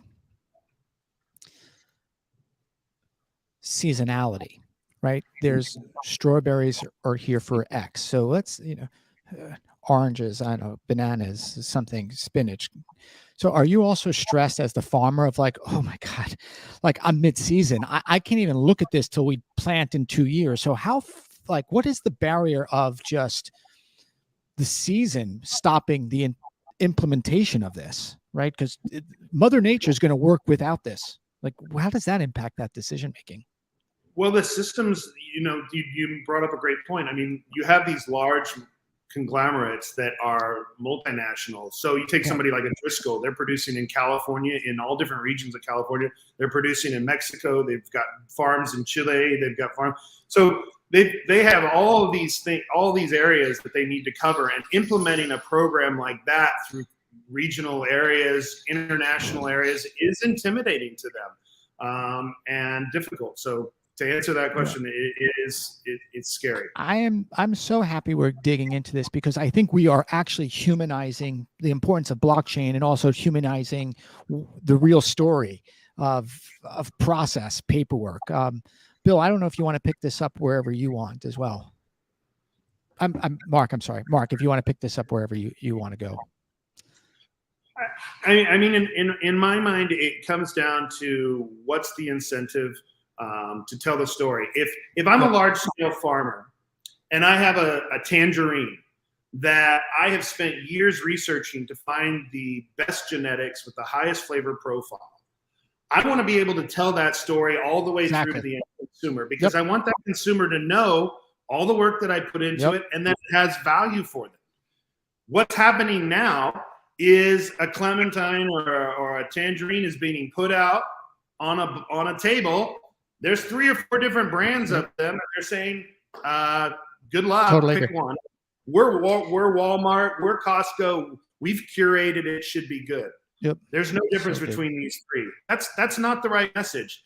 The farmers are putting their life and soul into it. They need to be able to share that. If I'm Cuties, to steal a big label here in California, And I'm a fan. I'm a fan of, if I'm Cuties and I'm that much sweeter than the off-brand, I think the farmer should be recognized for the hard work he put in, for the genetics that he bought, for the high level of food safety that he's implemented, for the culture of social betterment that he's put together. I want to share that story with the consumer. I want that consumer to recognize that, and I want him to patronize me for that. And that is the future. You bring up something also nice. It's like, I think it was you or Bill that said it, the brand loyal, right? Because now I'll pay the extra 15 cents. Right. It's that brand. I'll pay I don't think it's going to be another $4, but I'll pay the extra 39 cents. And Bill, again, I want to put you in that same spot. You're now the farmer, Bill. You are the farmer. And now you're 29. Okay. I'm going to keep making you a little bit older. You're 29, and you've been a farmer for like 3 centuries. Your family's been farmers. So you've seen this movie, and now you're like, another thing I have to do to sell my farming product. Just walk us through this riff. Like, how do you see the tech or the paperwork or the RFPs? It's funny. 29 is also a stretch, and I probably need to use a little more hair color. But the thing that's you're still 6'5", though. But you've been a farmer for 2 centuries. Yeah, but I've got an 8-year-old. I'm kind of hunched over at this point. I've got a walker. It's crazy. But I think what's interesting for me is I was recently reading a story, and I'm going to answer the question through an example, actually, because I was looking at this story. I think it was on Yahoo News, if I'm not mistaken, and it was talking about how these farmers in China are becoming YouTube stars, or say what? Like how they're literally going from farm directly to table, bypassing everybody. And I'm not advocating that. Right. What's interesting is they are becoming the stars. This kind of a system enables that kind of recognition, I think. And what's neat about that is it becomes a personal relationship between the consumer and the grower, literally, or the conglomerate who supplies the amazing stuff that people love. I mean, it's more than just the trust chain. I think it's a relationship chain. It gets everybody engaged. And right now, when I go to the market, I have no idea where all that came from. I see the little label, and I trust the label. I trust the brand. But beyond that, I have no idea what's happening. And I think this just gives a level of transparency and visibility that becomes, it really builds the relationship. And so you bypass all the kind of direct stuff, and you just create a process where there's a lot of safety, a lot of trust, but a lot of recognition.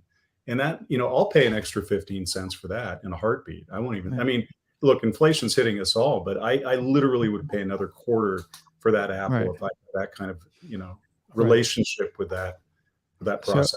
So, and Bill, I know we're almost done with time, but I want to add one more one more role for you, if that's okay. Then we're going to end with Ganesh.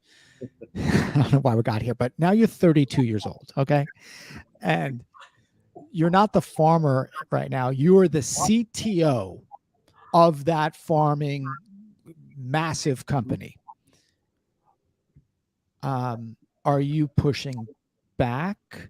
You don't have the time to install this tech? Right. So now I want you to wear your CTO hat, which is very easy for you to wear.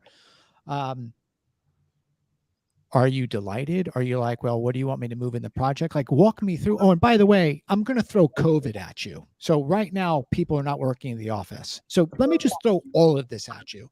You might not get this big deal that we just might have. And now, like, we have to do this to pass this deal, and everyone's working. Like, what is now the real technical lift, Mr. CTO of this farming conglomerate?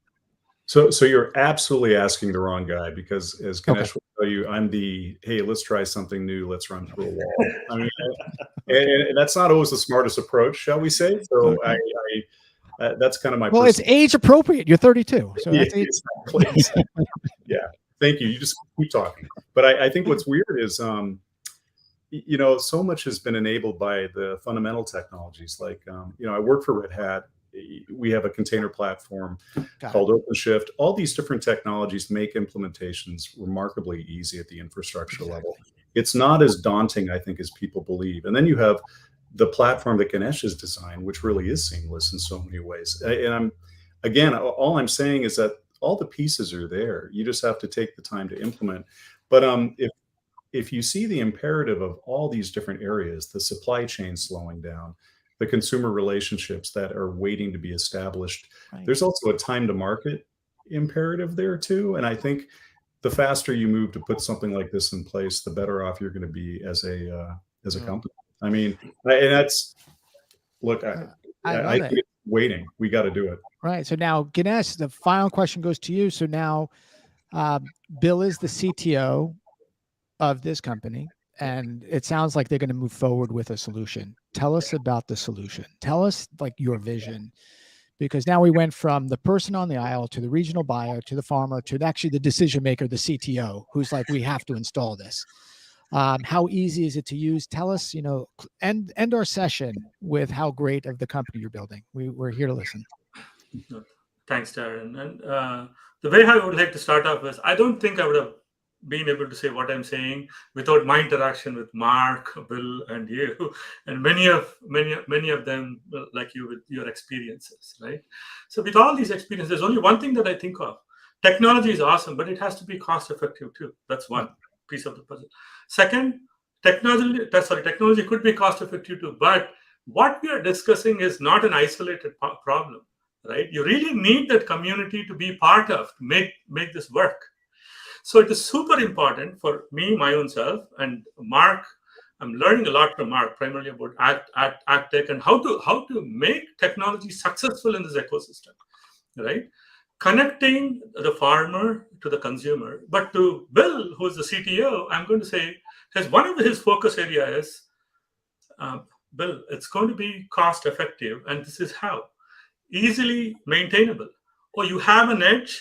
It's super easy to go deploy this onto the edge. Oh, you want to enable AI capabilities? This is how you do it. And that's the reflection of the platform that I already started to socialize at a very high level. But the undercurrent is super important. A lot of the aspects that we were discussing as a group, answers to many of the questions that we want. Where? What is it? What is in it? Why should I trust this? Yep. The technology is hardening. We want to give life to the label.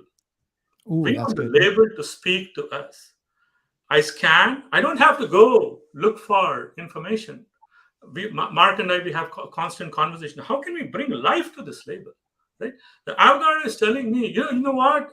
I am happy avocado was harvested 1 week ago in Fresno, California. It's going to be fascinating. And the technology is nothing but a framework. How we use this technology to build these capabilities is what matters. And to me, it has to be cost effective. To me, if there are two people that they're going to be constantly on my mind, one, the farmer, zero cost is my view.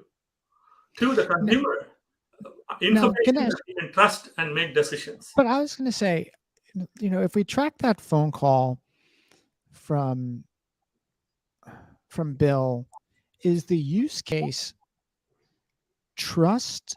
Is the use case, I mean, I don't know if I'm phrasing this right. Mark, I might need your help, but what is the questionnaire use case, right? So Mark, you've been on that call, but what is the actual use case? Like, Mark, what are they asking that Ganesh can solve? Like, what is that use case? I would love that. So somebody comes into the CTO and says, you're going to implement this system.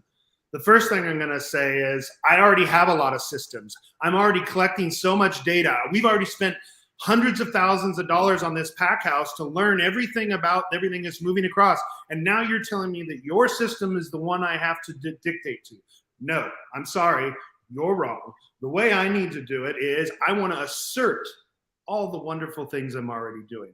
I already know what my food safety is. I already know how the product's moving through there. I know what temperatures it is. I know that I'm meeting the requirements for all of these components. I want to be able to tell that story. So it's very arrogant of these systems to come in and say, oh, we have a system and we know how to do all this. Rather, I want to put trust in the farmer to say, I let you assert all these wonderful things. And that's the brilliance of blockchain, is on the backside of immutability, you have no ability to lie. So if I'm telling you a story, I also have the ability to check that story. And that changes the dynamic of everything we speak to today. That's number one. Number two is the CTO, the position that needs to be put to the farmer is what Bill said, the direct relationship. The direct relationship between the consumer and the farmer tells me a lot. If I'm the farmer, I'm not only concerned about what my price is and who bought it and where they bought it. I want to hear from them. Hey, I like that peach. That was really sweet. Guess what? As a farmer, I'm going to plant for the next 10 years so I can accommodate that.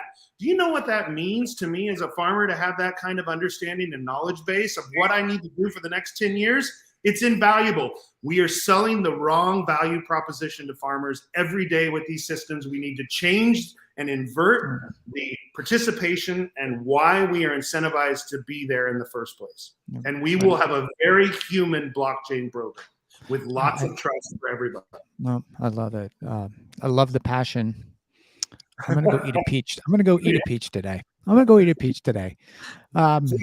Ganesh, final word for you. What's the website? How do we get in touch with what you're building? What's the website? How do we buy from you?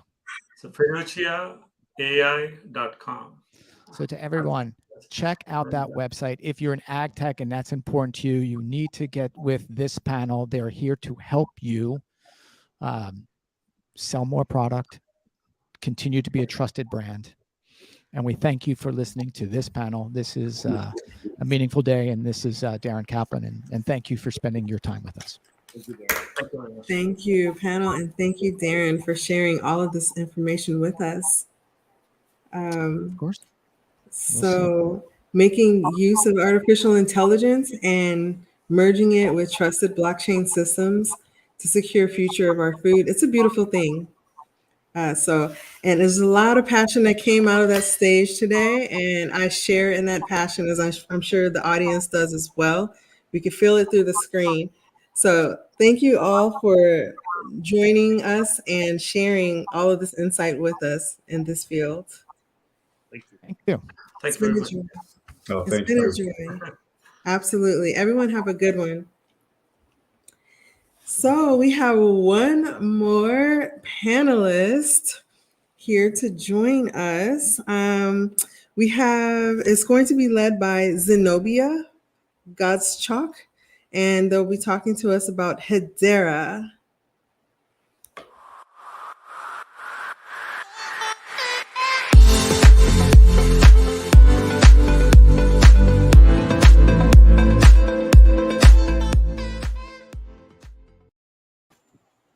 Hello, Zenobia. How are you? Hello, I'm doing well. Happy Friday. How are you? Happy Friday. I'm glad it's here. What a way to kick off the weekend, right? Absolutely. Wow. So we see that you have over 20 years of experience in high-tech PR, and you're helping companies create and dominate new categories. You're also the Senior Vice President of Corporate Communications of Hedera. And so thank you so much for joining us. It's an honor. Thank you. I'm excited to be here and excited to share this panel with you. We have some great folks who are joining us from all over the world, including some who are coming to us from the very earliest wee hours of Saturday morning, their time. So we Yes. appreciate them joining, and they are excited to share what they're doing with this audience. We can't wait to hear about it, and the stage is yours. Thank you. All right, thank you. Hello, as mentioned, I'm Zenobia Godschalk. I run communications for Hedera. Hedera is an enterprise-grade public network. It is the most used public network in the world today in terms of transaction count. And for those of you who joined earlier, you probably heard Christian Hasker give an overview of Hedera itself and what it does, why it's different from other public ledgers, and some of the capabilities.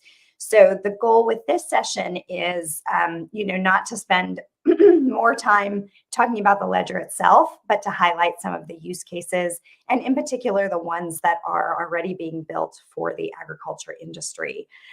So I'd like to welcome up the rest of the panelists here. We have David Travers from DataHash, and we have Isaac Eberhardt from Agri-O,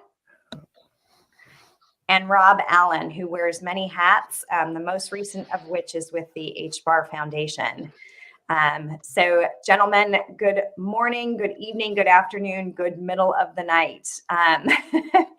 Thank you all for joining us. Because we have a number of different folks on today, I'd love for each of you to just give a few minutes about your background, how you came to be interested in blockchain and DLT as part of your work, and then what your company is doing today. And David, in our Brady Bunch box here, you are my top right, so I will pass it over to you first. Great. Thanks, Zenobia. I think it's almost 4 o'clock in the morning here, and I know Rob, my colleague's up early as well. So yeah, it's great to be with you. I guess, my passion about agriculture sort of comes from being the 5th generation of a farmer's family. My father is still farming. He's in his 80s, and unlike his father, my grandfather, they encouraged me to go away and get a real job, I think was his definition. So I've kind of feel like I've got a kind of benefit of not just growing up on the farm, many of which we still own, but also having gone away and had a corporate career. So I spent a long time in government here in Australia. I also went in the Australian High Commission in London for 5 years. I spent some time in the university sector at both UCL and Carnegie Mellon. And then more recently, I've sort of come back to Australia and spent some time working in the international development sector. So I'm the chairman and CEO of a government-owned company called Scope Global. So we work in Asia and the Pacific in the development space too. So over that period, I've always been interested in the technology side of where we're going in farming, and a couple of years ago, got interested in technology around blockchain and distributed ledger. This is my dad's favorite recording device. It's a little book. And if you walked into his library at home, you'd find about 40 years worth of these record devices. I often tease him about the fact that that's all very good, but it doesn't push information to the cloud, Dad. And I don't even think he knows what the cloud is, other than the things that are in the sky that occasionally bring rain.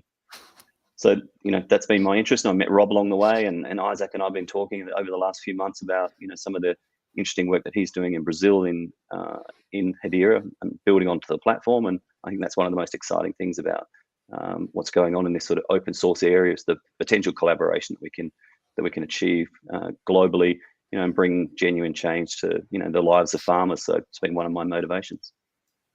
Great. And David, can you share a little bit more about the projects that you're working on today? Yeah, so my family farms, our family farms are a mixture of sheep, wheat, so livestock, broadacre, but we have vineyards and wine. And more recently, we've been involved in trialing alpha and beta on Hedera in the wine industry, trying to introduce sort of this concept of provenance, authenticity, integrity. And at the moment, DataHash is running a dairy trial. In fact, we started it this week with the South Australian dairy farmers and the Australian dairy farmers using a new recent national guideline for traceability standards. So we're working with a number of dairies, some of which people might have heard of, like Golden North and Fluorio Milk, which are quite famous in Australia. And so it's very early days in this technology, and I guess that's what makes it interesting. Great. Thank you, David. Isaac, over to you. Thanks, Zenobia. Thanks for the opportunity to share a bit of our history here. So I'm talking for everyone from Brazil today. Our company is called Agri-D. You can check it out, agri.com. And basically, my personal background is similar to David. I work in a real job before I started to work for banks. So I was in a farming business myself up to 2003. Since then, working more for financial providers, especially banks and insurance companies at some part of my career, and always trying to help these institutions to implement proper infrastructure for compliance, for monitoring, for fraud detection, and everything which you have in your banking account in a modern fintech or a modern bank. When you go to ask for a personal loan, banks can understand your risks and profile your structure and say, okay, this person can borrow $1,000 or $10,000 because he has this much of income and so on and so forth. Reality is, in the agribusiness is not the same, because where you deploy the money for a loan, for example, it's on the fields with inputs, with seeds and so on, and you don't have the same type of level of understanding of the risks there, like the banks or the insurance companies have the personal level. So the company was kind of continuation of this history of working for the financial providers, but trying to build this type of trust layer for the space, being kind of a source of truth, let's say, for the space. So where every single bank can go and check if this complies with environmental standards, if it's compliant with certain standards of production, or that particular place which is asking for a loan, insurance contracts, or other type of financial products. So basically what we do, we combine data and modeling with the Hedera network to provide not only the last 21 years history of any place on Earth, but the next 6 months of behavioral. So let's say what we expect from during the lending contracts. Same for insurance, same for environmental services, which is becoming a thing on space, carbon credits, forest monitoring. And this is a kind of new infrastructure for the space, because then everyone can run their services with transparency and all the good features which should help to reduce costs, speed up the process, and grant access for capital for the space. Because just a note, maybe not everybody's aware, but we have 500 million families today which have reliance on agriculture and zero access to capital. It's almost 2 billion people. Seems to crazy number. Google it, you will find this from World Bank and some other institutions. It's a serious problem, and the Hedera ecosystem have been helping us to deploy something which is meaningful and easy to use for the end user. Thank you, Isaac. Yeah, that's an incredible percentage of the population. Rob, you wear many hats. I think we could spend the rest of the hour talking about them all, but if you don't mind. Physical and literal and figurative hats. Give us. I didn't place them there deliberately. I can assure you. Yeah, hi Zenobia. It's 4:40 here in the morning, so that's just about the time I normally get up anyway, because I have long days, because I have a lot of things to do. So I don't have an agricultural background. In fact, I didn't really have much exposure to the agricultural process until I met David a couple of years ago. My background's in engineering and technology. I started life as a British military engineer, actually building battlefield computer systems, and then segued, as you do, to Intel, where I worked on their supply chain systems, actually out of California. Before moving into banking and payments, where I spent quite a long time. building payment systems in Europe. Coming to Australia a few years ago, I had the luck, I guess, of being exposed to blockchain technology when I was working at PwC, trying to solve big problems for customers, and in particular in the payment space. And none of the blockchains that we were looking at really hit the mark. You know, we have this thing called the trilemma in the blockchain space, where there's always a trade-off. There's always a trade-off between scalability or decentralization or security, and it wasn't really cutting it for many of the use cases, including the supply chain that we were looking at, until I discovered Hedera. And that was maybe 4 years ago.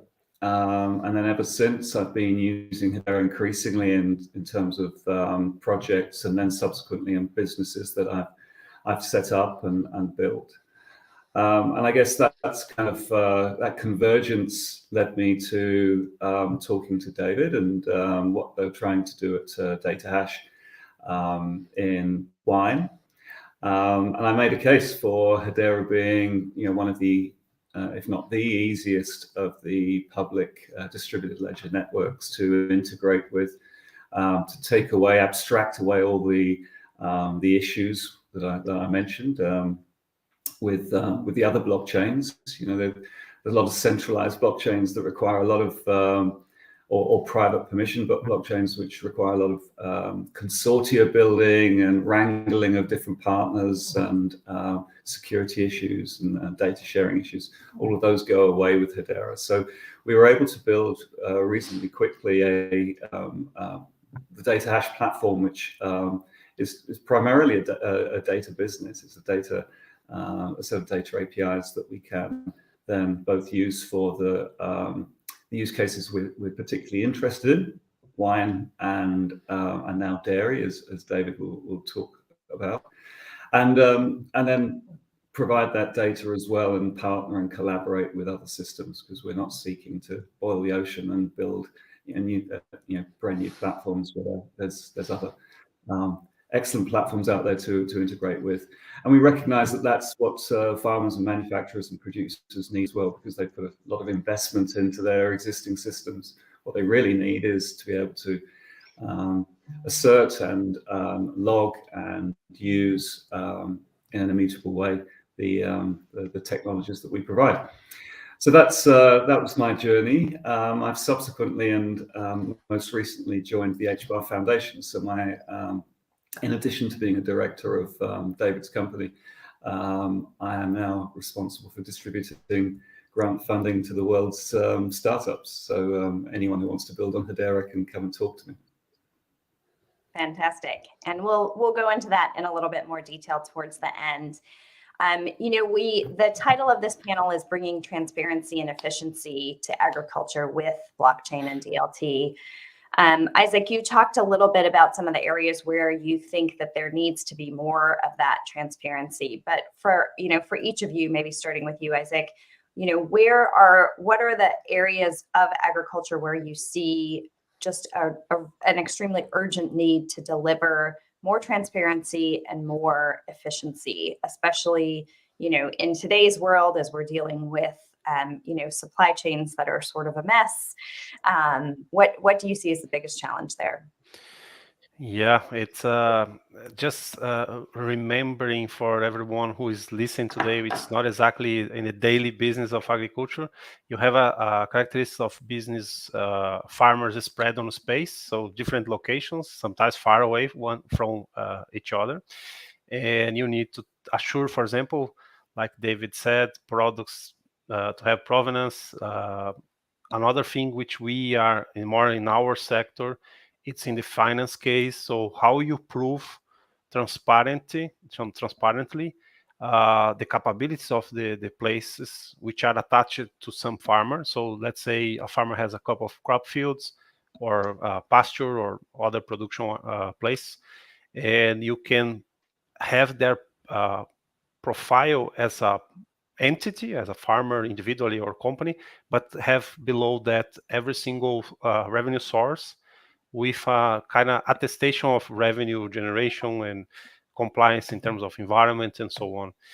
That means these farmers can have a proper open access to finance, because one of the major challenges today in terms of transparency is how can I prove I am the farmer which has access to this amount of land producing 10 tons of soybeans or whatever, and a bank or insurance company or a trading company who want to buy my products need to have this certain certainty on these transactions.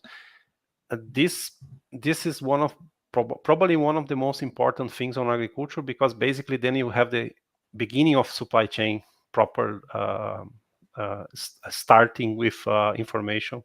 In our perception, it's where we invest our time and resources, and we believe this is a massive space.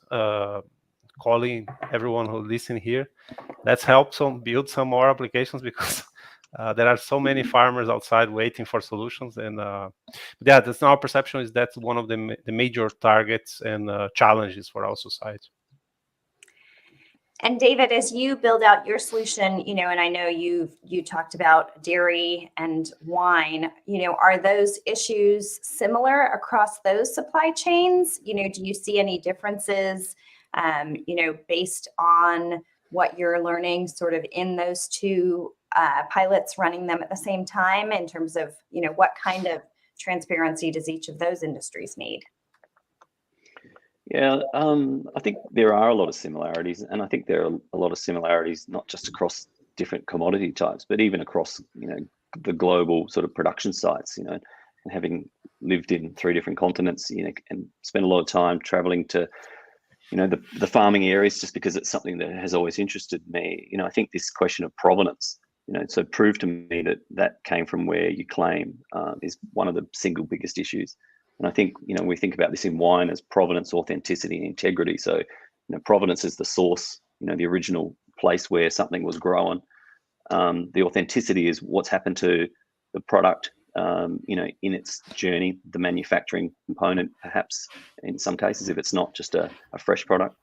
And then this question of integrity. So, whatever package, bottle, carton, I'm opening the product in at the consumer level, prove to me that along that journey, nothing's happened to that package. So what you're claiming along the journey is still true when I consume it.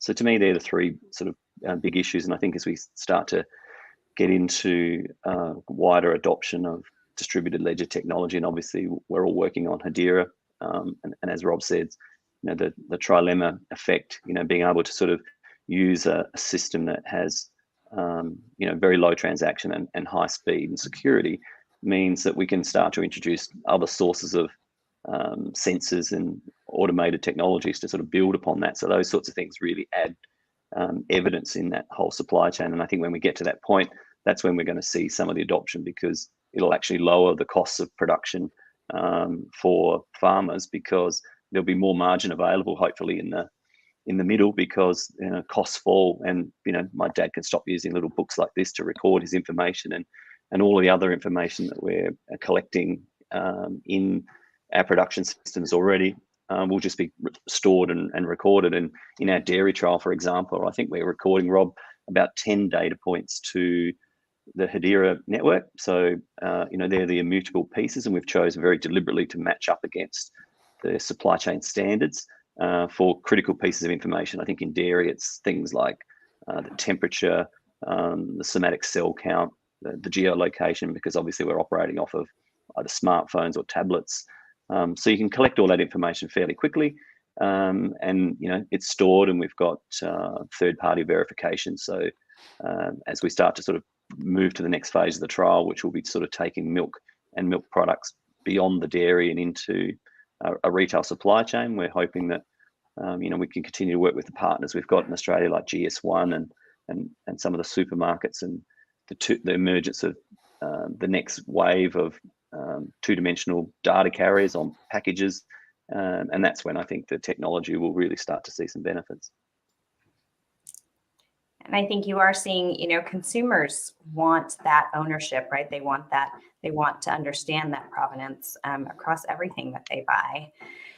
And Rob, as you look at, both the consumer side of it as well as the entire, agricultural supply chain or supply chains, are there other areas where you feel like, yes, there's a very clear immediate need for that additional efficiency, right? And that computational trust? Well, yes, I think both efficiency and the transparency that the guys have just talked eloquently about. I find one of the first things we did, and one of the first kind of stakeholders within the supply chain that we address, whose problems we addressed, were the regulator for wine. There's I guess we all know that this independent verification of data is one of the core properties of public ledgers, not so much the private permissioned ones, but public ledgers, where you can actually provide access in a controlled way or a fully transparent way to data. And in the wine use case, it's Wine Australia. Wine Australia had a particular problem in that they have a finite number of resources and a large number of wine producers to oversee within Australia. It's almost impossible for them to govern or check the compliance of the wine producers over such a wide area. So one of the problems that we looked to solve in our wine trial was how does a Wine Australia compliance officer check that the integrity program, the labour integrity program, has been met, and that's a framework within Australia that captures many of these data points that David was talking about. We do that in our process, and it's very, very easy for the former field officer, if you like, from their desk to actually then check that what that producer has said that they've done to make that wine, everything from the harvesting of the grapes through the fermentation process to the mix in the bottle, is the actual the truth. And what public ledgers do is actually build trust and by having that truth verifiable independently.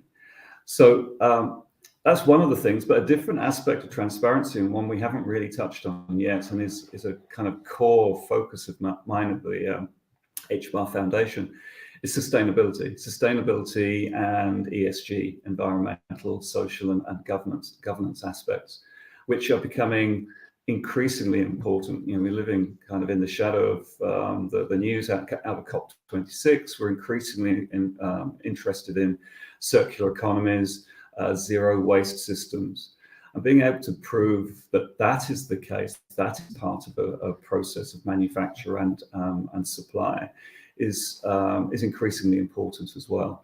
So, I'm passionate about regenerative ecosystems and zero waste economies. So those things can reasonably easily be built in, because the same levels of trust are applied to the processes of waste and production as they are of what's gone into the product.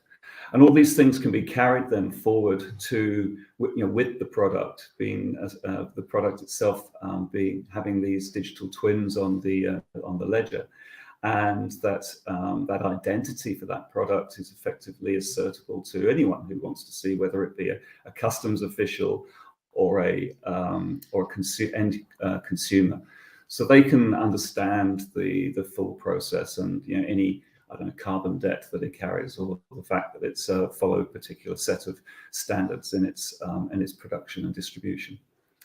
And in terms of efficiency, if I may just hold the mic for a little longer, supply chains have traditionally, are just that. They're a chain of links between people and process. And there are typically lots of friction points along those chains. One of those is the handover point where one needs to be paid, and payment takes time. And when you've got perishable goods, there's a big impact there. when you need trade finance, when you know, all sorts of things that Isaac has been talking about, and being able to enable the smooth movement of goods down the supply chain. When you go across borders and there's border control and customs, these are friction points which both this transparency and efficiency of making payments, efficiency of proving that processes have been adhered to and are compliant, and all the documentation is in order. Those are the things that we're really good at doing with public ledger.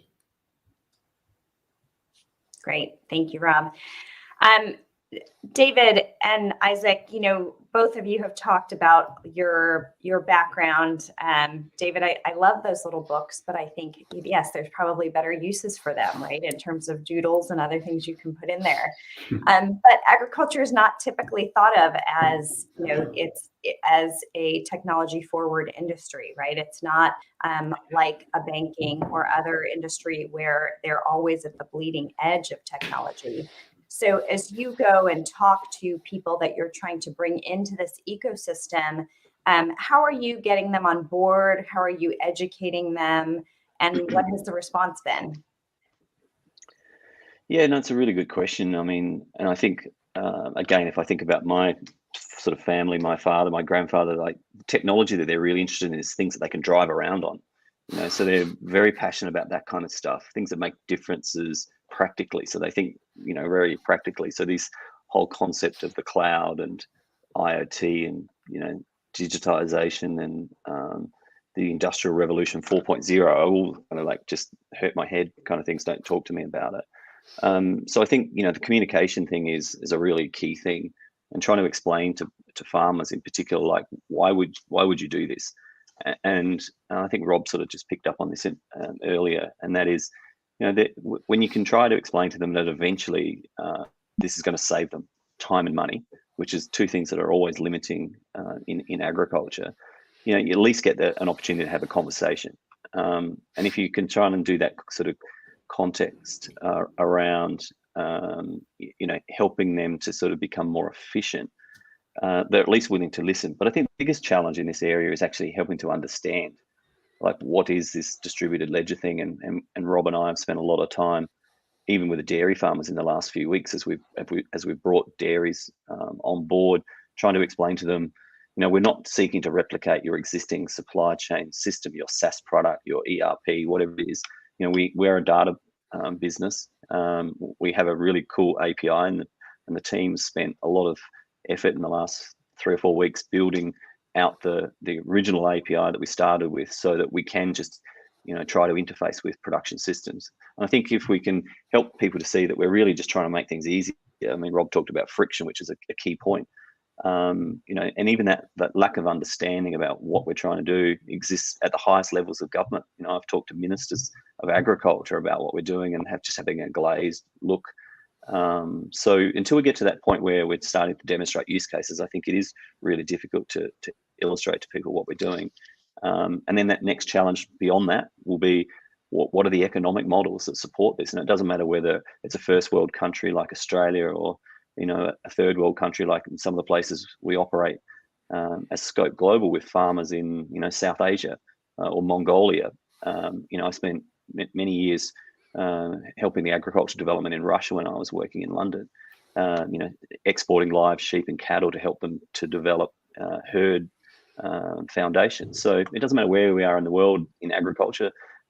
It's one of the things, depending on irrespective of the language, you know, farmers are all relatively similar wherever you are in the world. So that's the biggest challenge. Yeah, absolutely. To add what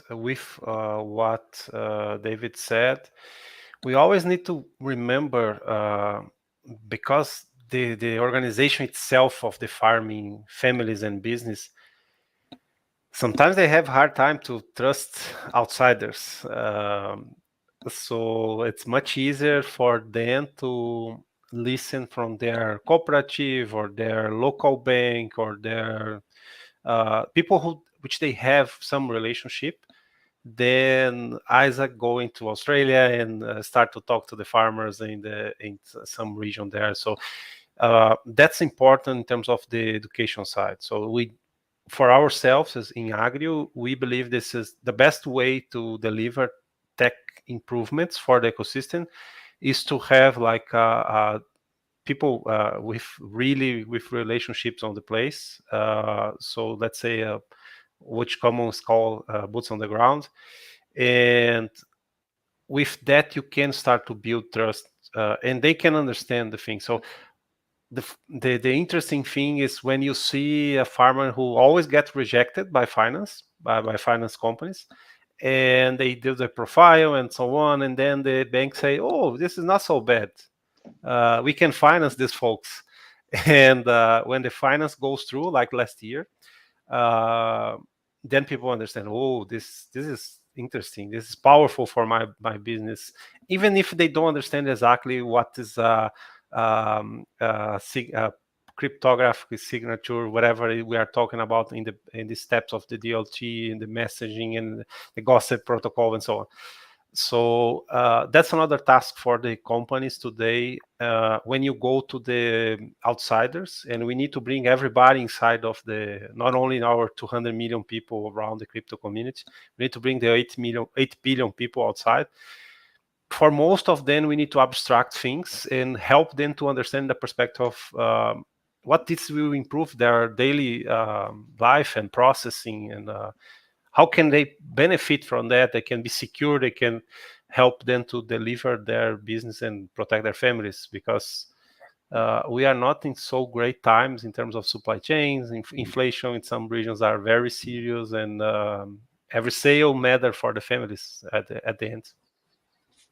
That's a great point, Isaac. And, in marketing, we always talk about start with the why, right? So not everybody knows how the internet works. I would say, 99% of people don't know what's happening in the background, but they know what it can do for them. So I think that's a lovely example in terms of it, being able to have that transparency and that speed. That's great, but what the farmer sees is that they get the benefit of now being, verified and having some credibility with that bank.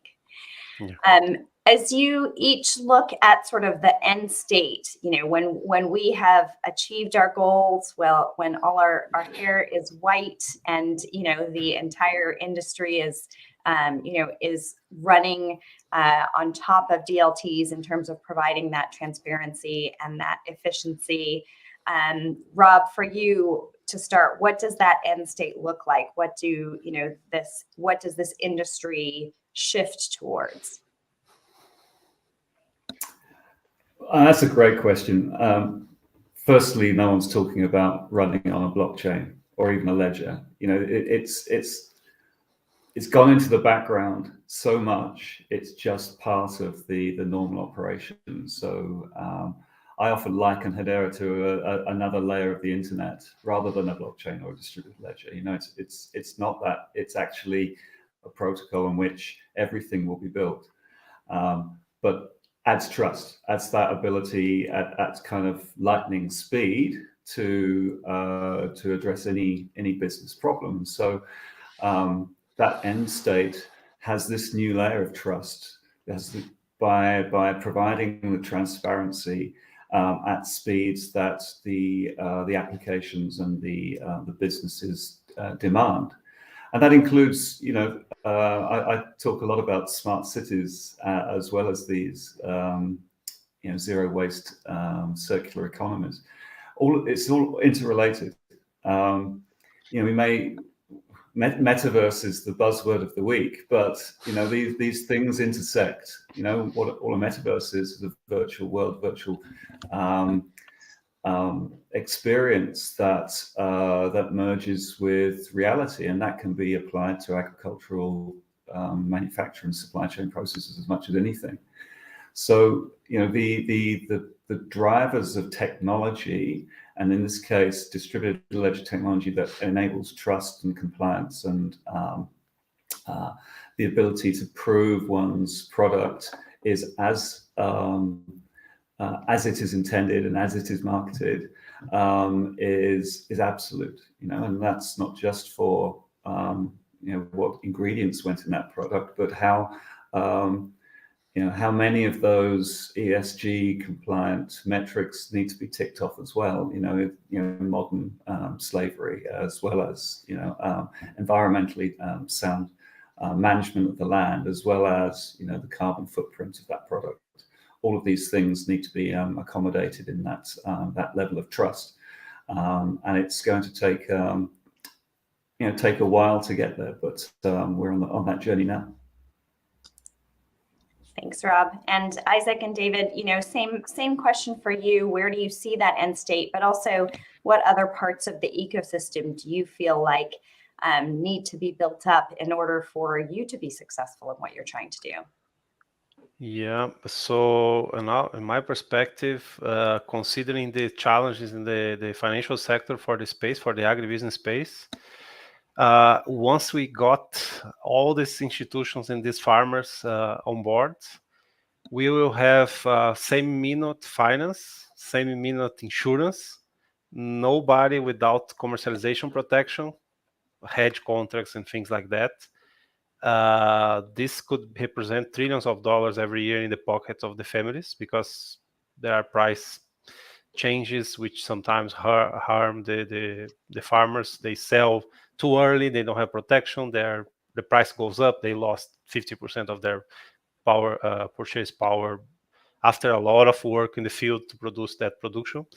And another point is you start to have in a day where everybody's talking about almost zero interest rates all over the place, agriculture is still even with some reasonable returns.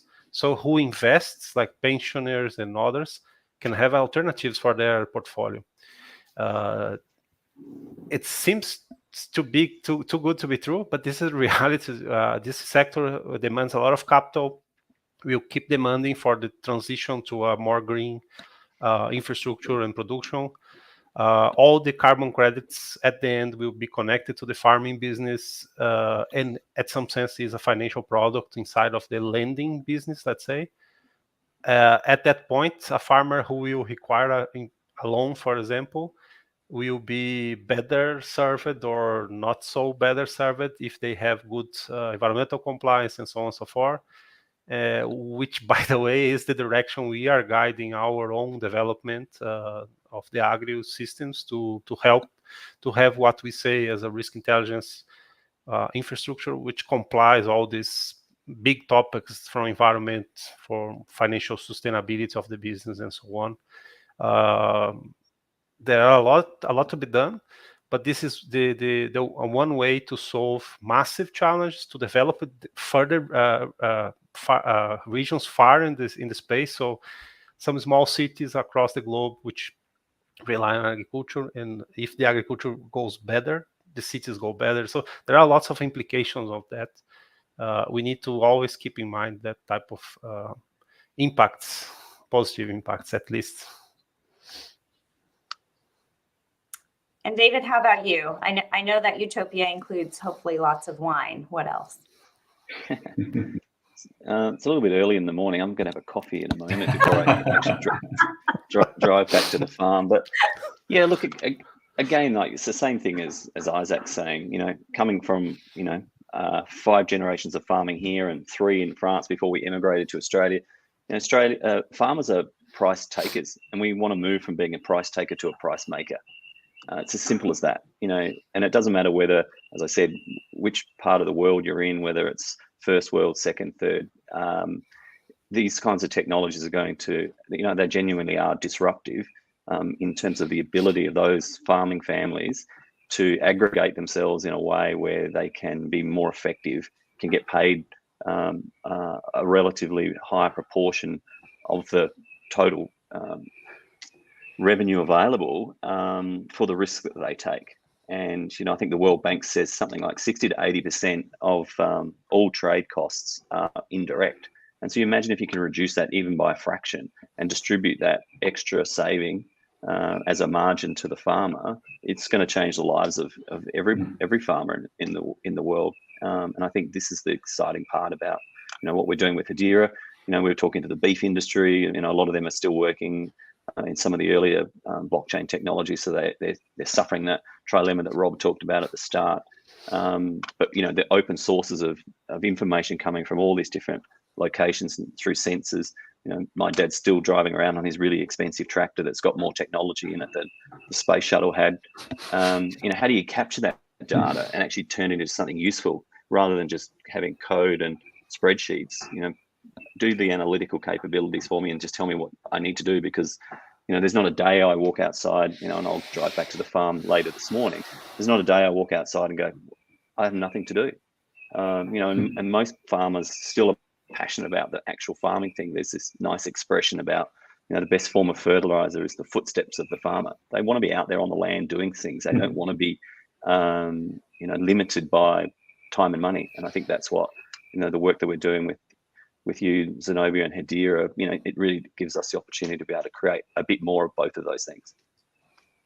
Thanks, David. And I have to say, your dad's life sounds pretty great. He's on a spaceship-enabled technology tractor, writing in his journal, out there enjoying the farm. We have just a few minutes left, and I do want to spend some time, Rob, sharing with folks what is the HBAR Foundation, what is your role there? Because I think especially for this audience, if you are thinking about developing products and services for this industry, there is a really unique opportunity that you, Rob, are helping to facilitate. So can you share a little bit about what the foundation is doing, what kinds of projects you'll be looking for, and how folks can get in touch and potentially apply for these grants? Yeah, thanks, Zenobia. So the foundation's recently been set up just in the last couple of months to encourage, empower, activate businesses that want to build on Hedera.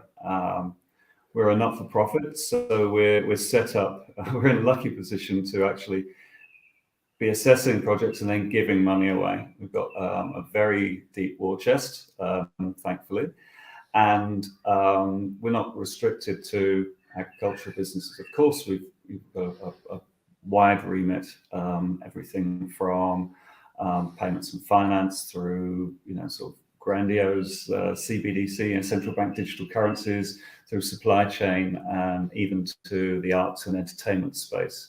This is the beauty of Hedera, and it's extremely high throughput, it's extreme security, all the things that we've been talking about. That it's applicable across the board. So, my role is to find a way to assess all those great projects and then empower them to deliver. To do that, we're setting up some processes that allow that to happen quite efficiently. But for now, we're doing it reasonably manually, which is great because I'm a lover of technology and a frustrated creative with no time to actually apply myself to the creative side of my brain. So I live vicariously through everybody's kind of wide and wonderful uses of this technology. Where we're focusing is businesses, including startups, but all the way up to enterprise and corporate that need to, that have a problem to solve.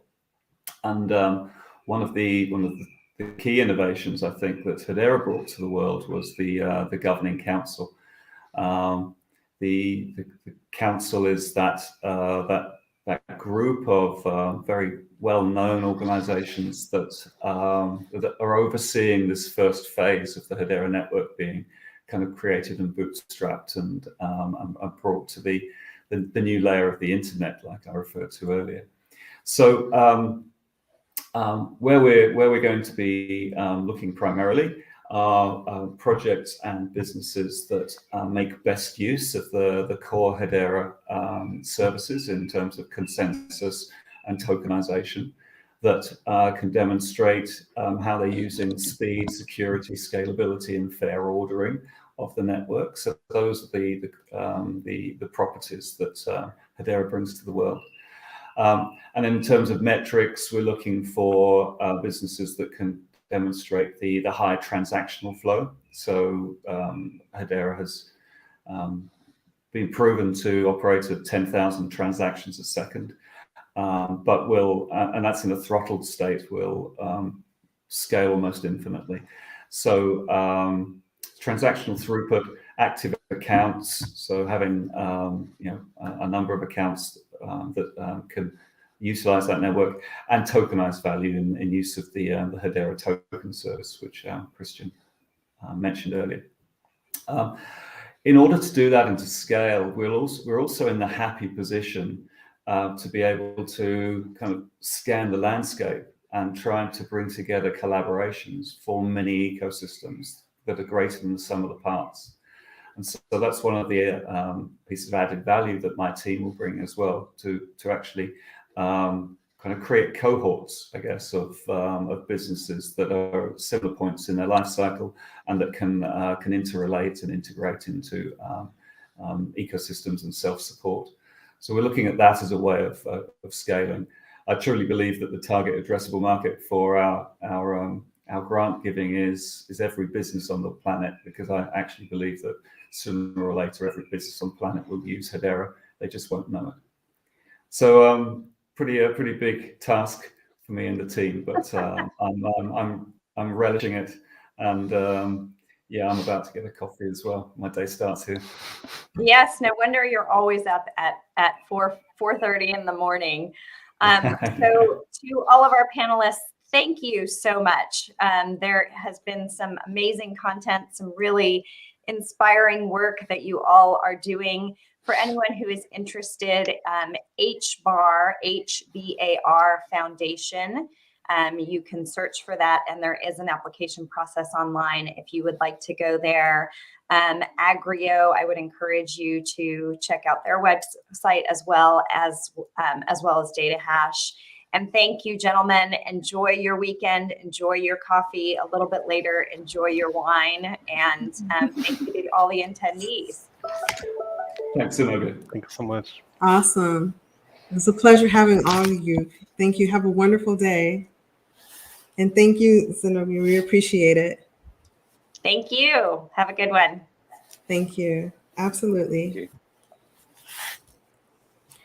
Wow, what a day, right? What a way to start the weekend. Am I right? So I just think it was very insightful for all of our speakers all day long, before and after lunch.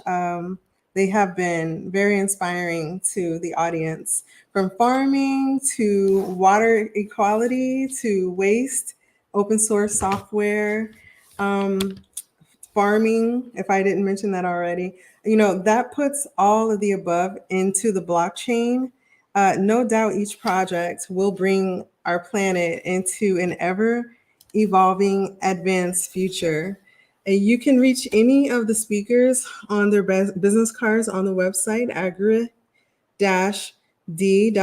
That's AGRI the letter D as in Delta, .org/speakers. And you can reach me at, I'm on LinkedIn as Kia Mia, or you can go to my website, blockcoop.io. That's blockcoop.io. And by all means, reach out to me if you would like. This has been amazing. This has been such a success. Thanks everyone for joining us. And we would, I guess we'll see you next time. Look out for us and have a wonderful day or evening.